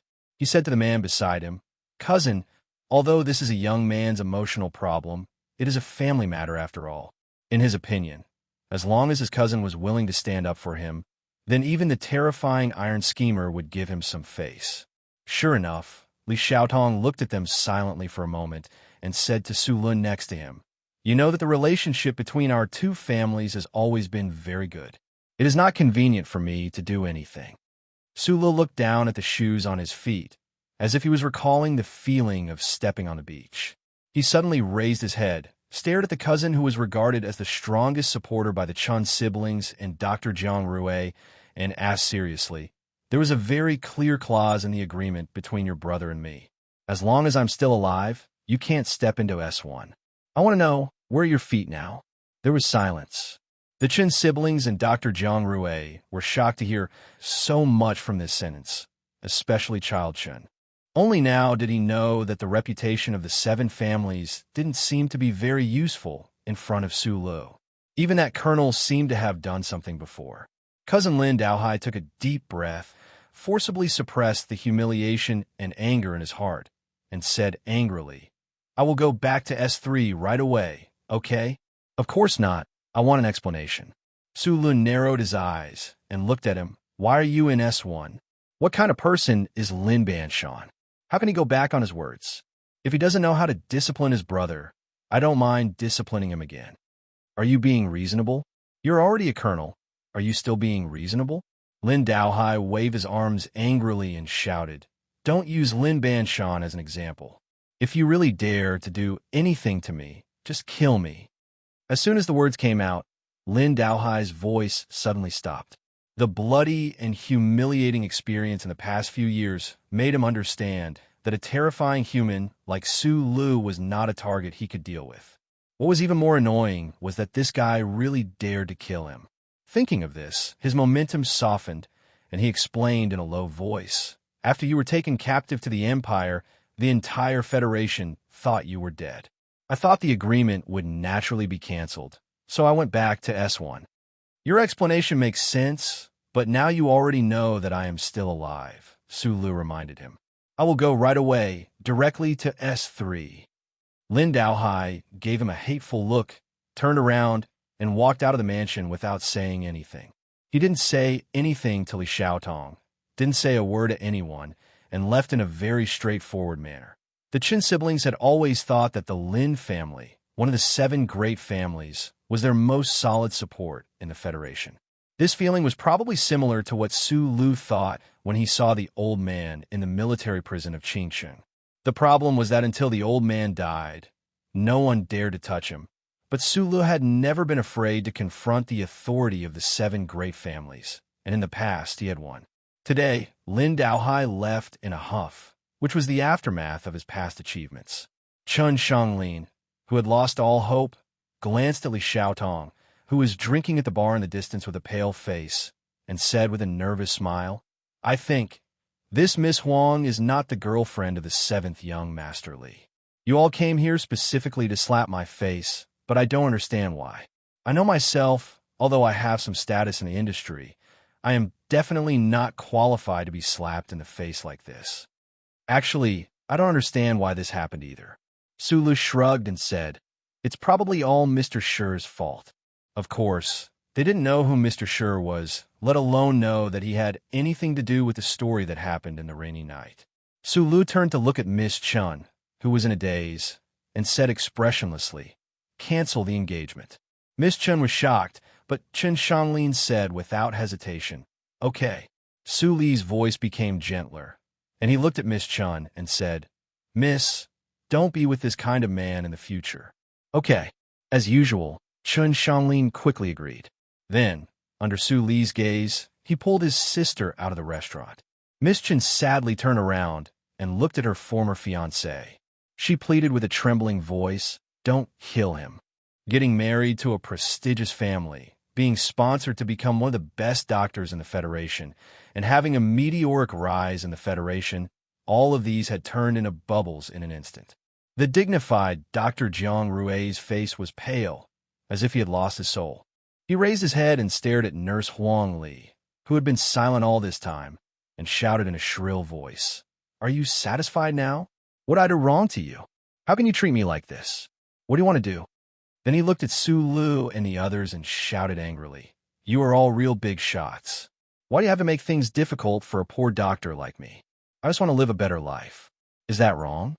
As I said, it's all Mr. Shi's fault." Sulu paused for a moment, looked at him, and frowned. "But it's not a glorious thing to abandon someone. And I hate men like you the most. You're wrong, but you always think you're right. What's wrong with you?" Maybe it was because he thought of his messy love life, but his mood suddenly became very bad. He took a cigarette from Xiong Linquan and lit it. "I'm a man. Don't you think you can force me to give up my love in this way?" Dr. Jiang Rui's eyes were bloodshot. He waved his arms and looked at Huang Li with hatred. "Even if I die, I won't marry you. I don't know if you're acting to prove that you're loyal to love so that we can let Huang Li marry you, so that you can get to know us and the 7th young master of the Li family." After a long speech, Su Lu almost coughed. He casually pointed at Dr. Zhang's nose with the finger that was holding the cigarette and said, "If that's the case, your acting skills are not bad. But don't worry, even if Nurse Huang is really stupid and crazy enough to fall in love with you again, we will not allow this to happen." He put the cigarette in his mouth and took a deep breath. He looked down at the second letter on the screen of his phone and read it calmly. After the face-slapping of the freckled beauty's ex-boyfriend is over, he is not allowed to fall in love for 5 years.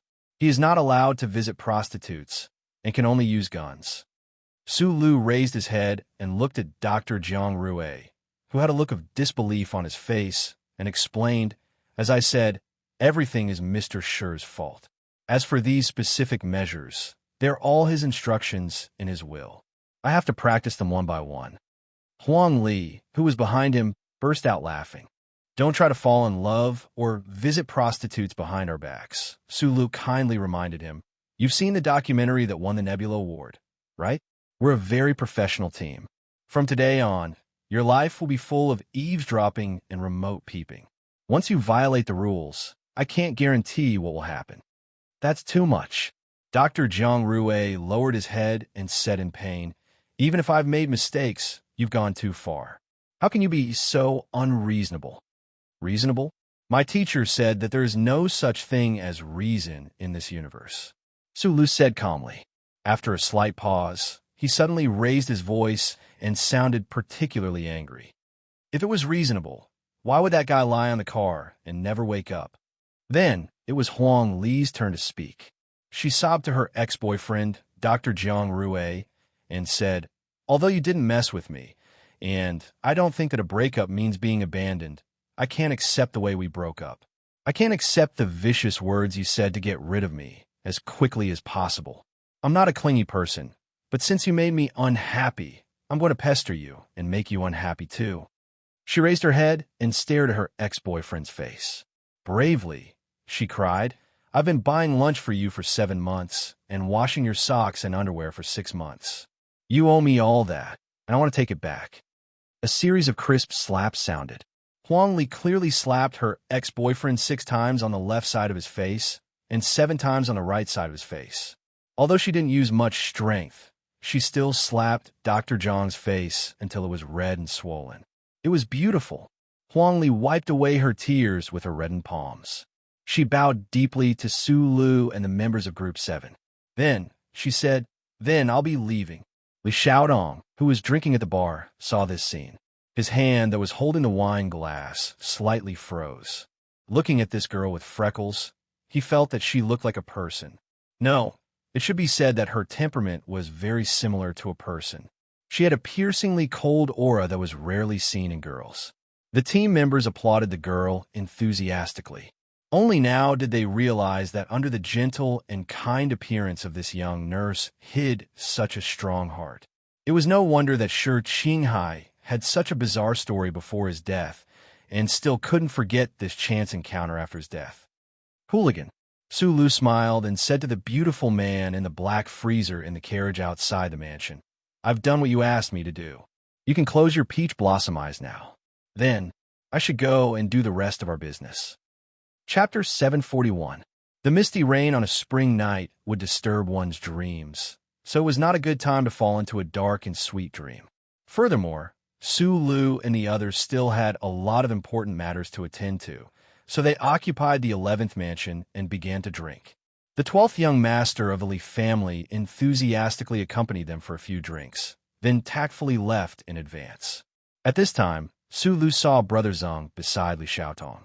He respected Brother Zeng, who was like a spear, so he went up to him and greeted him. Brother Zeng nodded. He still waited silently behind 7th young master Li like before, but there were a few specks of white on his sideburns. Li Xiaodong looked at this scene and couldn't help but sigh. In the Federation, only Su Lu was more polite and serious when he saw his bodyguards. It was probably because of this personality that many people admired Su Lu, such as the president. Then, there were even more people who wanted Su Lu dead, such as the big shots in the government and the military. Li Xiaodong poured the remaining wine into the ashtray to extinguish the cigarette. He frowned and said, "No one wants you to come back to the capital ring at this time."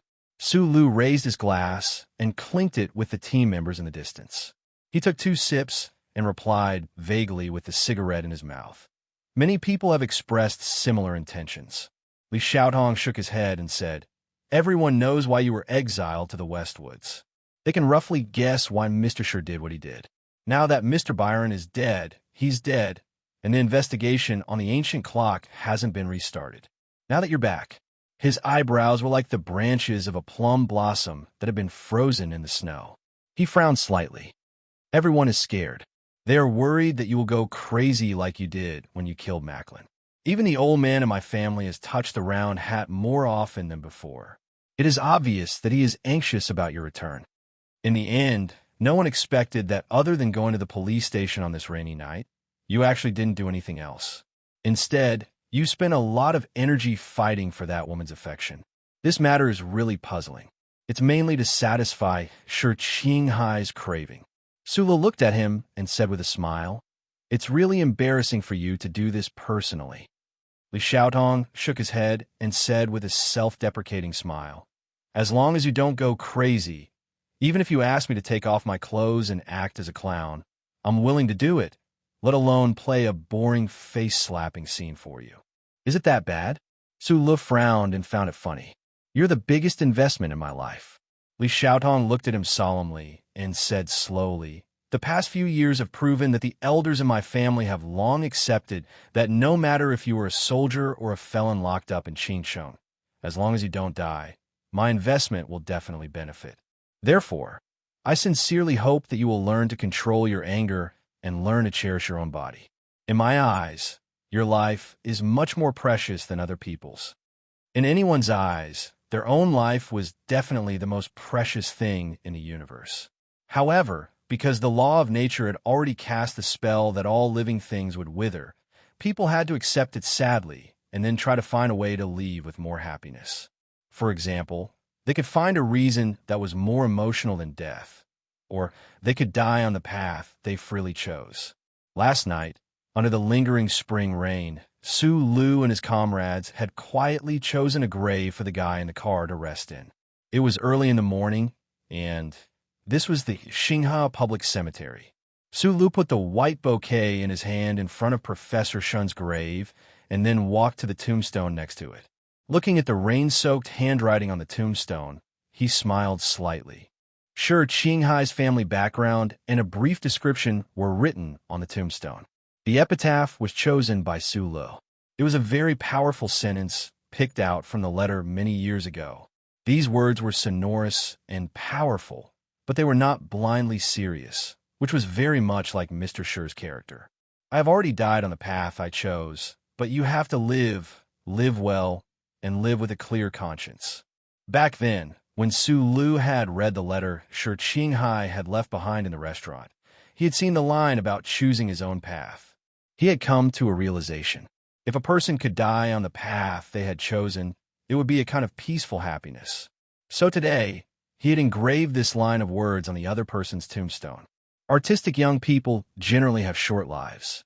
Holding a black umbrella and holding her son's hand, Zhou stood in the cold rain and looked at the grave in front of her with a mocking expression on her face. Zhou, who was already 4 or 5 years old, opened his big black eyes curiously and looked at the cement mound in front of him. Of course, he didn't know that the person lying in a mound was his father, but he was very unhappy that his mother's hand was so cold and hard that it hurt a little. Little boys were as dangerous and flustered as animals, but they also had some kind of sensitive perception ability. According to his usual character, Zhou Liuhua should have already made a big fuss, but when he felt the strange atmosphere in the cemetery garden and the pain from his hand, he didn't make a sound. Sula glanced at Zhou and found that she still had a small red flower in her hair today. He didn't know what material it was made of, but the bright red petals were stained with the powder scattered by the spring rain, making them look bright and beautiful.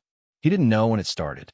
Perhaps it was because of the pain of her dream being shattered and Mou crying on the highway, but after she matured very quickly, Zhou, in addition to liking to wear red clothes, also fell in love with red flowers.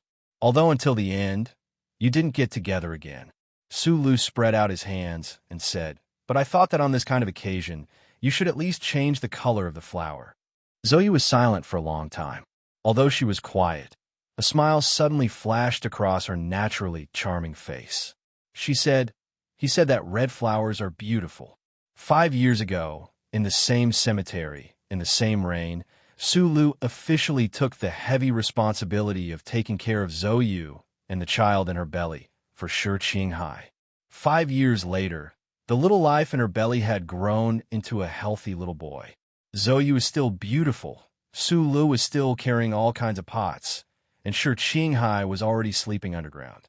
Time really did change a lot of things. Liuhua is going to play the piano tonight. "Let's have supper," she said. "Okay," Su Lu replied. Zhou took the child and turned to leave. She didn't hesitate, and it was extremely simple. Su Lu looked at her back that disappeared in the spring rain. After a moment of silence, he made a phone call. In the rain, he lowered his voice and frowned, saying, hello, I'm Su Lu." Chapter 742. In the early morning of late spring, the air that had been washed many times by last night's rain carried a fresh smell. It blew from the lawn in front of the official residence's terrace and blew on the girl's face. Miss Padil, the only daughter of the Federation president, was 14 years old this year. She was still thin, and her face was pale and serene, even a little too serene. She was wearing a white gauze dress today, hiding herself behind the curtain of the terrace, avoiding the vigilant special task force agents in front of the terrace. Her fingers tightly grasped the phone, and her slightly thick lips opened and closed many times before she said slowly with great difficulty and shyness to the other end of the phone, "Yes. Su, Lieutenant Colonel Lu, father, is ready to go out. You want to meet him?" "Okay, I understand what you mean." The first daughter of the Federation, who had been autistic since childhood and had slightly improved in recent years, chuckled after hearing Su Li's promise on the phone. She probably thought that the orthodontic lines on her teeth were not good looking, so she quickly covered her mouth and nodded hard at the phone. Su Lu did not have much personal contact with the president's residence. After all, the president of the Federation had a busy schedule and could not have much personal time. Mr. Pabre once mocked himself during a meal that the president of the Federation's body belonged to the Federation, not his wife. However, compared to the average person, Su Li's relationship with the most powerful family in the Federation could be considered quite close. He had had dinner with that special family of 3 many times. As for Miss Padille, Su Li had relatively little contact with her. After all, a girl who had been troubled by autism needed special protection from her family. However, there were occasional letters, and he remembered to send a few small gifts. Just as this story had taken more than 2 million words to tell, and just as sure Qinghai had praised it one year, Su Lu, this small-eyed man, had become less and less talkative since he began to flee, but the special smell or charm on him had become stronger and stronger. Was that why so many girls in the Federation and even the Imperium thought that he was very trustworthy? Standing in the drizzle in Xingha Public Cemetery, standing under the commemorative tree, Su Lu lowered his voice and patiently explained something to the president's daughter on the other end of the phone. He explained something, made an agreement, and then promised something with a smile. After carefully exhorting her, he finally hung up the phone in relief. To the Southern Suburbs Division, Su Lu said. The dark green motorcade left the cemetery along the winding mountain road, leaving behind 2 graves and 2 bouquets of flowers. Unbeknownst to them, the familiar black car without a logo had snuck into the convoy. At this time, Su Lu was sitting in the back of the black car. Through the infantry team's field command system, he was giving orders to the team members in the front and back of the military vehicles. 3 high points. Mark out the precise shooting angles. He pulled out the scroll screen in front of his phone and stared at the high-precision map on the screen with narrowed eyes. He used his finger to tap on a few hidden spots on the map. There are people from the other side here. Gu Shifeng, who was sitting beside him, flicked her round fingers and quickly marked out the coordinates. Then, she entered the team's operation target into the workbench. After thinking for a while, she added a sentence into the comm system. The other side is an expert from the army. What we need to do is control. Be careful. At this time, they were preparing to go to the 17th Division's base in the southern suburbs. After all, Su Lu was a soldier of the Federation. He had disobeyed orders and returned to the capital ring. Yesterday, he had spent the rainy night mourning and burying his friends. Now, he had to report back to his own unit. Under the overpass on Highway 3, here, this is the temporary military training base of the capital garrison's Mecha Brigade. The problem is that 2 mechas were moved to the base yesterday, but they haven't been warmed up yet. Su Lu drew a circle on a certain spot on the screen and then heavily tapped on it. I'll go and watch them myself.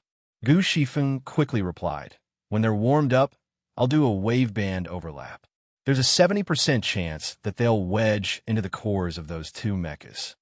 The fleet drove quietly on the smooth roads in the suburbs of the capital.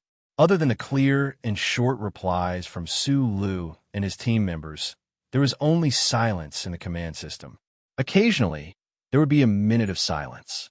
This caused the fleet to have a very complicated feeling. Yesterday, when they received Su Lu at the Old Moon base, Team 7 had been vigilantly observing their surroundings.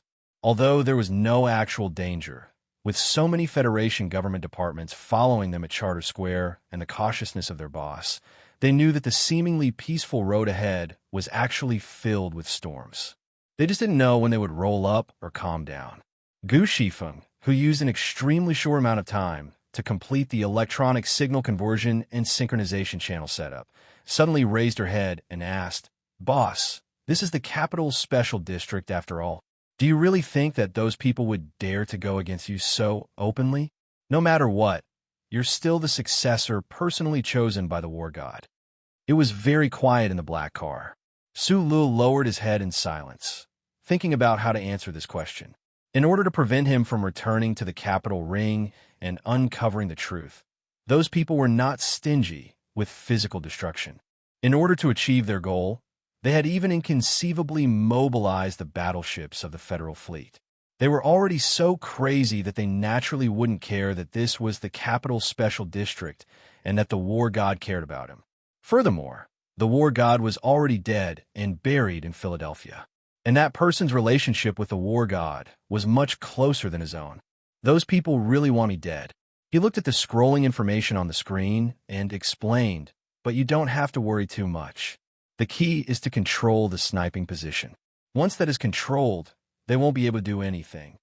Speaking up to this point, he raised his head and said to Gu Shifeng, remove that mecha backup station from the safety list. You don't have to deal with it personally. Gu Shifeng didn't quite understand. In the front row of the black car sat the two people with the best driving skills of Group 7, Lu Jiao and Da Vinci. Da Vinci suddenly frowned and asked, Boss, what if the other party uses a powerful weapon? You have to know that no one dares to underestimate your freakish combat ability. Normal combat units can't even break through our defense, so how can they hurt you? Sula couldn't explain this point. Now, he was covered in a faint layer of the glory of the Charter. Any large-scale weapon that required chip control and could receive long-range signals, such as powerful military mechas and fighter jets, or even those giant Federation battleships, could no longer threaten his safety. The more powerful and terrifying a military machine was, the more likely it was to be turned into a pile of scrap metal in front of him. Just like what had happened in that space, when his life was in danger, as far as his eyes could see, and as far as his fingertips could reach, there would be only peace. In a sense, with the support of the glory of the Charter, he was a passive and omnipotent god. Unfortunately, gods weren't omnipotent. Sula couldn't control the human body and simple, primitive, and never outdated killing weapons like guns. This point just happened to prove Uncle Feng Yu's theory. The simplest was the most powerful. In order to survive in this special capital city full of hidden chaos and killing intent, as well as to obtain the final victory, Sulu needed the help of the members of Group 7. Moreover, he was confident that with the help of these 20 or so members, he could accurately eliminate all the dangerous factors ahead of him.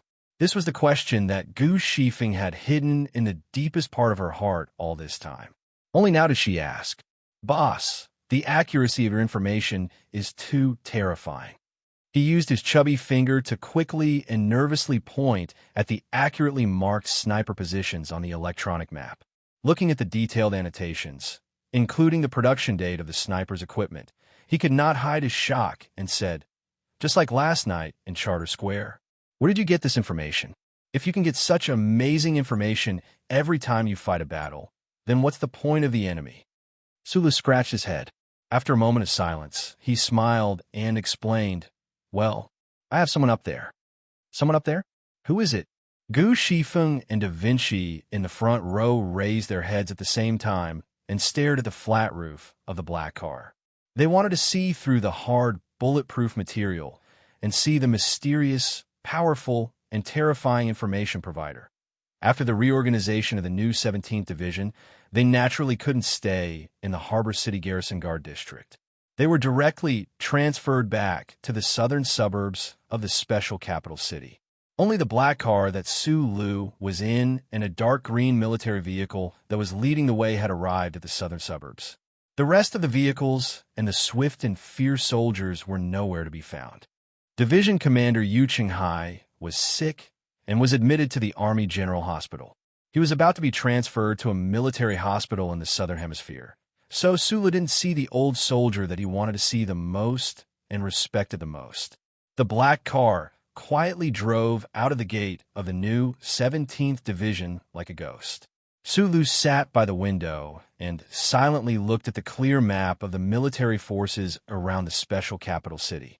His mood became slightly heavier. The permanent troops in the capital city garrison were 4 special class divisions. Most of them were from the 1st Military Region, and that didn't include the new 17th Division and the Iron 7th Division.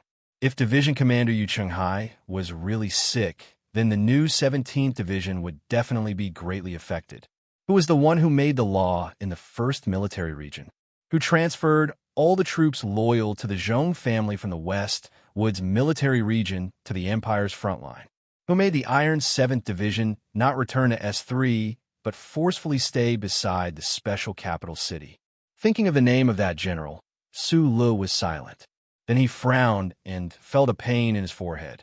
Then a thunderous sound suddenly sounded in his ears. Bang! A bullet from a sniper rifle came out of nowhere and accurately hit the window of the black car, right next to Su Li's cheek, and a flower of pain burst out of the window. If it weren't for the strong protection of the Qianshi Tai family's black car, this shot would definitely have blown his head into a pile of bloody mud. Su Lu turned his head and looked at the terrifying Dan Hen in front of him. His eyelashes didn't even blink. After a moment of silence, as if nothing had happened, he lowered his head and continued reading. Chapter 743. Then came a second shot. This bullet hit the original bullet mark with exceptional precision. The deviation was so small that it was negligible. An astonishing muffled sound rang out, and the window that looked like it was blooming like a flower petal started to waver again. In the spring breeze, it looked like it was drifting, but in fact there was no substantial damage. Judging from the sound of the bullet exploding and the smooth movement of the heavy black car on the road, the sniper should be using a light anti-material long-range firearm. This type of firearm could directly penetrate the side armor of the Federation military armored vehicle. The accuracy of the two consecutive shots also fully demonstrated the exceptional military skills of the sniper. However, this time, Su Lu didn't even bother to turn his head to look. He looked at the screen thoughtfully, as if he didn't feel anything. He was as calm as the wind and clouds, like a damned artistic youth who was quietly reading in the midst of a sky full of bullets. The terrifying bullets heavily knocked against the window beside his face, but he was so calm. It definitely wasn't because he needed to act calm in this situation to win the excited screams and cheers of the girls, nor was it because he had the thickest nerves in the universe, even thicker than White Sauschers. It was because as the best of the best engineers, under the premise of having a plan in place, rational analysis and deduction gave him enough calmness to face all of this. He didn't want to see a shooting scene that would shock the Federation on the streets of the southern suburbs of the Capital Special District. Therefore, after splitting into two groups, Team 7 quietly bypassed the snipers on the rooftops of most of the buildings. As for the sniper on the southeast side of the 6-story residential building, Team 7 had already been monitoring him. As for the possible damage this sniper could cause, Su Lu firmly believed that the light, long-range anti-material gun could penetrate the side armor of the armored vehicle, but it definitely couldn't penetrate the black car he was in. Years ago, in the underground parking lot of the Linhai State Gymnasium, the Federation's M52 Mecha's 6-barrel Darlin's autocannon fired wildly at close range. The Tai family's specially made black car seemed to be hopping up and down miserably, struggling and whining. However, in the end, Butler Jean gently stepped on the gas pedal, and the black car was still full of power and escaped with the skinny crown prince. What's more, he was enduring a long-range attack today. The effect of these two shots was at most like a tree branch poking at a bison's body, making it itchy and restless, but they couldn't pierce through that layer of solid skin. Xiong Linquan, who was hiding on the hill, silently pulled the trigger. Through the optical scope, he could clearly see a plume of smoke rising from the corner of the top floor of the 6-story residential building. He couldn't see the person's movement, but he knew that he had succeeded. He quickly tore off his camouflage and rushed to the military vehicle that was waiting at the bottom of the hill. At the top of the residential building's balcony, the military sniper wearing a dark green stealth windbreaker leaned against the wall. He held the bullet wound on his left shoulder and breathed heavily. Blood kept flowing out from between his fingers as he stared at the beautiful bullet point on the opposite wall. His face was very pale. The wooden door in front of the balcony was kicked open, and 3 members of Group 7 rushed in at high speed. Their triangular formation was flawless, and they found their targets in the shortest amount of time possible. Furthermore, they used the black muzzle of their guns to announce the victory of this ambush. A member of Group 7 named Shi Hang looked at the sniper in the corner who was trying to take out a military knife. His finger quickly pressed the button on the flashlight and advised in a low voice, "Brother, there are no casualties on either side right now. Don't make things too difficult." The sniper quieted down. He held his left shoulder and stared at the dark green windbreaker that was getting redder and redder. He stood up with great difficulty and made a decisive decision. He looked at the three members of Group 7 and smiled apologetically. His body suddenly leaned back. Just like that, he flipped over the wall and jumped down. He reached the top of the 6-story building in an instant. His body landed heavily on the ground, making a muffled cracking sound. All the blood in his body that was wrapped in the dark green windbreaker seemed to have gushed out in an instant. The cold concrete floor was like an oil painting, and the flowers in the painting were as red and as beautiful as the flowers in the painting in the back of the black car. Gu Shifeng stared at the electronic monitoring map on the screen of the workbench and listened to the reports of the various groups. His chubby fingers kept sliding and swiping across the screen, and his slightly furrowed brows showed the anxiety and uneasiness in his heart. We didn't manage to capture him alive. He took off his headphones and looked at Su Lu beside him. He said in a low voice, "I checked the body of the one who jumped off the building. The proportion of rust on his body was too high. I hacked into the Coastal Defense Team's database to do a comparison. This sniper is from the Sea Wolves Special Forces." Sulu was not surprised. He narrowed his eyes and looked through the pop flower on the window. He looked at the green forest that quickly passed by the side of the road and seriously considered the situation he was facing. Mr. Schur killed his way into Parliament Hill. Many people on the list died, and many were injured. He originally thought that there was not much left for him to do, but when he found out that the general was actually the most powerful and hidden hand, he realized that he had still underestimated his opponent's strength. Because of the existence of the general, the federal military had naturally formed a thick wall. This wall was trying to suffocate him and bury him directly in the ruins of history. Even if they could not do this for the time being, they had successfully blocked him from the official residence. Unless President Pabre did not want to see him, it would be very difficult to explain the problems that had happened in the past few days. However, this situation was impossible. There are a few locations that I need to pay attention to in the Department of National Defense building. I don't want to be the first colonel of the Federation to have his head blown off when he walks out of the building. After a moment of silence, Su Lu calmed down. He pointed at a building on the electronic map and said to Gu Shifeng with a smile, "You don't have to deal with the locations A and B. Those are the department's daily sniping and surveillance points. Also, remind Xiong and the others to be careful and not cause any misunderstandings." The secretary tactfully left the minister's office after making the tea. Ever since Secretary Jiao committed suicide due to treason, the Secretariat of the Department of National Defense was very careful about this. Minister of National Defense Zhou Yingxing took off his metal-rimmed glasses and gently rubbed his forehead.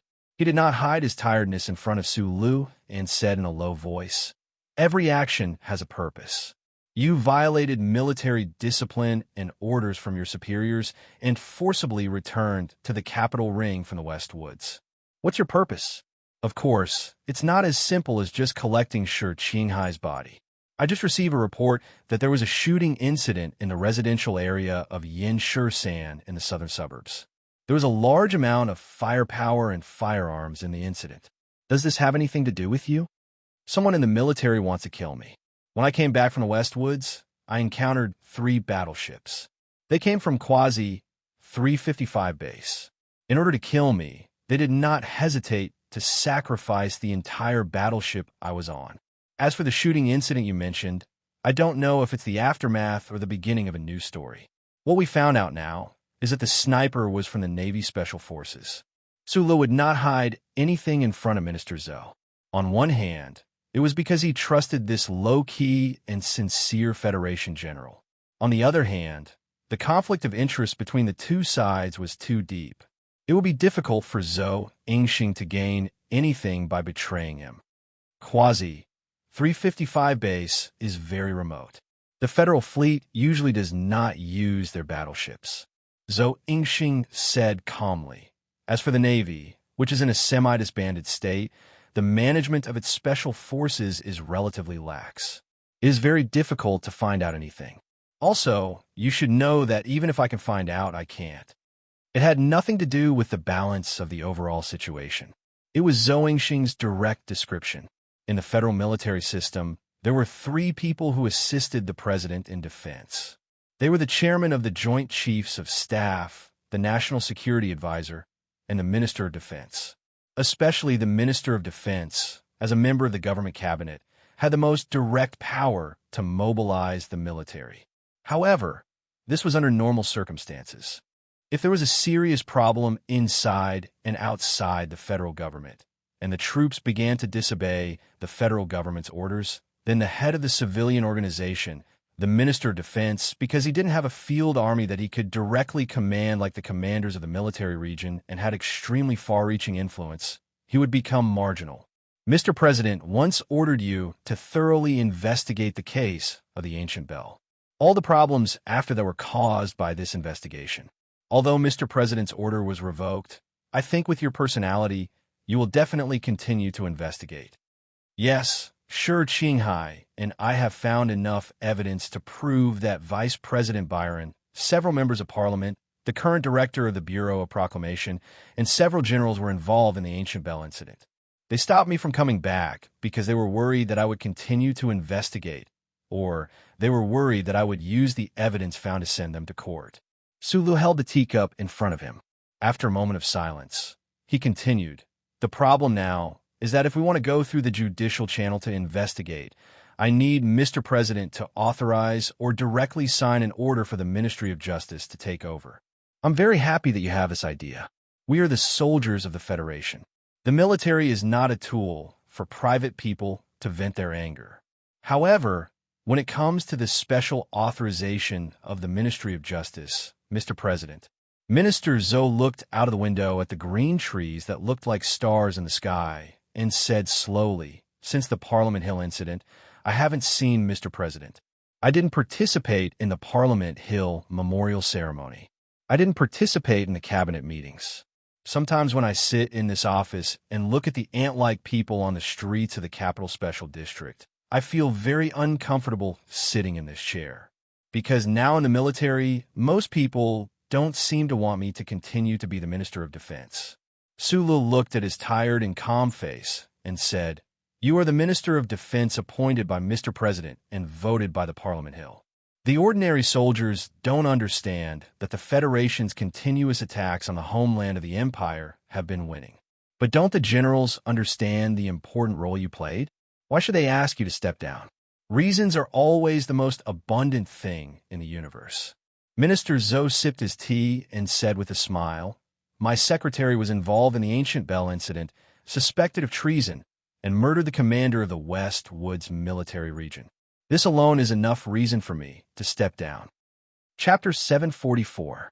In the spacious minister's office on the top floor of the Ministry of National Defense building, the spring scenery in the distant alleys struggled to pass through the distance and projected a pitiful amount of light onto the glass.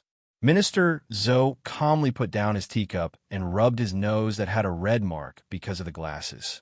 He smiled and said, "You must know that some people in the government are questioning why sure Qinghai happened to hold Yuzi hostage after killing so many people in Parliament Hill.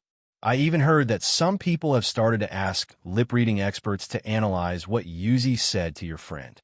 Su Li's straight black eyebrows couldn't help but furrow like a twisted blade. He stared at the tea in front of him, which was still as tall as before, and subconsciously shook his head. After a moment, he asked in a deep voice, "Madam, what do you mean now? I have already told her everything I know. After knowing the truth of the ancient bell explosion, what is she and the other families going to do?" For many years, Minister Zhou Yingxing had a distinct Thai family background. After Mr. Pabre became the president, as part of the political agreement, he directly became the Federation's Minister of National Defense. At that time, he could even be seen as a strong spokesperson for the government and the military.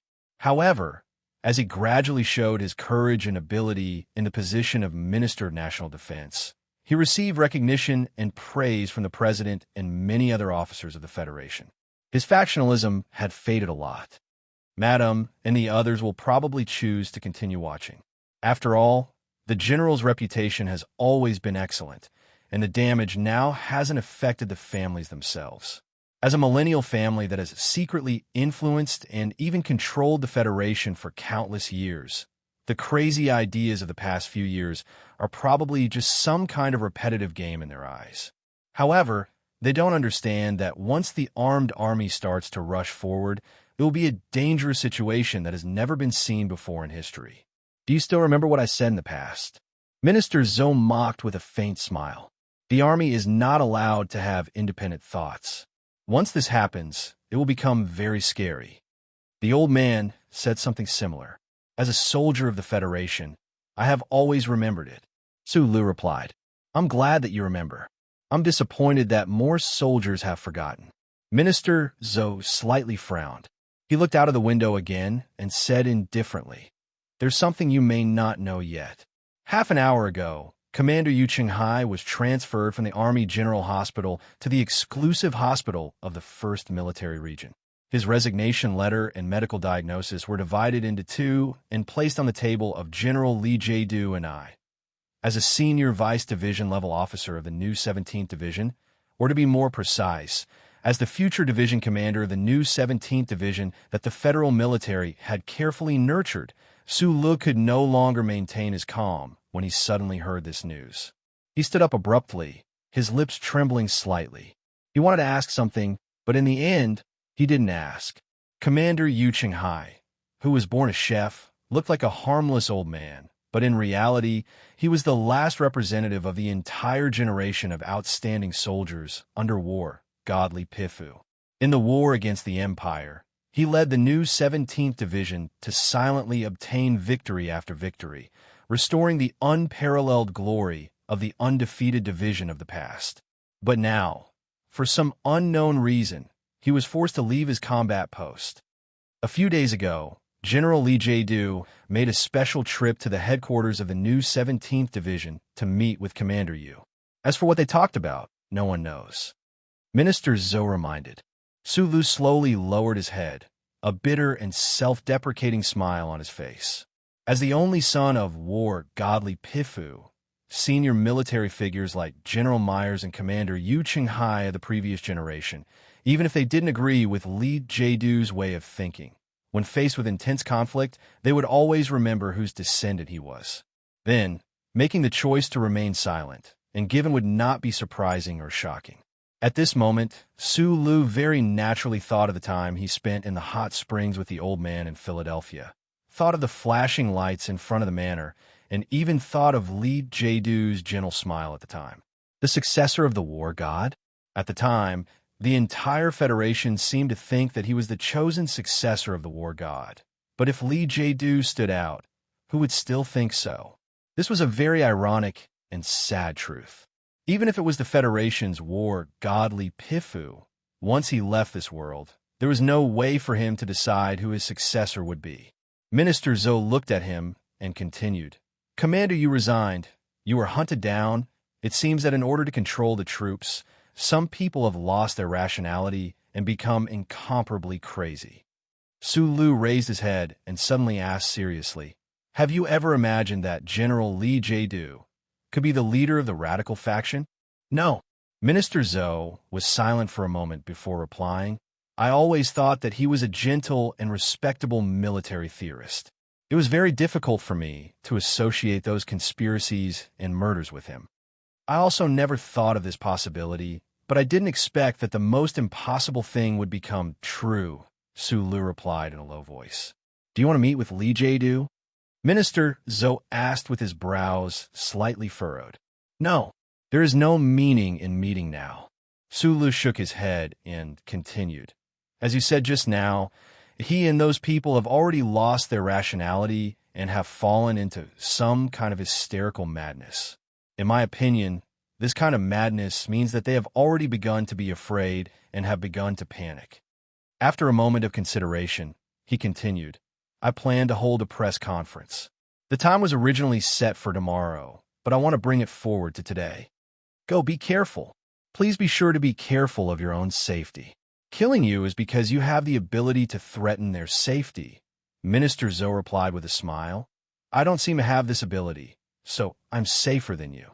Sulu hesitated for a moment and asked, They forced you to resign. How are you going to deal with it?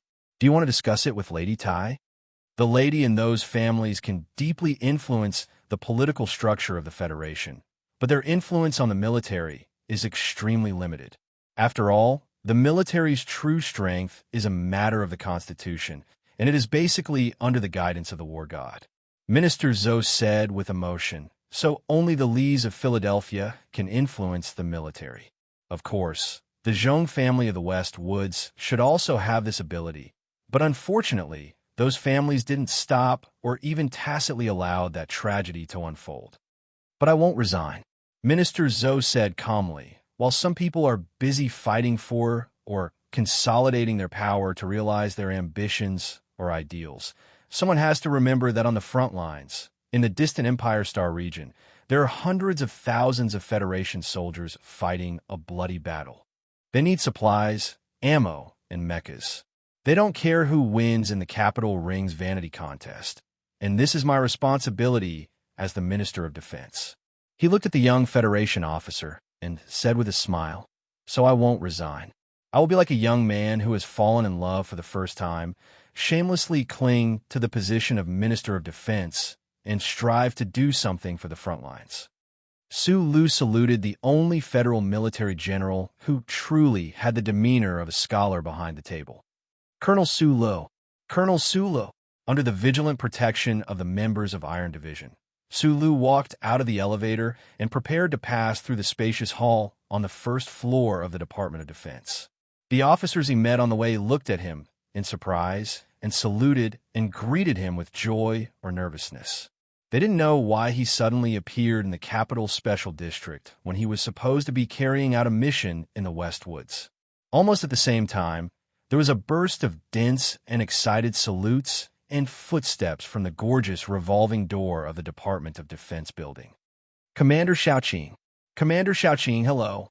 Surrounded by the officers of the Iron 7th Division, Du Xiaoqing, wearing a straight lieutenant general's uniform, walked in through the door. The officers of the Department of Defense who were busy carrying documents hurriedly stood at attention and saluted in surprise. They didn't know what Du Xiaoqing and the officers of the Iron 7th Division were carrying out, or were they having a meeting? But in short, just as Su Lu was about to leave, he appeared in the Department of Defense building. When he saw Su Lu also noticed his appearance. A faint light seemed to flash in their eyes, but neither of them took the initiative to stop. On the contrary, their footsteps were exceptionally firm and steady, without a trace of slowing down. They didn't stop, and the officers beside them naturally wouldn't stop either. Both of them had a cold and cool demeanor, looking straight ahead, facing each other, but not in each other's eyes. Seeing this sudden scene, thinking of the many rumors in the federal forces over the years, thinking of Du Xiaoqing and Su Li's various military exercises from her graduation day until recently, the originally noisy Department of Defense building suddenly quieted down, and the empty hall seemed even more spacious. Only the crisp sound of military boots on both sides could be heard, getting closer and closer. Right in the center of the Department of Defense building was a huge military emblem of the Federation. It was made of heavy carbon alloy bullet shells laid into the hard ground, and under the light, it shone with a cold light like a sword. When Su Lu and Du Xiaoqing walked past the military emblem of the Federation, they stopped at almost the same time. Commander Xiaoqing. Colonel Su Lu. Su Lu saluted, and Du Xiaoqing returned the salute. There was a moment of silence. Su Lu stared at the sunglasses on the bridge of his nose and said, I just heard a sentence, and I want to pass it on to you. The army shouldn't have its own thoughts, because it's too dangerous. Du Xiaoqing's expression was cold, and his hands were behind his back. He stood straight like the last surviving winter pine in the glacier.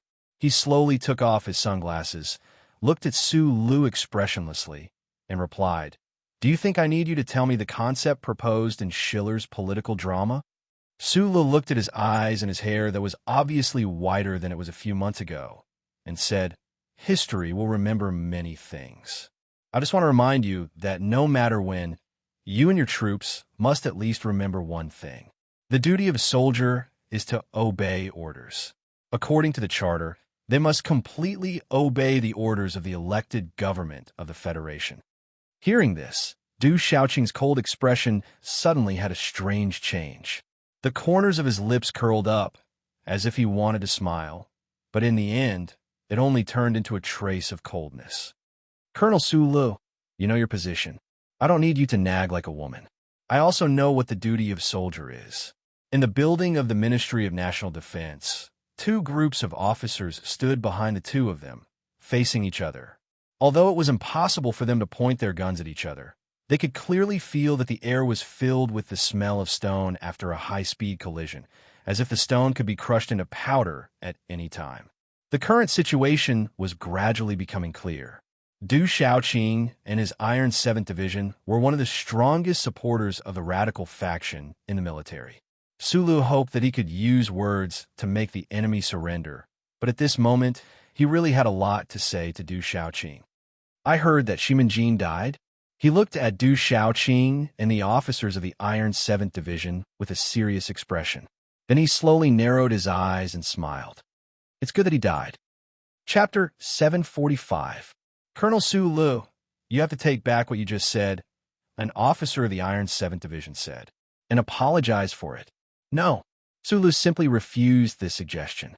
He still looked into Du Xiaoqing's eyes and said, you should know very well why Shimanjin died. In fact, he should have died 5 years ago. What I don't know now is how much you know about what happened 5 years ago, Commander Xiaoqing. In the latter half of the 37th Constitution, no one in the federal military dared to use such a forceful tone to question Du Xiaoqing face to face, not even those big shots. During the graduation day military drill at the training base, although Su Lu successfully prevented Du Xiaoqing from flipping out, he still had to play the role of a junior officer in front of Du Xiaoqing. He would never act as tough and equal as he did today in the empty hall. Although Du Xiaoqing was now a lieutenant general, and he was only a colonel, there was a strict and insurmountable gap between the two of them.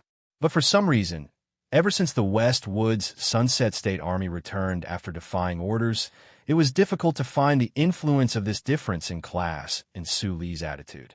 Du Xiaoqing had been silently, or rather, indifferently looking at Su Lu. His right index finger gently slid along the edge of his sunglasses. No one knew what he was thinking. After a moment of silence, Su Lu suddenly asked in a low voice, Commander Xiaoqing, if I remember correctly, you should also be a member of that so-called Trinity Association. I'm very curious. What exactly did you learn in that association? How to shoot your comrades in the back. In literary works, the word suffocating was often used to describe tense confrontations. When it was used too many times, it often made people feel that it was a little old-fashioned. But today in the empty hall, the Department of Defense officers who saw this confrontation scene vaguely understood the reason for this description.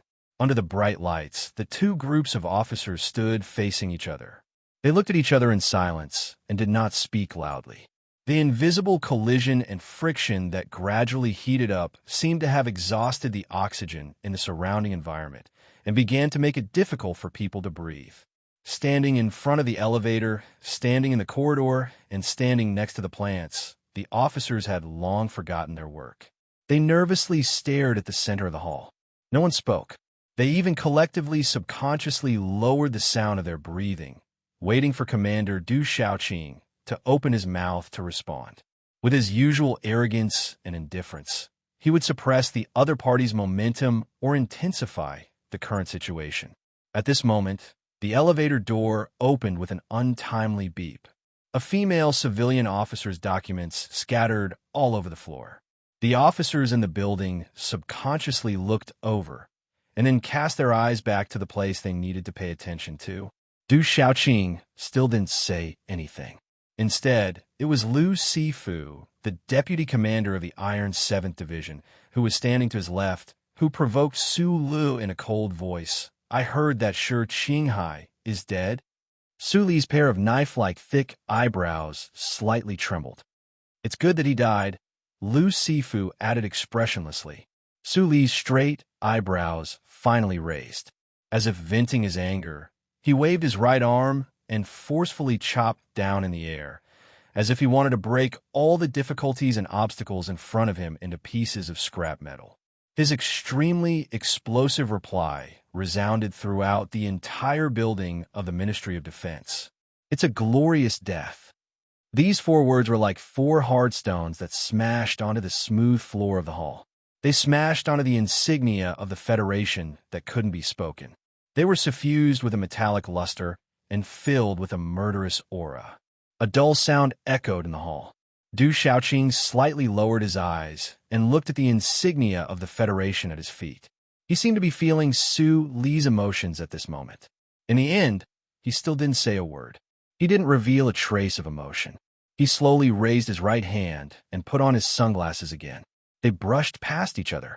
There are very few, no, there has never been such a strange situation in this world. Even when my father returned to the capital ring from the Empire all those years ago and was faced with great pressure from Parliament Hill, he never displayed such strong confidence. A convoy of bulletproof military vehicles sped along the quiet roads of the capital's suburbs. Behind the trees and the fields beside the roads, the black silhouettes of several MX mechas could be faintly seen. They were silently following and protecting the convoy in a marching posture. There were very few people in the capital ring who could enjoy the privilege of being protected by military mechas. The present chairman of the Joint Staff Conference and commander of the 1st Military Region of the Federation, General Li Jiedu, in a real sense, the number 1 person in the military, undoubtedly had this right. However, this wasn't the front lines. This was the capital's special district that was countless light years away from the flames of war, a special district that hadn't experienced any turbulence in thousands of years. For him to actually need the protection of MX mechas when he was traveling, it could be seen that this military leader's current mood was indeed, as he had said before. He was filled with some sort of absurd and strange sense of alarm. It is indeed very strange. Deliberately cut off from contact with the 17th Division. Now, he's just a mere colonel without any troops. Yet, it is precisely this kind of person who dares to walk so openly in this city with those 20 or so loyal subordinates of his. Moreover, we have no way of killing him. General Li Jiedu gazed at the flourishing late spring scenery outside the car window and said with a gentle smile, "These young soldiers are like trees that grow freely in the spring.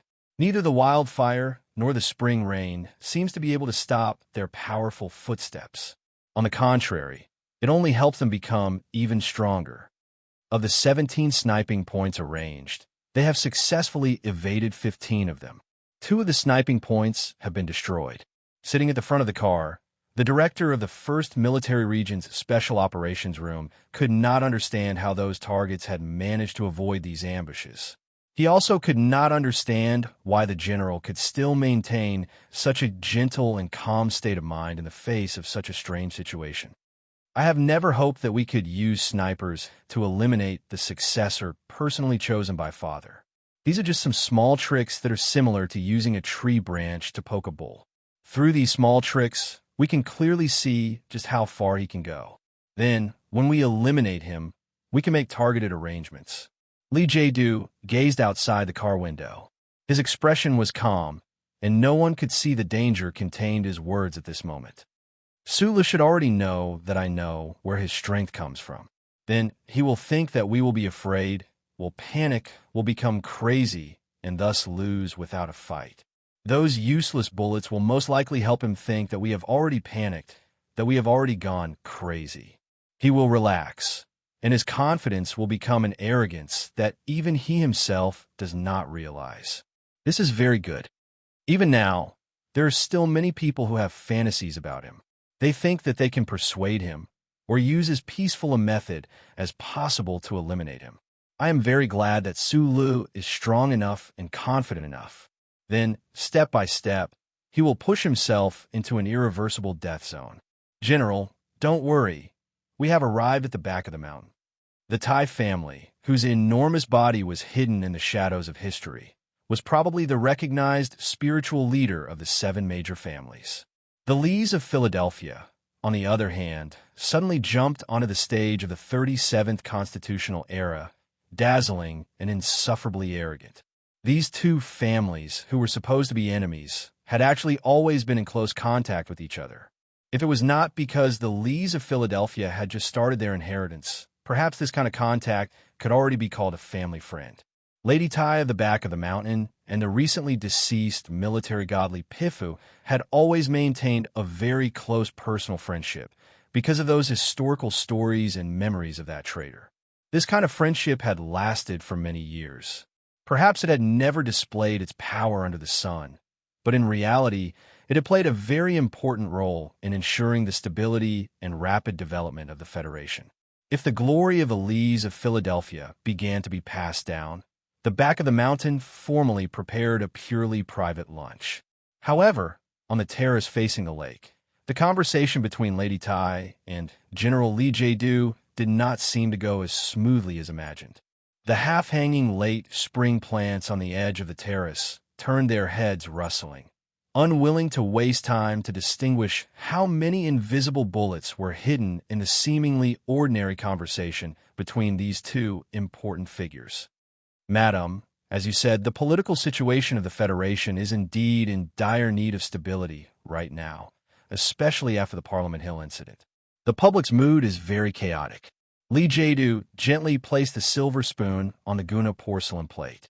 After a moment of silence, he gently continued, "But the problem right now is that if Colonel Su Lu is allowed to continue investigating that case, not only will Vice President Byron's soul be disturbed after his death, you and those families will also be in a very difficult situation. The political situation will be shaken because of this, and most importantly, the public may lose their confidence in the government because of this. With your wisdom, you should be very clear about the dangers contained within this." Lady Ty held the teacup and silently looked at the lush green hills on the opposite side of the terrace.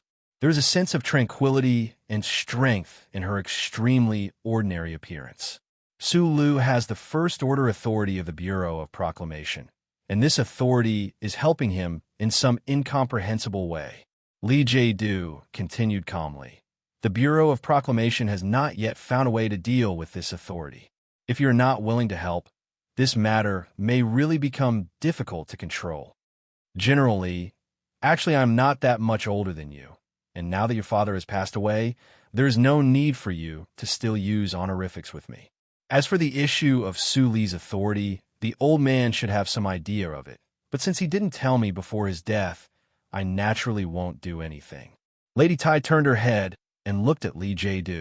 She slowly said, "You have kept a low profile for 20 years, but your father's old comrades and old friends like me have never underestimated your shrewdness and ability. I simply do not believe that you will begin your plan before you find a way to control Su Lu." After a moment of silence, Lee J. looked at the woman in front of him and said, "Madam, I know very well that you need to keep Su Lu alive and to keep people like us in the military alive as the successor of the god of war, but the problem is you know very well that Su Lu has never sat on a forklift board." Never sat on a forklift board. This was a very accurate description of Su Li's personality.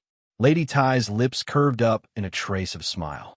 Lee J. looked at her and continued, "I believe that right now, you are very curious as to what he is saying at the press conference that is being held right now." Chapter 746. To hold a press conference at this time, it doesn't matter what he says. The important thing is that he shouldn't have said it in the first place. Lee J. picked up the black curly leaf tea in front of him and took a sip. A moment later, he continued to speak gently. This proves once again that he, who has never sat on a seesaw, can never become the person who can balance the situation like you expect, no matter how good his foundation is, no matter how much my father and you favor him at the same time. He raised his head and looked at Lady Ty, saying calmly, "On the contrary, he will make the Federation's situation more dangerous and complicated. Unfortunately, he has this ability." "No," Lady Ty smiled and replied, "According to my observation, that small-eyed boy is now more mature, or rather, more vulgar. For you, for me, and for the Federation, this is an extremely good change." Speaking up to this point, The madam quietly looked into Lee Jae-doo's eyes and said with a trace of extremely light, almost to the point where it couldn't be smelled, otherwise, according to his style of stubbornly resisting my pressure to kill Macklin. Even if you have more than 10 mechas by your side now, he would still be foolish enough to carry a few guns and run all over the Federation to kill you. These words were extremely continuous and destructive. Lee Jae-doo was slightly stunned, and his face revealed a slightly bitter smile of self-mockery. As the current #1 person in the federal military, he was intimidated by a colonel to the point where he had to carry a mecha whenever he went out. He really didn't have much dignity to speak of. From that year, when Su Lu broke into the Oak State Tree Peace Foundation building, I no longer had any substantial influence over him. Therefore, regarding his problem, I think we don't need to discuss it anymore. Lady Tai's right arm lightly rested on the railing at the edge of the balcony. She usually liked to cook simple dishes, so her fingers weren't as smooth as those of other noble ladies. In the spring breeze, she slightly opened her hand, as if she wanted to grab onto something, but also as if she just wanted to feel that comfortable feeling. She gently looked at Lee Jae-doo, but there was an unquestionable seriousness. What I want to know now is, after successfully weakening the Zhong family, how exactly do you plan to continue down this path? If it wasn't for Su Lu informing me, perhaps I would still be in the dark. The madam laughed self-deprecatingly, shook her head, and sighed. I just said that we never underestimated your ability, but now it seems that you were able to hide in the shadows under your father's halo for so many years, patiently making such careful preparations. The so-called not underestimating is also a kind of underestimating because for someone as strong as you, no one in the Federation is qualified to judge you. Madam, you flatter me. These people only want to do something for the Federation. Lee Jae-doo replied gently. As for the worries of you and those families, there is actually no need to worry. You asked me where we will go.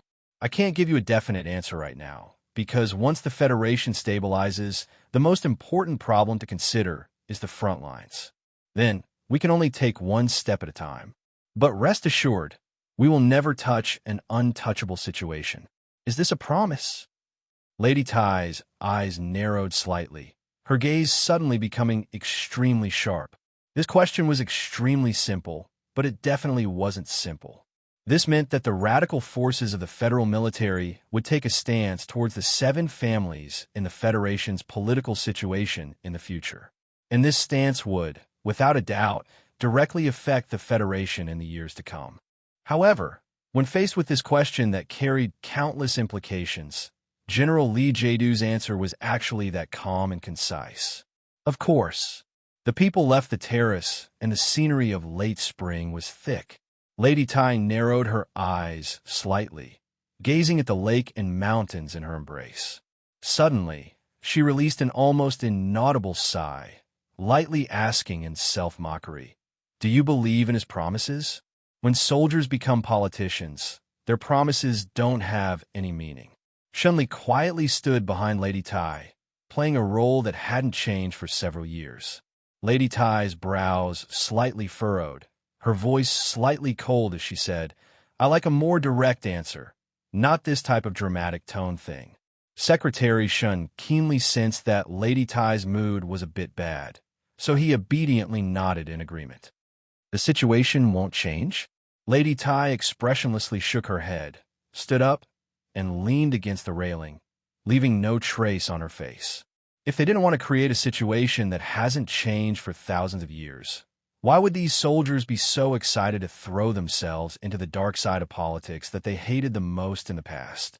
Once the steel monsters have their own consciousness, their appetite will become extremely greedy. Any former overlord is nothing more than a few pieces of delicious synthetic meat in their eyes. Lady Tai turned around to look at Butler Jean, who had appeared out of nowhere, indifferently saying, "Make some preparations. If nothing unexpected happens, this long-term struggle may last for many years." "Yes."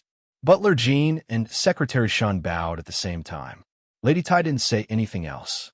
Her simple order was passed down to the huge, invisible empire through the hands of these 2 people in charge of the Tai family, and it would immediately start changing the direction of many things.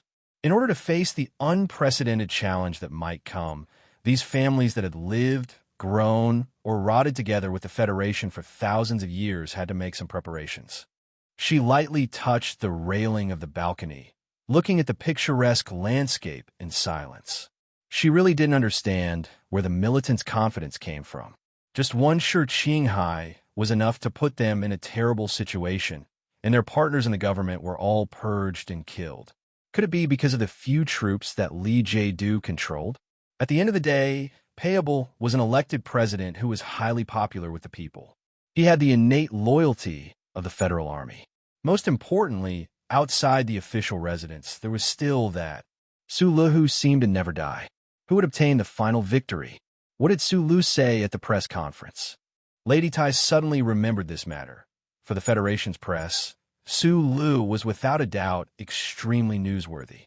Whether it was the National Girl scandal that caused a lot of commotion years ago, or the countless heroic deeds that later shocked the Federation, they all proved this point. But for the Federation's press, Su Lu was without a doubt the most unpopular person to interview among all the famous people in the Federation. This young colonel, perhaps inherited the style of Philadelphia's army god, had never accepted an interview in the past few years, except for the press conferences that were arranged by the president's official residence and the Ministry of Defense. So when a major media received the news that he was going to hold a press conference, they were all very surprised. Although the time of the press conference was changed again and again, the media had no complaints. With excitement and nervousness, they waited for the Federation's hero, who was qualified to become a news event, to appear. A very small number of reporters who had the most sensitive sense of smell or the most powerful intelligence source vaguely guessed that this press conference might be related to the terrorist attack that shocked the entire universe a dozen days ago on Parliament Hill. The funeral of the Federation's vice president, Mr. Byron, and the two senators had just finished, and the entire Federation was still in mourning. What exactly did Colonel Su Lu want to do? Or rather, what did he want to say? With this sharp question in mind, when Su Lu, wearing sunglasses, walked into the conference room of the George Carlin Cultural and Arts Center under the flashing lights after the press conference began, reporter Wood from the Capital Special District Daily asked, without hesitation and without paying attention, to Gu Shifeng, who was acting as the host on the podium. He shouted loudly, "Colonel Su Lu, according to my sources, the body of Shi Qinghai, the suspect of the terrorist attack on Parliament Hill, was forcefully taken out of the police station building by you and your team members last night. May I ask if you have any explanation for this accusation? Or should I say, do you want to confirm it? Even if he was a Federation war hero, forcibly taking away the body of terrorist attack suspect on a day when the people of the Federation were collectively mourning would not be forgiven or understood by anyone." As soon as the press conference began, a reporter asked such a sharp question, which instantly made the venue, which had just quieted down a little, noisy. The whispers were filled with the exclamations of the reporters who did not know what had happened last night. On the podium, Su Lu took off the wide sunglasses on his nose bridge, revealing a pair of small but exceptionally sincere eyes. He glanced at the reporters in front of him and was somewhat surprised to find that the one who asked such a sharp question was actually Wood from the Capital Special District Daily. The camera in the photographer's hand continued to flash, and the high-definition camera had already started working. In the camera, Su Lu lowered his head and thought for a very short period of time. Then he held the edge of the table and raised his head. He looked at the reporters and answered very simply, "Yes, I took his body out of the police station building last night. I can confirm this with all of you. Also, I can tell you that he has been buried in a good place." The reporters immediately fell into another wave of restlessness. They really did not expect that Su Lu would actually directly admit that he was related to the terrorist attack suspect. These reporters, who were more or less emotionally inclined towards Su Lu, looked at the podium with worry and puzzlement. They thought to themselves, "Don't you understand that doing so is tantamount to challenging the psychological bottom line of the people of the Federation?" No matter how worried and puzzled they were, The reporters still had to follow the requirements of their profession and use the fastest speed to compile a concise news article and publish it to their respective newspapers or television stations. Then, a reporter from the Three Linlin Forum Daily seized the opportunity and asked first, why? You should know very well that this is already a violation of the Federation's laws. It was a very simple 3 words, but it was the answer that all the reporters and perhaps all the people of the Federation who were about to be filled with indignation and grief wanted to know. Why would a hero of the Federation disobey military orders and return from the West Woods? It was all to bury a terrorist who had committed heinous crimes. Leave the legal issues to the lawyers, and I will answer my own questions. Why did I do this? Sulu narrowed his eyes and spaced out for a while, then answered very seriously. Because in my heart, the guy who rushed into Parliament Hill is not a terrorist, and definitely not some messy thing like a spy of the Empire. His name is Shi Qinghai, and he's my best friend. He is the guy that the Federation needs to thank the most. Chapter 747. In the southern suburbs of the capital, in the George Carlin Foundation Art Center, on the enormous hologram outside the building with a high-definition rotating shot of the environment. The peach blossoms within reach were in full bloom in the spring breeze. The conference room inside the building was completely silent.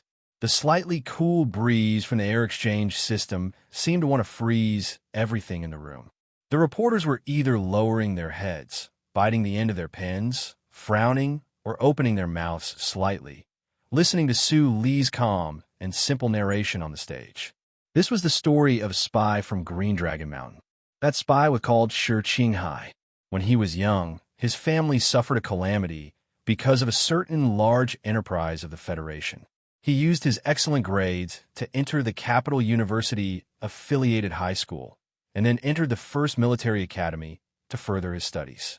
After graduation, he was assigned to the 4th section of the Federation Investigation Bureau's Linhai branch. His future was bright. However, no one knew that as early as in school, he had already been absorbed by the intelligence system of Green Dragon Mountain's anti-government army. He became a fish in that famous deep sea that no one had ever seen. For all the people of the Federation, Shi Qinghai is just a very unfamiliar name. He is just an unremarkable stranger. So when the Green Dragon Mountain Committee recognized his identity and produced evidence that he had already been fired, you would very naturally believe that he is a fallen spy with no future. So you can very easily believe the results of the Federation government's investigation. He broke into Parliament Mountain and didn't hesitate to use his life to kill Vice President Byron and the members of Parliament. He is just a deranged, crazy terrorist who was bought over by some power that hasn't found a scapegoat yet. But I know him. He is handsome, confident, and gentle. His grades are so good that he can enter the Trinity Association. His pair of peach blossom eyes can charm all women. Although it sounds like I'm looking for a wife for him, it is the truth. As long as he is willing, he can easily obtain wealth and status that ordinary people can't imagine. Mr. Pabre took a military transport plane and landed in Green Dragon Mountain. He completed the Great Reconciliation Agreement that surprised everyone. He was the one who completed the contact arrangements. 4 years ago, Macklin died in the building of the Huanshan Four States Foundation. He and I did it together. I believe that the WikiLeaks video released in the past year is enough for you to digest the shock brought by this news. You can also roughly understand that he once helped the Federation solve its biggest problem. Mr. President pardoned him without anyone knowing. He served as the liaison officer between the Special Forces and the Department of Defense. In the distant West Woods occupied planet, he hid in the deep snow alone, wielding the big gun that rang out in front of Parliament Hill. God knows how many Imperial officers he killed. This is the George Carlin Foundation Art Center. 2 years ago, the documentary called Team 7 won all the awards here. My teammates and I were pushed onto the stage by your cheers and cheers, and we enjoyed the courtesy of the entire Federation. In fact, Shi Qinghai once fought side by side with us, and he was also qualified to stand under the spotlight, but he chose to walk into the shadows behind the lights again. There was a long silence in the conference room. It was not that the reporters did not have any questions they wanted to ask, but they could clearly tell from Su Li's expression that he had more to say. Su Lu rubbed his eyebrows and said, "As I said just now, he is my best friend. So when Mr. President authorized me to investigate the attack on the ancient bell, he, who had no obligation to take the risk to help me, once again walked into the darkness and began to pursue the clues that were about to be forgotten by people." After a short pause, he looked at the reporters who were taking notes and said seriously, "He is used to walking in the darkness, but he is more dazzling than anyone else. A person like this can't be a terrorist.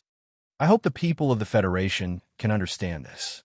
He has a definite reason for everything he does, and only those reasons can make him do so many things that you think are inconceivable." At this point, a reporter finally could not suppress his emotions and raised his hand to ask, "Including the attack on Parliament Hill?" "Yes," Su Lu replied. The reporters easily deduced a shocking conclusion from these words. Someone asked in a loud voice, "Colonel Su Lu, do you think that Vice President Byron and those counselors are related to the attack on the ancient bell by the Imperial fleet?" "I didn't say that. In fact, Shi Qinghai and I have been investigating this matter." Su Lu raised his head and looked at the reporter who asked the question in the corner. "That's ridiculous. It's ridiculous." The reporters were shocked and couldn't accept Su Li's words. Although the Federation had investigated the attack on the ancient bell a few months ago and seemed to have found some new suspicious points, it was really hard to imagine that the Vice President of the Federation was involved in this matter. The last investigation had to be terminated for reasons that everyone knows. Su Lu looked at the reporters and said, "At that time, Shi Qinghai and I already had some evidence, but unfortunately, we didn't have the chance to continue the investigation. According to the sources of the Department of Defense, you didn't get permission to leave the Westwoods, which is a serious violation of military regulations."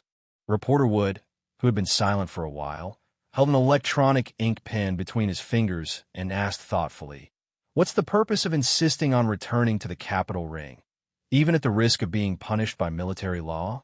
Are you trying to clear your friend's name? Or do you want to continue the investigation that was interrupted last time? I will ask for a second authorization from Mr. President to restart the investigation on the ancient bell." Su Lu replied, "If there are any new findings or evidence, I will inform all of you immediately within the scope of the charter." The reporters frowned and shook their heads subconsciously. They were not satisfied with or did not agree with Su Li's vision of the future situation. "If that's the case, why did you hold this press conference before getting a second authorization from Mr. President? What's your purpose for holding this press conference alone?" Reporter Wood keenly saw the problem and continued to ask, "I want to officially inform some people." Su Lu narrowed his eyes and looked at the nearest camera, as if he was looking at the big shots in the Federation's political and military circles behind the camera. After a short pause, he said seriously, "I'm back, and I'm going to restart the investigation. Are you ready?"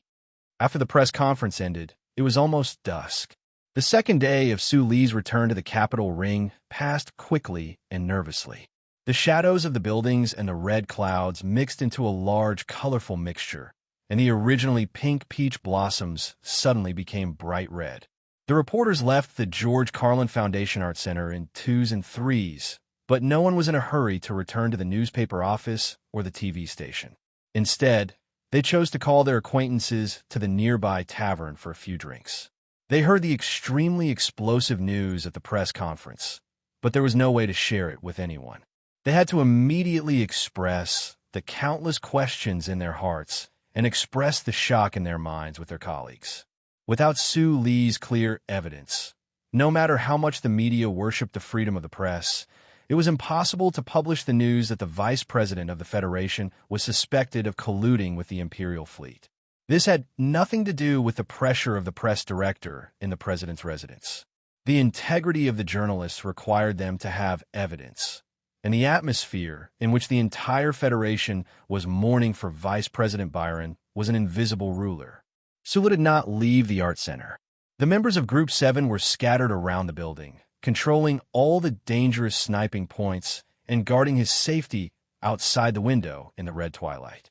In the meantime, he was talking to reporter Wood in a low voice in the room. "Why did you ask me to stay alone?" Wood asked in confusion. Because I trust you. However, I thought that Chief Editor Bob would come with you. Su Lu explained with a smile. It seems that my news popularity is still not enough to attract Chief Editor to come personally. Wood shrugged and said with slight ridicule, in the past 2 years, you have rejected 3 of my interview requests, and now you say that you trust me. Please don't tell me that this is because we did the last interview with the war god. Su Lu shook his head. After a moment of silence, he said, do you remember what I just said about Macklin? At that time, in the entire Federation's press circle, only the Capital Special District Daily News dared to question that old man and even investigate him. If that friend of yours, Shi Qinghai, was really involved in the assassination of Macklin, I will prudently express my trust in him. However, this trust is not much, because in my opinion, his cold-blooded performance on Parliament Hill is not what you would call an idealist. Wood lit a cigarette and took 2 puffs. In the pungent smoke that filled the air, he said with a hint of pride, speaking of the Macklin case, I led a group of paparazzi to S2 and investigated it for dozens of days. It should be considered the proudest thing in my life. Sulu looked at the red flower that was reflected in the window glass at his feet and suddenly said, before you went to investigate, you should have received an electronic document about the investigation of Macklin. Wood frowned slightly. He held the cigarette between his fingers. He did not understand how the other party knew about this. In fact, until today, he still did not know who sent the documents to the newspaper. Those were all found by Shi Qinghai. Su Lu smiled at the shocked reporter Wood. He took out a microchip from the pocket of his military jacket and handed it over. Just now at the press conference, I said that we did not find any evidence. In fact, I was lying. This microchip hides the evidence of Vice President Byron and those few senators involved in the case. I am giving this evidence to you because I trust you and Chief Editor Bob. And I trust you because although Shi Qinghai and I have not fought side by side with you, we have indeed fought together. Wood was silent for a moment. He slowly and carefully put out the cigarette by his feet. After taking 2 deep breaths, he took the microchip with a serious expression and said, what should we do? Chapter 748. You and Chief Editor Bob are professionals. You should be able to find the most suitable time to publish these things, but not now. The official residents should be under tremendous pressure right now. What we need to do is to cooperate with Mr. President's pace and rhythm. Su Lu said, the incident on Parliament Hill just happened. The public is very agitated. There are still hundreds of thousands of Federation soldiers on the front lines of the Imperium. The capital ring can't fall into chaos. As far as I know, other than attending Vice President Byron's funeral, Mr. Prabble has not appeared in public for more than 10 days, citing the need to increase the security level. Wood took a puff of his cigarette and reminded him with a slightly hoarse voice, this situation is not common. If the president really has a plan to deal with this matter, how do you and I know? How can we cooperate? To solve this matter, and to solve it as safely as possible, we must go through the judicial route. Su Lu also lit a cigarette and continued, Mr. President is safe right now. However, some people have quietly built a wall within the government and even within the official residence. We should be able to find a reason to overthrow this wall by gradually applying pressure from the outside. He was about to say something else, but the burning smell and smoke from the front of the number 37 brand cigarettes lingered in front of his eyes. It was a bit of a hindrance. He suddenly realized that it was more like he was talking to himself. There was no need to say too much. Just like before, doing things was always more important than talking. When reporter Wood left the George Carlin Foundation Art Center, dusk had not yet completely faded. The peach blossoms by the street were smiling in the rich spring breeze and the golden warmth. Sula felt that it was somewhat dazzling. When he was about to put on his sunglasses, he saw a girl that he had never expected to see appear in front of him. Therefore, the wide sunglasses froze in front of his chin in a somewhat comical manner. She was wearing an inconspicuous light gray sports windbreaker, just like the one she wore when she left the spaceport and headed to Cillian's concert amidst the cheers of countless soldiers. The hood of the windbreaker covered her head and face completely, covering her beautiful hair that had long turned from purple to black and from short to long. The occasional glimpse of her exquisite eyes under the hood's shadow was still enough to amaze everyone. After the grand funeral and the completion of the statue of Li Pifu, Jian Shui'er did not return to the Federal Fleet. Instead, she returned to Philadelphia and spent some peaceful time with the old man in the grave. During this period of time, Sulu, who was far away in the West Woods, kept a correspondence with her. However, because of so many things that happened one after another, the love that had just become hot on the desolate planet of the Empire unfortunately did not have the chance to burn into an intoxicating flame.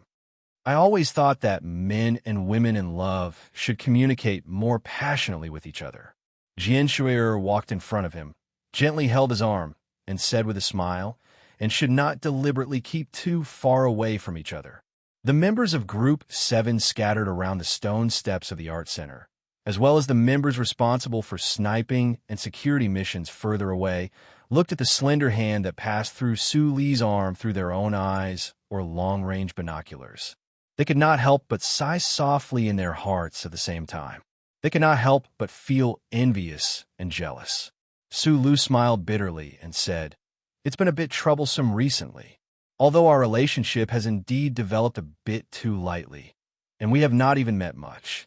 Jian Shui'er shrugged cutely, hugged his hand tighter, and said, "But if I were your girlfriend, the more troublesome things are, the more you should tell me." "This is indeed my problem," Su Lu said with some shame. "It's probably because I have never been in a serious relationship before, so I didn't consider it thoroughly. I forgive you." Jian Shui'er raised her head slightly, her beautiful chin carrying a trace of mockery, her watery eyes reflecting the sunset. Then the two began to walk along the streets of the southern part of the capital. Within a range of 200 meters, on top of a tall building even further away, 20-some members of Group 7 vigilantly guarded the surroundings. The setting sun pulled their shadows very long, very long. The slow and seemingly extremely casual walk did not seem to require any destination. The love between the hero of the Federation and the nation's maiden should have been the most beautiful event in this constitutional calendar. However, in this turbulent era, countless passionate and ugly events happened one after another, leaving no time for people to watch or even catch their breath. There was actually no chance for a beautiful release. Speaking of which, this was actually the first time that Su Lu and Jian Shui'er walked like real lovers. It was just that this seemingly peaceful and beautiful love scene had no choice but to wrap around the members of Group 7 and slowly roll around like a snowball. It made people speechless. Moreover, in this extremely rare and precious stroll, the young man and woman's conversation still couldn't help but be extremely unharmonious with the scenery of late spring. In particular, Jian Shui'er was extremely clear about the relationship between him and the man from Green Dragon Mountain who had charged into Parliament Mountain. The nation's maiden beside him had already grown up. She still carried a beauty that could topple the entire Federation, adding a bit of gradually maturing brilliance. Sula knew better than anyone what kind of clear ideals and perseverance Jian Shui'er possessed under her moving appearance. After all, she was the daughter of the #1 traitor of the Federation and the Empress of the Empire. She had inherited the most inconceivable rebellious and daring traits of her parents. However, when he said that Li Jiedu was the behind-the-scenes leader of the radical faction in the military, he still found it somewhat hard to imagine that Jian Shui'er didn't show any shock in her eyes. "I've always known that this cousin of mine, Li Jiedu, is a very extraordinary person. Over the years, even the most perceptive people in the Federation have only noticed his low profile. They have never thought that behind that low profile is a meticulous thinking and truly powerful self-confidence."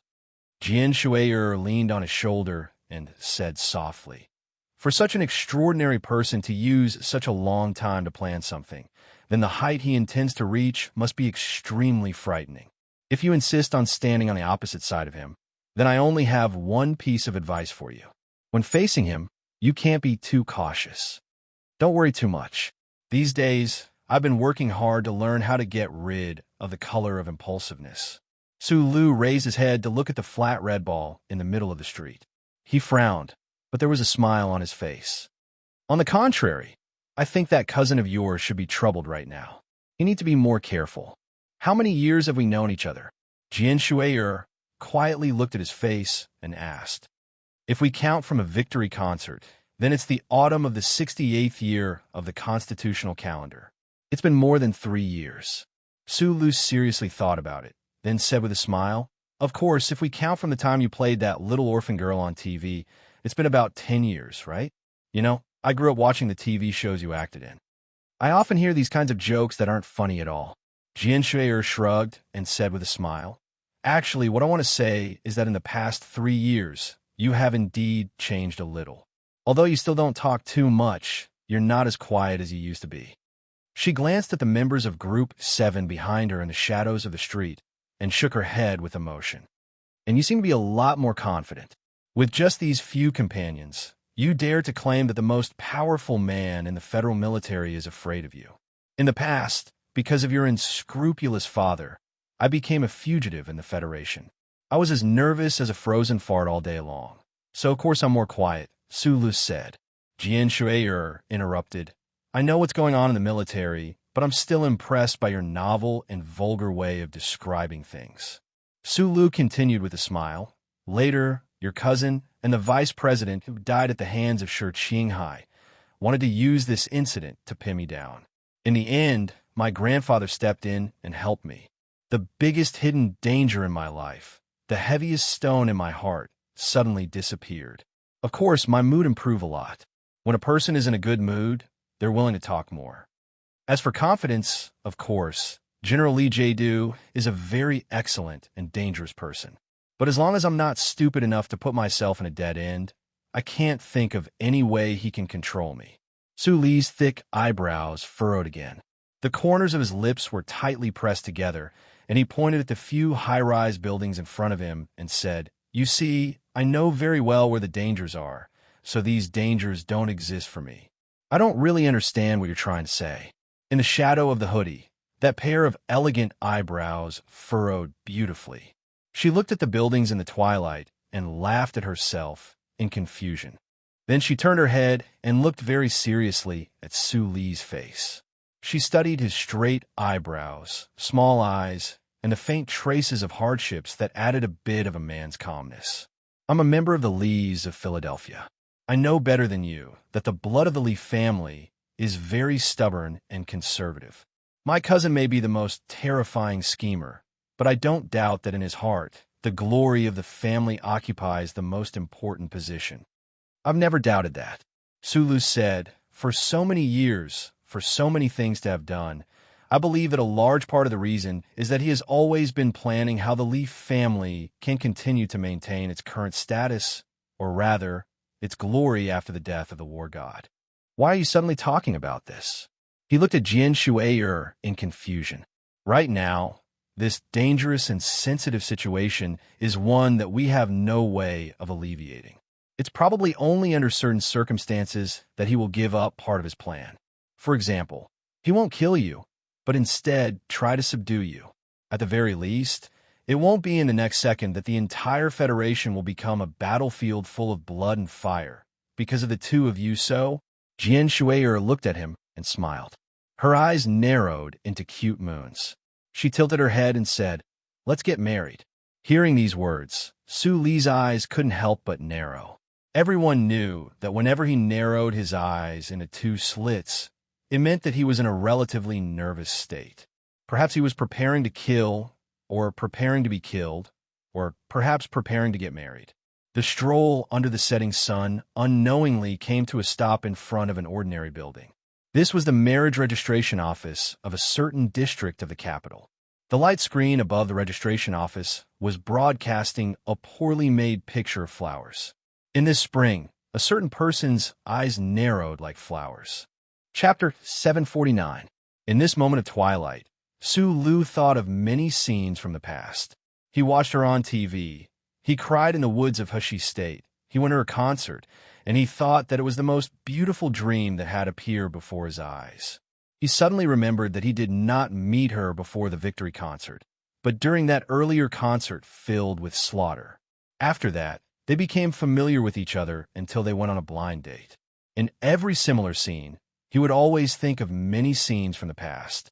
It was not that the art appraisal in the library of Hushi State University had really cultivated a strong artistic style, but that those scenes were too deep in his mind. Let's get married.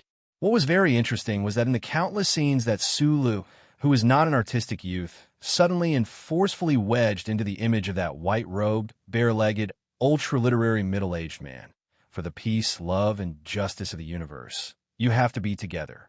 Be together, Master Fan of the Empire once said, squinting at the colorful flowers blooming on the wall of the marriage registration office. Sulu gently hugged Jian Shuier, letting the warm embrace melt into the twilight. The barbecue stall on the streets of Wangdu was filled with the smell of chives and bean rolls. The cheap black market stall had 3 extremely out-of-place bottles of expensive Wenju No. 1. The amber liquor rippled in the glasses, just like the clumsy and confused expression that Su Lu could not suppress at this moment. Xiong Lin Quan and a few other team members were silently eating dinner at a nearby table. They looked up from time to time, but did not sit over because Zoyu was sitting at this table. And then, Zoyu had clearly drunk a lot. Her beautiful face was flushed. She narrowed her eyes at Su Lu and asked, "Did you guys register?" "No, this matter was too sudden." Su Lu answered very seriously. "I promised her that after this matter was settled, we would immediately get married. That hooligan must be very happy that you finally got the most famous woman in the Federation." Zoyu looked at her slender fingers and said, "I've never had a problem with your messy love life, as long as you don't marry that disgusting Zhang Xiaoming."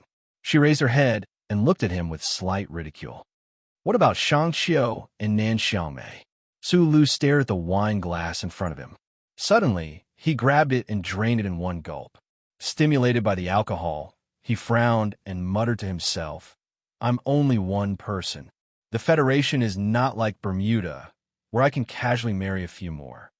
Zoyu frowned and looked at him. Her nose moved slightly, as if he was a smelly stone in a septic tank. She said sarcastically, "You are not making a choice, but avoiding a choice. Although the effect is the same, you are not fucking manly enough. Take that national girl, for example. She actually asked the girl to take the initiative to propose. Are you a man?" She also drained the wine in her glass in one gulp and mocked. "Now that I think about it, that guy was actually more manly than you." Before he died, he still remembered the women he had messed with. Sulu wanted to argue about who was more manly, the playboy Shi Qinghai and a useless guy like himself. He just felt that the way Zhou Yu promoted Nan Xiangmei just now was very similar to the way Little Watermelon promoted Shang Qiu in the old mansion in the Second Latitude district of Sunset Province. Suddenly, a little boy's sharp, cursing voice came from the table next to them. Zhou Yuhua was probably not used to the smell of the barbecue stall in the night market. He was desperately twisting his body in the arms of the nanny, crying and cursing as he kicked his legs, leaving several footprints on the nanny's clothes. Su Li's face was a little ugly. He looked at Zhou Yu and said, "Why is he so bad-tempered? Stubborn, proud, violent, and cold." Naturally, he inherited it from his evil young mother. Zhou Yu replied self-deprecatingly, "I spent too much time on the front line. I really didn't expect you to teach him to be like this." Sulu said with a sullen face, "You'd better control him, or else I really can't help but beat him up. It's normal for little boys to be naughty. They're still young. They'll be fine when they grow up." When Zhong Huiyan was 5 years old, he already knew how to follow me in the ventilation tunnel without saying a word. Temperament has nothing to do with age. Zhou Yu stared at him coldly and said, "This is my son. I'd like to see who dares to beat him up. From a biological and legal point of view, he has 2 fathers. Now that one of them is dead, if I don't discipline him, who will?" Sulu paused for a moment and said self-deprecatingly, "I remember the scene when I bumped into you and your sister in front of the nightclub in Linhai Province. I don't want Lu Hua to be beaten into a pig's head by the second Shi Qinghai in the future. I hope he's the second Shi Qinghai." Zhou Yu frowned and slowly lowered her head. Then she raised her head and drank another glass of wine. Sula looked at her quietly. Suddenly, he said to the little boy who was struggling and crying at the table next to them, "If you don't listen to me, I'll beat you to death." His voice wasn't loud, and his attitude didn't look very fierce. But strangely, children are probably like animals and were naturally sensitive to real danger. Liuhua stared blankly at the uncle who was sitting with his mother. He immediately pursed his lips and let his snot drip down. He didn't even dare to make a sound of sobbing. The nanny looked at Su Lu gratefully. The little boy didn't know whether it was because he was too tired from crying or because he was scared by Su Lu. He hugged the nanny's neck tightly and fell asleep. The windproof lights on the barbecue stall in the night market gave off a faint glow to the surrounding leaves. It felt warm and somewhat like a scene in a movie. Jian Shuang's idea makes sense, but it's impossible for both sides to stop. I have to send all of them to prison before I can complete the task that the hooligan gave me. Zhou glanced at him and said, "I originally thought that with your personality, you would directly rush into the military headquarters in a military mecca and blow up Li Jiedu. I promised the war god, I promised Mr. President, I promised your father, and I also promised Shi Qinghai over the phone. Although he couldn't hear me at the time, I will do my best to protect myself while destroying the enemy." After a moment of silence, Su Lu said, "I still don't have much confidence in the Federation's laws. But after what he did on Parliament Hill, the supporters of the radical faction in the military have been pretty much wiped out. As long as Mr. President can control the situation, the judicial process can continue. Do you really think that someone like Li Jiedu, who hid for more than a decade and used only a few months to easily take over the legacy his father left in the military and firmly control 2.5 military regions and nearly 100 divisions like Li Jiedu, can really be brought to court by the judicial process? The military is ultimately the Federation's military. The chairman of the Joint Chiefs of Staff is not the president of the Federation. This is the capital, not a battlefield. Whether it is from the perspective of the law or public opinion, Li Jiedu has too many inherent shortcomings. If he really dares to instigate a coup in the military, how many of those troops will listen to him and stand against the elected government and Mr. President? Those generals and normal soldiers won't have the courage to face the spirit of the Constitution in order to satisfy his ambition and his seemingly hot-blooded slogans. If it is a war against the empire, the person who has the military is undoubtedly the most powerful. But in the internal struggle of the Federation, that is not completely the case. Just like right now, Li Jiedu really wants me dead, but he can only assassinate me. He can't order the 17th Division to surround this block and directly bombard me and my team members into pieces of meat with cannonballs. How exactly are you going to cooperate with Mr. President's plan?" Zhou looked at him quietly. Her watery eyes were tinged with faint worry. "If it is really as you said, and the president is in a very difficult situation, then the difficult situation can become dangerous at any time. What can you do after the danger knocks on the door of the youth apartment?" Bai Yulan said that my greatest strength is that I am good at simplifying complicated things. But right now, the Federation situation can't be simplified. In your eyes, forcibly returning from the West Woods and holding this press conference in the afternoon seems more like nonsense to vent my anger. In fact, I have my own plan. Tomorrow, the evidence of Vice President Byron and Li Jiedu's involvement in the case of the Ancient Bell will appear on the internet to create a stir. Now the civilian internet of the Federation has been turned into a shit pit by those demons raised by the capitalists. It has no credibility in the hearts of the people, and it may even be directly regarded as a scam or a dark fantasy novel. But it is good to be able to create a stir first. Then, Chief Editor Bob and reporter Wood will choose the right time to release the relevant information. With the credibility of the Capital Special District Daily News, I think this storm will be bigger this time. The Ministry of Justice and the relevant departments, as well as the civilian agencies in the building of the Ministry of National Defense, are still under the control of the official residents. When the Federation begins to stir up a stir, Mr. President will have sufficient reason to either reauthorize me or authorize the Ministry of Justice to continue investigating the case of the Ancient Bell. I think even Parliament Hill will be on our side at that time. At that time, it will be General Li Jiedu's turn to make a difficult decision. Should he wait for the investigation to end, or fight to the death? Yes, he will definitely choose the latter, and I will also wait for him to choose the latter. Sulu looked at Zhou Yu, whose eyebrows were getting tighter and tighter, and explained in a low voice, I am not good at political schemes. I will only force them to take action. I will keep an eye on the slightest change in the troops that Li Jiedu can command. As long as they really do take action, I will stop them and get all the evidence in my hands. With this arrangement, the turmoil in the Federation can be controlled, and as long as I stay in the official residence, the most important thing, the safety of Mr. President, can be perfectly guaranteed. Zhou Yu frowned and held her chin. She suddenly felt that the knowledge she had learned over the years and the judgment and analysis ability that helped Su Lu before were all very funny. This is an idiot's logical deduction. At this moment, in her eyes, Su Lu really looked like an idiot. She said sarcastically, You said a lot of nonsense, but the most important thing is the word stop. How can you stop the fully armed federal forces? And the safety of Mr. President, how can you guarantee it? Zhou Yu spread her hands and stared at him angrily. Do you think you are the great creator who can turn thousands of armored vehicles and mechas into scrap metal with just a few words? Yes, according to the charter of the Federation, President Pabre could easily control the army, as long as the army did not have its own thoughts. But now, the key was that the army had the most invincible armed force in the universe, and it started to have its own thoughts. Who could stop all this? Sulu raised his wine glass to toast the worried girl in red. He thought to himself that he could indeed turn thousands of armored vehicles, mechas, and even battleships into scrap metal. With the support of the glory of the charter, a certain someone could do anything, but do I have to tell you this? Chapter 750.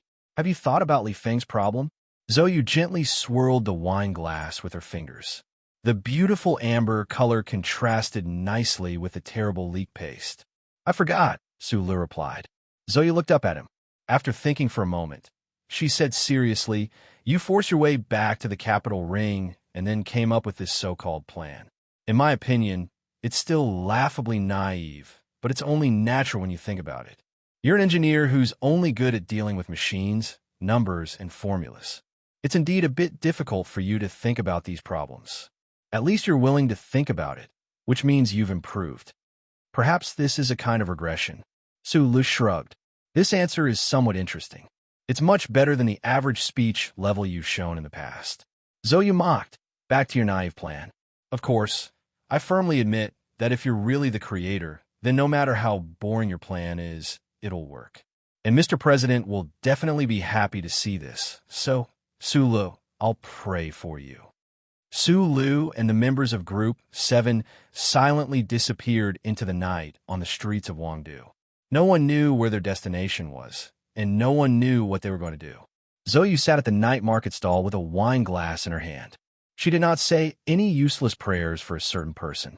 She just sat there silently, occasionally pouring the wine into her bright red lips. The strong wine almost made her red lips burn.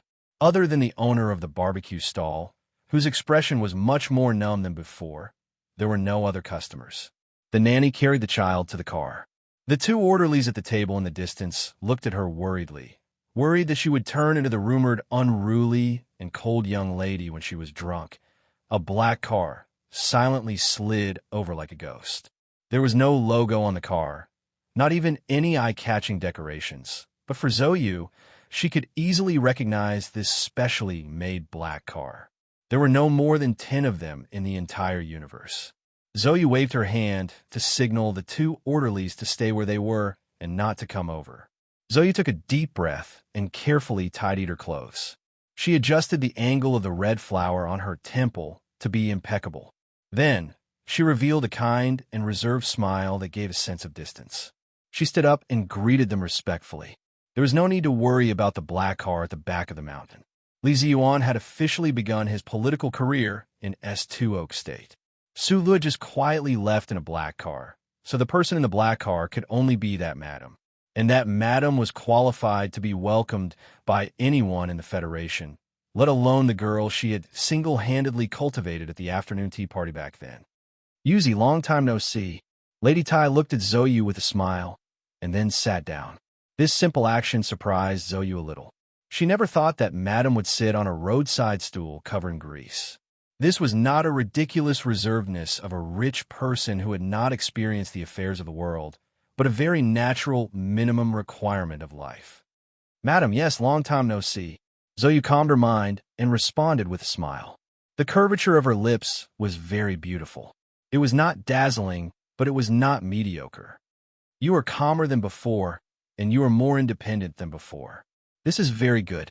We women should never put the hope of a happy life on men who have no hope at all." Lady Tai said with a light sigh. "What a pity. Back then, I only thought you had a big butt, and now I'm discovering more and more of your good points. Unfortunately, it is already too late." Zoyu's face revealed a rare bit of embarrassment. A big butt and good fertility, this type of vulgar and somewhat contemptuous evaluation, normally would easily make a woman unhappy, but she was already used to hearing this type of evaluation in her adolescence. Moreover, Lady Tai's tone always carried a natural and refreshing autumn air. "I came to see you today, mainly for 2 reasons. Lady Tai looked at her with a smile and said, "The first is what Sulu said to you just now. The second is I really want to know, from your point of view, who exactly will obtain the final victory in this situation." After a moment of silence, Zoyu said what she could casually say. Then she furrowed her brows slightly and said, "Although I don't think Sulu is a guy who is good at political structure, I agree with one of his judgments. Even if Li Jiedu's intelligence and ability is astonishing, in the end, he is not his father, Marshal Li. Even if he is in fact the #1 figure in the federal military, he definitely doesn't have the ability to make the entire federal forces go crazy and have the prestige to dance with it. When facing the president and the government, I always feel like he doesn't have too many perfect methods to handle things. If he is slightly careless, he can only leave behind a black name in the annals of history. But there is no way for him to obtain absolute power in this world."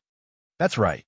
Just like how you're worried about Sulu, this little guy's unreasonable self-confidence. For me, Li Jiedu's overly abnormal and shoddy killing, as well as his completely opposite self-confidence, is something that I am extremely puzzled about." Lady Tai's eyes drooped slightly, as if she was thinking about some very troublesome problem. "With my understanding of the Lees of Philadelphia, the old man's son is definitely not stupid to this extent. In fact, the things that have happened recently have already proven his ability." Zoyu sighed softly and said, "Could it be that blind optimism really is an emotion that can infect each other? But the problem is that history is heavy. He can allow people like Sulu to be naive, but he definitely won't allow Li Jiedu to have the possibility of being childish. History is heavy. This seems to be a topic of discussion during an afternoon tea back then." Lady Tai looked at her and said with a smile. Zoyu smiled reservedly, and then suddenly narrowed her eyes and asked, "Madam, you are concerned about their victory or defeat. Does that mean that you won't get involved in this chaotic battle? If possible, may I know which side you are inclined to support? Li Jiedu and those people in the army wanted to kill your older brother Crown Prince back then. Naturally, I won't support them," Lady Tai calmly replied. "But back then, I could even ignore Macklin, so naturally, I can also ignore these old grudges. After all, I have to admit that regardless of whether it is Li Jiedu or those who stand on his side, they have enough qualifications to discuss matters related to benefits and compensation with me." Zoyu listened quietly, not saying a word. "I won't support anyone, and I won't use benefits as a bargaining chip at this moment. I just need to quietly watch and see who wins in the end, and then ask them to cut a piece for me. This analogy might be a bit vulgar, but you know that I like to cook in the kitchen," Lady Tai said with a smile. Zoyu suddenly laughed, slightly raising her proud chin, and said softly, "Madam, in my opinion, the so-called quietly watching should be the biggest mistake that the 7 great families have made in these years." Lady Tai's expression froze slightly. "When those soldiers tried to kill my older brother Crown Prince in Linhai State Gymnasium, although the elders of the other families personally went to the back of Macho's mountain to explain and even shed tears to beg for your approval.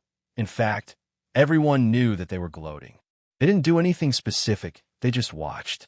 When the previous government carried out the Macklin Project, the 7 great families still didn't do anything.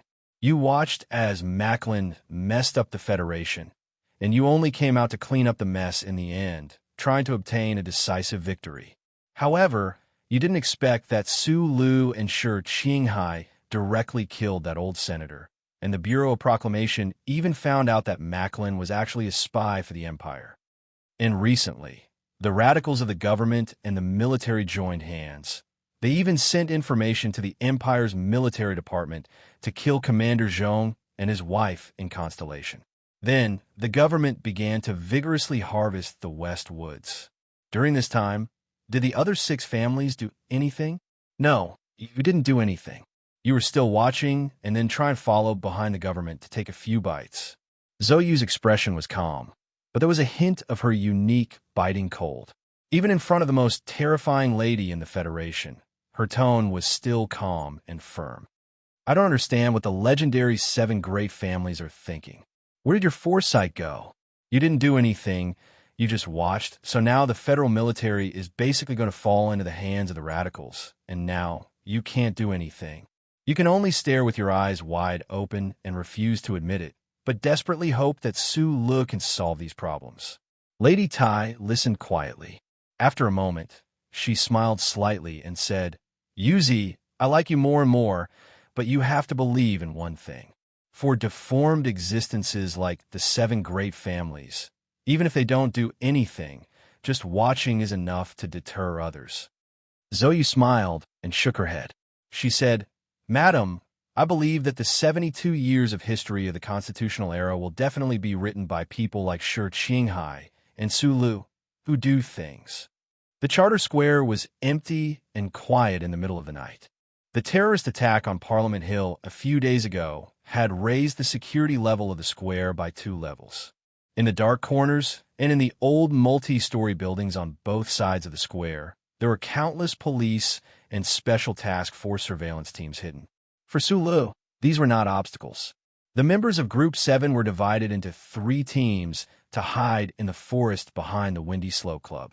Under the cover of the glory of the Charter, he quietly passed through the forest and came to the back of the president's official residence. Just as Zhou Yu said, people like him and Shi Qinghai were the most typical people of action. In the end, the so-called plan still had 2 sides, to be arrested or to arrest others, to be killed or to kill others. He had to enter the president's official residence to implement this plan. Most importantly, he had to ensure the safety of Mr. Pabre under the threat of the radicals in the military.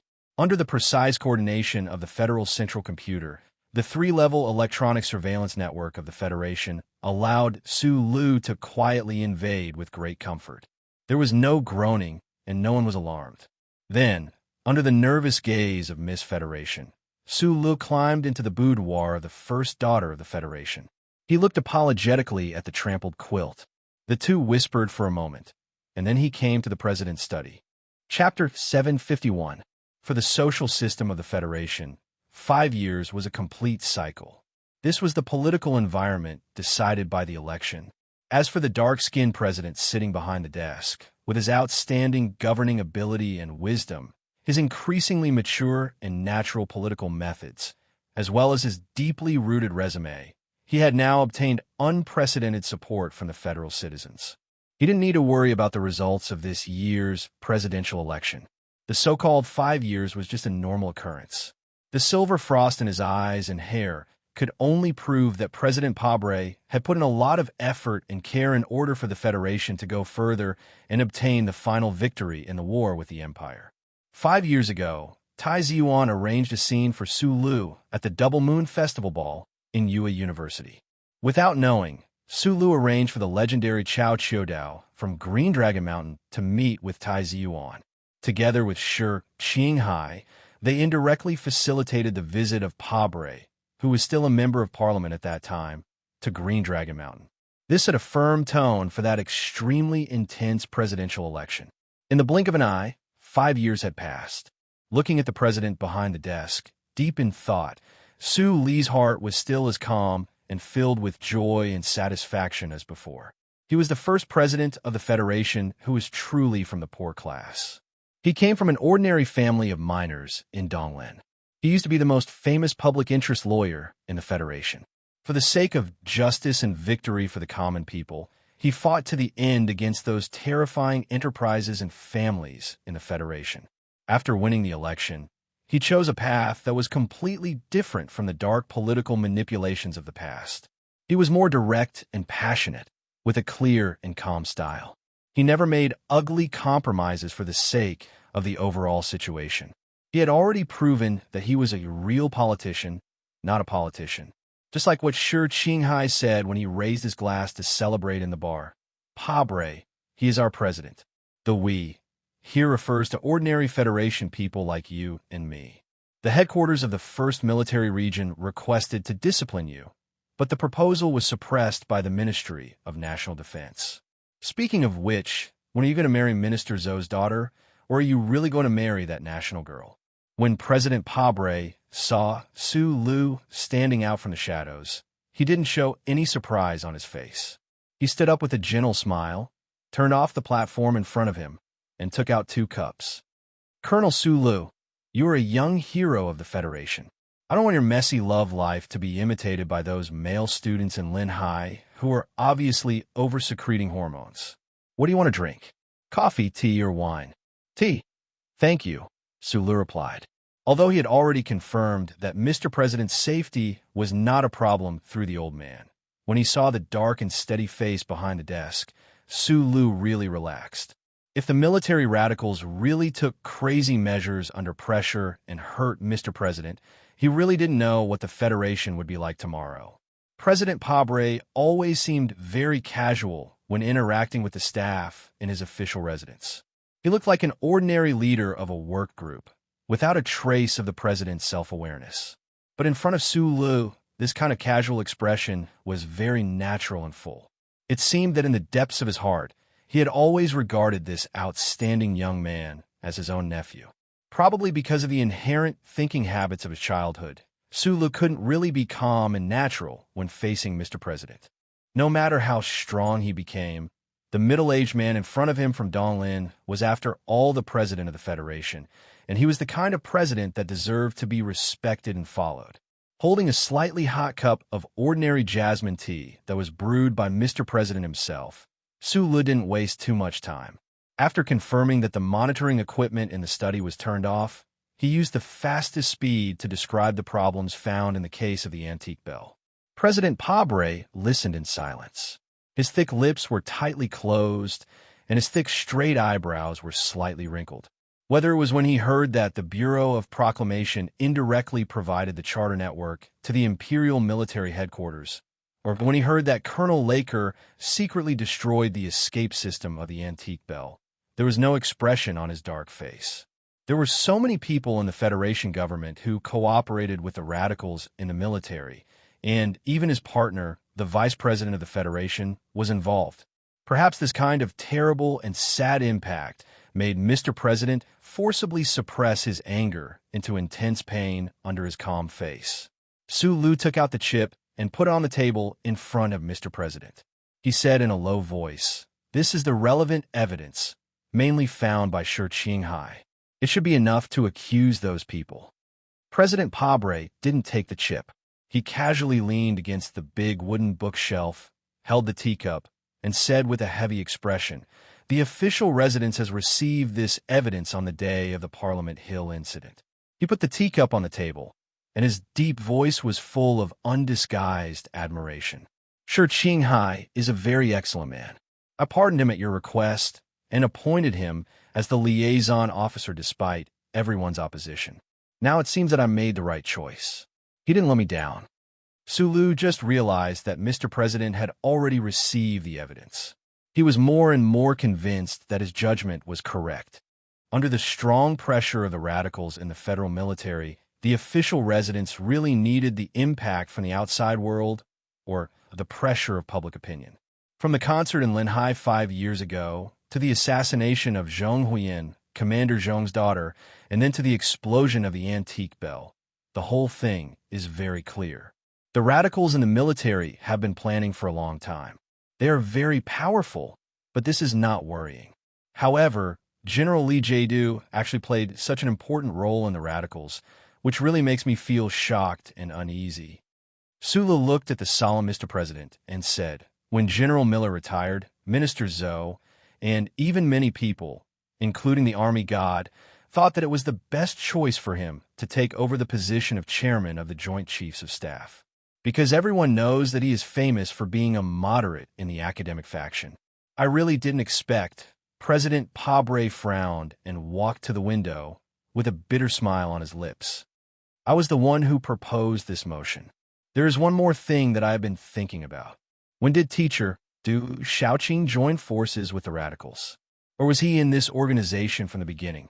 I really find it hard to believe that he was involved in the explosion of the antique bell.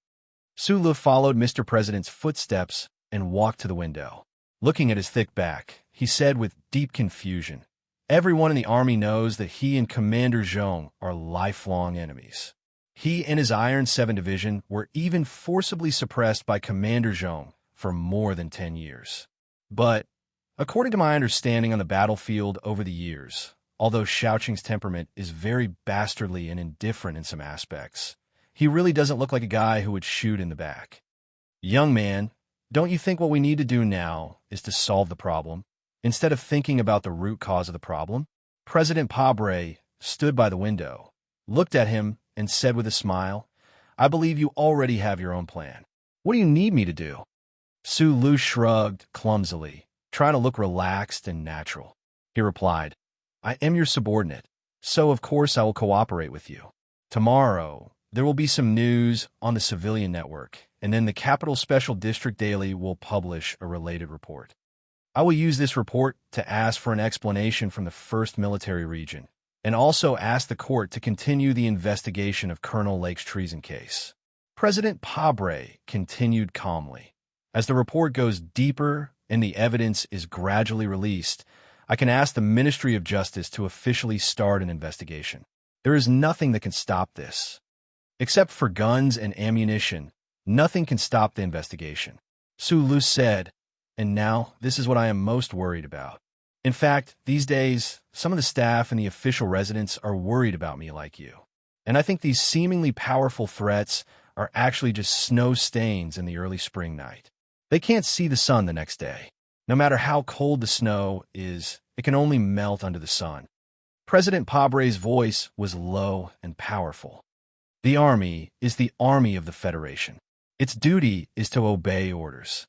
When any soldier joins the army, they have to swear allegiance to the elected government and the president of the Federation, who is the specific representative of this right, which is me. The most powerful man in the Federation looked calmly into Su Li's eyes and said, I don't believe that the entire federal forces are made up of ambitious people. Even if some officers are blinded by profit, ordinary soldiers will not stand on their side. Without my order, no army can enter within 80 kilometers of the Capital Special District. I agree with your point of view. General Lee Jae-do may be able to convince many troops, but he can't convince every specific person, so he can only use other names to carry out hidden operations.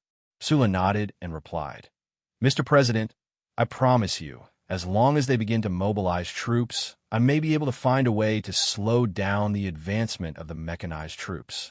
Thinking of that damn federal central computer that stubbornly analyzed the specific situation every time, Su Lu silently cursed a few times in his heart.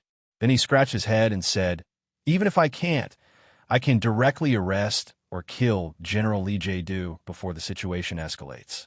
Hearing this, President Pabre's eyebrows slightly raised. He looked at him seriously and asked, this is not the time for jokes. Are you sure you can do it? At least a 50% success rate. Su Lu silently calculated in his heart, but he didn't say it out loud. With a sincere smile that easily made people feel a sense of trust, he looked at President Pabre and said, please rest assured. President Pabre was silent for a long time. Then he shook his head with a smile and patted him on the shoulder. At that time, Parliament Hill was preparing to hold a special hearing on the matter of you being the student of that traitor. Now that I think about it, it should have been Byron's plan. Byron, I've known him for many years. He was very good at these kinds of political tactics on the surface. I have to admit that he was excellent. In many important moments, I even relied on his maturity and a little cunning to deal with the situation. Now that he's dead, I feel very complicated when I think about it occasionally. President Pabre and Sue Lu both held teacups and stood side by side in front of the window on the second floor of the official residence. In front of them was the lawn, and further away was the street. At the end of the street was Charter Square. The view was incomparably wide, and there was no danger of being sniped. The president laughed self-deprecatingly. He picked up the teacup and took a sip without knowing the taste. He continued, "It was because of that incident that they uncovered your secret, or rather your background. Only then did I know that you were also from Donglin. Actually, I was very happy to know that you were also a rock from Donglin. I was gratified and even a little happy." President Pabre glanced at him and laughed loudly. Sula looked at him and replied with a smile, "When I found out that you were from Donglin, I believe that many Donglin people felt the same as me when I thought that a Donglin person would become the president of the Federation. We all felt very proud." The Donglin region was extremely remote. Since the crystal mines had dried up, it had become even more desolate. It had gradually become a corner forgotten by the Federation. The citizens of Donglin all looked forward to leaving that planet with no obvious changes in the seasons and no clear view of the beautiful starry sky. However, it was very difficult to enter the capital ring through immigration or examinations. The quota provided by the Federation was extremely limited. However, with Pabre being elected as the president of the Federation and Su Li's identity being exposed, there was an extremely subtle change. This pair of Donglin men, who were quite a few years apart in age, had already become the two most famous men in the Federation. The citizens of the capital ring naturally remembered the Donglin region again, as well as the especially famous Donglin rock saying.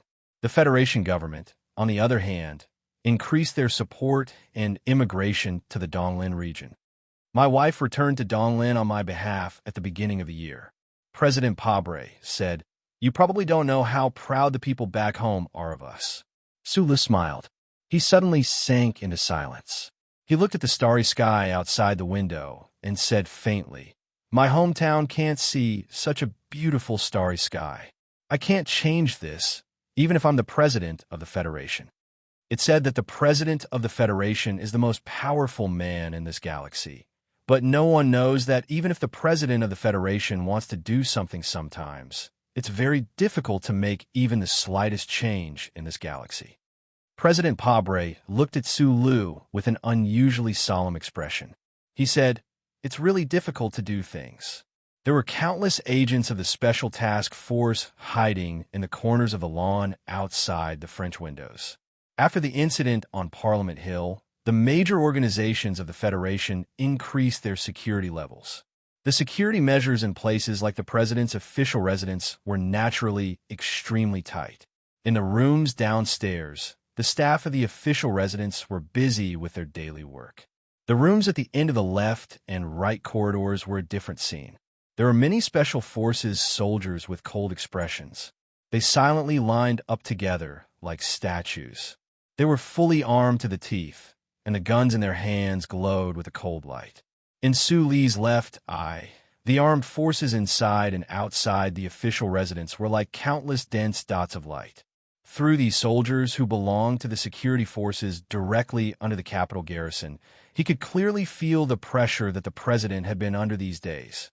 "Mr. President, the people will understand you," he said comfortingly. President Pabre looked at him. After a moment, he said, "It's good that you can understand." Su Lu sat silently on the sofa in the study on the second floor of the official residence. His hands held the cup of tea that had already become slightly cold. He waited for the president next door to come over with the secret authorization document that was going to be given to him. He was a very patient person. Otherwise, he wouldn't have liked mechanical repair work that was extremely boring in the eyes of ordinary people. However, he didn't know if it was because the taste of the undrunk jasmine tea evaporated too quickly, or because the leather sofa, a cultural relic left behind by the previous dynasty, was too soft. It was only a moment, but it felt like an eternity to him. He continued to sit. He sat alone. He sat more and more alone, and it was getting colder and colder. Sulu narrowed his eyes. He looked at the dots of light that were scattered in various areas of the official residence in his left eye. He looked at the changes in the situation in the buildings around Charter Square further away. He suddenly remembered something that the president had just said. Without my order, no troops can enter within an 80-kilometer radius of the capital's special district. The troops that suddenly appeared in the streets and alleys were definitely less than 80 kilometers away from the president's official residence. The closest one was not even 800 meters away. He raised his head and silently looked at the heavy wooden door between the study and the confidential room next door. He confirmed that the president was on the other side of the door and didn't leave. He frowned and licked his dry lips. Through the communication system next to his collar, he sent the latest order to the members of Group 7 who were waiting outside the official residence. All of you. After pausing for 2 seconds, his brows furrowed tighter and tighter. He continued in a soft voice, retreat immediately. If you encounter an abnormal situation, don't resist. I repeat, don't resist. And then, this is an order. After finishing what he had to do immediately, Sulu stood up and put the cup of jasmine tea back on the desk. He quickly walked to the window and narrowed his eyes to observe the situation in the lawn and the dark night. Then, with a whoosh, he forcefully closed all the thick curtains. The starry sky outside the window was covered, but the light in the study was brighter. The truth and falsehood of the light didn't affect the lighting effect. He quickly walked to the door of the study near the corridor. He narrowed his eyes and saw the scene behind the door. He couldn't help but smile self-deprecatingly. He turned around and pulled off the belt on the bookcase. He forcefully locked the door and then subconsciously shook his head. After doing all this, Sulu sat back on the uncomfortable leather sofa again. He rested his elbows on his thighs and thoughtfully stared at the wooden door that didn't open for a long time. It really didn't take long, but it felt very long, he said to himself in his heart. Feeling was really a terrible thing, because feelings were the best at deceiving people. Sulu shook his head and took out a 37 brand cigarette from his jacket pocket. He tiredly leaned against the back of the sofa. The fingers of his right hand holding the lighter were slightly trembling, just like the extremely complicated feelings at this moment. Chapter 752. It was already late at night. The bustling Charter Square and the bustling Parliament Hill had become incomparably quiet. Only the group of 5 in the middle of the square were still sizing up their new comrade, puzzled as to why the god of war looked so old. Occasionally, a gust of wind would blow past, causing the green leaves on the ground to roll slowly. Because it was late spring, there was no feeling of desolation, but there was no joy or warmth either. The sudden sound of emergency brakes came from under the specially made bulletproof tires of dozens of dark green military vehicles, piercing through the silent night sky. Then, the rumbling sound of armored vehicles blended into the sound, waking the rich people around the square from their dreams. Some people walked to the window in confusion and looked at the armored vehicles and military vehicles that were quickly dispersing around the square. They watched as the densely packed, fully armed soldiers quickly rushed into many important buildings, including the Ministry of Finance. They couldn't help but be shocked. This was the capital's special district, and shocking scenes rarely happened. What was going on? What did this troop of unknown origin want to do? In a short period of time, a large screen appeared above a military vehicle in the middle of the troop. The words drill were silently displayed on the screen. At the same time, many soldiers began to enter the building to explain to the panicked people. It turned out that this was a special military drill in response to the attack on Parliament Hill. Of course, this was not a military drill. When the members of Group 7 scattered around the presidential residence received Su Li's order through the communication system, they knew that there was going to be a big problem today. Gu Shifeng frowned and combed her sweat-soaked hair with her chubby fingers. She didn't know how to respond to the leader's order. After receiving the order, the communication system automatically shut down. They didn't know if Su Lu was still in the presidential residence, nor did they know what had happened to him. What should we do? Xiong Linchuan's buzzing voice sounded from the system. It was an exceptionally violent and impatient voice. Should we storm into the residence and take a look? Don't you think it's a little too difficult for us to storm the president's residence with just 20 people? Gu Shifeng mocked, then frowned and said, "Let's retreat. This is the leader's order." Retreat again? Withdraw my ass. The angry voices of the members of Team 7 could be heard from the communication system. Someone said in a low voice, "Every time we are about to fight, the boss always wants us to retreat and take over the work himself. That time in 3320, that time in the Empire. What the fuck? Are we really useless shit-stirrers?" Gu Shifeng understood the feelings of her team members. Everyone knew that Su Lu would abandon his team members to play the role of a lone hero because he was worried that something would happen to his team members. However, no one could accept that they couldn't help Su Lu. Boss doesn't like to play with us. What do? He was hiding in the bathroom on the second-last floor of the Ministry of Finance building. He was in charge of communication with the entire team.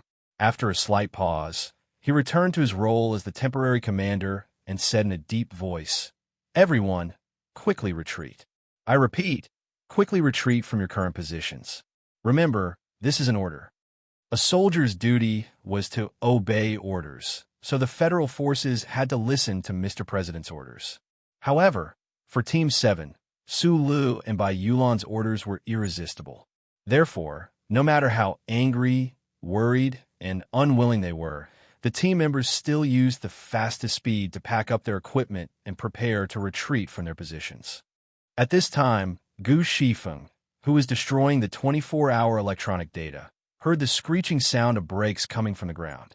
Through the window of the bathroom, he saw the endless stream of troops coming from the streets. His eyes narrowed, and he finally understood why Su Lu ordered them to retreat first. Of course, this was not a drill. This was a standard military operation. In the face of more than 2,000 elite soldiers of the Federation, as well as those heavy firepower armored vehicles that were ready to attack in the night, no matter how strong Group 7 was, they were just a small wooden boat in front of a huge wave. How could they resist? Gu Shifeng stared at the Federation soldiers charging toward the Ministry of Finance building. Suddenly, he pointed at the metal button on his left sleeve and said in a deep voice, "I repeat boss's order again. No resistance. No resistance." This was a secret military operation with an extremely high level of confidentiality. This military operation mobilized the 3rd Military Region's Iron 7th Division, the Capital Garrison Division's 2nd Division, and the 1st Regiment's elite and loyal troops.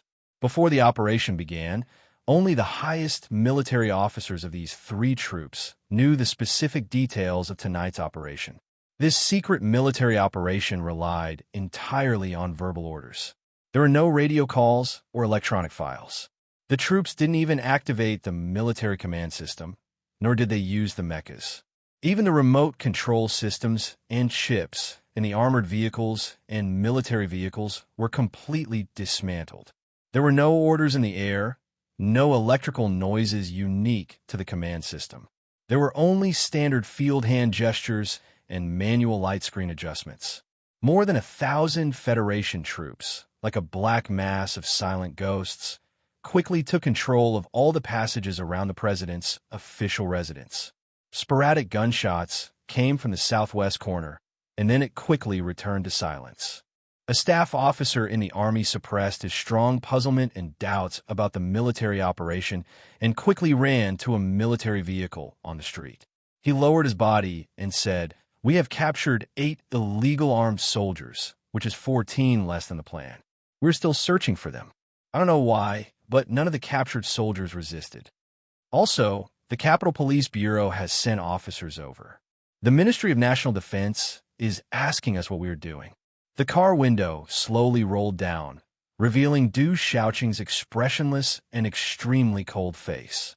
He looked at the charter square in the night and didn't care about the questions from the Capitol Police Bureau and the Ministry of National Defense. He gently pinched the leg of his sunglasses and asked, "What was that gunshot just now?"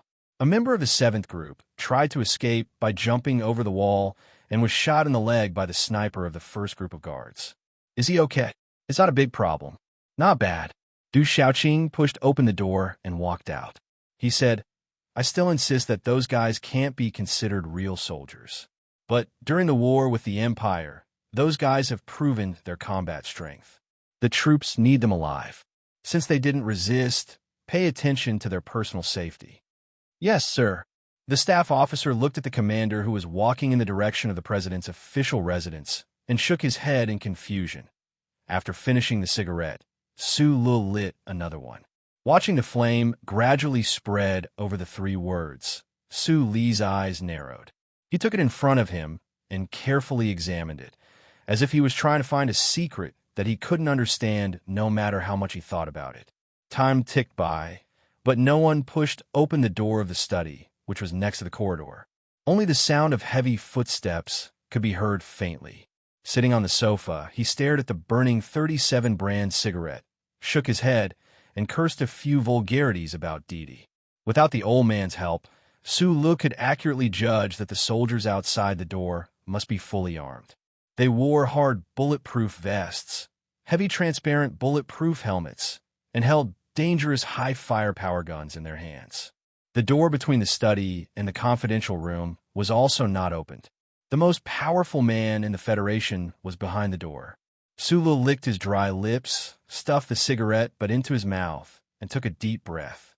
He knew that he could not rush through the door. As for the door behind him, outside the window to his left, the lawn around the official residence was already occupied by hundreds of the Federation's most elite Special Forces soldiers. If he really dared to rush, then what greeted him would be countless bullets. Previously, he had thought that the elite Special Forces in the official residence, which belonged to the security forces directly under the capital garrison, were special measures used by Mr. President to protect him. Only now did he know that they were special measures used to arrest or kill him. This was really ridiculous and hilarious. But Sula could not laugh. He felt as if he had returned to the abandoned mine pits in Donglan. Looking at the huge rock in front of him that was piled up by the mining machine to the wastewater outlet, his mood was irritable and gloomy. Because of this mood, he just stared blankly at the federal central computer that constantly displayed the firepower layout around the official residence in his left eye. He looked at the precise electronic map that showed the troops that had already controlled all the streets and alleys, but he did not have any conversation with it. Once here, he carefully put out the cigarette, and counted the number of people he would see. Then, using the chip positioning provided by the Federal Central Computer, he confirmed that the second one had also arrived. So he silently said in his heart, "Open the door." The door between the study and the confidential room opened.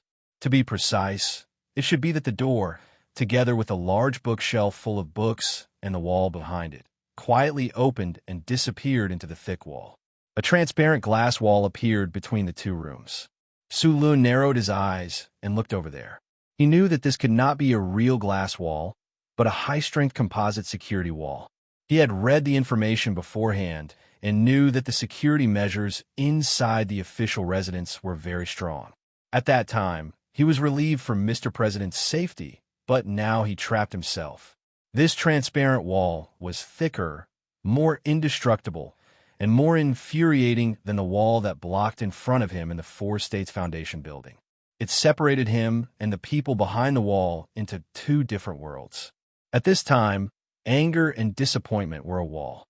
He was on one side, and President Pabre was on the other side. On the second day after the funeral of God of War Li Pifu, Li Jie-du stood up straight and participated in a secret meeting of the Trinity Association. In that meeting, facing the members' proposal to let Zhou Yingxing resign from the position of Minister of Defense, the Vice President of the Federation, Byron, once showed strong confidence and demanded that all actions should be based on the fundamental interests of the Federation. At that time, he smiled and said, "We are the Federation." In the luxurious washroom of the Parliament building, which was full of the aura of death and torture, Shi Qinghai once asked Shimin-Jin if that Mr. Senator was not Byron. Then who was it? Shimin-Jin, who was bleeding nonstop, looked at him and laughed nervously. She asked him mockingly, "Do you and Sulu know who your enemy is? Do you know who we are?" On the shining emblem of the Federation on the building of the Ministry of Defense, Su Lu once seriously and solemnly reminded Du Xiaoqing that as a soldier of the Federation, his duty was to obey orders. Du Xiaoqing's expression was very complicated and strange at that time. He said that he knew. Yes, he did know, and he had always done so. The answer was revealed. It was not pleasant, and it was somewhat sad. For a long time, there was silence in the president's residence. No one spoke. Only the suffocating, heavy breathing of the soldiers could be faintly heard through the walls. President Pabre looked at Su Lu through the glass wall and was silent for a long time. He slowly held his forehead with his broad palm, as if the decision he was about to make was extremely difficult for him. Li Jiedu stood behind him with a gentle and calm expression as usual. Du Xiaoqing stood at the door farther away. It was unknown when he had put on his sunglasses again, but there was no trace of expression on his face. President Pabre's tanned face was slightly firm. He said slowly, "At the press conference in the afternoon, you said to the camera that you were back. You asked if we were ready. I was very worried about you." He shook his head and said with emotion, "I was worried that you were not mentally prepared enough to face all of this." Sula looked at Pabre's face very seriously. He felt very strange. Why was it that at this time, there was still no way to see any sense of insincerity on his face? So he remained silent, wanting to hear what the other party wanted to say. "For so many years, you're the young man I admire the most." President Pabre's voice passed through the transparent wall. It was still so deep and powerful, and seemed particularly sincere and firm. He looked at Su Lu with unwavering eyes and said in a deep voice, "At this time, there is no need for any deception between us. You can believe this without hesitation. No matter what kind of suffering and pain you have experienced, you still have innocence and hot-bloodedness in the depths of your bones. And this kind of naked, beautiful trust is very rare." Su Lu suddenly opened his mouth without warning. He frowned and looked at the people on the other side of the transparent wall. It was unknown whether he was asking them or asking himself. Naive is the synonym for stupid? I just told a friend this afternoon that as long as I don't force myself into a dead end, no one can catch or kill me now. Then I realized that because I was afraid of you dying, I really foolishly forced myself into a dead end. There was no obvious expression on Su Li's face. His fingers gently rubbed the extinguished butt of his cigarette. He shook his head and said, "I don't understand. How did I suddenly become a stupid cunt? And the reason for becoming a stupid cunt is actually so fucked up. Just like those deliberately mystifying novels of Schiller's in the late period. Why is it that the most righteous old man would finally tear off his mask and proudly tell the whole world that he is the worst one? His straight black eyebrows were furrowed so tightly that they were forcibly twisted into two question marks. He looked at the still dark and steady face of the president behind the wall and shook his head. This is not right. This is not pretty. You have to at least let people feel that this world is still a little bit bright, right? The president of the Federation, the vice president, the senior senator, the chairman of the Joint Chiefs of Staff, the invincible general of a generation. Yes, you are the Federation, you are the army. Su Li's face was full of self-mockery. Then he suddenly stood up and raised his voice, roaring angrily toward the other side of the wall. But what kind of shitty Federation and army is this?